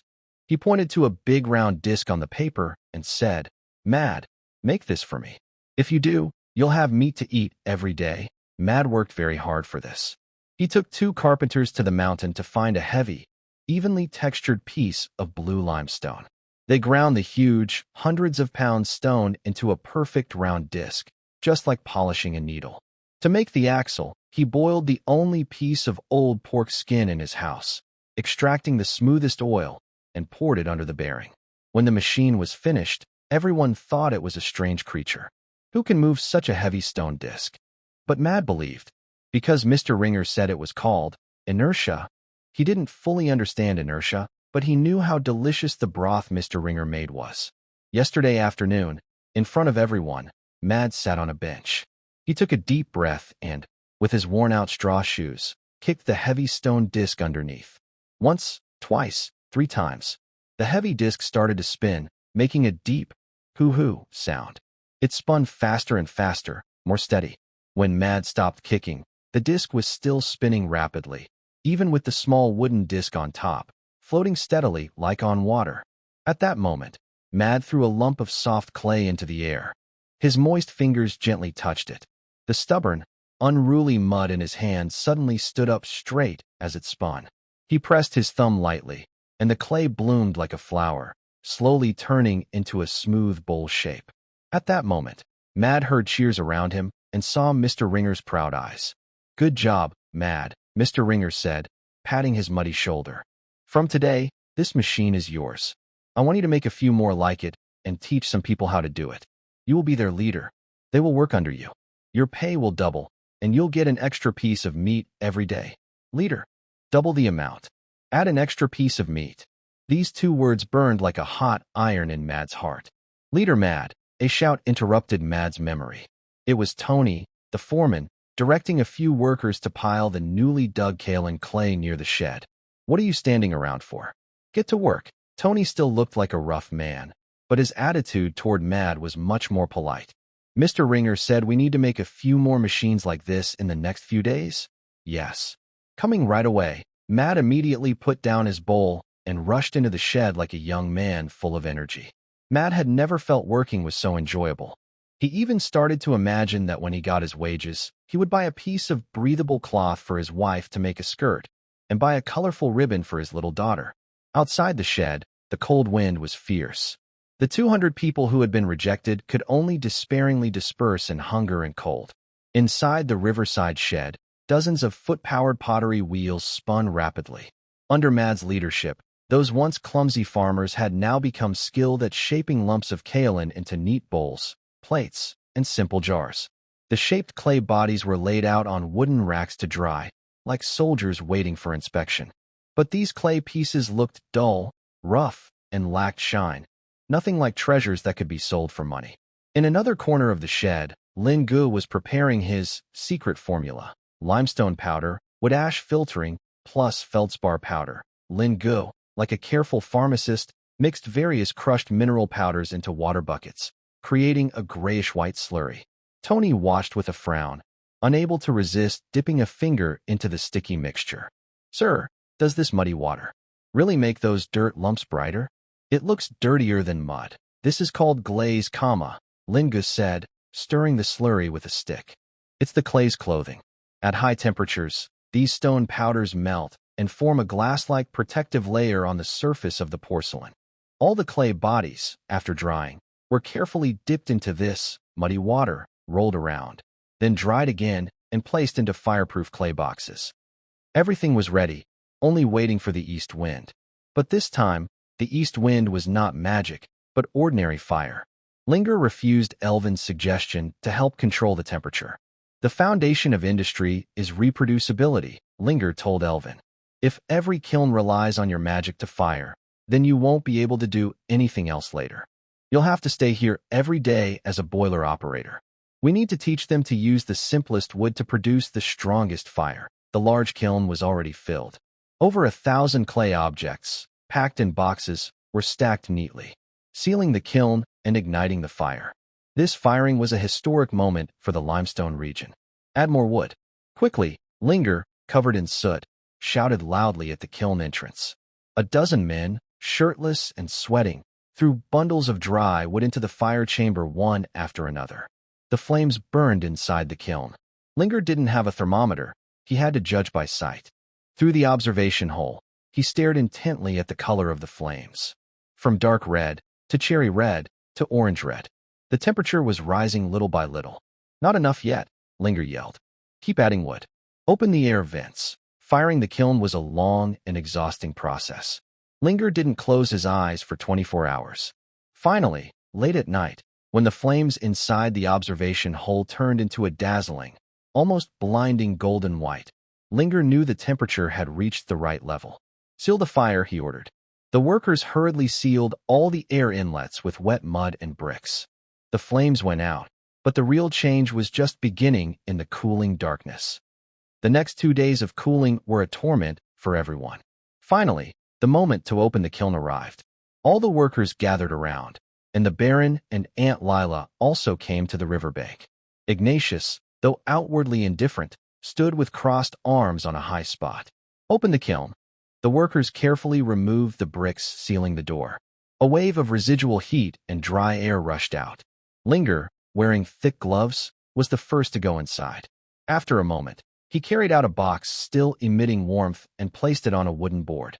The entire crowd was silent, hundreds of eyes fixed on the dull, gray clay box. Linger took a deep breath and lifted the lid of the box. There was no shining gold, nor any magical glow. Quietly lying inside the box was just a simple bowl. But when Ringer took out the bowl and held it up to the sky, facing the midday sun, hiss, a neat gasp sounded from everyone. It was no longer dull gray clay. It was white. That white was not dull or lifeless, but smooth and soft like jade, with a milky glow that seemed to be frozen fat. The shiny glaze on the surface reflected a charming sheen under the sunlight. When sunlight hit it, people were surprised to see that this hard object was actually semi-transparent, with faint shadows of Ringer's fingers visible inside. Ding! Ringer gently tapped the side of the bowl, producing a clear, melodious sound that echoed across the riverbank and lingered for a long time. Tony, a traveling businessman, understood the value of this object better than anyone. White porcelain. Tony trembled as he reached out to touch it, but hesitated, afraid of breaking it. It's more transparent than the finest white jade. Smoother than a girl's skin. No impurities at all. Is this really made from that lousy mud? At this moment, Baron Edgar had completely forgotten his noble manners. He rushed over, snatched the bowl, and hugged it tightly as if holding his long-lost father. Actually, it really was fired from clay. The Baron trembled, lips trembling as he frantically wiped the bottom of the bowl with his sleeve. The texture, the shine, even our family's silver plate isn't as beautiful as this. Baron Edgar looked at the porcelain that should have belonged to him, filled with regret, as if these ceramics were mocking his short-sightedness. Even Ignatius, who was used to the bustling imperial capital and had a very sharp eye, couldn't help but step down from the high platform. He took out a plain white vase from another box and looked at it again and again in the sunlight. No extra decorations, no gold or silver inlay, just pure white, pure shape. It's simply the ultimate purity, Ignatius murmured.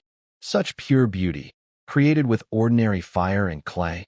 He looked at Ringer, whose face was covered in soot and exhaustion, and his admiration grew even more. You didn't use magic, but you created something more wondrous than magic. Riches are coming. Tony, holding the bowl with shining eyes and drooling slightly, said eagerly, "Sir, our limestone territory. We're really going to get rich. How much is this kiln worth?" Although Arya was also surprised, she cared more about Ringer. She stepped forward and handed Ringer a damp cloth. "Wipe your face. You look tired." Ringer took the cloth, wiped off the dirt from his face, and looked at the cheering workers and Tony, who was in a state of joy. A tired but satisfied smile appeared on his face. No magic, no miracles needed. Just the right knowledge and a little effort, and dirt can turn into fine jade. The first batch of porcelain was a huge success, and everyone was very happy. But after the excitement, a real problem appeared. Who would buy the products? In the council hall of Stonefield Castle, a few people sat around a table. On the table were some beautiful samples shining in the candlelight. Baron Edgar looked eagerly at the porcelain, feeling distressed.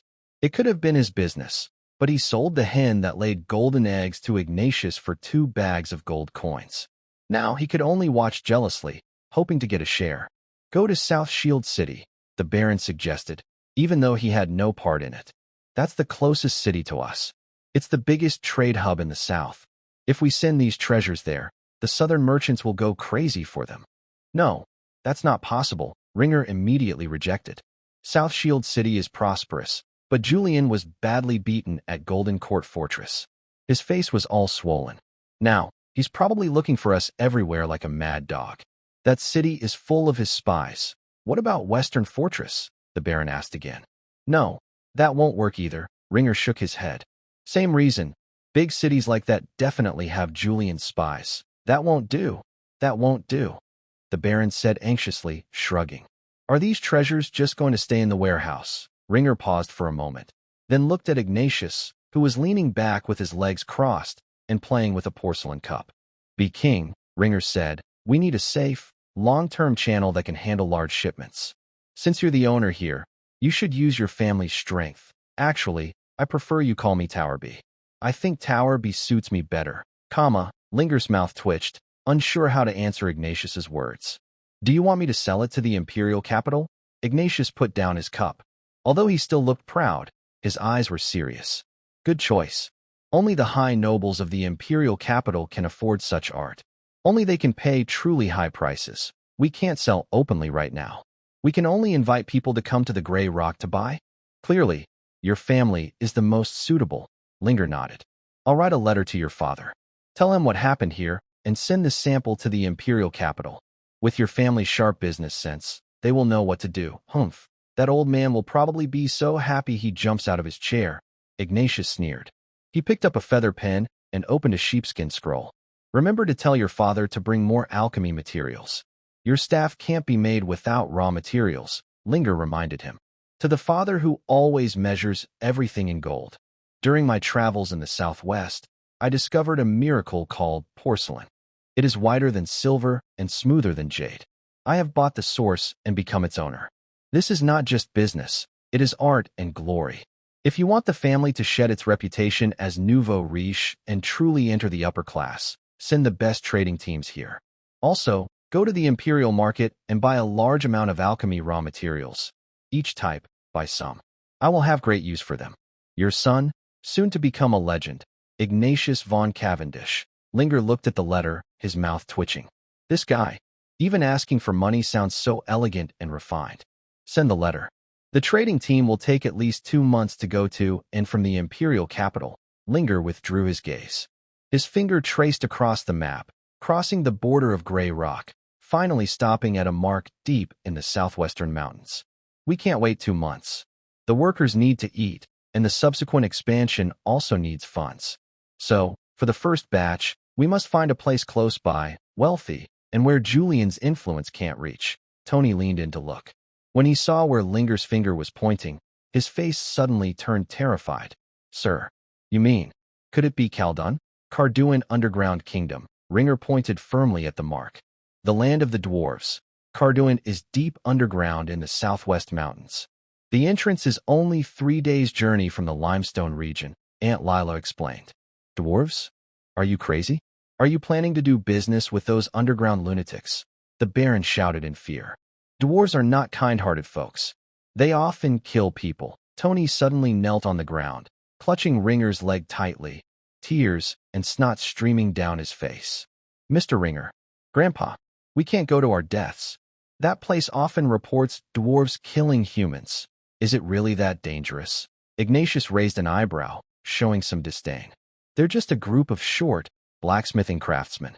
I've met a few dwarf blacksmiths. They have bad tempers, but are reasonable. Lord Viscount, you don't know? Rumors say the dwarves of Carduin are bloodthirsty. Their temper is as fiery as a volcano. Tony swallowed nervously, eyes wide with fear. I've heard mercenaries say that those dwarves don't reason. One moment they're drinking with you, and the next, if they think your gaze is wrong or your breathing is too loud, they'll swing a giant hammer and crush your head. Some say they hate human merchants' cunning. Anyone doing business there who tries to bargain will be thrown into a furnace to be turned into human oil, used as lubricant for their machines. They say machines lubricated with human oil run the fastest. There's even a rumor that at Carduin's gate, instead of stones, human skulls are laid out. They skin humans to make bellows and grind bones into powder to clean their weapons. Tony grew more frightened as he spoke, almost crying out, Sir, our porcelain is good, but it's not worth risking our lives. Julian is scary, but he might not have spies everywhere. Those dwarves, they're beasts that kill at any moment. Going there is just asking to be eaten. Ringer remained calm, even taking a sip of water leisurely. Rumors are just rumors because most are exaggerated by fear, Ringer said calmly. If they really killed everyone they saw, who would spread these stories? Dead people can't talk, but going to the dwarf kingdom isn't that scary. Just go with confidence, Aunt Lila said. Oh, have you been to Carduin before, Aunt? I visited once before moving to the Grey Rock territory. It's not dangerous. Don't believe all the rumors you hear outside. Just go with confidence, Aunt Lila replied. Great. Since Aunt says so, Tony, you should feel reassured, Ringer said firmly.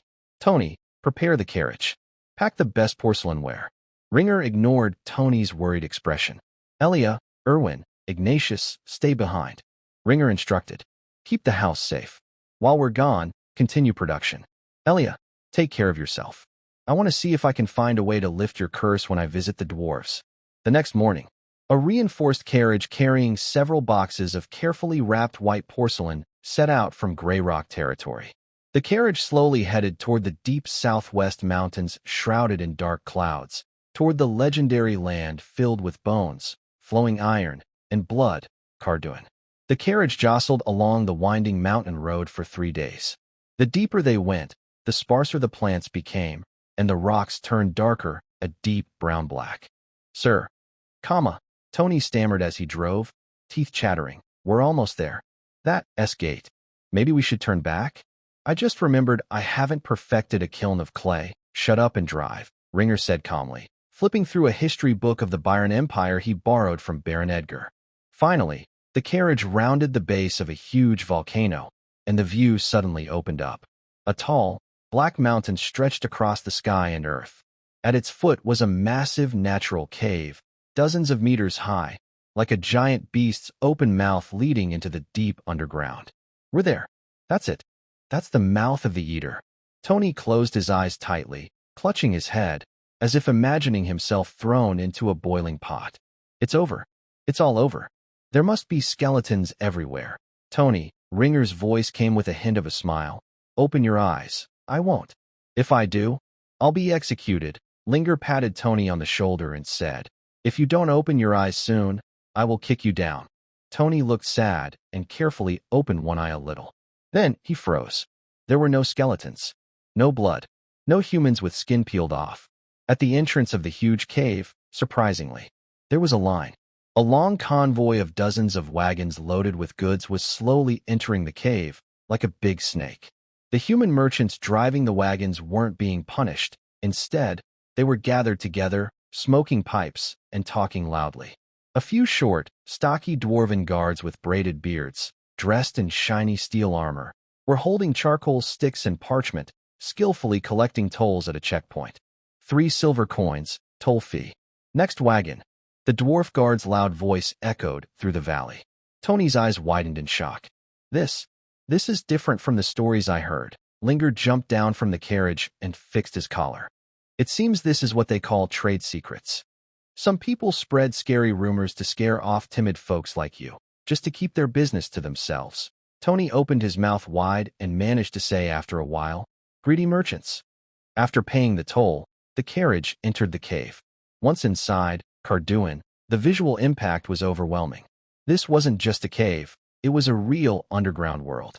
A huge underground space stretched as far as the eye could see, with a ceiling filled with glowing moss and magic crystals, like a starry sky beneath the earth. Rivers of flowing lava ran beneath the city, providing endless light and heat. Massive water wheels and gears, made from unknown materials, roared as they turned under the lava's power. Everywhere, the sound of hammering and forging filled the air. The streets were wide and smooth, lined with grand buildings carved into the rock walls, rough but magnificent. What amazed Tony most was that there were humans everywhere. Plump merchants in silk, mercenaries with giant swords, and even street vendors selling fruits from the surface. It was even more lively than Riverbend City. This isn't a forbidden zone. Tony looked at the loaded wagons. I've been fooled by those rumors for years. Linger ignored Tony. He directed the carriage through the main street and found a relatively clean inn with a sign that read, Anvil and Wine Cup, near the commercial area. The first floor of the inn was a lively tavern filled with steam and noise.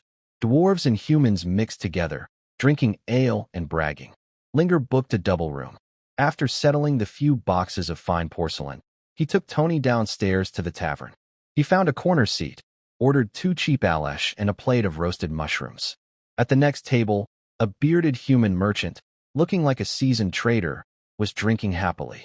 Linger picked up another ale, walked over with a humble smile, and held out the drink. Hey, buddy, Linger said, handing the ale to the bearded man. This is my first time doing business in Cardoon. I was a bit surprised when I arrived. Isn't it said outside that people eat others here? The merchant glanced at the ale and then burst into hearty laughter. Ha. Eat people? That's just nonsense spread by those guilds trying to monopolize business. He took a big sip of his drink and patted Linger on the shoulder. Little brother, welcome to Carduin. As long as you have money or rare goods, the dwarves here are your best friends. They may have bad tempers and loud voices, but they are honest in business and generous with their money. He leaned in closer and whispered, but remember one thing. Don't try to fool them with fake goods. Dwarves have sharper eyes than eagles. If you dare to sell fake stuff, then, well, the rumors about throwing people into the furnace might really come true. Linger's smile grew wider. Sharp eyes, he said, glancing at the room upstairs where the porcelain was stored. That's perfect. I'm not afraid of people who know their stuff. Amid the noise of the tavern, the bearded merchant ordered another ale. Little brother, since it's your first time in Carduin, said the merchant, Bork, wiping some ale from his mouth. Don't take it the wrong way if I speak frankly. Though dwarves are straightforward, the business world here is not simple. He pointed to the brightly lit street outside the tavern. See that? If you go 2 streets east, there's Silver Lane. That's where the human traders gather underground. Many new faces like you are hesitant to deal directly with the dwarves when they first arrive. They usually sell their goods to local shops instead. Although they earn a little less, it is safer and avoids language barriers or misunderstandings of dwarf customs. Bork chuckled and leaned in closer. If you're interested, I can introduce you to some reliable friends. Maybe someone from the Golden Sunflower Guild branch or the boss of the Iron Shield Trading Company. As long as your goods are good, they'll be happy to buy. Linger listened with a smile, but he saw through it clearly. This is typical middleman thinking. Selling to human shops is safe, but it also means they control the prices. My white porcelain is a unique, monopolized product. How could I let these middlemen make a profit from the difference? Thanks for the advice, brother. Linger raised his glass in a toast. But I'm a bit stubborn. I want to explore on my own first and learn more. That's good. Young people need to bump into walls sometimes, Bork said generously, extending his hand. My name is Bork. I've been dealing in spices and tobacco around here for years. If you change your mind later, come find me. I'm Linger. Linger shook his hand. And this is my partner, Tony. After saying goodbye to Bork, Linger didn't rush to leave with his goods. Back in his room, Tony asked, is what that big guy said true? Half true, half false. Linger tidied his clothes. Tony, stay here and watch the shop. I'm going out for a walk. Huh? You're going alone? Tony looked worried. Leaving me here in this dwarf-filled place? What if? No, what if, Linger pointed at the chest. Keep an eye on them and think about the gold coins. Seeing that Linger was firm, Tony grit his teeth and nodded. Don't worry. You go and come back quickly. No one can touch these treasures. Linger left the inn alone. He didn't go to Bork's recommended Silver Alley, but instead took a different route, heading toward the areas where dwarves gathered. Before launching new products, he needed to do market research. He found that the underground city's business scene was very interesting. Most of the goods brought by humans were consumables, grains, fruits from the surface, fine silk fabrics, spicy tobacco, and strong spirits. These items are in high demand among dwarves. The dwarves sell their proudest metal products, sharp axes, sturdy armor, various jewelry, raw ores, and high-quality magic wands.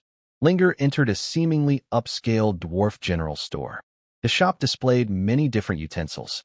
There were rough wooden cups, gold plates embedded with gems, and some very poorly made pottery. Linger picked up a pottery bowl to examine it. The bowl was so heavy it felt like a stone, with a bumpy surface and a dull, murky color, like muddy water in a gutter. That's for slaves, said the dwarf shopkeeper, sitting on a tall stool and polishing a war hammer without looking up. Real important dwarves use gold or silver bowls. Is there no better? Ceramic? Linger asked. Better? The dwarf shopkeeper sneered, setting down his war hammer and pointing to the top shelf. That's fine pottery brought from the east by human traders. Very expensive, 10 silver coins each. Only old elders who like to show off would buy such fragile things that break easily. They're just a little shinier. Linger looked where he pointed. The so-called fine pottery was slightly better than the rough clay bowl he held. Its surface was a bit smoother, with a thin yellow-brown glaze, but in Linger's eyes, it was still a poor quality product, only fit to feed pigs. In terms of color, transparency, and feel, this fine pottery was even worse than waste fired in the first kiln of the Grey Rock region. Linger quickly understood. In this world, or at least in this area, true porcelain craftsmanship is missing or very primitive. While dwarves have top-tier metal skills, their porcelain making is still in the primitive stage. Their pursuit of beauty and refinement can only be satisfied with expensive gold and silver items.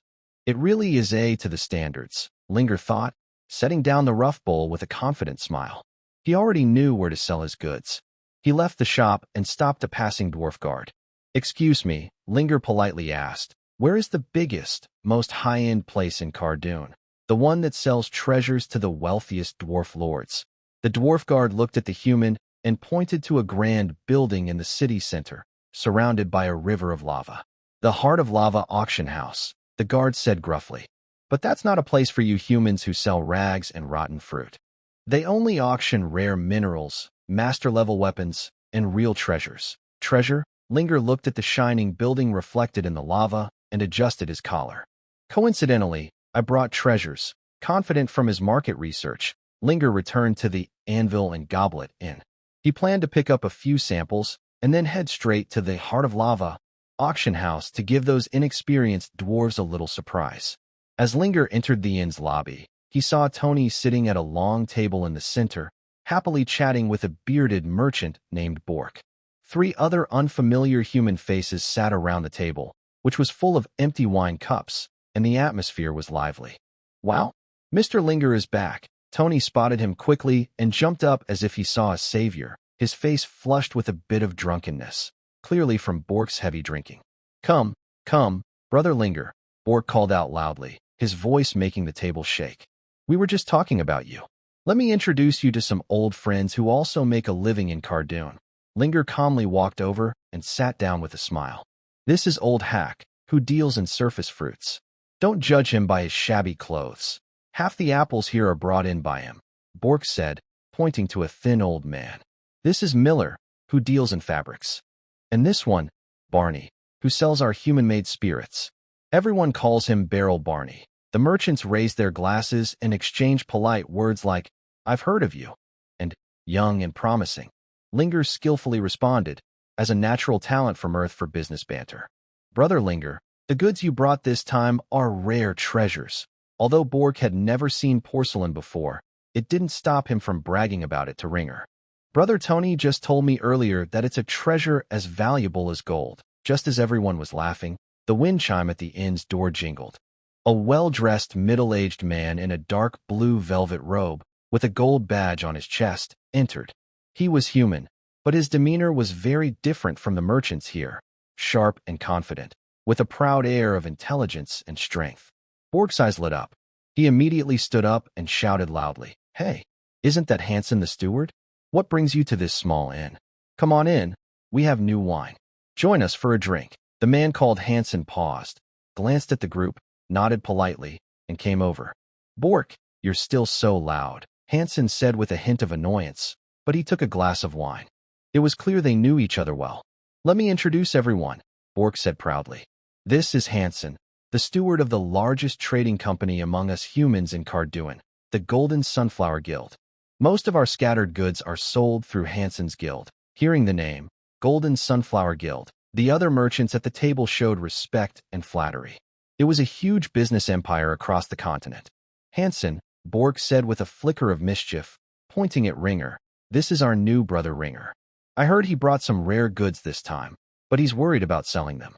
You have high standards. How about giving it a look? If it's really good, the Golden Sunflower Guild can easily help Ringer sell it. Even a small gap in their network could support Ringer for a lifetime." Hansen took a sip of wine, casually looked at Ringer, and said, "Oh, new goods? Is there anything I haven't seen in this underground world?" He put down his glass, speaking with the arrogance of a big merchant. Since Bork asked, "Let's see what you've got. If it's really as good as you say, our guild might consider buying it at a fair price." Ringer looked at the steward, feeling a slight movement in his heart. The Golden Sunflower Guild was a giant. If he could connect with them, he might quickly recover his funds. "Tony," Ringer whispered, turning his head, "go upstairs and bring down a sample." "Got it." Tony, hearing about a big deal, immediately became excited. Soon, He was carrying a tightly wrapped bundle made of straw and ran down. Everyone's eyes focused on that bundle. Carefully, Tony untied the straw, revealing a pure white, smooth porcelain bowl inside. Under the dim hotel lights, the white porcelain bowl seemed to glow, with a delicate glaze reflecting the candlelight, like a quiet piece of art. Wow, Bork and a few small merchants gasped. They had traveled far and wide, but had never seen such pure, white porcelain. Is this made from some special stone? Bork reached out, wanting to touch it. But Hansen's reaction surprised Linger. He didn't panic like Bork. Instead, he raised an eyebrow slightly, a hint of admiration in his eyes, but quickly regained his businesslike calm. He picked up the porcelain bowl, tapped it with his finger, and heard a clear ding. Indeed, a fine item, Hansen said, setting the bowl down. The texture is fine, the craftsmanship exquisite, more beautiful than any porcelain I've seen. Even more elegant than the silverware used by the royal family in the capital. Tony's face lit up with joy, ready to make an offer. But, Hansen continued, shaking his head, it won't sell here. What? Tony's smile froze. Why? Linger asked calmly. Because the customers are dwarves, Hansen pointed to the dwarves around, drinking loudly and banging on the wooden tables. Young brother, you're new here and don't understand dwarf customs. They are rough, bold, and like to eat big pieces of meat and drink large bowls of ale. He picked up the delicate porcelain bowl and shook it in his hand. This thing is too light, too fragile, too delicate. Dwarves have big hands, more than the size of this bowl, and with just a little force, they could crush it. For them, something that breaks easily isn't as useful as a wooden cup. Looking at Linger, Hansen said in a mentor-like tone, good things don't always sell well. If you shipped this to the capital and sold it to delicate noble women, it might fetch a high price. But in Cardon, dwarves only value gold, silver, and steel. So, Hansen pushed the bowl back to Tony, sounding a bit disappointed. Forget about buying it. The risk is too high, and the selling cycle is too long. If you want, you can try to sell it on consignment at our guild's counter. Maybe some dwarves will like it, but I can't promise how long it will take to sell. The atmosphere at the table cooled down. Bork awkwardly scratched his head. Linger, however, was not disappointed. Instead, he smiled faintly. Hansen was right. From a practical point of view, porcelain isn't suitable for dwarves. But he forgot one thing. The essence of luxury goods is never about practicality, it's about showing off. Thank you for your advice, Lord Hansen, Linger said calmly as he put away the porcelain bowl. We will think about it. Hansen didn't mind. He stood up, tidied his robe, and said, if you need anything, you can ask Bork to send a message to the guild. After that, he politely nodded to everyone and turned to leave the inn. Well? Bork looked at Linger with a regretful expression. Brother Linger, don't be discouraged. Lord Hansen may be blunt, but he has the sharpest eye in this business. Why not? Just listen to him and try consignment. We'll think about it, Linger said as he stood up. Everyone, I'll go out for a bit. You all continue. Tony, stay and have a good drink with Bork and the others. Since the guild thinks it's not practical, I'll try somewhere else. The heart of Molten Fire Auction House is located in the center of Caljuan, built from huge black stones, surrounded by flowing lava rivers. It is the temple of underground wealth, where only the rarest ores, legendary weapons, and most precious gems are allowed. Linger adjusted his collar, holding the tightly wrapped white porcelain bottle, and stepped inside. The hall was decorated with a giant mithril chandelier, and the visitors were mostly well-dressed dwarves and fully armed high-level warriors. Stop right there, human, a dwarf appraiser with a long white beard blocked their way. My name is Orin, and I am the appraiser here. His gaze swept over the porcelain wrapped in straw in Linger's hands. We don't accept scrap metal here. This isn't scrap metal, Linger said confidently as he untied the wrapping, revealing the white porcelain bottle. Under the bright lights, the white porcelain looked smooth and luminous, like jade. Owen's eyes lit up slightly. He reached out with his rough hand, wanting to pick up the item. Be careful, it's quite fragile, Ringer warned. Owen paused for a moment, then grabbed the bottle and tapped it with his knuckles. Ding! The crisp sound was quite pleasant, but it was only a nice sound. Owen put the bottle back on the table, shook his head, and the interest on his face disappeared, replaced by a professional indifference. It's beautiful. The craftsmanship is very special, Owen commented. But the heart of the forge doesn't value this. Why? Ringer asked curiously. This is the finest porcelain in the world. Because it's too fragile, Owen said frankly. In our dwarf values, durability and strength are the true beauty. A war hammer passed down to grandchildren is a treasure. A shield that can resist lava is a treasure. And this, he pointed a finger and gently poked the bottle. It's pretty, yes, but I might sneeze and break it. Dwarves don't understand or want to spend a lot of money on something that can break at any moment. Take it away, Owen waved his hand, giving a polite warning. We sell heirlooms here, not fragile decorations. Ringer fell into thought. He hadn't expected that this perfect porcelain would be so hard to sell in the dwarf kingdom. Seeing Ringer silent, Owen perhaps thought this human's item was indeed good, so he pointed outside the door. If you really want to sell it, turn left when you go out, walk a couple of blocks, and there's a shop called Copperbeard Daily Goods. It's run by Old Copperbeard, who mainly sells pots, bowls, and utensils. Maybe he'll be interested in this. High-quality tableware, from being told to go from an auction house to a daily goods shop. Ringer couldn't help but smile at the difference. In the end, he thanked Owen and turned to leave. Helpless, Ringer had no choice but to bring the porcelain to the Copperbeard Daily Goods shop. It was a lively store filled with the smell of everyday life, with piles of iron pots, copper basins, and wooden wine cups outside. The shopkeeper, Old Copperbeard, was a dwarf full of alcohol smell, sitting behind the counter counting money. When Ringer took out the white porcelain bowl and vase again, Old Copperbeard's reaction was more enthusiastic than Owen's. Old Copperbeard touched the porcelain bowl and exclaimed in wonder, "This would look great holding wheat beer. It looks so clean. Are you interested in buying it?" Tony asked hopefully. Buy? No, no, no. Old Copperbeard shook his head like a rattle. This thing is too delicate. My customers are rough folks. They drink a lot and often smash their cups on the table for fun. If you drop this bowl, it would break, Ringer said calmly. Exactly, Old Copperbeard shrugged. If it breaks, it's just trash. Who would spend so much money on a disposable cup? Unless there's some kind of crazy elves. He gave the same advice as Hansen, the human guild steward. Brother, if you want, you can leave the goods here for consignment. Maybe I can persuade a few proud elders to buy them as decorations. But to pay for stock? No way. When Ringer left the Copperbeard Daily Goods shop, he remained silent. Repeated failures made him realize a harsh truth. In this underground world that values strength, metal, and durability, porcelain, symbolizing delicacy and fragility, struggled to survive. No one denied its beauty, but no one was willing to pay for such fragile elegance. They needed armor that could block swords, hammers that could crush bones, not pretty bottles that made noise when dropped. Back in his hotel room, Ringer sat on the pile of unwanted porcelain boxes, staring out the window at the flowing lava river, lost in deep thought and sadness. Did he make a wrong first step? Was there really no place for art in Cardoon? He recounted to Tony what had happened before, sitting in the anvil and wineglass in room. Sir, it seems our porcelain is really hard to sell in the dwarf kingdom, Tony said helplessly. The dwarves underground are totally different from what we expected. They only recognize hammers and armor. They don't understand art at all. We brought so much, and if we just take it back as is. Sigh. Ringer looked out the window at the endless flowing lava river, tapping his fingers lightly on the table. Maybe we should go see Hansen? Tony's words broke the silence.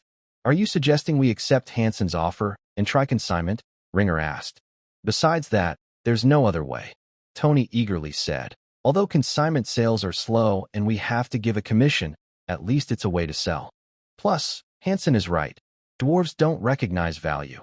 But there are still many human merchants here.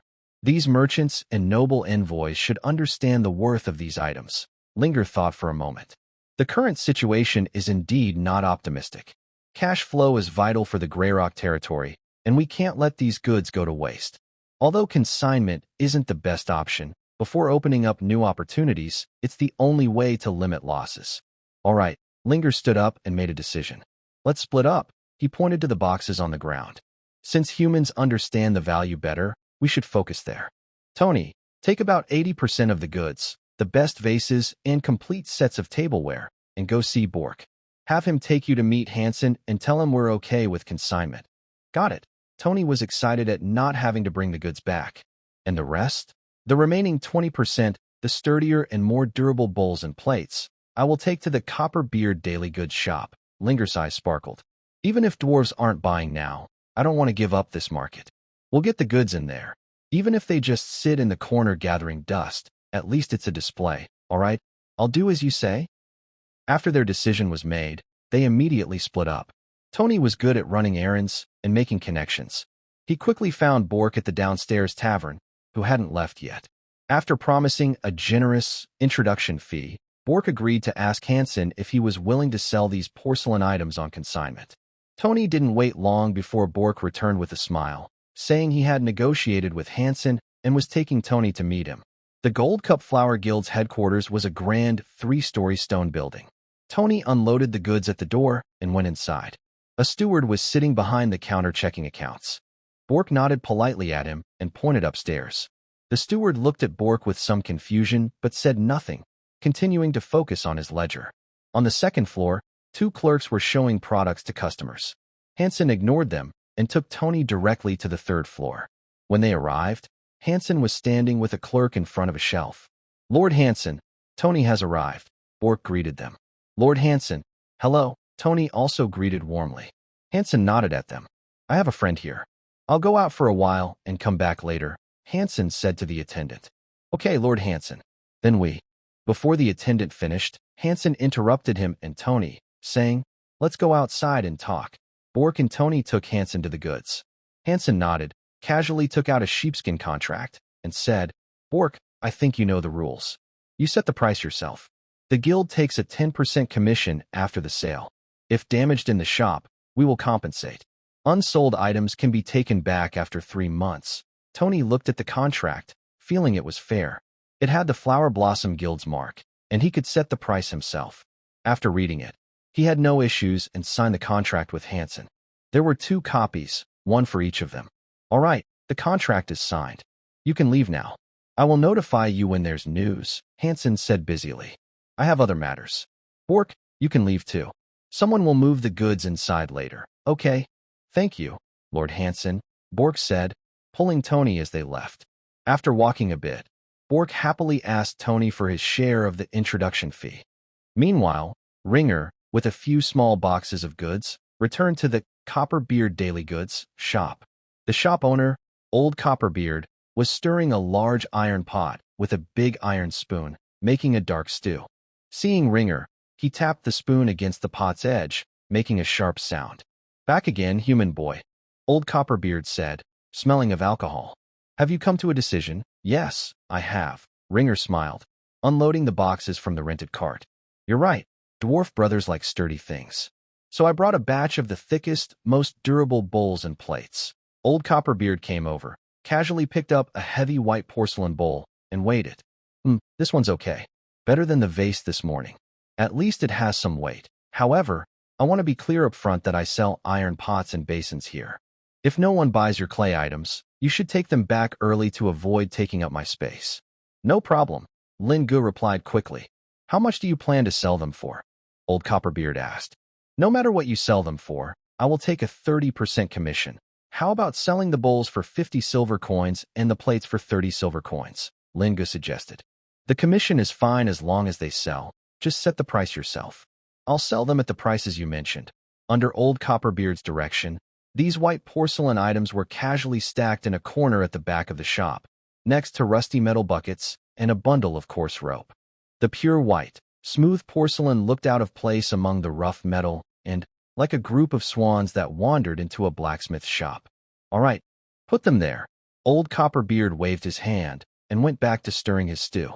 If any foolish elder with a head full of holes shows interest, I'll help you collect the money. Lin Gu didn't mind Old Copperbeard's attitude. He stood in the corner, carefully adjusting the placement of the porcelain so that even a faint light could reflect on its glazed surface. After finishing, he left the shop and felt the difficulty of selling. He hoped to sell them quickly. When he returned to the Anvil and Wine Cup Inn, he happened to meet Tony in the lobby. Everything is settled, sir, Tony said as Lin Gu entered. The Hansen contract with the Golden Marigold Guild went smoothly. After selling, they will take a 10% commission, and the goods have been collected, he sighed. But I'm not sure if they will actually sell. 10%. That's cheap. Old Copperbeard wants to charge me 30%. That greedy dwarf. It seems humans are more reliable. Luckily, most of our goods are consigned through Lord Hanson, Tony said with some anger. Lingu didn't mind. As long as they sell, the commission doesn't matter much now. Once we build a good reputation, they'll be begging us to supply them. Anyway, since the main business is done, instead of worrying here, we might as well go out and explore. In this underground world, you should experience the local customs. Tony didn't want to move at first, but seeing Lingu interested, he followed along. Cardoon did not become quiet with the arrival of night. Instead, as the craftsmen finished work, the streets became even noisier. The two of them wandered aimlessly.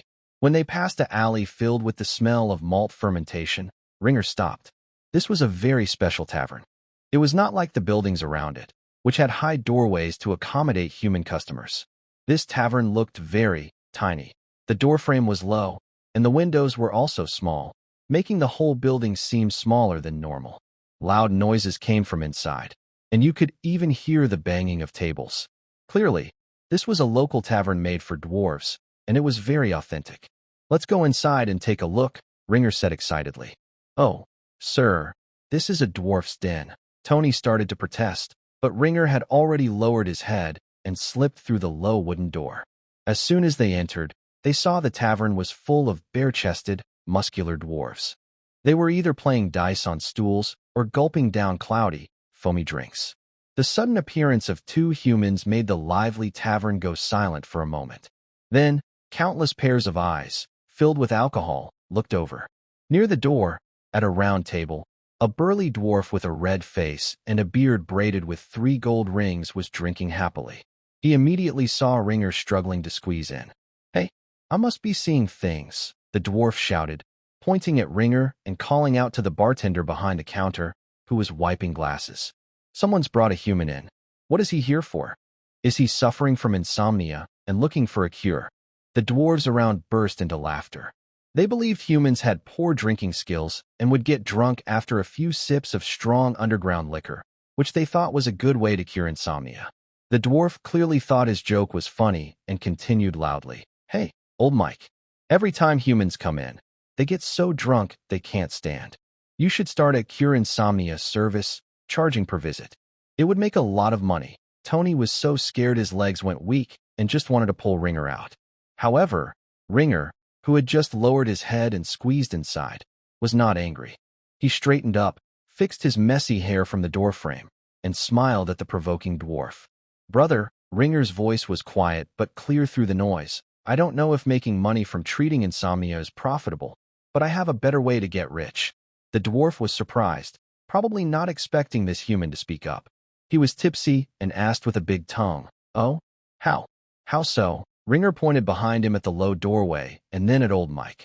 I think if old Mike hires a doctor who specializes in headache treatment to come here for consultations, business will be better than treating insomnia. The dwarf's eyes widened. Why? Because Ringer stepped back to the door, deliberately straightening his posture. His head bumped loudly against the low beam of the doorframe, which was too low for humans. Ringer rubbed his forehead and shrugged helplessly. Because humans are likely to get headaches when they come through this door. The room went silent for a second. Then, a louder boom of laughter erupted, even bigger than before. This time, it wasn't mockery but hearty, amused laughter. Dwarves love this kind of straightforward humor with a touch of self-deprecation. Ha ha! The teasing dwarf laughed so hard tears came out. He patted his thigh loudly. Funny human. Very funny. You're right. Old Mike's door definitely needs to be raised. Ha ha ha. His face, which had been somewhat resistant, now looked much more friendly toward Ringer. He waved at him and shouted generously. Hey, little guy who's afraid of bumping his head. I don't dislike you. Come have a drink. Tony was still stunned, but Ringer had already stepped forward confidently. Of course. Ringer sat down and looked at the empty wine glasses in front of the dwarf, smiling as he teased. But it seems this dwarf brother has been suffering from severe insomnia lately. Do you want me to help you with that? Ha! The dwarf laughed again, growing more fond of this knowledgeable and talkative human. Yeah, I have insomnia every day. Old Mike, bring this brother a glass of deep rock fire liquor. Then, looking at Tony who could walk right in, he continued, and also a glass for the dwarf brother with him. It's on me. I'm human. I just happen to be short, Tony argued excitedly, as if his fear of being short had disappeared. Ha ha! A large glass, shining with a black-red glow and smelling like alcohol mixed with chilly water, was brought to the table. Tony watched nervously. This kind of dwarf-strong drink is so strong that a normal person's throat would burn after just one sip, and drinking a whole glass could make someone sleep for days. But Ringer remained calm. As someone used to drinking high-proof white spirits, whiskey, and on Earth, this level of alcohol was nothing to him. Cheers! Ringer raised his glass, clanged it loudly against Olin's big metal cup, then tilted his head back and drank half the glass in one go, while the dwarves around watched in surprise. Ha! Ringer exhaled a mouthful of alcohol, looking normal again. Good. The dwarf's eyes lit up, and he gave a thumbs up. You're a real man. Much stronger than those humans who sip water for half a day.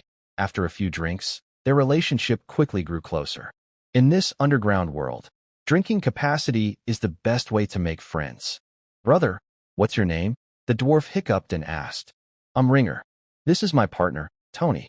We're here on a small business trip. I'm Olin, the dwarf said proudly, patting his broad chest. I'm also a merchant. I just came back from above a few days ago. I sell our dwarf axes, hammers, and jewelry to your human armies and mercenary groups. Have you heard of me? Ringer's mind moved. Just back from the surface? Selling dwarf goods to humans? That sounds like a ready-made, well-established cross-race trade merchant. Ringer put down his glass and looked at the red-faced dwarf, a deeper smile in his eyes. It's okay if you haven't heard of me, Ringer said as he ordered a few more drinks from the bar. But I believe we'll definitely hear each other's names often in the future. After 3 rounds, the empty glasses on the table piled up like small hills. Tony had already shrunk into his chair, pretending to be dead. The power of that deep rock fire liquor was enough to make an ordinary human see double. Olin was also drunk, his face flushed, unbuttoned his leather armor to show his hairy chest, and he pounded the table happily. But Ringer, sitting across from him, slowly put down his iron cup and shook his head gently. What's wrong? Ollie hiccuped, stared with wide eyes, and asked, Brother human, are you done drinking? No, Ringer pointed to the cloudy, deep red liquid in his cup with a hint of regret. Honestly, Ollie, your dwarven drinks. They have enough strength, but the kick still isn't quite there. What? You're talking nonsense, Ollie shouted loudly. This is deep rock fire liquor. It's brewed using the heat of molten lava. Your human fruit wines, which taste like horse, aren't even worth tying its shoes. And you say it's only okay? Calm down, Ringer said calmly, gesturing for him to sit. I admit, compared to the lighter drinks brewed by surface humans, this one is definitely strong. But in my homeland, or rather, in my current territory, the Grey Rock territory, that's real strength. Ringer raised a finger, eyes shining with temptation. That liquor is as clear as water, with no impurities. But just one sip feels like a fiery line burning straight into your stomach.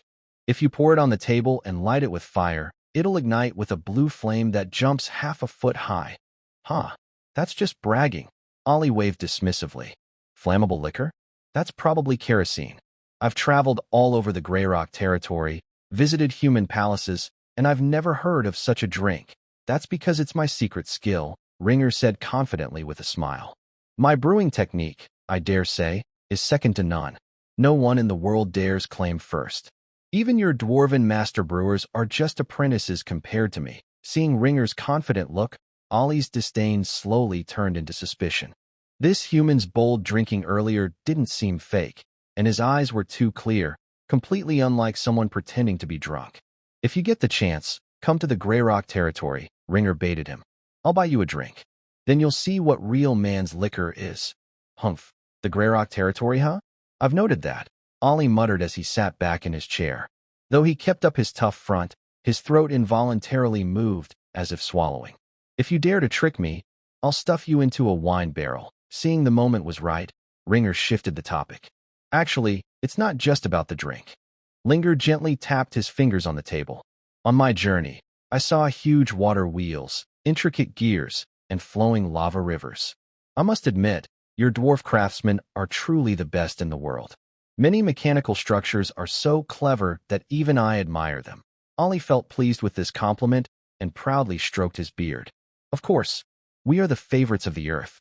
Forging and machinery are in our blood, but Linger smiled and leaned slightly forward, lowering his voice. There are many skills in this world that you dwarves don't have.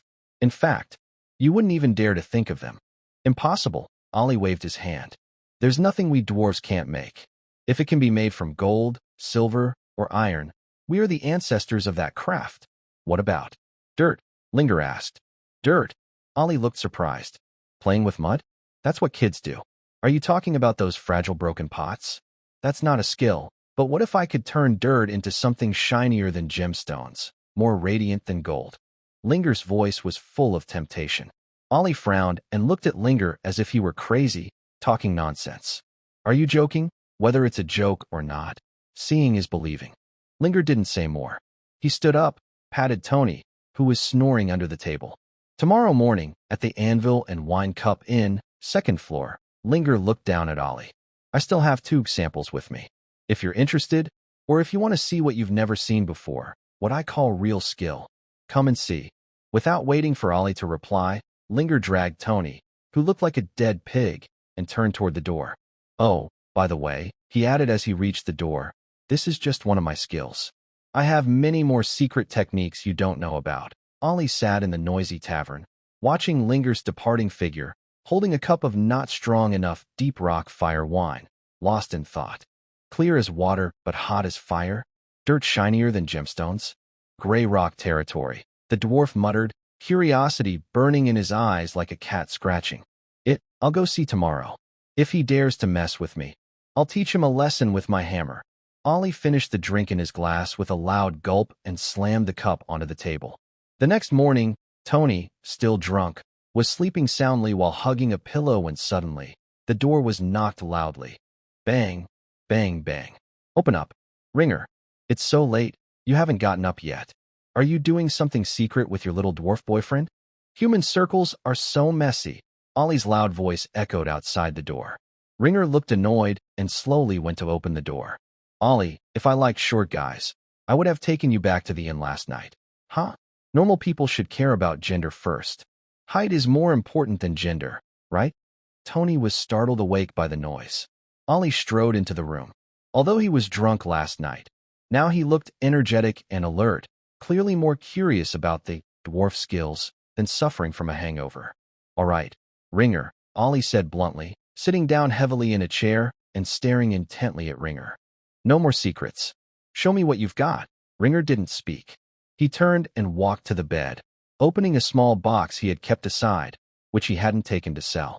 He took out a white porcelain bottle and gently placed it in the center of the table. The morning light streamed through the window, shining on the porcelain. Its smooth, white surface seemed to glow softly. Ollie stood up and leaned closer to the bottle, his bearded face almost touching the shiny glaze. This, Ollie reached out with his rough hand, wanting to touch it but hesitated in midair. Finally, he carefully brushed his fingertips over the smooth surface. Smooth as ice, yet warm like jade, Ollie murmured. Ding! Ollie tapped the bottle's opening, listening to the pleasant sound. His expression changed from shock to excitement, then to a conflicted look typical of a merchant. He paced around the room, stroking his beard. This is a good item. Truly a good item. Almost a miracle. But, he turned to Ringer. Brother, this thing is smoother than human skin, so beautiful it makes my heart tremble. But I have to give you some bad news. Here, this stuff. It's hard to sell. Linger calmly nodded and said, it's too fragile and not practical. That's the feedback I received from everyone yesterday. Exactly.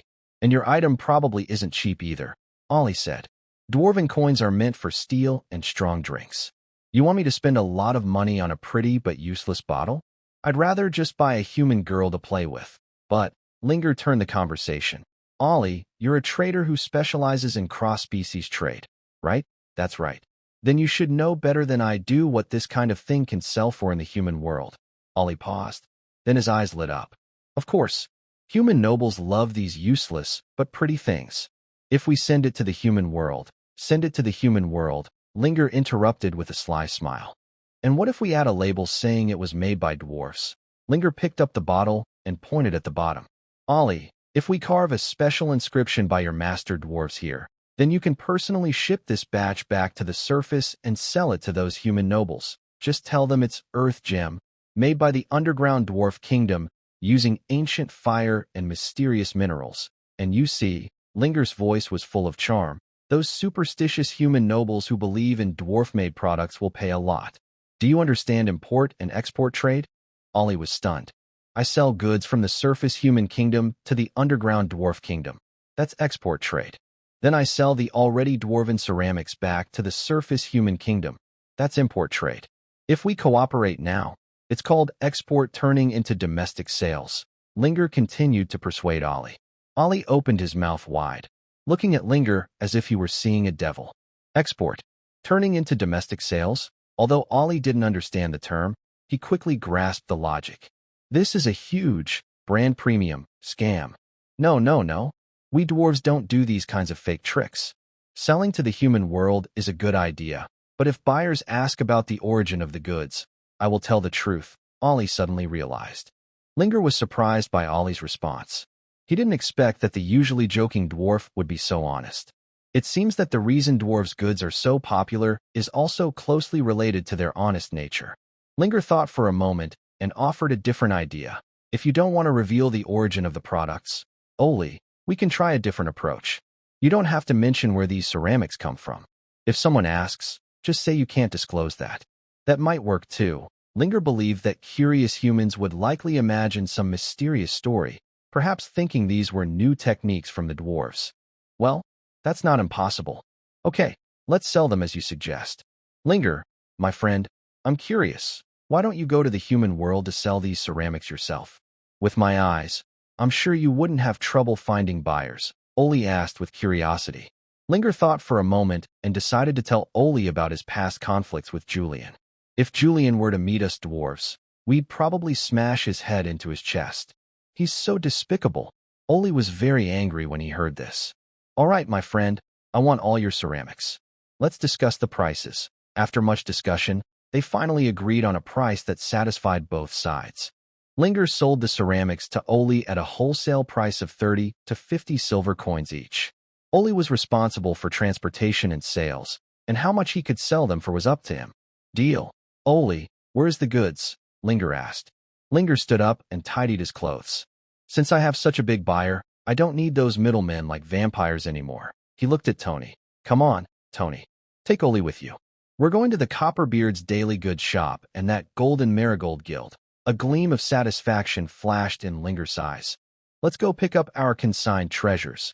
The early morning in Cardoon was filled with the sound of workshop noise. Linger, Tony, and Ollie, along with a few strong dwarf laborers, first arrived at the Copperbeard's daily goods shop. Old Copperbeard saw them come to take the goods and showed no reluctance. Take it. It's just taking up space here. I guess these won't sell well anyway. Ollie looked at the delicate white ceramics, some dusty but still beautiful, and his eyes sparkled. He gently touched the thick-bottomed bowl as if caressing a lover, exclaiming in wonder, this feel. So smooth. Even smoother than Luna at Swan Residence in Human City. Ringer, once this gets to the surface, it will definitely cause those human nobles to fight over it. Swan's Residence. My goodness, do dwarves also want to go to Swan's Residence? Tony was stunned. Swan's Residence? Luna, Ringer looked puzzled. Ollie looked at Ringer's confused face and laughed. Luna is also good at import and export trade. If you get a chance, brother, I'll take you to Swan's Residence to have some fun. You can chat with the girls there about your trade. Ringer immediately understood and looked annoyed. A few boxes of goods were quickly loaded onto the car. Let's go. Ollie waved his hand. To that golden chamomile guild. Bring back our precious items.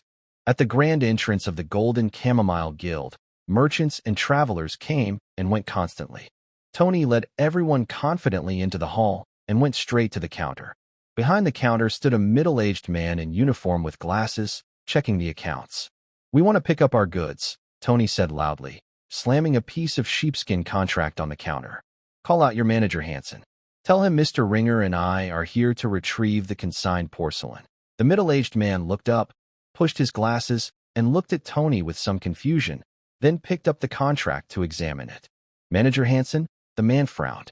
Sir, I think you are mistaken. Our guild does not have a manager named Hansen. Tony's smile froze instantly. Impossible, Tony said anxiously. It was just yesterday. Right here. A middle-aged man in a deep blue velvet robe with a gold badge on his chest, looking very impressive. The man shook his head, with a hint of suspicion and impatience in his eyes. Sir, I've worked here for 10 years. The only managers here are me and Mr. Lister. There has never been a Hansen in a deep blue robe. You're lying. Tony broke out in cold sweat. That was introduced by Bork. We met him on the 3rd floor yesterday and signed a contract. Look, it even has your guild's seal on it. Tony pointed at the contract. At this moment, Ringer's face had already darkened. He stepped forward and gently held down the excited Tony, looking calmly at the middle-aged man. Sir, could you please take a look at this contract? The middle-aged man saw that Lin Gu was polite, so he picked up the contract and examined it carefully. After just a few seconds, the man's face changed. He threw the contract back and sneered. Well, you dare to bring a fake contract to threaten the Golden Cupflower Guild? The seal looks real at first glance, but the pattern's direction is wrong. This is a forgery. Boom! Tony felt like a thunderclap exploded in his head, and he almost collapsed to the ground. Fake! Fake! Tony's face turned pale, and his lips trembled. Impossible! Impossible! We were clearly on your guild's 3rd floor that day. 3rd floor? The middle-aged man snorted coldly. The 3rd floor is the VIP area. Anyone can go up there. As long as a merchant has a little face, they can bring a guest to sit. We don't bother with it. Lin Ji's heart sank to the bottom. He knew something was wrong. Tony, Lin Ji's voice was very calm. Calm down. Tell me every detail of that day when you and Bork came here. Don't leave out a single word. Tony was now completely confused and could only stammer as he tried to recall. Yesterday. Bork took me in. The steward at the counter pointed upstairs. Then we went to the 3rd floor. Hansen was right in front of a shelf on the 3rd floor. Wait, Lin Gu interrupted him. You said Hansen was in front of a shelf? Were there others with him? Yes. There was a clerk. Tony seemed to have grabbed a life raft. Yes, there was a clerk. Hansen even talked to the clerk. What did he say? He said, I have friends here. I'll go out for a while and come back later. Then the clerk left. Hearing this, Lin Gu closed his eyes and let out a long sigh. This is a trap. Lin Gu opened his eyes, looking at the pale Tony. A carefully planned scheme, even exploiting the guild's management loopholes. Bork and Hansen are in it together, Lin Gu analyzed coldly, his voice frighteningly icy. Hansen isn't just a steward. He planned everything in advance.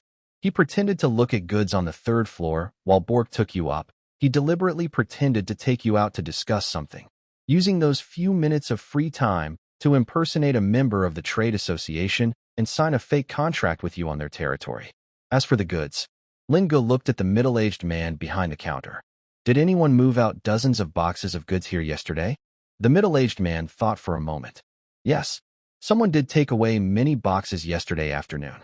They said a customer changed their mind and didn't want to sell, so they were transferring the goods. Since it was handled in the main hall, we didn't ask too many questions. That's it, Lin Gu said with a self-deprecating smile. They just moved the goods outside the hall directly. Tony sank to the ground completely, grabbing his hair and crying out in despair. My money. That was our capital. Burke. That big bearded man. I want to kill him. Ollie was stunned nearby, then suddenly became furious. He pulled an axe from his waist. What? The goods are gone. Who the dares to cheat on a dwarf's territory? Don't be impulsive. Lin Gu stopped Ollie from acting rashly. Can you call down the staff from the 3rd floor to ask what happened? Lin Gu asked the middle-aged man at the counter. The middle-aged man, fearing trouble from the fierce-looking dwarf, quickly called the staff who had received guests on the 3rd floor yesterday. After hearing the story, the staff said, there was someone like that yesterday. He looked like a manager, but he wasn't from our Golden Marigold Trade Association. He said he wanted to buy something for a friend. I kept introducing things to him on the 3rd floor, but he wasn't satisfied no matter how long I explained. Then this gentleman arrived. The staff pointed at Tony and continued. He said his friend was here and needed to meet him outside first. I didn't get a chance to speak, and they left directly. They haven't come back since. I waited on the 3rd floor for a long time. Hearing this, Tony grabbed the staff's clothes and shouted, Why didn't you tell me he was just a customer buying goods yesterday? You guys are in on it. I didn't have a chance to speak either. The staff said, feeling wronged. Lin Ji's face turned cold and terrifying. Let's go, he said, pulling Tony to leave. Where to? Are we going to find them? Tony asked, looking miserable. No need to look. Lin Ji's eyes grew deep and dangerous. They probably ran back to the human kingdom long ago. We accept our loss. Linger stepped out of the Golden Marigold Guild Hall, looking at the busy underground city. His anger from being tricked made him calmer instead of upset. Good, Linger whispered to himself. This is a vivid lesson from this continent. Whether on the surface or underground, if you don't stay alert, you'll be eaten up and left with nothing. After leaving the Golden Marigold Guild Hall, the three of them walked through the noisy streets. Tony kept muttering, "That was my fault. Our goods are gone." Ollie angrily patted Tony on the shoulder. "Brother Tony, as soon as I find that Bork, I'll pull out his beard hair one by one to make wicks. Oh, and Hansen, I'll smash his head into his chest." Linger calmed down for a while, and the gloom on his face disappeared. He knew that chasing the scammer now was like searching for a needle in a haystack. Plus, Arya's curse was still counting down, so he had no time to waste. "Ollie," Linger suddenly said, "how long do you plan to stay in Cardoon?" "Huh?" Ollie was surprised. "A while longer. I've sold most of what I brought, but I still need to buy some mystic silver and fine gold ore. A human noble recently ordered a large batch. I also need to prepare some goods to sell on the surface. I guess I'll stay another 10 days or half a month." 10 days or half a month, Linger thought to himself. Time was tight, but it was barely enough. He turned around and pointed at the few boxes of white porcelain left on the cart, taken from Copperbeard's daily shop. "Ollie, since we're working together, let's start with this batch," Linger said. "Take these porcelains first. Pay according to our agreed price. Just these few boxes? For now?" "Yes." Linger looked directly into Ollie's eyes. "Since you're staying another half a month after you buy the ore and prepare to return to the human world, take a detour to the Grey Rock territory. Grey Rock isn't far from here," Linger continued. "With your caravan speed, it's only 2 or 3 days' journey. I'll prepare top-quality white porcelain for you, better than what was stolen. Fill your carts." Ollie stroked his beard, seemingly weighing the pros and cons, and also, Linger leaned in slightly, lowering his voice with a smile. "You don't believe I have stronger wine than Deep Rock Fire wine, do you? When you reach the limestone territory, I'll prepare the wine for you so you can drink your fill. If you find it not strong enough after drinking, I'll give you a whole cart of fine porcelain for free." Hearing about strong wine, Ollie's craving was instantly stirred. "Great." Ollie suddenly patted his thigh. "Just for that. I'll take this deal." He quickly took out his money pouch, removing most of the coins, leaving a small part to give to Linger. "This is the money for these boxes." Linger took the pouch, which wasn't very heavy, and his fingers tightened slightly. Although he lost a lot, he managed to recover some cash and open a sales channel. "Tony, don't be upset. Go buy some dry food. We'll restock and head back soon." The group arrived at the exit of Cardoon, beneath a huge rocky dome. When Linger and Tony prepared to say goodbye to Ollie, Ollie's face suddenly looked a bit unhappy. "Such bad luck." Ollie spat on the ground and shook his big beard. "Didn't check the almanac before leaving, and I run into these pointy-eared folks." Linger looked in the direction Ollie was gazing. Not far away, a team was lining up under the rugged style that contrasted sharply with the surroundings. They weren't human caravans or dwarf-made metal carts, but elegant carriages carved from silver white wood with intricate vine patterns. The drivers weren't horses, but several pure white reindeer with silver bells hanging from their antlers. In front of the team stood 2 tall figures cloaked in light green. On the left was a male elf with long, waterfall-like blonde hair, handsome features, and a calm expression. He carried a longbow and a sword crossed on his back, carefully checking the cargo, boxes of shimmering mithril armor. Next to him was a young elf girl with long golden hair, possessing an ethereal beauty. But her actions sharply contrasted her delicate appearance. She was holding a silk handkerchief over her nose, looking disdainfully at the sweaty, stinky dwarf laborers around her. "Hey, Ying." The elf girl's voice was as ethereal and beautiful as her appearance. "How much longer? I hate the smell here." The male elf named Ying didn't look up. "Mengu." "Watch your words." It seems the elf girl's name was Mengu. "Humph." Mengu scoffed disdainfully. I don't like them, Oli said to Ringer in a muffled voice. That bunch of effeminate guys, always acting so high and mighty when they come. I really want to chop them with an axe. He quickly patted Ringer's shoulder. All right, brother Ringer. I'll see you off here. Just seeing those nagging women with pointy ears makes me sick. Remember our promise. Meet at Grey Rock territory in half a month. After saying that, Oli turned and walked away. Ringer watched Oli's back and smiled, then jumped onto the carriage. Let's go. It's time to head home. Tony waved the whip, and the carriage slowly started moving. Coincidentally, just as Ringer's carriage began to move, the Elven convoy on the other side also set off.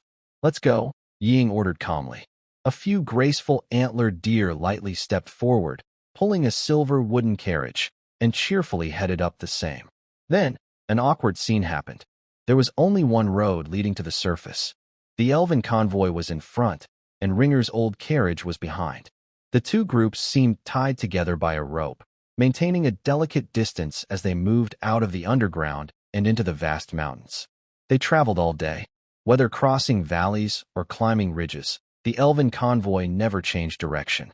Their route surprisingly matched Ringer's route back to Grey Rock territory. Sir, Tony, driving the carriage, looked nervously at the fancy carriages ahead. Are these elves also heading to Grey Rock? Our broken-down carriage has been following right behind them. Isn't that a bit suspicious? Ringer sat inside, peeking through the curtain at what was ahead. The elves in front clearly noticed the tail. The most luxurious carriage's curtain was pulled back, revealing Munga's delicate, ethereal face.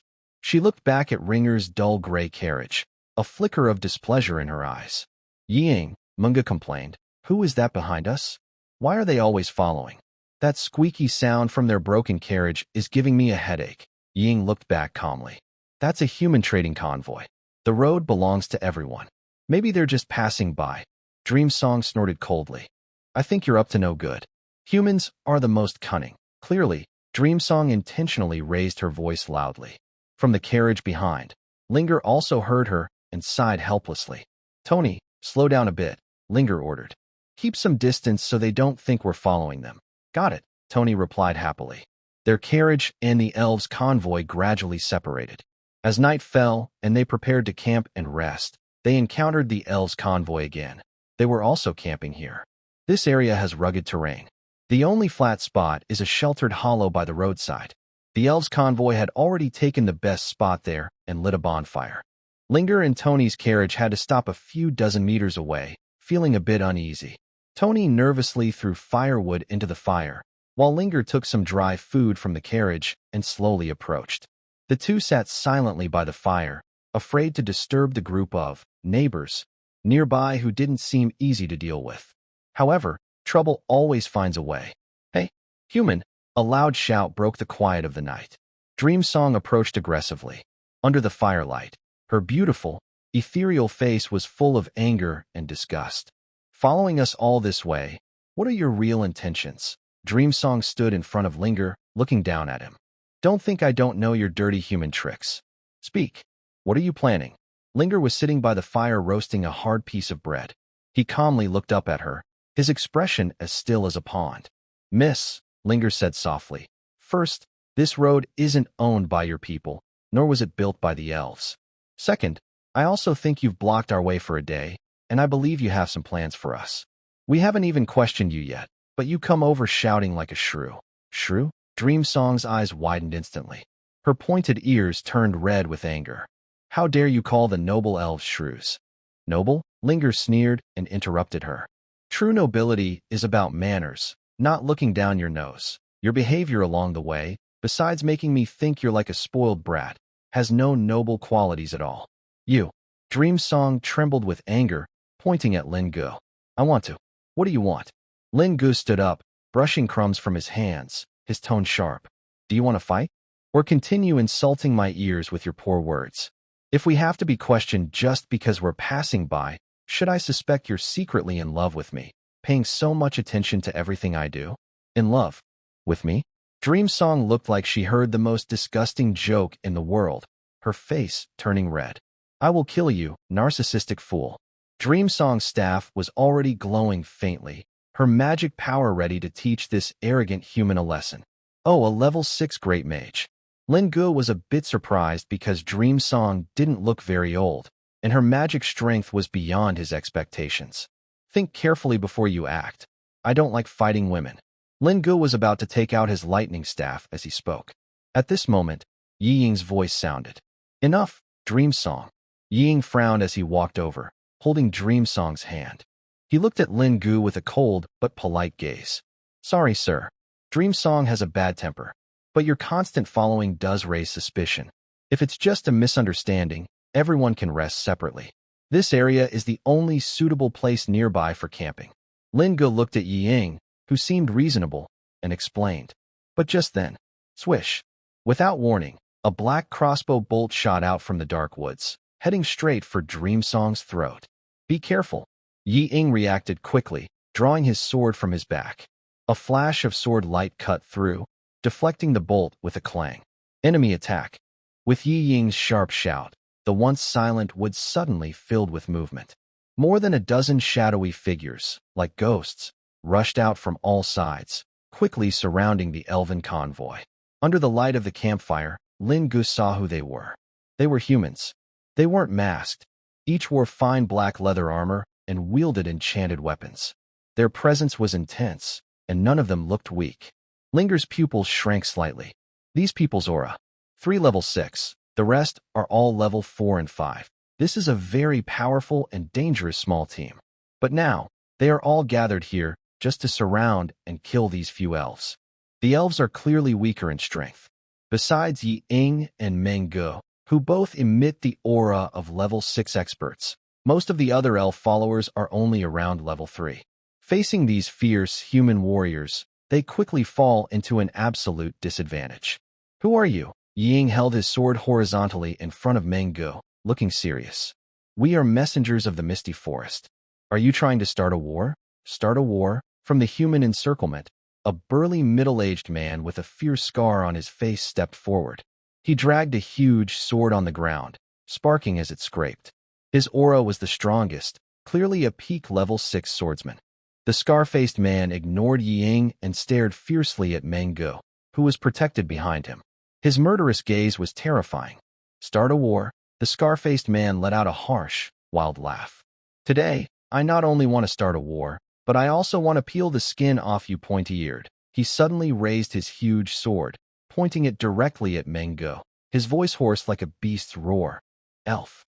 Do you remember a month ago, outside South Shield City, that human youth you killed with magic? Meng Gu was stunned for a moment, seeming to recall something. Her face changed slightly.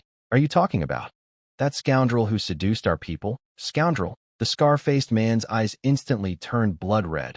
Veins bulged on his forehead, and he looked like a volcano about to erupt. Huh? You call him a scoundrel?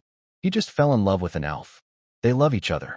Even if you want to forcibly separate them, just take your people away. But you burned him to ashes. That was my son. Are you? Izar's father. A beautiful elf stepped out from the convoy. You just watched helplessly as Izar was killed by your kind? The elf girl couldn't look directly at the scar-faced man, tears streaming down her face. Why? Why? He shouted. He loved you so much. Tell me why. Justice must be served. The scar-faced man roared, his fighting spirit erupting violently. Today, I will use your blood to honor my son. Kill them all. Leave no one alive. Kill. More than 10 human fighters shouted in unison. Their fierce fighting energy and magic light instantly lit up the night sky, and the fire of revenge exploded in this quiet mountain valley. The human fighters shot forward like arrows, their glowing energy weaving a deadly net that quickly covered the elf convoy. Linger reacted immediately. He grabbed Tony, who was still stunned, and pulled him to the side of the carriage. Hide first, Linger commanded coldly. The reason for this human father's revenge was undeniable. Justice demands retribution. But Linger had no intention of helping anyone. He just wanted to stay out of it. However, trouble doesn't wait. At the center of the battlefield, the scar-faced man was swinging his great sword in a fierce fight with Yi Ying, but he clearly hadn't forgotten the two witnesses on the edge. Split up and go, the scar-faced man shouted sharply, his eyes malicious. Deal with those two humans too. Nothing about what happened here today can be leaked. Yes. Two level 4 warriors dressed in black armor, wielding sharp blades and dressed as assassins, immediately broke away from the fight. With murderous intent, they charged straight at Linger and Tony. Linger cursed silently. He straightened up and shouted loudly, "Hey, big brother, we're just passing merchants. We don't know these pointy-eared folks well. We even have grudges with them. Kill your own. We won't interfere." The two assassins didn't stop, their eyes full of mockery. Only dead men can keep secrets. One sneered, his dagger filled with fighting energy. He suddenly lunged at Linger's throat. "Thinking you're so brave? You really think I fear you?" Linger's eyes instantly turned cold. Since they didn't want to reason, he could only use force. A low buzzing sound echoed. His left arm's cutting machine armor had already been filled with water when he hid beside the carriage. Now he activated it directly. Facing a level 4 assassin's lightning-fast attack, Linga did not retreat but advanced. Just as the dagger was about to pierce his throat, a level 4 magic shield appeared in front of him, and he suddenly swung his left arm fiercely. A high-pressure water blade sliced through the night sky, leaving a nearly invisible thin line. Clang! The shield shattered instantly. Ziz! The water line cut through the assassin's protective aura and leather armor, leaving a deep, bone-visible bloodstain on his chest. "Ah!" The assassin screamed in pain, clutching his chest and retreating quickly, eyes full of fear. He hadn't even seen what kind of attack it was. At the same time, another assassin had circled around to the side, preparing to attack Tony from the flank. Oh no! Tony saw the other assassin preparing to attack him and let out a loud scream. He then pulled out his small magic wand from his pocket and frantically waved it around. "Windblade! Windblade! Windblade! Windblade! Windblade!" Tony stammered and muttered the spell randomly. Although his casting was awkward, he still released several windblades. The approaching assassin saw that Tony was a mage and quickly retreated, raising his dagger carefully, ready to block Tony's wind blades. Bang! Bang! Bang! Bang! Bang! Bang! But to his surprise, all the wind blades just brushed past him, none hitting him. At this moment, Linga, who had just repelled the assassin's attack, saw Tony's battle and couldn't help but shake his head in frustration. But there was no time to criticize Tony. Level 4 Fireball. Linga quickly cast a fireball at the assassin who was about to attack Tony again. Linga fought and retreated, forced to approach the elf's defensive circle. "It seems we have no choice," Linga said, reaching behind him to grab a long, wrapped object. "Since you're determined to kill and silence, don't blame me for choosing sides. Tony, stay close to me." Linga slowly moved toward the elf's defensive zone. He showed no sign of panic. The magic power of a level 4 mage surged within him. With his staff on his back, he was confident enough to face this group. At this moment, in the middle of the battlefield, "Stinky brat, die." The scar-faced man endured a wind arrow shot by Ying, blood bursting from his shoulder, but he seemed unaffected by pain. He roared and charged at Mango, swinging his huge sword with the power to split mountains and rocks, striking down fiercely. Bang! Ying had to put away his bow and draw his sword to block in front of Mango, taking the head on. The force was so strong that it shattered his palm. "Mango, break through. I'll hold them off." Ying gritted his teeth and shouted. "No, I will kill them all." Mango, with disheveled hair, looked furious, his pride replaced by madness. Wind shackles, wind blade dance. Despite his bad temper, Meng Ji's magic skills were impressive. A series of wind magic attacks severely injured a nearby human warrior. At this moment, Linger and Tony retreated to this side. "Breaking through? That's not necessary," Linger's cold voice sounded. He pushed aside Mengu, who was blocking the way, and stepped to the front of the team. "You." Mengu wanted to get angry, but saw Linger suddenly tear off the cloth on his back. That ugly, thick, magic staff was revealed to everyone. "What kind of thing is that?" The scar-faced man hesitated. Linger ignored the surprised scar-faced man. He quickly recited a wind spell, magic energy surging. Seeing Linger's actions, the scar-faced man charged at him first. "Kill!" 3 high-level warriors rushed toward Mengu and Ying, their battle aura shining brightly. Linger remained expressionless. He held his staff level with both hands. "Ooh!" A steady airflow caused the spiral wind blades to spin. Buzz! Buzz! Buzz! The spiral wind blades spun faster and faster. Linger looked at the approaching scar-faced man, a slight smile on his lips. Let's see what lightning magic feels like. He suddenly pointed the metal probe at the front of his staff. A magic shield appeared in front of Linger. Just as the scar-faced man's great sword stabbed the shield, Linger's staff also jabbed at him. Snap! Crackle! A scar-faced man was suddenly covered with blue lightning arcs, sparks flying everywhere, and he was knocked flying backward. There was no surprise. The battle armor was useless against such high-voltage electricity.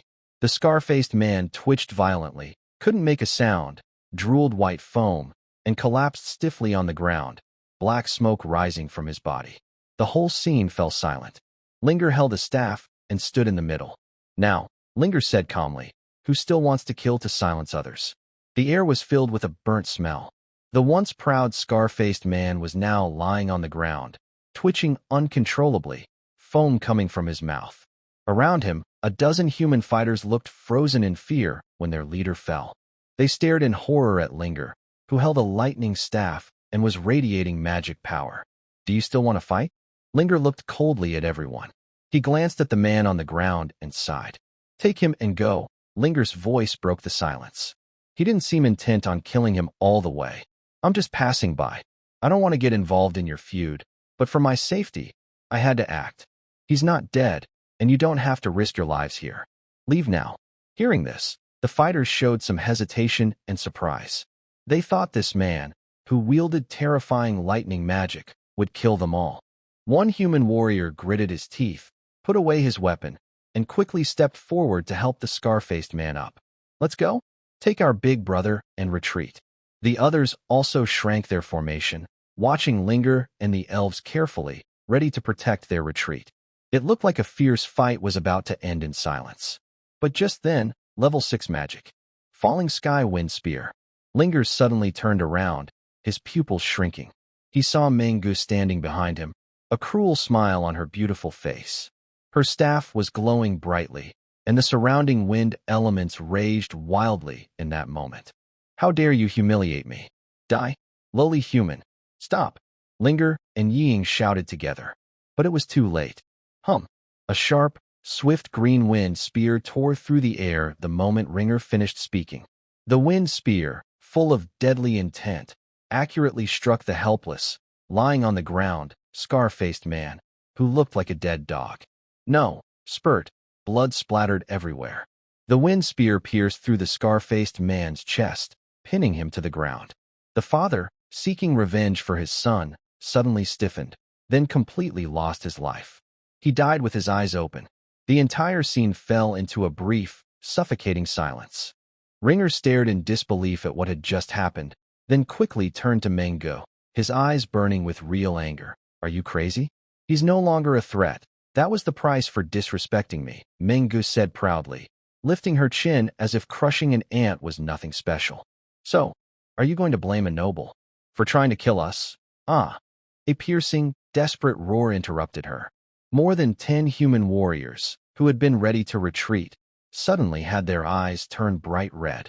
Seeing their leader being slaughtered despite having a chance to escape, their grief and despair overwhelmed their reason.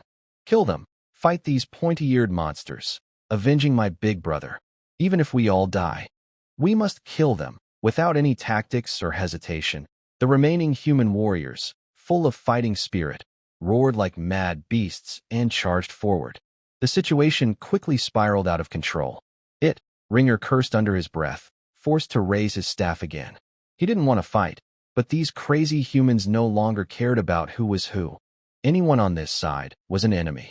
The battle instantly turned fierce and intense. Crackle! Linger's electric arc erupted again, knocking down a charging warrior. But as the warrior fell, he suddenly threw his sword with force, nearly cutting off Tony's ear. Ying, control your people, Linger shouted angrily while slicing open an assassin's throat with a high-pressure water blade. At this moment, Ying's face was also ashen. He was fighting off 3 berserk warriors with his sword, while also having to protect Mangu, who was still screaming and casting spells after causing trouble. This was a fight with no winners. The human side was fighting at the cost of their lives. When one human fighter was about to run out of fighting spirit, He chose to himself up along with an elf guard, dying together amid screams. Another warrior was stabbed in the heart by Yi Ying but clung tightly to Yi Ying's sword, creating an opportunity for his teammate. The teammate's sword nearly cut off Yi Ying's neck, but at the last moment, a wind blade blocked the attack.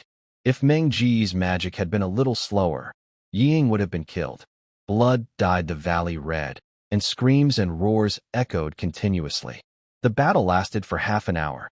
Finally, 6 or 7 more human bodies fell, and the remaining fighters, exhausted and unable to continue, disappeared into the dark woods led by one warrior, their faces full of hatred. Although they retreated, the hatred they left behind was deeper than the night itself. The valley finally quieted down, leaving only the crackling of burning wood and the moans of the wounded. It was a bitter victory. The elves were also suffering. Besides Yi Ying and Meng Ge, 5 of their guards had died. These 5 elves didn't even have time to leave a farewell before sacrificing their lives due to Meng Ji's impulsiveness. At this moment, a female elf who had not yet fought slowly approached the body of the scar-faced warrior. Her eyes were hollow, and she stood quietly beside the corpse. She didn't tearfully mourn like Iser when she died in front of her. She was just silent. After a few moments, she slowly lifted the scar-faced body, turned her head, and her hollow eyes looked at Meng Ge. Then her magic transformed into flames and quickly ignited. Burning her body must have been extremely painful, but she showed no expression or sound. She simply held the corpse of the scar-faced warrior and watched Meng Ge. Meng Ge was stunned, even forgetting to speak. Don't.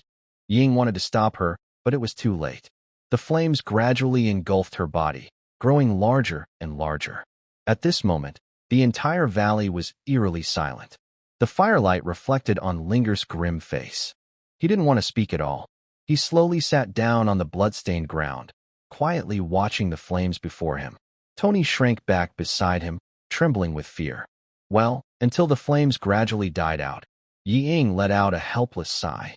Then he turned to walk toward Lin Ge. Lord Lin Ge. He looked at Lin Ge with mixed feelings, a hint of guilt and gratitude in his eyes. Thank you for your help. If you hadn't struck them with that thunderbolt to scare them, we might. Don't thank me, Lin Ge interrupted coldly. He stood up without even glancing at the group of elves and turned back to his camp. Yi Ying stayed where he was, watching Lin Ji's back, then glanced at Meng Ge, who looked angry and resentful. He sighed deeply. Tony was awkwardly standing there, watching Lin Ge leave. He was about to follow but was stopped by Meng Ge. Night fell deeply, and a faint smell of blood still lingered in the air. When Meng Ge called out to Tony, he felt inexplicably nervous. The brutal fight and the chilling scene of self-immolation had already scared away his little courage. Now, being called by this terrifying female elf, he didn't know what might happen. All he wanted was to return to Lin Ji's side. Elf. Lord? Tony turned around, forcing a smile that was worse than crying, nervously fidgeting with his clothes. Do you have any instructions? Meng Ge stood there, her face pale. Her previous arrogance seemed to after the tragedy, but she quickly tried to repair it with her usual pride. She tightly gripped her staff, not looking at Tony, but at the distant, cold-haired man who had refused Yi Ying's thanks and was turned away from this side. I don't want to owe you humans anything. Meng Ji's voice was stiff, with a hint of forced coldness. Especially not from that rude fellow. She turned her head, staring at Tony. What exactly are you doing? Why did you come out of Cardoon? Where are you headed? Tony dared not hide anything. If he angered this recently bloodthirsty female demon, he might turn into a fireball himself. To the Lord's orders, Tony stammered.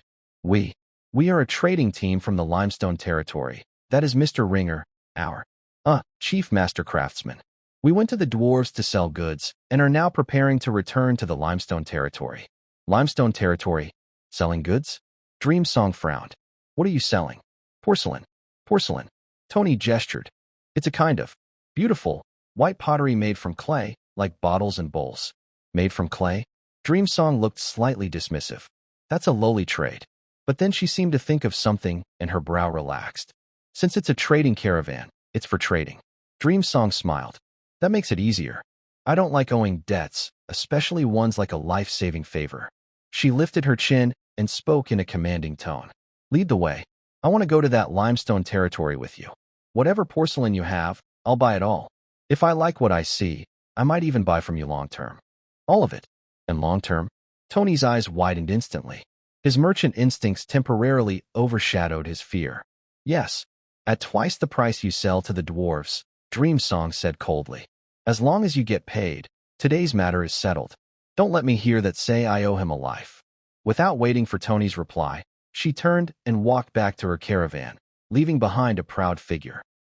Tony hurried back to Ringer's camp, feeling both nervous and excited. Ringer was sitting by the fire, carefully wiping blood off his arm armor with a cloth. His expression was focused and cold, as if nothing around him mattered.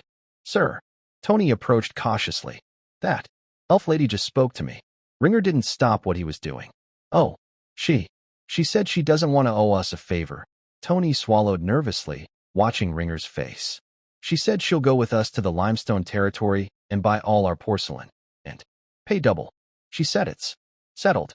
Ringer finally paused his cleaning. He looked up and gazed toward the distant Elven camp. There, Dreamsong sat with her back to them, sitting straight as if trying to hold on to her dignity. Double the price. Ringer chuckled softly, his laugh free of greed, filled only with mockery. What a noble race. They think everything can be measured in gold. Human lives, guilt, everything. So, sir, shall we accept? Tony asked cautiously. It's double.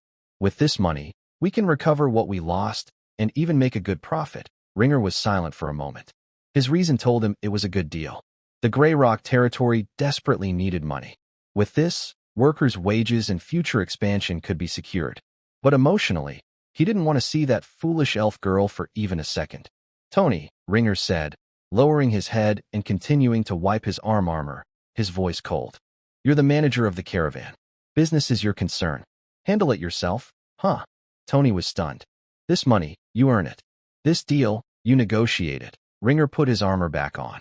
When we reach Grey Rock territory, you handle the reception, the shipments, and the payments. As for me, Ringer stood up, climbed into the wagon, and pulled the curtain closed, blocking the outside view. I don't want to hear a single word from them.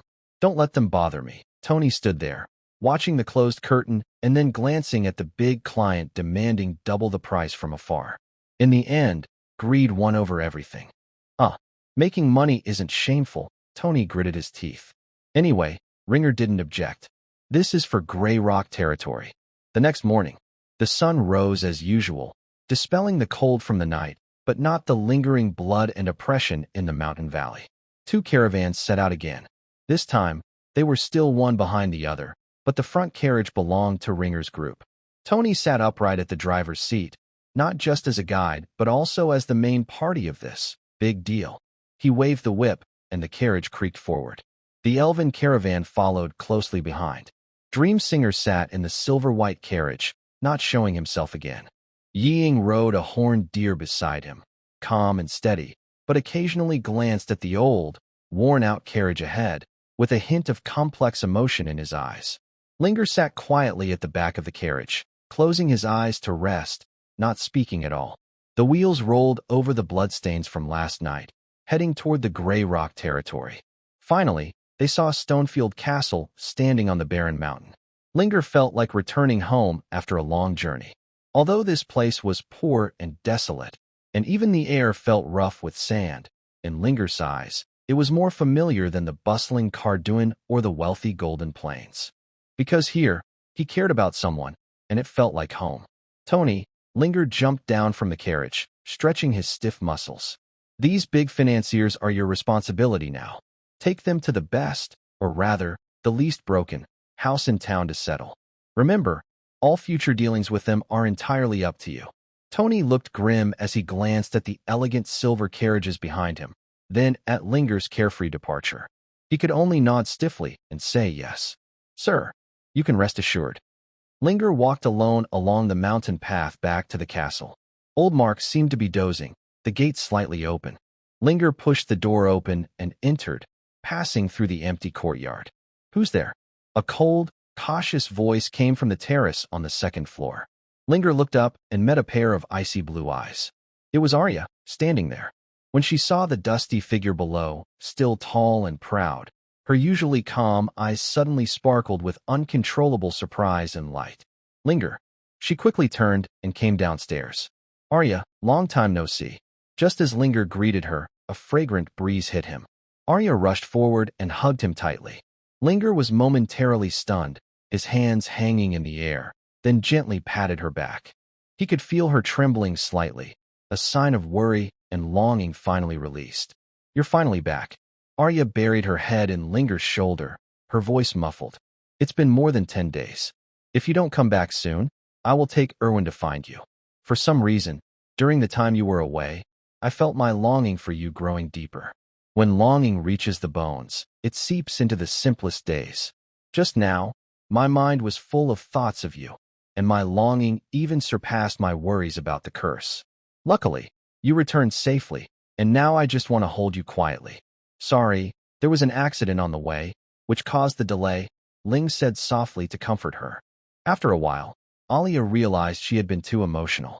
She blushed slightly and loosened her grip, returning to her usual coolness, though there was a hint of tenderness in her calmness. By the way, where are they? Ling looked around but didn't hear Lila's loud voice. Where's Aunt? Aunt. She left. Left? Ling was surprised. Where did she go? I don't know. Alia shook her head. On the third day after you left, Aunt suddenly entrusted everything at home to Erwin, then took some food and money, rode the old horse, and left. She only said she was going on a long trip to see some old friends, and might be gone for a very long time. She told us to take good care of the house. Old friends. And Erwin? He's at the riverbank. When mentioning her brother, Alia showed a faint smile of relief. Since you asked him to manage production, he hasn't slept in the castle, staying at the kiln every day. Ignatius should be there too. Good job. Ling nodded. I'll go check on them. Again, he arrived at the riverbank construction site in the west, and the scene was very different. The once sparse sheds had doubled in size, and dozens of smoky kilns were working at full capacity. Though not as tidy as modern factories, the lively, busy scene was full of industrial beauty. Sir, you're back. Mad, who was directing workers moving mud bricks, spotted Ling first and ran over excitedly. He looked much stronger than before, with a healthy glow on his face and a straight posture. How's everything? Ling asked. Excellent. Mad pointed to the rows of drying racks behind him. According to your instructions, we've been working hard to produce raw bricks. Currently, the stock is enough to fill 10 large kilns. Everyone's skills are improving, and the waste rate has dropped below 20%. Ling walked over, picked up a clay model, and checked it. The thickness was even, and it was neatly finished. Good job, Ling nodded with satisfaction. Things are going better than he expected. Although they lost some goods, as long as the production line keeps running, he still has a chance to turn things around. Notify everyone to have extra food tonight, Ling said, looking at the busy workers. Starting tomorrow, we will make a big move. Compared to the smooth and warm situation on Ling's side, Tony's side is like. There is no such thing as a hotel in the limestone territory. Tony managed to rent 2 decent stone houses in the town, which used to be the tax officer's residence, but to the elf Dream Song, it looks like a pigsty. Is this a place for people to live? Dream Song stood at the door of the stone house, holding a silk handkerchief tightly over her nose, looking overwhelmed. The walls are shedding dust. The bedboards are as hard as stones. And the smell in the air. Did they just raise pigs here? Tony forced a smile, almost bending over. Miss Dream Song, I apologize. This is the most luxurious house we have in the limestone territory. Look, the windows are still intact. I want to take a bath, Dream Song shouted. There isn't even a bathtub here. Yes, yes. We'll move it right away. Tony wiped his sweat and ordered some frightened villagers to bring the large wooden bath. The water is too muddy. The quilt is too rough. It will hurt my skin. Why does the roof still leak air? All afternoon, Tony was bossed around by this elf lady, and he promised she was the most difficult person he had ever met. Fortunately, Ying was quite understanding. Although he frowned, he didn't complain, silently packing his belongings. Dream Song, be patient, Ying said calmly, then turned to Tony. Mr. Tony, when can we make the exchange? Mr. Ying, you can settle in first. I will check the goods at the workshop later. Once I confirm the time, I will come to inform you. Take me to see the porcelain as soon as possible. I don't want to stay in this dirty place even for a moment, Dreamsong shouted at Tony. Okay. Miss Dreamsong, Tony nodded humbly. Miss Dreamsong, do you have any other instructions for me? That's enough. Dreamsong, don't make things difficult for Mr. Tony anymore. Remember, they have helped us. Humph. Dreamsong turned away and said nothing more. Go ahead and get to work, Mr. Tony. I hope we can finish our deal soon, Ying said to Tony. All right. Tony slowly left the room, wiping sweat from his forehead, cursing silently. It's hard to please them.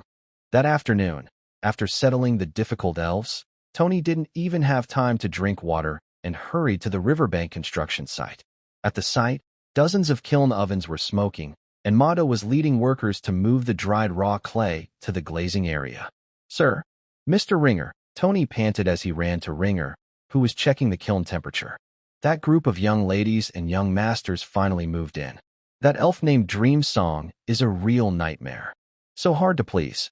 Whoever wants to serve them, go ahead. I don't want to serve them anymore. Ringer clapped dust off his hands. Thanks for your hard work.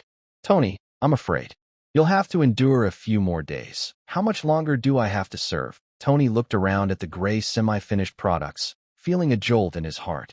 Sir, why is everything here? Just lumps of dirt? Where are the white products that look like jade? We just finished firing a batch of raw clay. Ringer pointed to the shelves. Glazing, refiring, cooling, at least 3 days. 3 days? Tony almost collapsed. And that which has to stay here for 3 days? She'll tear the roof off. And, Tony lowered his voice, it's not just me. I feel like she's discriminating against everyone in the Grey Rock territory. At this moment, Elvin and Ignatius also came over. Discrimination? Ignatius raised an eyebrow.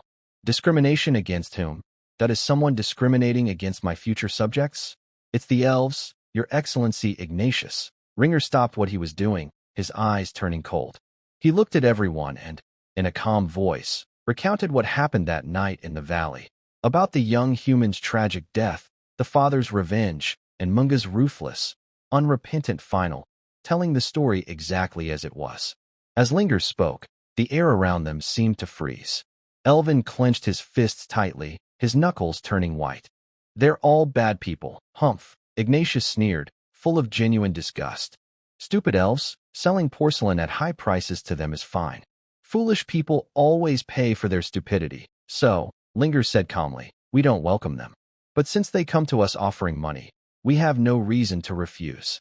The next morning, Tony, with dark circles under his eyes, approached the stone house in the town with a heavy heart, feeling like he was going to a grave. Tony, before he could knock, the door was pushed open. Munga, dressed in a spotless robe, stood at the door with an angry face, clearly having slept poorly last night. Where's Linger? Where's my porcelain? Take me to get it now. I want to leave this terrible place. Even the dust in the air seems to be targeting my skin, Munga shouted. Tony shrank back and forced a smile. Miss Munga, I apologize. Mr. Linger said it will take about 3 days to prepare the finest artwork for you. What? Munga's voice rose sharply, almost piercing Tony's ears. 3 days? You want me to stay in this pigsty for 3 more days? Munga trembled with anger. Are you guys playing with me? Does Linger even have the goods? No. Absolutely not. Tony sweat profusely. It's really in production. This is specially made for you. I don't believe it. Munga interrupted harshly, a hint of suspicion and hostility in her eyes. I think you're just stalling. Maybe setting some trap. Take me there. Munga waved her staff. I want to see that workshop myself. I need to know what exactly needs 3 days. If I find out you're lying to me. A cruel glint flashed in her eyes. I'll burn this broken town to the ground. At this moment, Ying also stepped out. Although she didn't speak, she was slightly unhappy about having to stay in this town for 3 more days.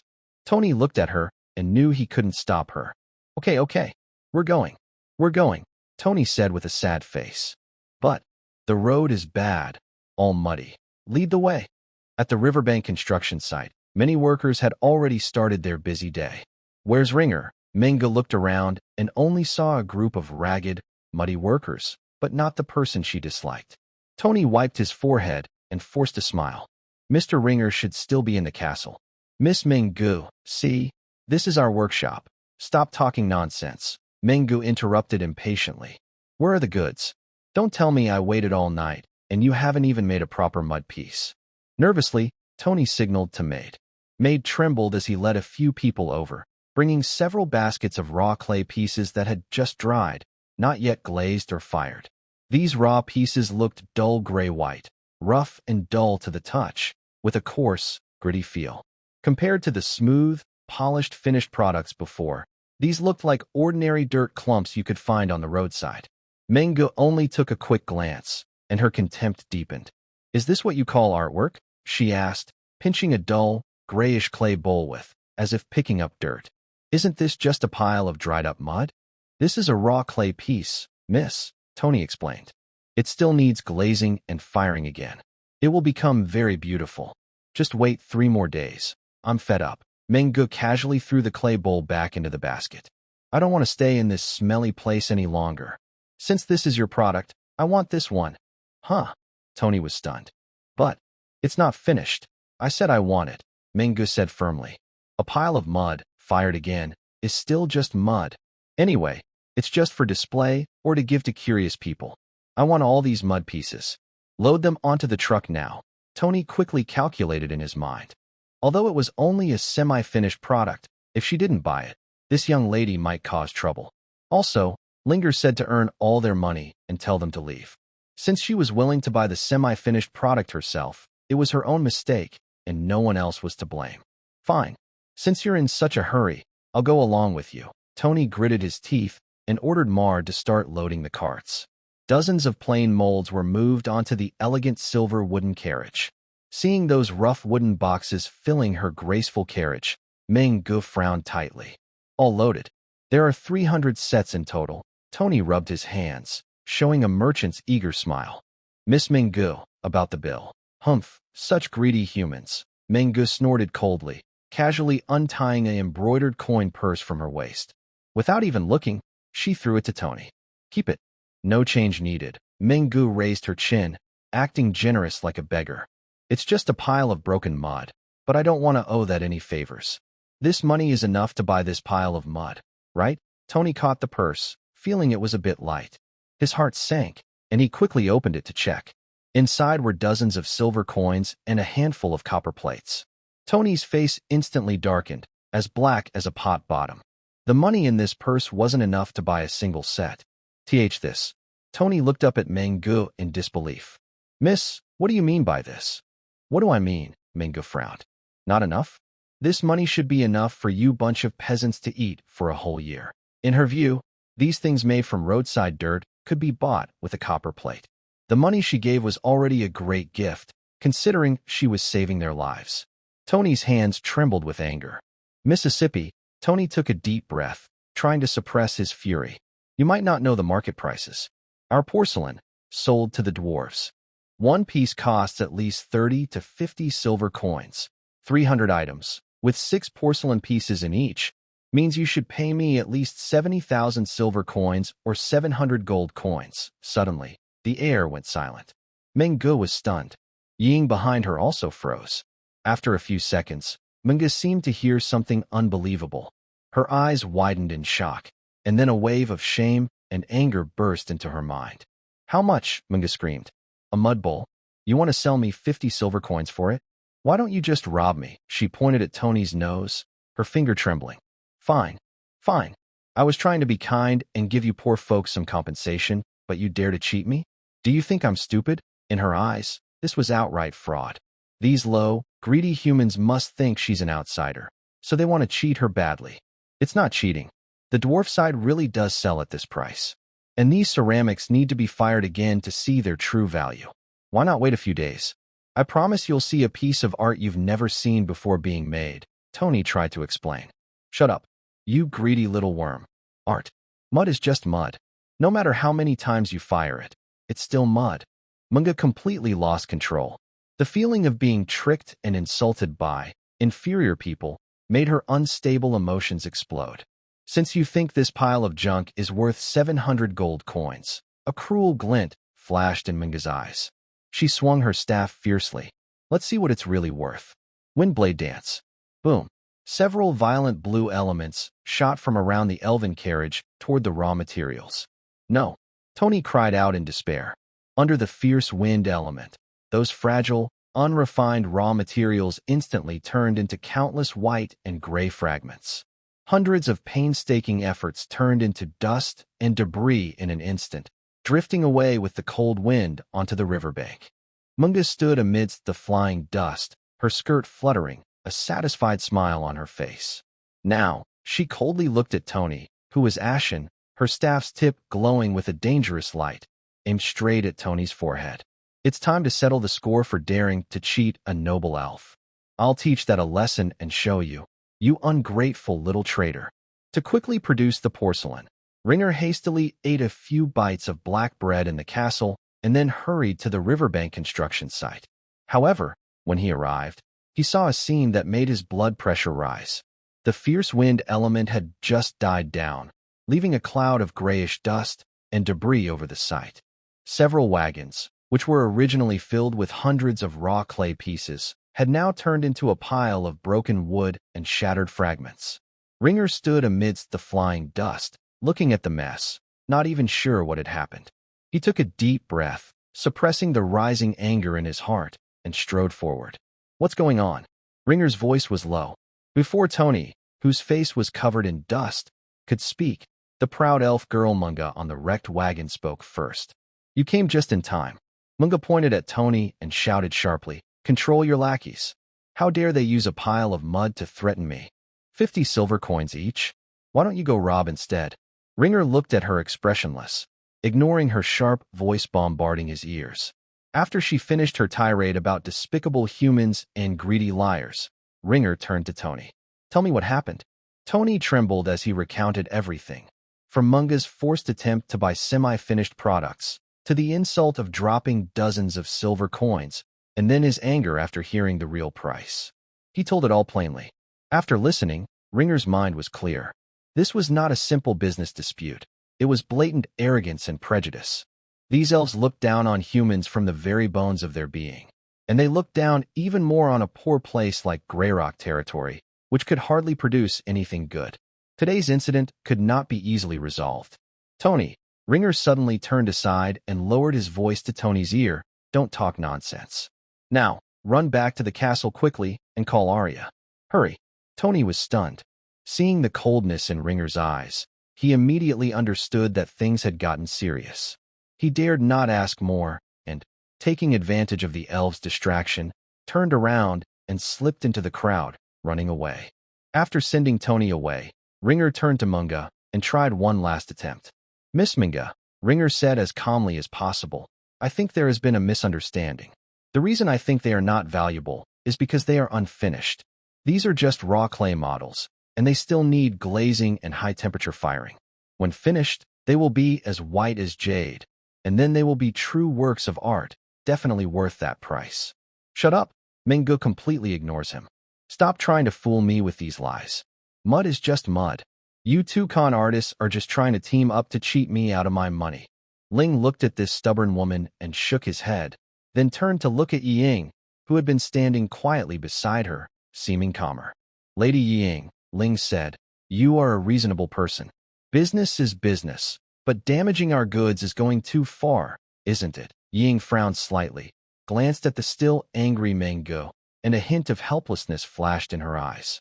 Meng Ji's temper is indeed a bit big and somewhat rude. "I apologize on her behalf," Ying said calmly. Ling was about to nod, but then Ying continued. "However, Lord Ling, since Menggu has already paid, then these clay pieces are hers. Since they are her belongings, she can do whatever she wants with them, even destroy them if she wishes. Isn't that her right?" Ling was stunned for a moment, then burst out laughing in anger. "Ha ha!" Ling's shoulders shook with laughter. "What a her right? What has she paid? Is this how elves think? Buying hundreds of pieces with just a few silver coins, then destroying them, and calling it justified? Since you don't understand human words, I see no need to pretend to be polite anymore." Ling suddenly stopped smiling, pointed at Meng Ji's nose, and raised his voice sharply, like a thunderclap. "Pay the money. Now. Immediately. No need for double. Just pay us the price we sold to the dwarves. Not a single coin less. After paying, take your people and get out of the limestone territory. From now on, We will have nothing to do with each other. Better yet, never cross paths again. How dare you yell at me? Manga said in disbelief. Yell at you? Ling retorted without backing down. Just because you have pointy ears, you think you can do anything? Where's the stuff between your ears? Not there. You. What you? Ling cut her off before she could speak. Did Tony put wrinkle removal on your brain? No wonder you're so stupid. I will kill you. Manga had never experienced such humiliation before. She was so angry that she trembled all over and raised her staff to attack. Come on. Linga did not step back, his eyes fierce. Don't think I'm afraid just because you're a level 6 mage. If you dare to make a move today, I won't even hold back. I'll make you regret it. On the other side, on the mountain road leading to the castle, Tony was running out of breath, his lungs about to burst. Elvin. Ignatius. He met the two people on their way to the construction site. Tony? Why are you running? Ignatius was holding an apple, walking leisurely with Elvin toward the site. Mr. Lin Gu. Something's wrong. Tony grabbed Elvin's arm as if clutching a lifeline. Hurry to the site. The elves are crazy. They might start a fight. What? Elvin's face changed. Don't ask. Just go. Mr. Lin is there alone. I also need to go call Miss Elia. Tony finished speaking, pushed the two aside, and continued running wildly. Trying to fight on my territory, Ignatius's lazy expression instantly disappeared. The apple in his hand was crushed as he clenched his fist. You're asking for trouble. At the riverbank construction site. Despicable human. Menggu was completely furious with Lin Gu. Don't think your lightning magic is powerful. You're just a low-level form mage. As long as I want, I can level this limestone territory to the ground. Make you all disappear from the map of Byron Empire. Meng Ji's body was surrounded by raging wind elements. My partner Ying and I are rare geniuses among elves. We are top tier across the entire continent. We've already repaid your kindness. Now, for your insult just now, prepare to pay the price. Windblade dance. With a wave of her staff, countless blue wind blades like a meat grinder attacked Lin Gu from all directions. Lin Gu didn't have his staff. He could only grit his teeth and fight this crazy woman. Level 4 magic shield. Lin Gu suddenly spread his hands, creating a thick magical shield that expanded outward from his body. Pop, pop, pop, pop. The dense wind blades pierced the shield, causing it to instantly. Level 4 magic only lasted 2 seconds against level 6 magic before the shield shattered loudly. Ziz. Several stray wind blades cut across Linger's arm and cheek, blood flowing instantly. Is that all you've got? Munga sneered. Level 6. Whip of wind. An invisible air whip struck down fiercely. Linger rolled awkwardly on the ground. Although he avoided the direct hit, his back was still swept by the wind, causing a sharp, burning pain. The overwhelming pressure continued for several minutes. If he were an ordinary level 4 mage, he might have already lost. Level 4. Fireball. Fireball. Fireball. Fireball. Linger quickly cast a series of fireballs, forcing Munga to raise his shield. Linger looked like a human cannon. Though each shot was weak, he relied on nearly unlimited magic power to suppress Munga's attack like a machine gun with low-level magic. How can his magic be endless? Munga grew more nervous, but the level difference still mattered. Enough. Let's end this. Munga's eyes flashed with cruelty. Level 6.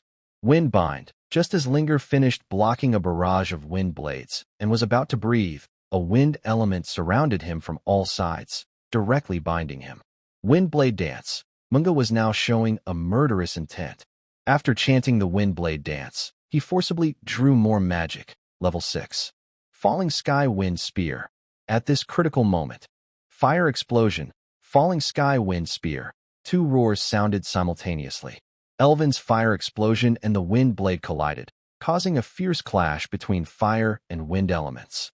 Ignatius's falling sky wind spear and Munga's falling sky wind spear also collided, and after intense contact, both dissipated into nothingness. Elvin and Ignatius arrived. Ignatius drew his elegant white magic staff from its ornate sheath. He and Elvin landed on either side of Linger, magic power surging through them, releasing the pressure of level 6 and level 5 mages without reservation. Rude little elf. Ignatius snorted coldly, gathering strong wind at the tip of his staff. Daring to cause trouble on my territory, did you get permission from the Viscount? On the opposite side, Menggu originally thought victory was within reach. But now, seeing these two powerful reinforcements suddenly appear, even her proud eyes narrow slightly. Level 5. And a level 6 mage, Menggu can't believe it. How could this barren limestone territory, so poor that even birds refuse to nest here, hide so many strong fighters? But at this moment, her anger from being insulted by Lin Gu has completely overwhelmed her reason. What if there are 2 more fools to send to their deaths? Menggu screams. Everyone listen up. Kill them all. Clear out these despicable humans. Menggu. Ying tries to stop her, but seeing the 3 on the other side begin casting spells, he can only sigh helplessly and draw his sword from his back to protect his people. Sorry about this, Ying whispers. In a flash, he joins the fight. A fierce battle is about to begin. Level 5. Chain Fireball. Elvin taps his staff, sending several fireballs rushing forward. Level 5. Wind Dragon Tornado. Ignatius also doesn't hold back, summoning a fierce wind that sweeps across the battlefield. However, the elves are numerous and strong. Besides the 2 level 6 geniuses, the rest of their followers are seasoned warriors. Under Meng Ji's command, a dozen elves work together seamlessly, with magic and arrows forming a dense barrage of firepower. Even with Ignatius and Elvin joining, Lin Gu and the others are still struggling hard. A gust of wind suddenly slices through Elvin's thigh, blood staining his pants. Ignatius is also caught off guard by Yi Ying's tricky arrow, and a cut appears on his body. Lin Gu is even more miserable. Although his magic power is nearly unlimited, his low level means he can only barely hold on with level 4 spells. Seeing Lin Gu and the others retreating, battered and exhausted, Yi Ying, who had been holding back, finally can't help but shout. Menggu, that's enough. Just give them a lesson. Lin Gu has helped us before. Don't really kill them. Shut up. Meng Ji's eyes are bloodshot with hatred. Her beautiful face twists in fury. He brought this on himself. Today he must die. She waves her staff wildly, unleashing countless sharp, fragmented, chain wind blades, like a meat grinder, aiming to cut down the most injured Elven first, clearly intending to disable one of them. Linger's eyes nearly burst with rage, desperate to help but tightly held by several Elven warriors. The endless wind blades kept slicing through Erwin's body, like slow torture. Just then, the surrounding air suddenly froze. A biting, soul-freezing coldness appeared without warning on the riverbank. The dust in the air froze midair and then quickly fell. The flowing river water instantly stopped. A cold, emotionless voice echoed in everyone's ears. Do you want to die? A white figure appeared on the battlefield. Arya arrived. Seeing Erwin covered in blood and Linger looking so battered, her icy blue eyes turned extremely cold. Without any words, she cast her spell. Level 7. Extreme Cold Ray. Arya raised her staff, releasing a thick, icy blue beam of absolute zero directly at Manga. What? Manga screamed in fear, desperately raising her wind shield. The wind shield shattered instantly under the furious attack of the level 7 mage. The extreme cold ray brushed Manga's shoulder and froze a long path of ice on the ground behind her. Mage. Mage. All the elves were stunned with fear. Arya didn't give them a chance to react. Ice Frost Nova. A blue shockwave exploded, freezing several elves attacking Linger in place. Level 6. Ice Thorns. The frozen elves were severely injured, collapsing to the ground, their fate uncertain. Arya moved toward Yi Ying with a blank expression. With each step she took, the ice barrier beneath her expanded outward. Archmage, please show mercy, Yi Ying shouted in panic. Bang! He was hit by a level 6 spiral ice spear, which knocked his sword out of his hand. The powerful impact sent him flying backward, crashing to the ground and coughing up blood. The battlefield suddenly turned around. In front of a furious level 7 mage, these already exhausted elves looked like lambs waiting to be slaughtered. Once all the elves lost their fighting ability, Arya didn't stop. She slowly approached Manga. Whoosh, whoosh, whoosh. Arya lightly tapped her staff, and a series of ice arrows shot out one after another. She didn't kill Menggu but played with her like a cat teasing a mouse, shooting arrows at her feet, beside her ears, and on her hair. Each arrow only caused a small cut. Each one carried a sense of humiliation. Mengu had already fallen to the ground, twisting and dodging the icy arrows. She could feel that this mage was just teasing her. Stop! You crazy woman!" Mengu screamed in despair, rolling on the ground. Her noble robe was now covered in dirt and blood, no longer looking like a talented mage. "How dare you humiliate me? My teacher is an 8th-level mage. She is an elder of the elves. She will destroy your broken territory and kill you all," Mengu shouted hysterically, trying to threaten with her background. But Arya seemed not to hear, still expressionless as she continued to shoot icy arrows, her gaze cold as if she were looking at a corpse.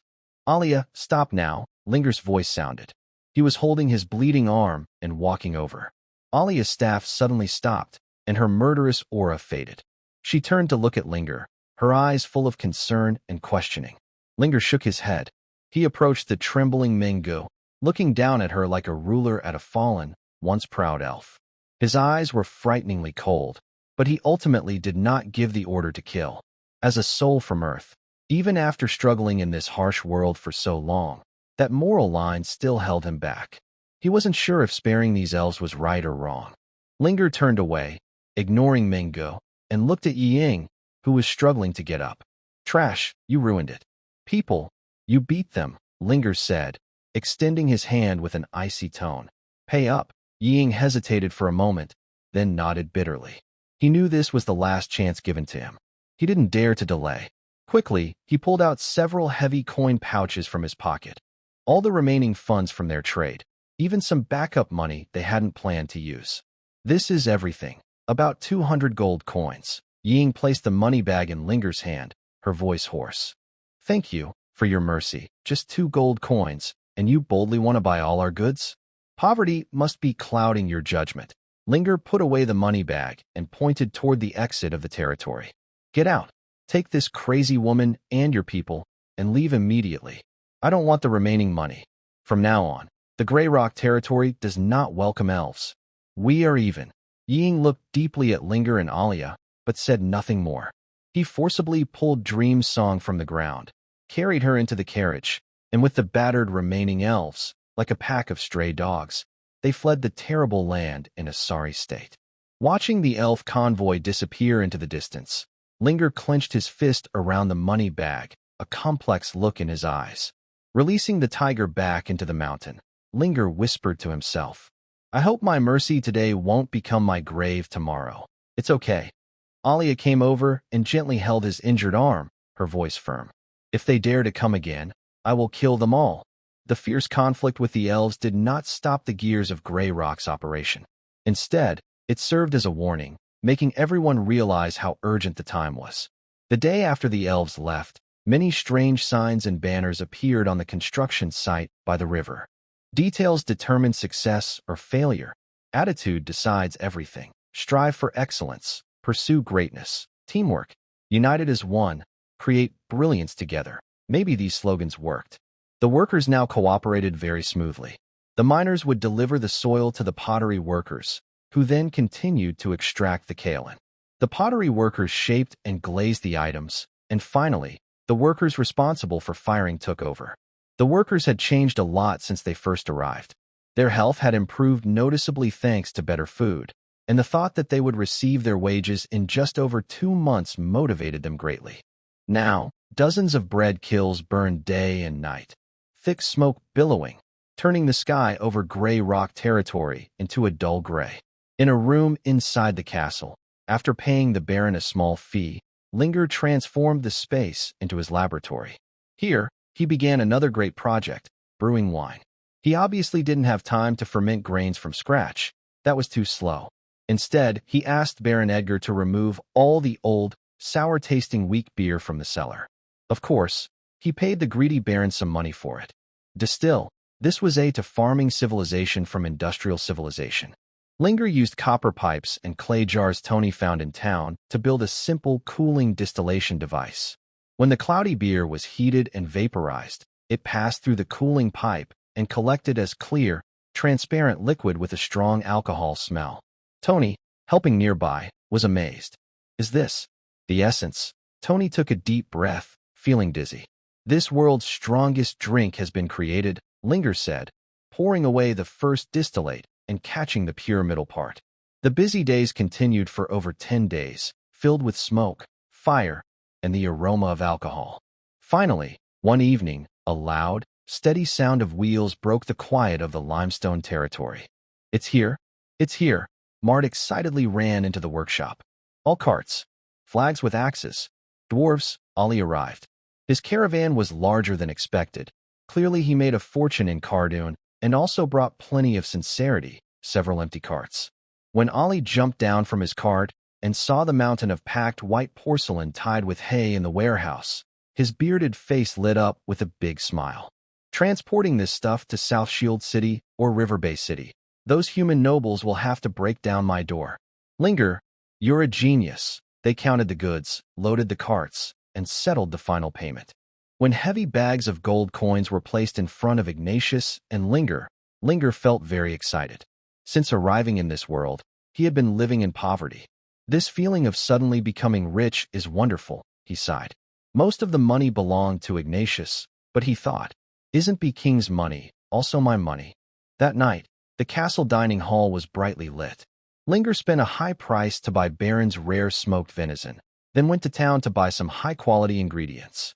Of course, the most important thing was the row of cups on the table. The cups held a clear liquid, as transparent as water. This is the strong drink you mentioned? Oli looked suspiciously at the water in the glass. It looks boring. Want to try? Ringer smiled, but didn't force him to drink. Fire control magic. A flame rose from Ringer's hand and moved close to the rim of the glass. Whoosh! A blue flame suddenly flared up on the surface of the drink. Although there was no heat wave, the pure visual effect of burning made Oli's pupils shrink sharply. Water that can catch fire. Oli was stunned. Ringer blew out the flame and made a please gesture. Oli carefully took the glass and licked a small sip. Then, cough, cough, cough. The dwarf suddenly coughed violently, his face turning a dark purple, tears and mucus streaming down. Water, water. Oli clutched the table, gasping heavily, as if he'd just swallowed a piece of hot coal. Is this lava? But then, an unprecedented warm, fiery sensation exploded from his stomach, spreading through his limbs. The feeling of clarity and slight intoxication made Oli involuntarily let out a satisfied moan. Huh, so good. Oli suddenly slapped the table. This is good liquor. This is the drink for men. The atmosphere instantly became lively. All the dwarves praised Ringer's strong drink. Ignatius also took a sip, frowning from the spiciness but admitting that the drink was kind of interesting. After 3 rounds of drinks, the conversation drifted to a chance encounter from 2 weeks ago. By the way, Ringer, Oli slurred, clutching the bottle tightly. That group of elves we met at the exit. Did you all leave together? Nothing happened, right? Ringer and Arya exchanged a glance and sighed. Something did happen, and it was a big deal. Ringer briefly recounted the series of conflicts that followed, slightly glossing over the details of Arya, revealing her magic skills, and Ringer killing with lightning magic. After listening, Oli fell silent. He put down his glass, the drunkenness fading from his face, and his expression became serious. You fought manga? Elvin was angry and said, and that manga is so mean. Oli sighed and shook his head. I knew it. That woman is trouble. Brother Ringer, this time. You might be in big trouble. How so? Ringer asked, feeling curious. Are they very important? More than just important. Oli lowered his voice. That Ying is okay. She is a descendant of the shadow dancer from the Mist Forest. She has talent, but she is just a common protector with a calm personality. But that manga, Oli pointed at the ceiling. She is used to being bossy, and her background is very powerful. She is the current elder of the elves, and the granddaughter of the legendary level 8 peak swordsman, Laya, the Moon's Fury. She was already level 8 before I was born. Many years have passed, and no one knows if she has reached level 9. That old woman is very protective of her family and has a bad temper. She is also very bossy. Munga's wild personality is because her grandmother spoiled her. In the Mist Forest, Munga is like a little tyrant. No one dares to offend her. Plus, Munga has a mysterious teacher, also an level 8 mage. Her teacher doesn't go out much, so no one knows what her personality is like. But judging by manga, her teacher's temper probably isn't very good either. Ollie looked at Ringer with worry. You hit her and humiliated her. With her temper, she definitely won't let this go. The atmosphere in the restaurant cooled a bit. Ringer clenched his fingers around his wine glass. The granddaughter of an level 8 mage. It seems that the storm caused by my butterfly wings is bigger than I thought. Bring it on. Ringer raised his glass and drank the strong wine in one go. His eyes became firm again. Night deepened, and in the Stonefield Castle's dining hall, the smell of wine grew even stronger. The cups of high-proof distilled liquor are almost finished. The dwarves are drinking so much that they are staggering. Ollie's face is very red, and his big beard is stained with alcohol. I must say, Ollie has a really high tolerance for alcohol. Even Ringer, who is used to strong drinks, is feeling a bit dizzy, but Ollie still seems to be having fun. Ooh, that was great. Ollie loudly burps and pats his belly. Ringer, just for this drink, from now on, as long as you ask, whether it's selling goods to South Shield City or Western Fortress, Ollie, won't say no. Ringer smiles slightly and pours a little more wine into Ollie's cup. Ollie, Ringer leans forward and speaks in a tempting tone. Actually, this drink is just one of my many small tricks in my mind. Small tricks? Ollie's eyes widen. I've traveled all over and drunk a lot, but this is the first time I've tasted such a good trick. It's not just the wine. Ringer points to the dark night outside the window. For example, the kiln techniques that turn soil into white jade, the forging methods that make steel stronger, or even some machines that make dead things move. Ringer looks at Ollie and offers a long-prepared olive branch. I have many exclusive technologies, but I lack people. I need top craftsmen who understand fire and iron, and who are honest and trustworthy. Are you saying? Ollie puts down his cup. I want to invite a group of dwarves to Grey Rock territory. Ringer reveals his plan. Not just as guests, but to settle down and work. We can work together, Ringer continues, pointing at Igneous, who is sitting comfortably at the main seat, enjoying the praise. Viscount Igneous has already agreed. He will set aside the best area near the riverbank to build a dwarf district. It will have a high degree of self-governance. You can think of it as a sort of concession under Carduin. We will jointly establish a workshop, Ringer adds. I will provide the technology, raw materials, and space. You provide the craftsmen and skills. The products, whether strong liquor, high-quality porcelain, or future innovations, will be split 50-50 in profits. The only condition is that the recipes and technology must be kept absolutely secret. Ollie falls silent, quickly calculating in his mind. Although dwarves have excellent forging skills, life underground is dull and resources are limited. If I could have my own base on the surface and learn that magical, strong liquor technique, it would be an irresistible temptation for any dwarf clan. Are you sure? Ollie looked at Ignatius. This means giving land to outsiders. Can your people agree to that? Humph. Ignatius waved arrogantly, still showing his confident, King Bee, attitude. This land is mine. I want to build a legendary city, and of course, I need legendary craftsmen. As long as you can make things worthy of my status, giving you some land is no problem. All right. Ollie suddenly slammed the table, making the dishes jump. Deal. I'll take this. Once I sell this batch of goods, I'll go back to Khaldun and talk to the clans. Ollie's eyes sparkled with excitement.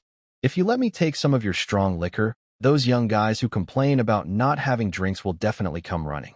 Especially the blacksmiths and stonemasons. I'll bring a whole team of workers. Of course, the liquor is no problem. I didn't brew much this time, but I still have some left. You can take it all before you leave tomorrow. Ringer looked seriously at Ollie. My only request is that my techniques belong to me. They can only be used with my permission and must be kept strictly secret. Unless I die, these techniques will always belong to me. Think of it as a patent. Can dwarves do that? Don't worry about that. Dwarves are the most trustworthy. As long as we agree, it's no problem. We aren't like you humans, deceptive, profit-driven, and unscrupulous. The funniest part is you even created courts, claiming to solve the Empire's injustices. But in our eyes, your so-called courts are just a joke. In your human world, if you want fairness, you go to Swan Residence. If you want to be manipulated, consider the courts. Ringer smiled helplessly at Ollie's words. It seemed humans didn't have a very good reputation in this world. Luckily, dwarves still had a good reputation. All right, then it's settled. Ringer raised his glass. 2 hour. Industrial zone. Cheers. Cheers. The next morning, Oli's convoy was ready to depart. Dozens of wagons were filled with tightly wrapped white porcelain covered in straw. And there were also 2 barrels of strong liquor gifted by Ringer.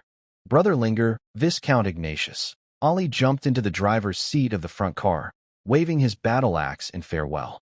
Wait for my good news. When I come back next time, I'll not only bring money, but also a team of dwarf craftsmen. Safe travels, Linger waved back.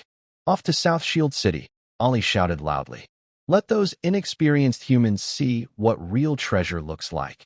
The convoy slowly started moving, heading along the rugged mountain road toward the bustling city of South Shield. Watching the convoy disappear into the distance, Linger took a deep breath. The seeds have been sown far away, but they are also buried beneath his feet. Winter is coming soon. The morning fog had not yet cleared. The air in the limestone territory carried a chill typical of late autumn, but Maid's heart was warm. Maid walked along the tidy gravel road, feeling like he was still dreaming. Just a few months ago, he was a poor boy mocked for playing in the mud, scraping for half a black bread in the frozen land. Now, a heavy purse of money was truly in his hands. Hey, Director Maid. Good morning. A man passing by saw Maid and immediately stopped, smiling eagerly and greeting him loudly. That man used to be a troublemaker in the village, barely giving Maid a glance before. Now, he was bowing so low he looked smaller than a shrimp. Yes, good morning. Maid straightened his back, nodded politely, and even instinctively placed his hands behind his back, imitating Viscount Ignatius' stance. Yes, he was now Director Maid. This was appointed personally by Lord Linger. He was in charge of 3 pottery groups, with dozens of workers. Yesterday was payday, and Maid would never forget that scene. When the chests of silver coins were brought out, everyone's breath caught. Not only did he receive a high salary of 30 silver coins, but even the skilled workers who had just learned pottery got 10 silver coins each. Even the laborers who only dug mud and moved stones at the riverbank held 5 shiny silver coins in their hands. No deductions, no delays. Now, even the stray dogs walking in the limestone territory wag their tails happier than before. Everyone's eyes are no longer filled with silence, but are burning with a light called hope. As long as they work, they will earn money and have food to eat. Mad strides toward the riverbank workshop. The ground beneath his feet feels solid and smooth, no longer muddy or filled with sharp stones. This is a brand new, grayish-white road. After the dwarf merchant named Oli left with his goods, Lord Ringer did not let everyone rest. He posted a notice again, recruiting many workers. This time, Tony didn't need to do the publicity. As soon as the notice was posted, people lined up to sign up, surrounding Lord Tony in several layers. Line up, stand in a straight line, Tony shouted loudly. These people were hired to build the road. Lord Ringer and everyone else mixed a gray powder, which he called cement. They combined this powder with sand, small stones, and water, then laid it on the ground. Once it dried, it became even harder than rocks.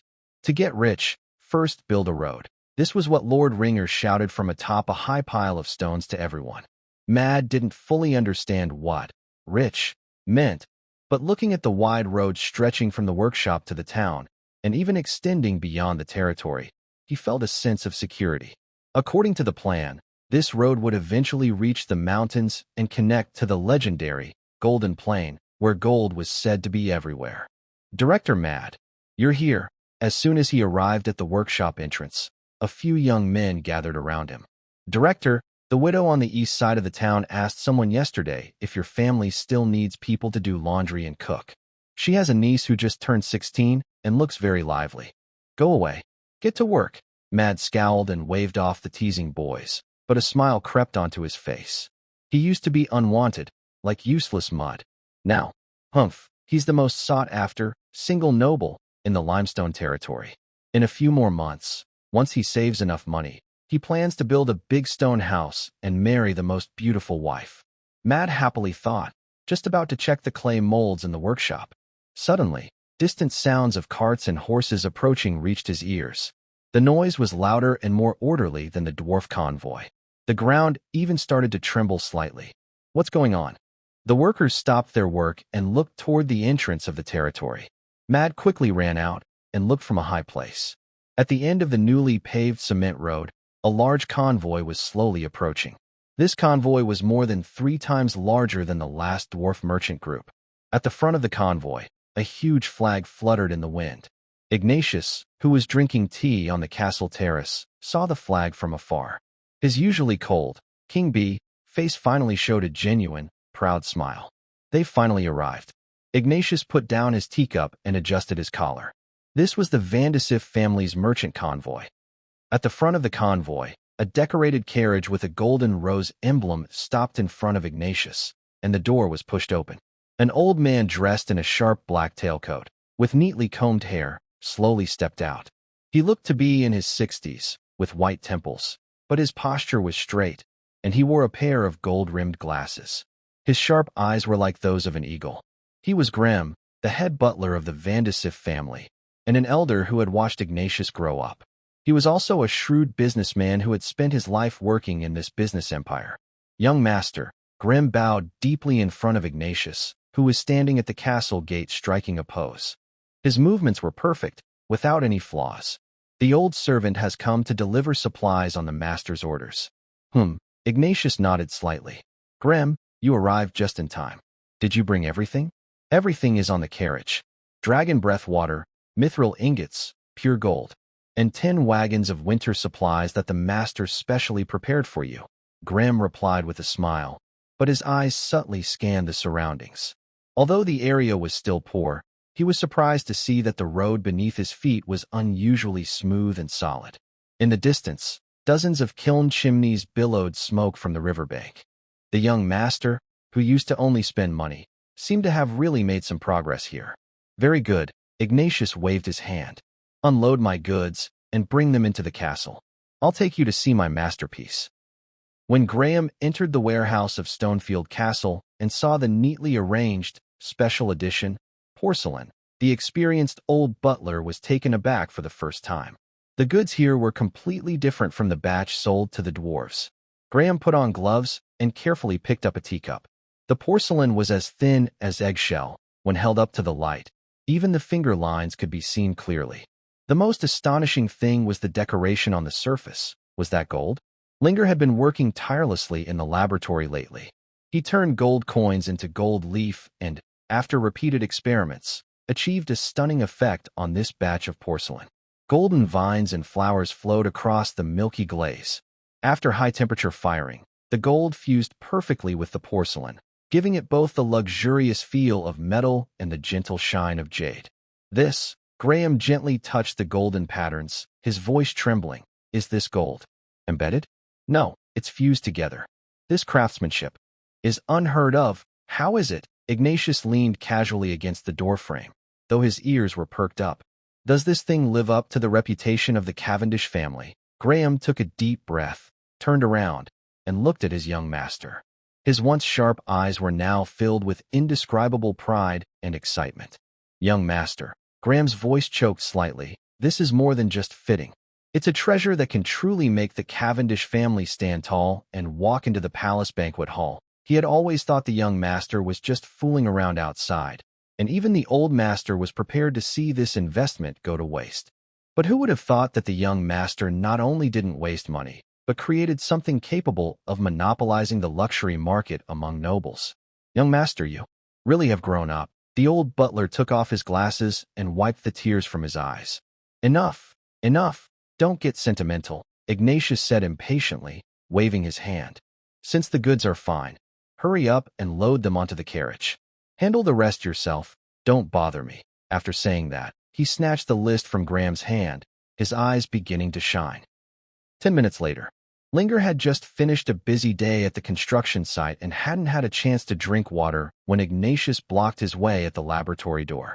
Linger, Ignatius, followed by several servants carrying heavy boxes of rare metals and magic materials, called out. I've brought all the materials you asked for. Quickly, my lightning staff. Now. Immediately. Right now. Linger looked at the pile of materials and then at Ignatius, who was full of excitement. He felt his head about to explode. Ignatius, Linger rubbed his temples, looking tired. I'm really busy right now. The furnace over there needs to be expanded, the distillation tower for brewing needs improvement, and there's that road to the outside. I don't have time to craft a new weapon from scratch. I also need to go out and see if I can find a way to lift the curse on Arya. A curse? All right. I can ask Grem. He's knowledgeable and might have a solution. You help me make my staff first, and I'll go ask him. Linger looked at the boxes of precious materials. Mystic silver, refined gold, dragon breath water. No lightning-absorbing wood? No insulators. What do I do? Linger sighed inwardly. Without lightning-absorbing wood for the staff's body, Ignatius would be the first to get shocked if he used it. How's it going? Ignatius returned with Grem. Are the materials enough? Can we make the lightning staff now? Wait a moment. I need to ask Grem a few questions first, Linger replied, turning to the old butler. He described in detail Aria's condition, affected by the withering curse, and the nature of the curse. Grem listened carefully, pondering for a long time before shaking his head. Young master's friend. Although I've traveled to many places, I've never heard of a curse that devours life force and cannot be removed. But the old butler adjusted his monocle. As far as I know, the best at magic of life and curse removal on this continent are the elves. Elves? Linger's mouth twitched. Yes, especially the high elves in the misty forest. They possess the gift of the tree of life. Green clearly did not know about the recent blood battle. If only we could get their help. This plan. Let's put it aside for now. Ringer rubbed his temples. Help from them? Dream Song. That crazy woman probably hates him so much she would swallow him whole. Are there any other options? The only choice is to go to the Mage Guild. There are branches in South Shield City and Western Border Fortress, where the librarians and elders might have clues. South Shield City, Western Border Fortress. It seems we have to visit both places. Hey, where's my staff? Ignatius knocked impatiently on the table. Are you done talking? Ringer turned around and looked at the impatient King Bee, making a decision in his mind. Since he couldn't create something new, he would just upgrade the old one. Right now, he could only modify his staff and give it to Ignatius, and later he would make a new one for himself. Give me your staff, Ringer said. Ignatius handed over the long, white staff. After thanking Green, Ringer took Ignatius's staff and went into his laboratory. Over the next few days, Ringer worked on upgrading it. Insulated from lightning, safe, but can't conduct magic, so it can't be used as a normal staff, Ringer muttered. Ignatius didn't have his own super magic crystal, so his staff needed to have the functions of a normal staff, discharging electricity and releasing wind blades. Ringer found a high-quality magic wood that Green had brought, wind chant wood. This wood not only conducts magic well, but also has a strong affinity for wind elements. He sliced it into thin pieces and wrapped it tightly around the staff's body, like wrapping a zongzi, sticky rice dumpling. Although this made the staff look thicker and more like a club, the excellent magic conduction of wind chant would ensure Ignatius could use it just like a normal staff. Next, to satisfy Ignatius's extreme desire for coolness and special effects, Ringer wrapped a huge Tesla coil with copper wire at the front of the staff. Finally, he took out the original magic crystal from Ignatius's staff and carefully embedded it into the center of the Tesla coil. Finished. When Ringer held the bulky staff, Ignatius's eyes widened instantly. Is this? This is the special magic tool made just for you, Ringer said seriously. Try it out. Ignatius took the staff. It felt heavy in his hand, heavier than most swords. Wow, this is so ugly. It looks like a pole with a pot on top. Ugly? Watch this. Ringer took back the staff and pointed to the spiral wind blade at the end. Use wind magic to make it spin. The faster it spins, the more powerful it becomes. And look at that pot you mentioned. Whoa. The wind blade spun rapidly. Zzz. Suddenly, an amazing scene appeared.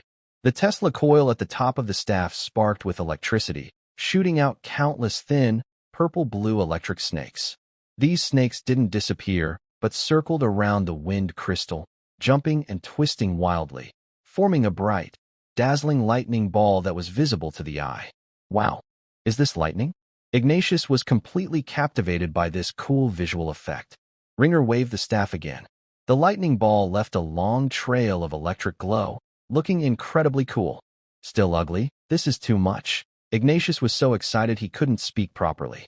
It's so dazzling. Are you satisfied? Ringer asked with a smile. Imagine this. When you appear in front of others holding this staff wrapped in lightning, you won't even need to fight. Just this look alone can scare everyone. And, Ringer continued, from today, you will be the only lightning mage on this continent. Not even I will be. Because this staff is unique. Unique. Lightning mage. Ignatius looked at the staff excitedly, as if he already saw himself standing in the spotlight, like a thunder god descending from the sky. Take it, Ringer patted his shoulder. Take it, and show everyone. Show off your power. Ignatius hugged the staff tightly, looking at it as if it were his most precious treasure, more beloved than his own father. Linger, my friend, I am definitely counting on you, Ignatius said boldly. If you need anything in the future, just ask. Perfect, Linger smiled. I have something to discuss right now. Your Excellency Ignatius, since you have the magic artifact, why not? Accompany me to the Mage Guild in South Shield City. Early morning, under the watchful eyes of Ignatius and Linger, the Cavendish caravan slowly left the limestone territory. Let's go back to the castle and talk with Elia and the others, someone said. Elia, Erwin, Ignatius, Tony, and Linger sat together in the castle's council hall. Elia, we can't just wait and see, Linger said seriously, looking at the dark line on Elia's arm that seemed to deepen. The curse is slowly draining your life force. Since Master Graham mentioned the Mage Guild in South Shield City, I must go there. Now that we have money, we should go and see if we can find a way to lift or control the curse. Let's go together, Elia said instinctively. Linger shook his head. This is our home base, and someone needs to stay here. Limestone territory is developing fast, with many workers and supplies. I don't feel comfortable without a strong person here. Plus, he glanced at Erwin. Erwin is improving quickly, but he's still too young to handle everything alone. With 2 mages staying behind and the terrain advantage here, we can handle any elves that come back. Elia bit her lip, knowing Linger was right. Though she felt reluctant, she nodded for the greater good. Erwin, Linger said to the boy, remember what I told you. Every day, go to the riverbank and the cement kiln. Cement is the foundation of our future buildings, so make sure to produce enough. Don't worry, Linger, Erwin nodded. I'll take good care of them. The next morning, an unremarkable carriage left limestone territory. On board were Linger, Ignatius clutching his new staff, and Tony, who was driving the carriage. After leaving the town, the carriage entered the famous, rough road. The wheels bounced over gravel and potholes, making the ride very bumpy and jarring everyone's insides. Ow, my back, Tony complained while whipping the horse. This place, is this even a road? Every time I come here, I feel like I'm sifting flour. Linger held the reins tightly, watching the bumpy scenery outside with a determined look. Hold on, Tony. Just wait. One day, I will pave that grayish-white cement road from the castle gate all the way here, carving through the mountains and leading straight to the so-called Golden Plain. Ignatius looked on with longing in his eyes. He was starting to like this place more and more. He felt the deep affection the locals had for him, and that feeling was truly wonderful. So, after more than 10 days of rough travel and complaints, the carriage finally crossed the most rugged part of the southwestern mountains. Suddenly, the view opened up. The land became flatter, and the road grew smoother. They were nearing the outskirts of South Shield City, and more traders and travelers appeared on the road. The carriage sped up, and Tony's mood improved along with the better road conditions. Until one morning, as the carriage traveled past a sparse forest, 2 fast horses approached from the front. Riding them were 2 knights, dressed in gray cloaks, looking tired from travel. When they saw Linger's carriage, they pulled their horses to a stop and blocked the road. Whoa! Tony had to stop the carriage. One knight rode forward, showing no hostility. He politely lifted his hood, revealing a common face. Sorry to bother you, friends, the knight asked politely. Is this the road to the southwest, to a place called Grey Rock Territory? Inside the carriage, Linger's heart moved. To Grey Rock Territory? That desolate place, where only merchant caravans pass, and rarely a stranger appears. Yes, just follow this road. It leads into the southwestern mountains. There are signs along the way, Tony replied. The knight kept his gaze on Tony's face after asking his question. In that moment, the knight's pupils suddenly shrank, and a look of surprise and shock flashed across his eyes. But he quickly masked it, almost immediately returning to calm. He exchanged a subtle glance with his companion behind him. Thank you. Looks like we're on the right path. 2 knights suddenly turned their horses around and quickly rode in the opposite direction, heading away from the Grey Rock territory. "Hey, the Grey Rock territory is this way," Tony shouted at the two knights who had gone the wrong way. But they seemed not to hear him and kept riding farther away. Strange. Tony scratched his head, watching their backs. Inside the carriage, Ringer frowned. "What's wrong?" Ignatius asked casually as he wiped the crystal on his staff. "Something feels off," Ringer whispered. "Those two." The carriage continued moving forward for a while. Although they had left those two behind, a feeling of unease stayed in Ringer's mind. Tony, driving the carriage, also became very quiet, as if deep in thought. Suddenly, Tony pulled the reins sharply. Whoa! The carriage stopped suddenly in the middle of the road. "I remember now. I remember." Tony's face turned pale.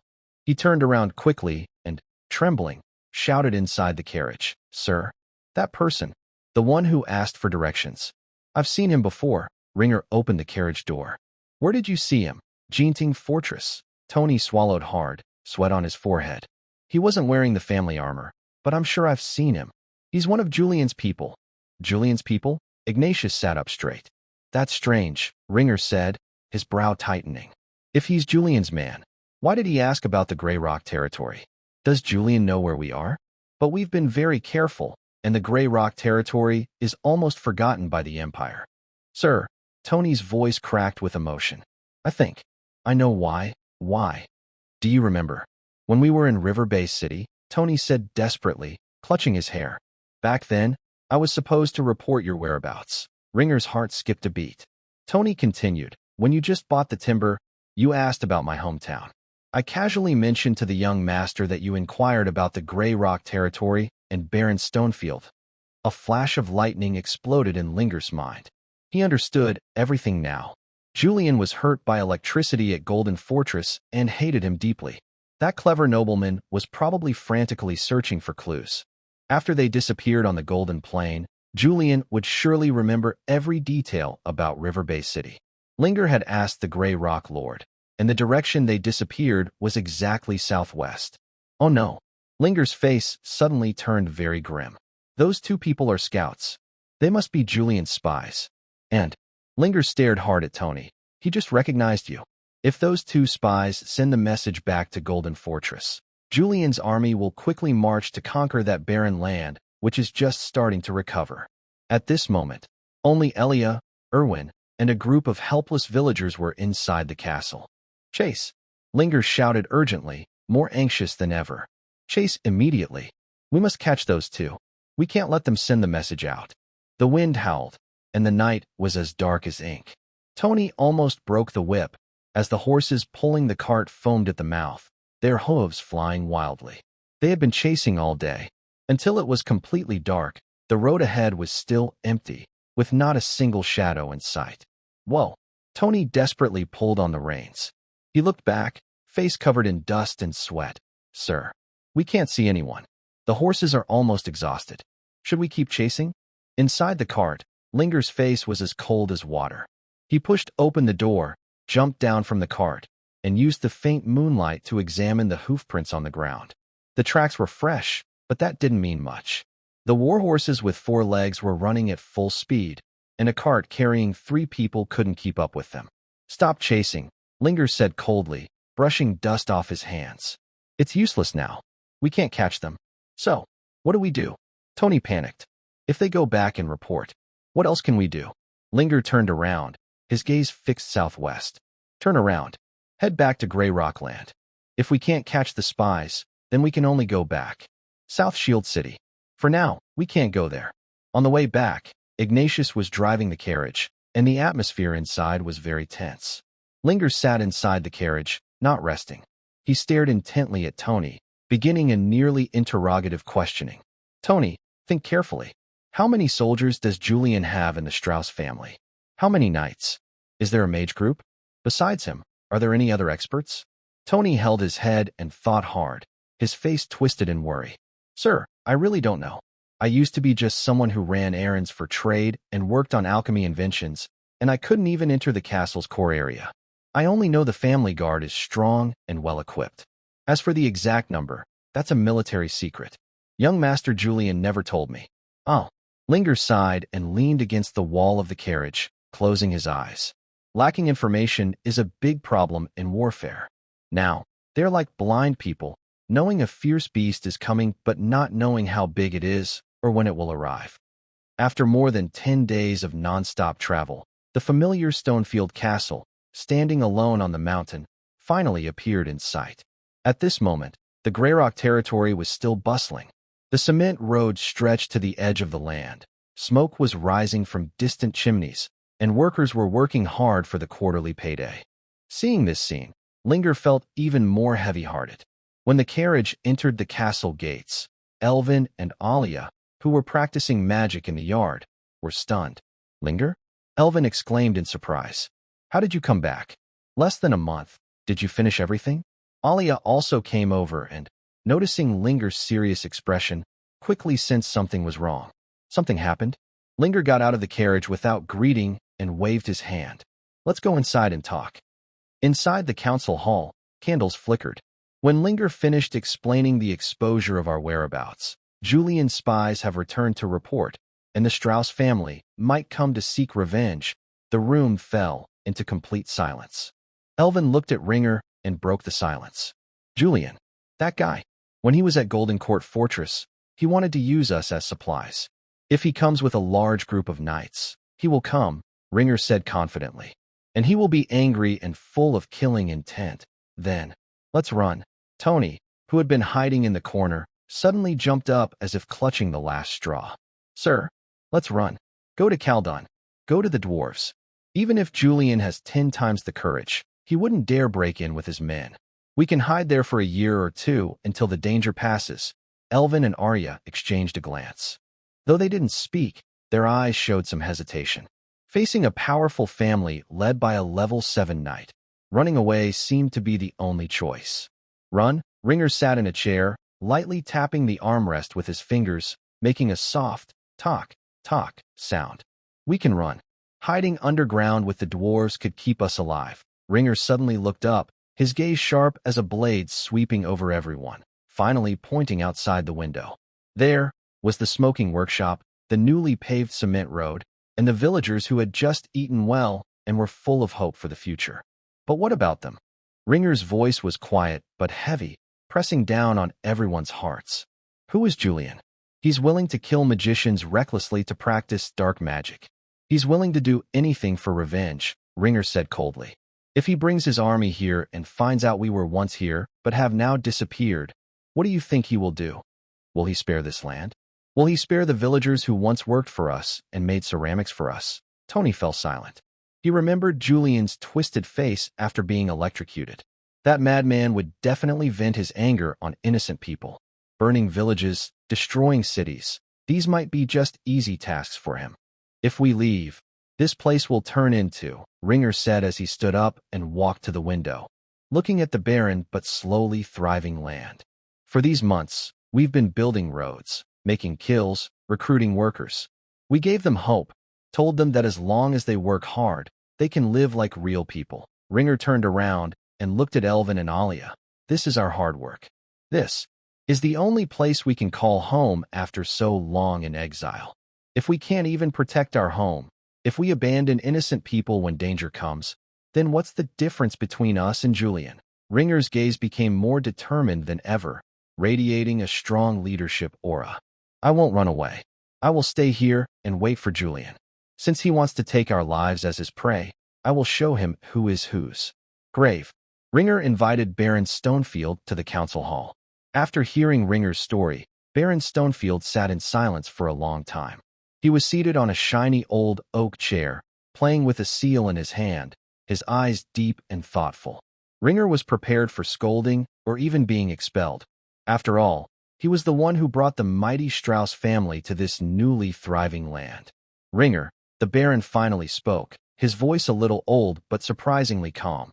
"Without any panic, you don't need to blame yourself. About young Lord Julian and your past conflicts. Lala mentioned some things to me. Since he chose to take you in, I expected this day would come, just not so soon." Ringer was a bit surprised and looked up. "My lord, the Strauss family has indeed fallen on hard times, so poor that they're barely hanging on," the Baron said with a self-deprecating smile. We're not even talking about knights. We don't have a single knight. I've heard a little about the strength of the Strauss family. This decaying empire. I doubt even the laws of the empire can hold them back. The Baron looked at Ringer. Do you have any good suggestions? Ringer took a deep breath and shared a carefully thought-out plan he had devised on the way. My lord, I want to gather all the villagers immediately. I will tell them the truth. That war is coming, and it will be a war of great disparity. Ringer paused, his eyes firm. I will give them two choices. If they don't want to get involved in this disaster, I will ask Tony to lead a team to them to Caljoin. This is the dwarves' territory, very safe. I will pay for their travel expenses and settlement costs in the dwarf city. If everyone is willing to leave, we will not be stubborn and will evacuate with everyone. At this point, Ringer's voice grew firm and resolute. However, even if only one person, even if just one villager wants to stay and defend this place, I will not run away. I will stay and fight with them until the end. The Baron looked at Ringer deeply, then slowly stood up, adjusting his slightly old-fashioned collar. I am the lord here. My roots are here, and my ancestors' graves are here. I will not leave. The Baron picked up his cane. Let's go to the square and see how my people choose. Half an hour later, on the newly paved cement square in front of the castle, over 10,000 villagers gathered. The Baron stood on a high platform and briefly explained the situation. When he mentioned the Strauss family army, there was a stir of fear among the crowd. Many people knew about the Strauss family, who ruled half the province. Then, Ringer stepped onto the platform. As the Baron said, Ringer shouted through a simple horn, his voice echoing across the crowd. The enemy is very strong. Very strong. If you stay, you might die. If you want to leave, you can sign up with Tony now. Each person will get 10 silver coins for travel, and we will send you to a safe dwarf city. The square fell into complete silence. I won't go, Mads suddenly shouted loudly, startling himself with the volume.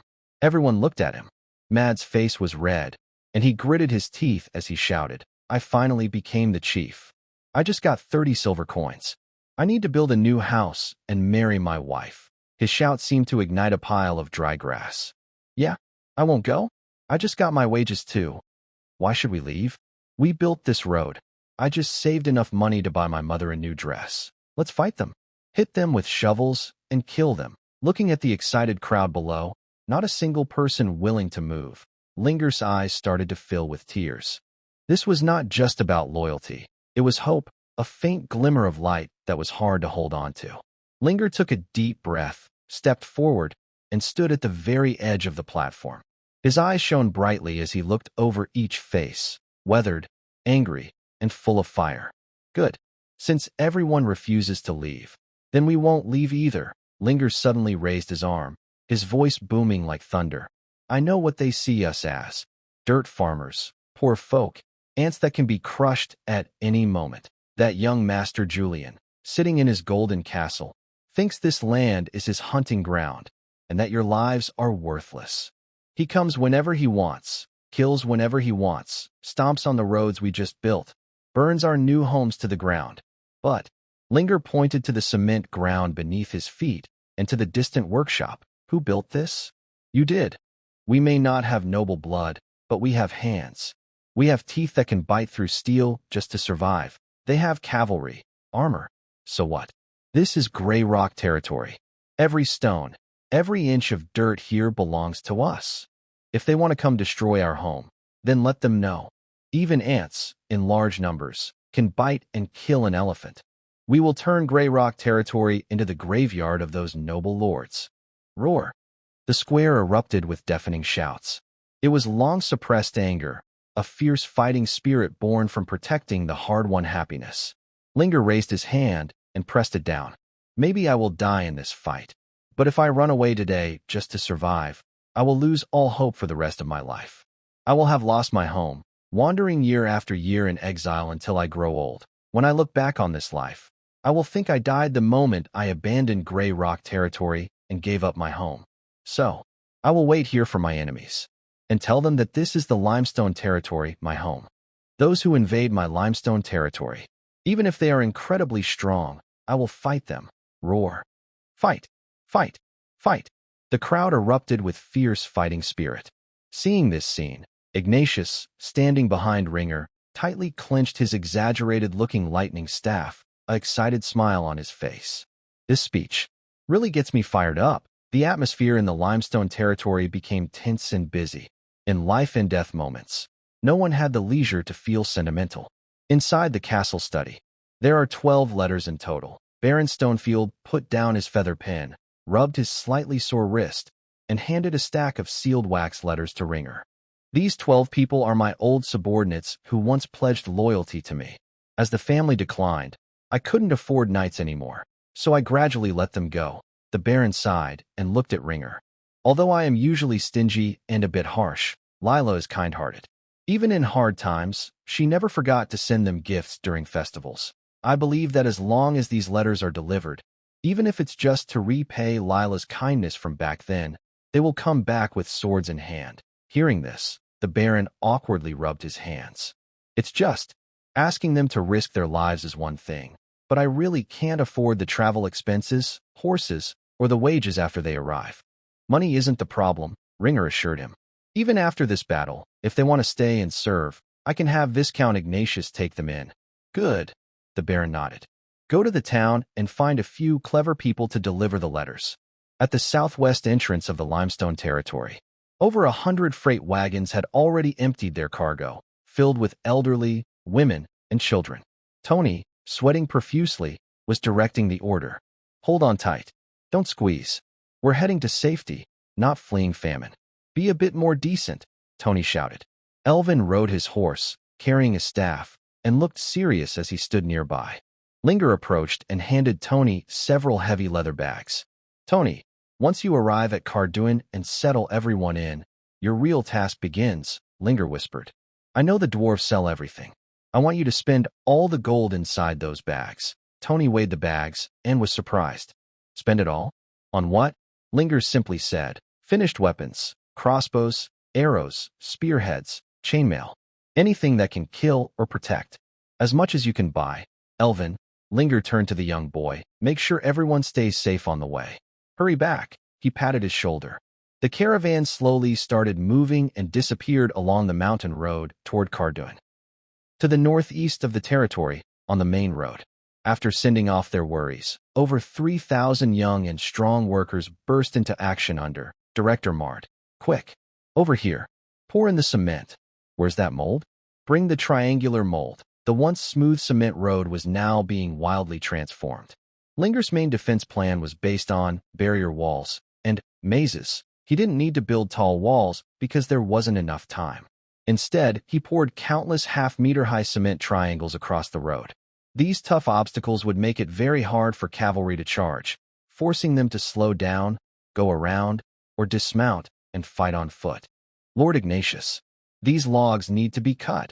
Ignatius stood high, waving his exaggerated lightning staff, but at this moment, he was casting wind magic instead of lightning. The wind blades kept cutting the logs into the right lengths.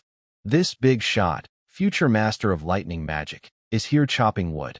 Ignatius complained while diligently releasing wind blades. That guy Linger. Meanwhile, on another side, Arya was helping workers dig trenches. Miss Arya, this soil is too hard. We can't dig much. Ice spike. Suddenly, the hard earth was pierced by ice spikes, and the workers continued digging until they reached a deep pit. With the help of 2 wizards, tasks that normally took 10 days or half a month to complete were finished at a visible speed. Deep inside the castle, in Ringer's private laboratory, Ringer's lab was filled with many alchemical ingredients sent by Ignatius's family caravan. The brewery also sent a lot of high-purity distilled alcohol. He picked up a plain ceramic bottle, poured in more than half of the alcohol, then added a spoonful of sugar and some thick oil. This was a simple version of a Molotov cocktail. The oil and sugar made the flames stick to armor and burn like a deadly infection. After making the firebomb, he turned his attention to a large pile of copper coins nearby. Science. Ringer's lips curled into a cold smile. Sometimes, it's more cruel than magic. Over the next 2 days, several figures appeared in the Greyrock territory. These were knights who had been invited. Their appearances were completely different from what Ringer had imagined. If not for the killing aura they emitted when close, Ringer might have thought they were farmers from some village. Is this your knight? Ringer looked at the group of people with a surprised expression. At the front was a tall man, nearly 2 meters high. He wore a yellowed linen shirt, with the sleeves torn off, revealing arms covered in scars like centipedes. He carried a huge sword wrapped in rag on his back, and his boots even had a hole, exposing his big toes. Long time no see, Lord Baron. The tall man grinned, showing a mouthful of broken yellow teeth. I heard someone wants to take down Greyrock territory. I sold my last egg-laying chicken to buy some dry food and rushed over. The Baron looked at the man and scolded, Garek, how did you end up like this? With your skills, you should easily find work with a mercenary group. Turning his head, the Baron quietly introduced to Ringer, Garek, a level 5 knight. He used to be one of our top fighters in Greyrock territory. Level 5 knight. Ringer was shocked. In this world, level 5 was already considered a strong warrior, at least a captain in the army. He never expected such a powerful person to be so poor he couldn't even buy shoes. Besides Garek, the others arriving were not much better off. Some hold rusty spears, while others wear patched leather armor. The most eye-catching are a father and son. The father is probably in his 40s, with gray temples, but he stands straight and looks sharp like an eagle. Next to him is a young man about 17 or 18, who seems a bit nervous, clutching a simple logging axe tightly. Lord Baron, the middle-aged man kneels on one knee, perfectly formal. Barton has come at your call. This is my son, Will. Quick, bow to the Lord Baron. Barton pats his son. The boy named Will hurriedly kneels, blushing deeply. Greetings, Lord. The Baron helps Barton up. Barton, you're here too. Is that little Will? Last time I saw him, he was just a baby in my arms. I'm not much. No savings, Barton says shyly, looking down at his worn sword sheath. But I am still a level 4 knight. Will is young, just reached level 1, but he's strong and can fight. Good, you're here, the Baron nods repeatedly. At this moment, this stingy old man seems more kind-hearted. I remember this kindness, Lord Stonefield. 2 days later, the remaining knights also arrived, all those loyal to Lord Stonefield. Though they looked poor, Ringer could tell from a quick look that these people had steady eyes and relaxed but ready stances. They had truly seen blood. The only problem was, they were very poor. They didn't even have proper war horses. Among these 12, none had a full set of iron armor. Most of their weapons were dull or made from farm tools. Over the past few days, Ringer had asked around. According to everyone, with their skills, they shouldn't be so destitute. The consistent answer was that they only wanted to serve Lord Stonefield, or rather, they only wanted to serve Lila. It seemed that Aunt Lila, who had traveled far away, had a strong personal charm. Dear knights, Ringer called everyone together. He showed respect, bowing deeply. I am Ringer, now in charge of the defense of Greyrock territory. Your presence here is a life-saving kindness. I won't bother with polite words. I know everyone is short on resources. He clapped his hands. Your weapons and armor will be ready in a few days. After this battle, if you still want to stay in Greyrock territory, I will arrange for your pay according to the Empire's standards. Eventually, I will also provide you with good war horses. The old knight's cloudy eyes seemed to shine at this moment. Now I have only one request. Linger pointed at the villagers in the square, who were holding shovels and sticks, looking confused. Before the enemy arrives, turn these farmers who are used to working with hoes into soldiers who can understand commands. Garrick stepped forward and looked at the villagers, finally focusing on Linger. Do you handle alcohol? Plenty. Good. Garrick turned around and drew the great sword from his back. The sword had no sheath, but the blade still gleamed coldly. He shouted at the villagers, What are you all looking at? A bunch of cowards. Stand up straight. From now on, I am your instructor. Anyone who wets their pants on the battlefield, I will cut him down first. A fierce aura spread across the scene. The originally noisy villagers instantly fell silent out of fear and instinctively lined up. Barton also drew his sword and, with his son Will, moved to the other side. Follow me over here. Watching this group of down-and-out knights quickly get into shape, the previously scattered workers began to resemble an army. Linger finally let out a sigh of relief. He didn't know how much time they had left. A few days later, in the afternoon, while supervising workers reinforcing the cement work, Linger suddenly felt a slight tremor under his feet. Enemy attack? Garrick, who was teaching villagers to use spears, suddenly turned around. His cloudy ox-like eyes sharpened instantly, and he raised his great sword. No, that's not it. Barton, lying on the ground with his ear close to the cement road, listened carefully for a moment, then shook his head. The sound of hooves is mixed with heavy wheels. And it's coming from the southwest. Southwest? Linger's heart moved. He quickly walked up to the unfinished watchtower. At the end of his line of sight, a banner fluttered in the wind, depicting a wine cup and an anvil. That was the emblem of the Cardoon Dwarf Trading Company. At the front of the carriage, Elvin and Tony sat clearly visible. "Elvin and Tony," Ringer exclaimed happily. As the convoy entered the limestone territory, Ringer was completely stunned by what he saw. Not only had Elvin and Tony returned, but behind the convoy, there were dozens of heavy carts pulled by strong bulls. The most surprising thing for Ringer was the figures sitting on the carts or riding short-legged mountain ponies. They were over 100 fully armed dwarves. They wore heavy plate armor, had beautifully braided beards, and carried axes or warhammers. When the convoy stopped, a familiar bearded dwarf jumped down from one of the carts. Though his legs were short, his landing was impressive. "Ha! Ringer, my friend." Ollie spread his arms and gave Ringer a bear hug that almost made him gasp. His big beard, full of alcohol smell, made Ringer's face ache. "I heard some careless noble kid wanted to destroy our porcelain factory. I brought all my brothers here." "Ollie? Why are you here?" Ringer was both surprised and happy. "Coming to the limestone territory now is risky." "Bah!" Ollie spat on the ground, looking disdainful. "If we hear about a war, we'd hide in our caves. But how can dwarves survive on the continent of Olaris if we hide forever? Besides, I sold those porcelain pieces like crazy in the Byron Empire. That's a gold mine. Anyone who tries to cut off my income, I'll smash their knees." Tony, standing nearby, chuckled and added, "Sir, I met Ollie as soon as I arrived. He had just finished selling his goods and returned to Cardoon a few days ago. When Ollie heard about our situation, he called all his brothers he had been scouting over the past few days. They said, if the limestone territory is lost, where else can they find such good porcelain and, fine wine? That's true friendship," Ringer said, touched, as he shook Ollie's rough hand. "I'll remember this kindness. From now on, the dwarves can drink all the wine they want from the limestone territory." "Hee. That's what you said?" Ollie winked slyly. "Actually, I have a small request. Tell me, as long as I can do it." Ollie rubbed his hands together, a mischievous smile only men understand spreading across his face. "After this war, I want to buy a piece of land in the limestone territory and open an inn. I've already thought of the name, Fallen Nun, and, humans have too many formalities. When I try to open this kind of themed shop in other cities, I get shut down by the stubborn church folks. But here with you." Linger paused, then chuckled quietly.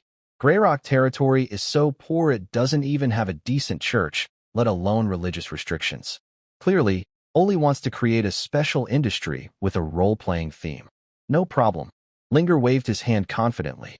"Forget about fallen nuns. If you want to open an elf-style shop, I'll find a place for it." "Deal."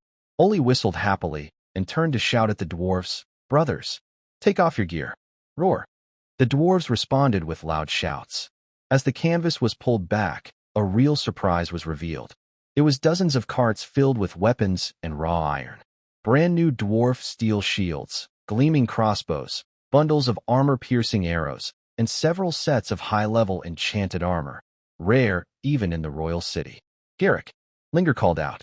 Level 5 Knight Garrick looked at the double-handed greatsword Linger handed him, eyes wide with amazement.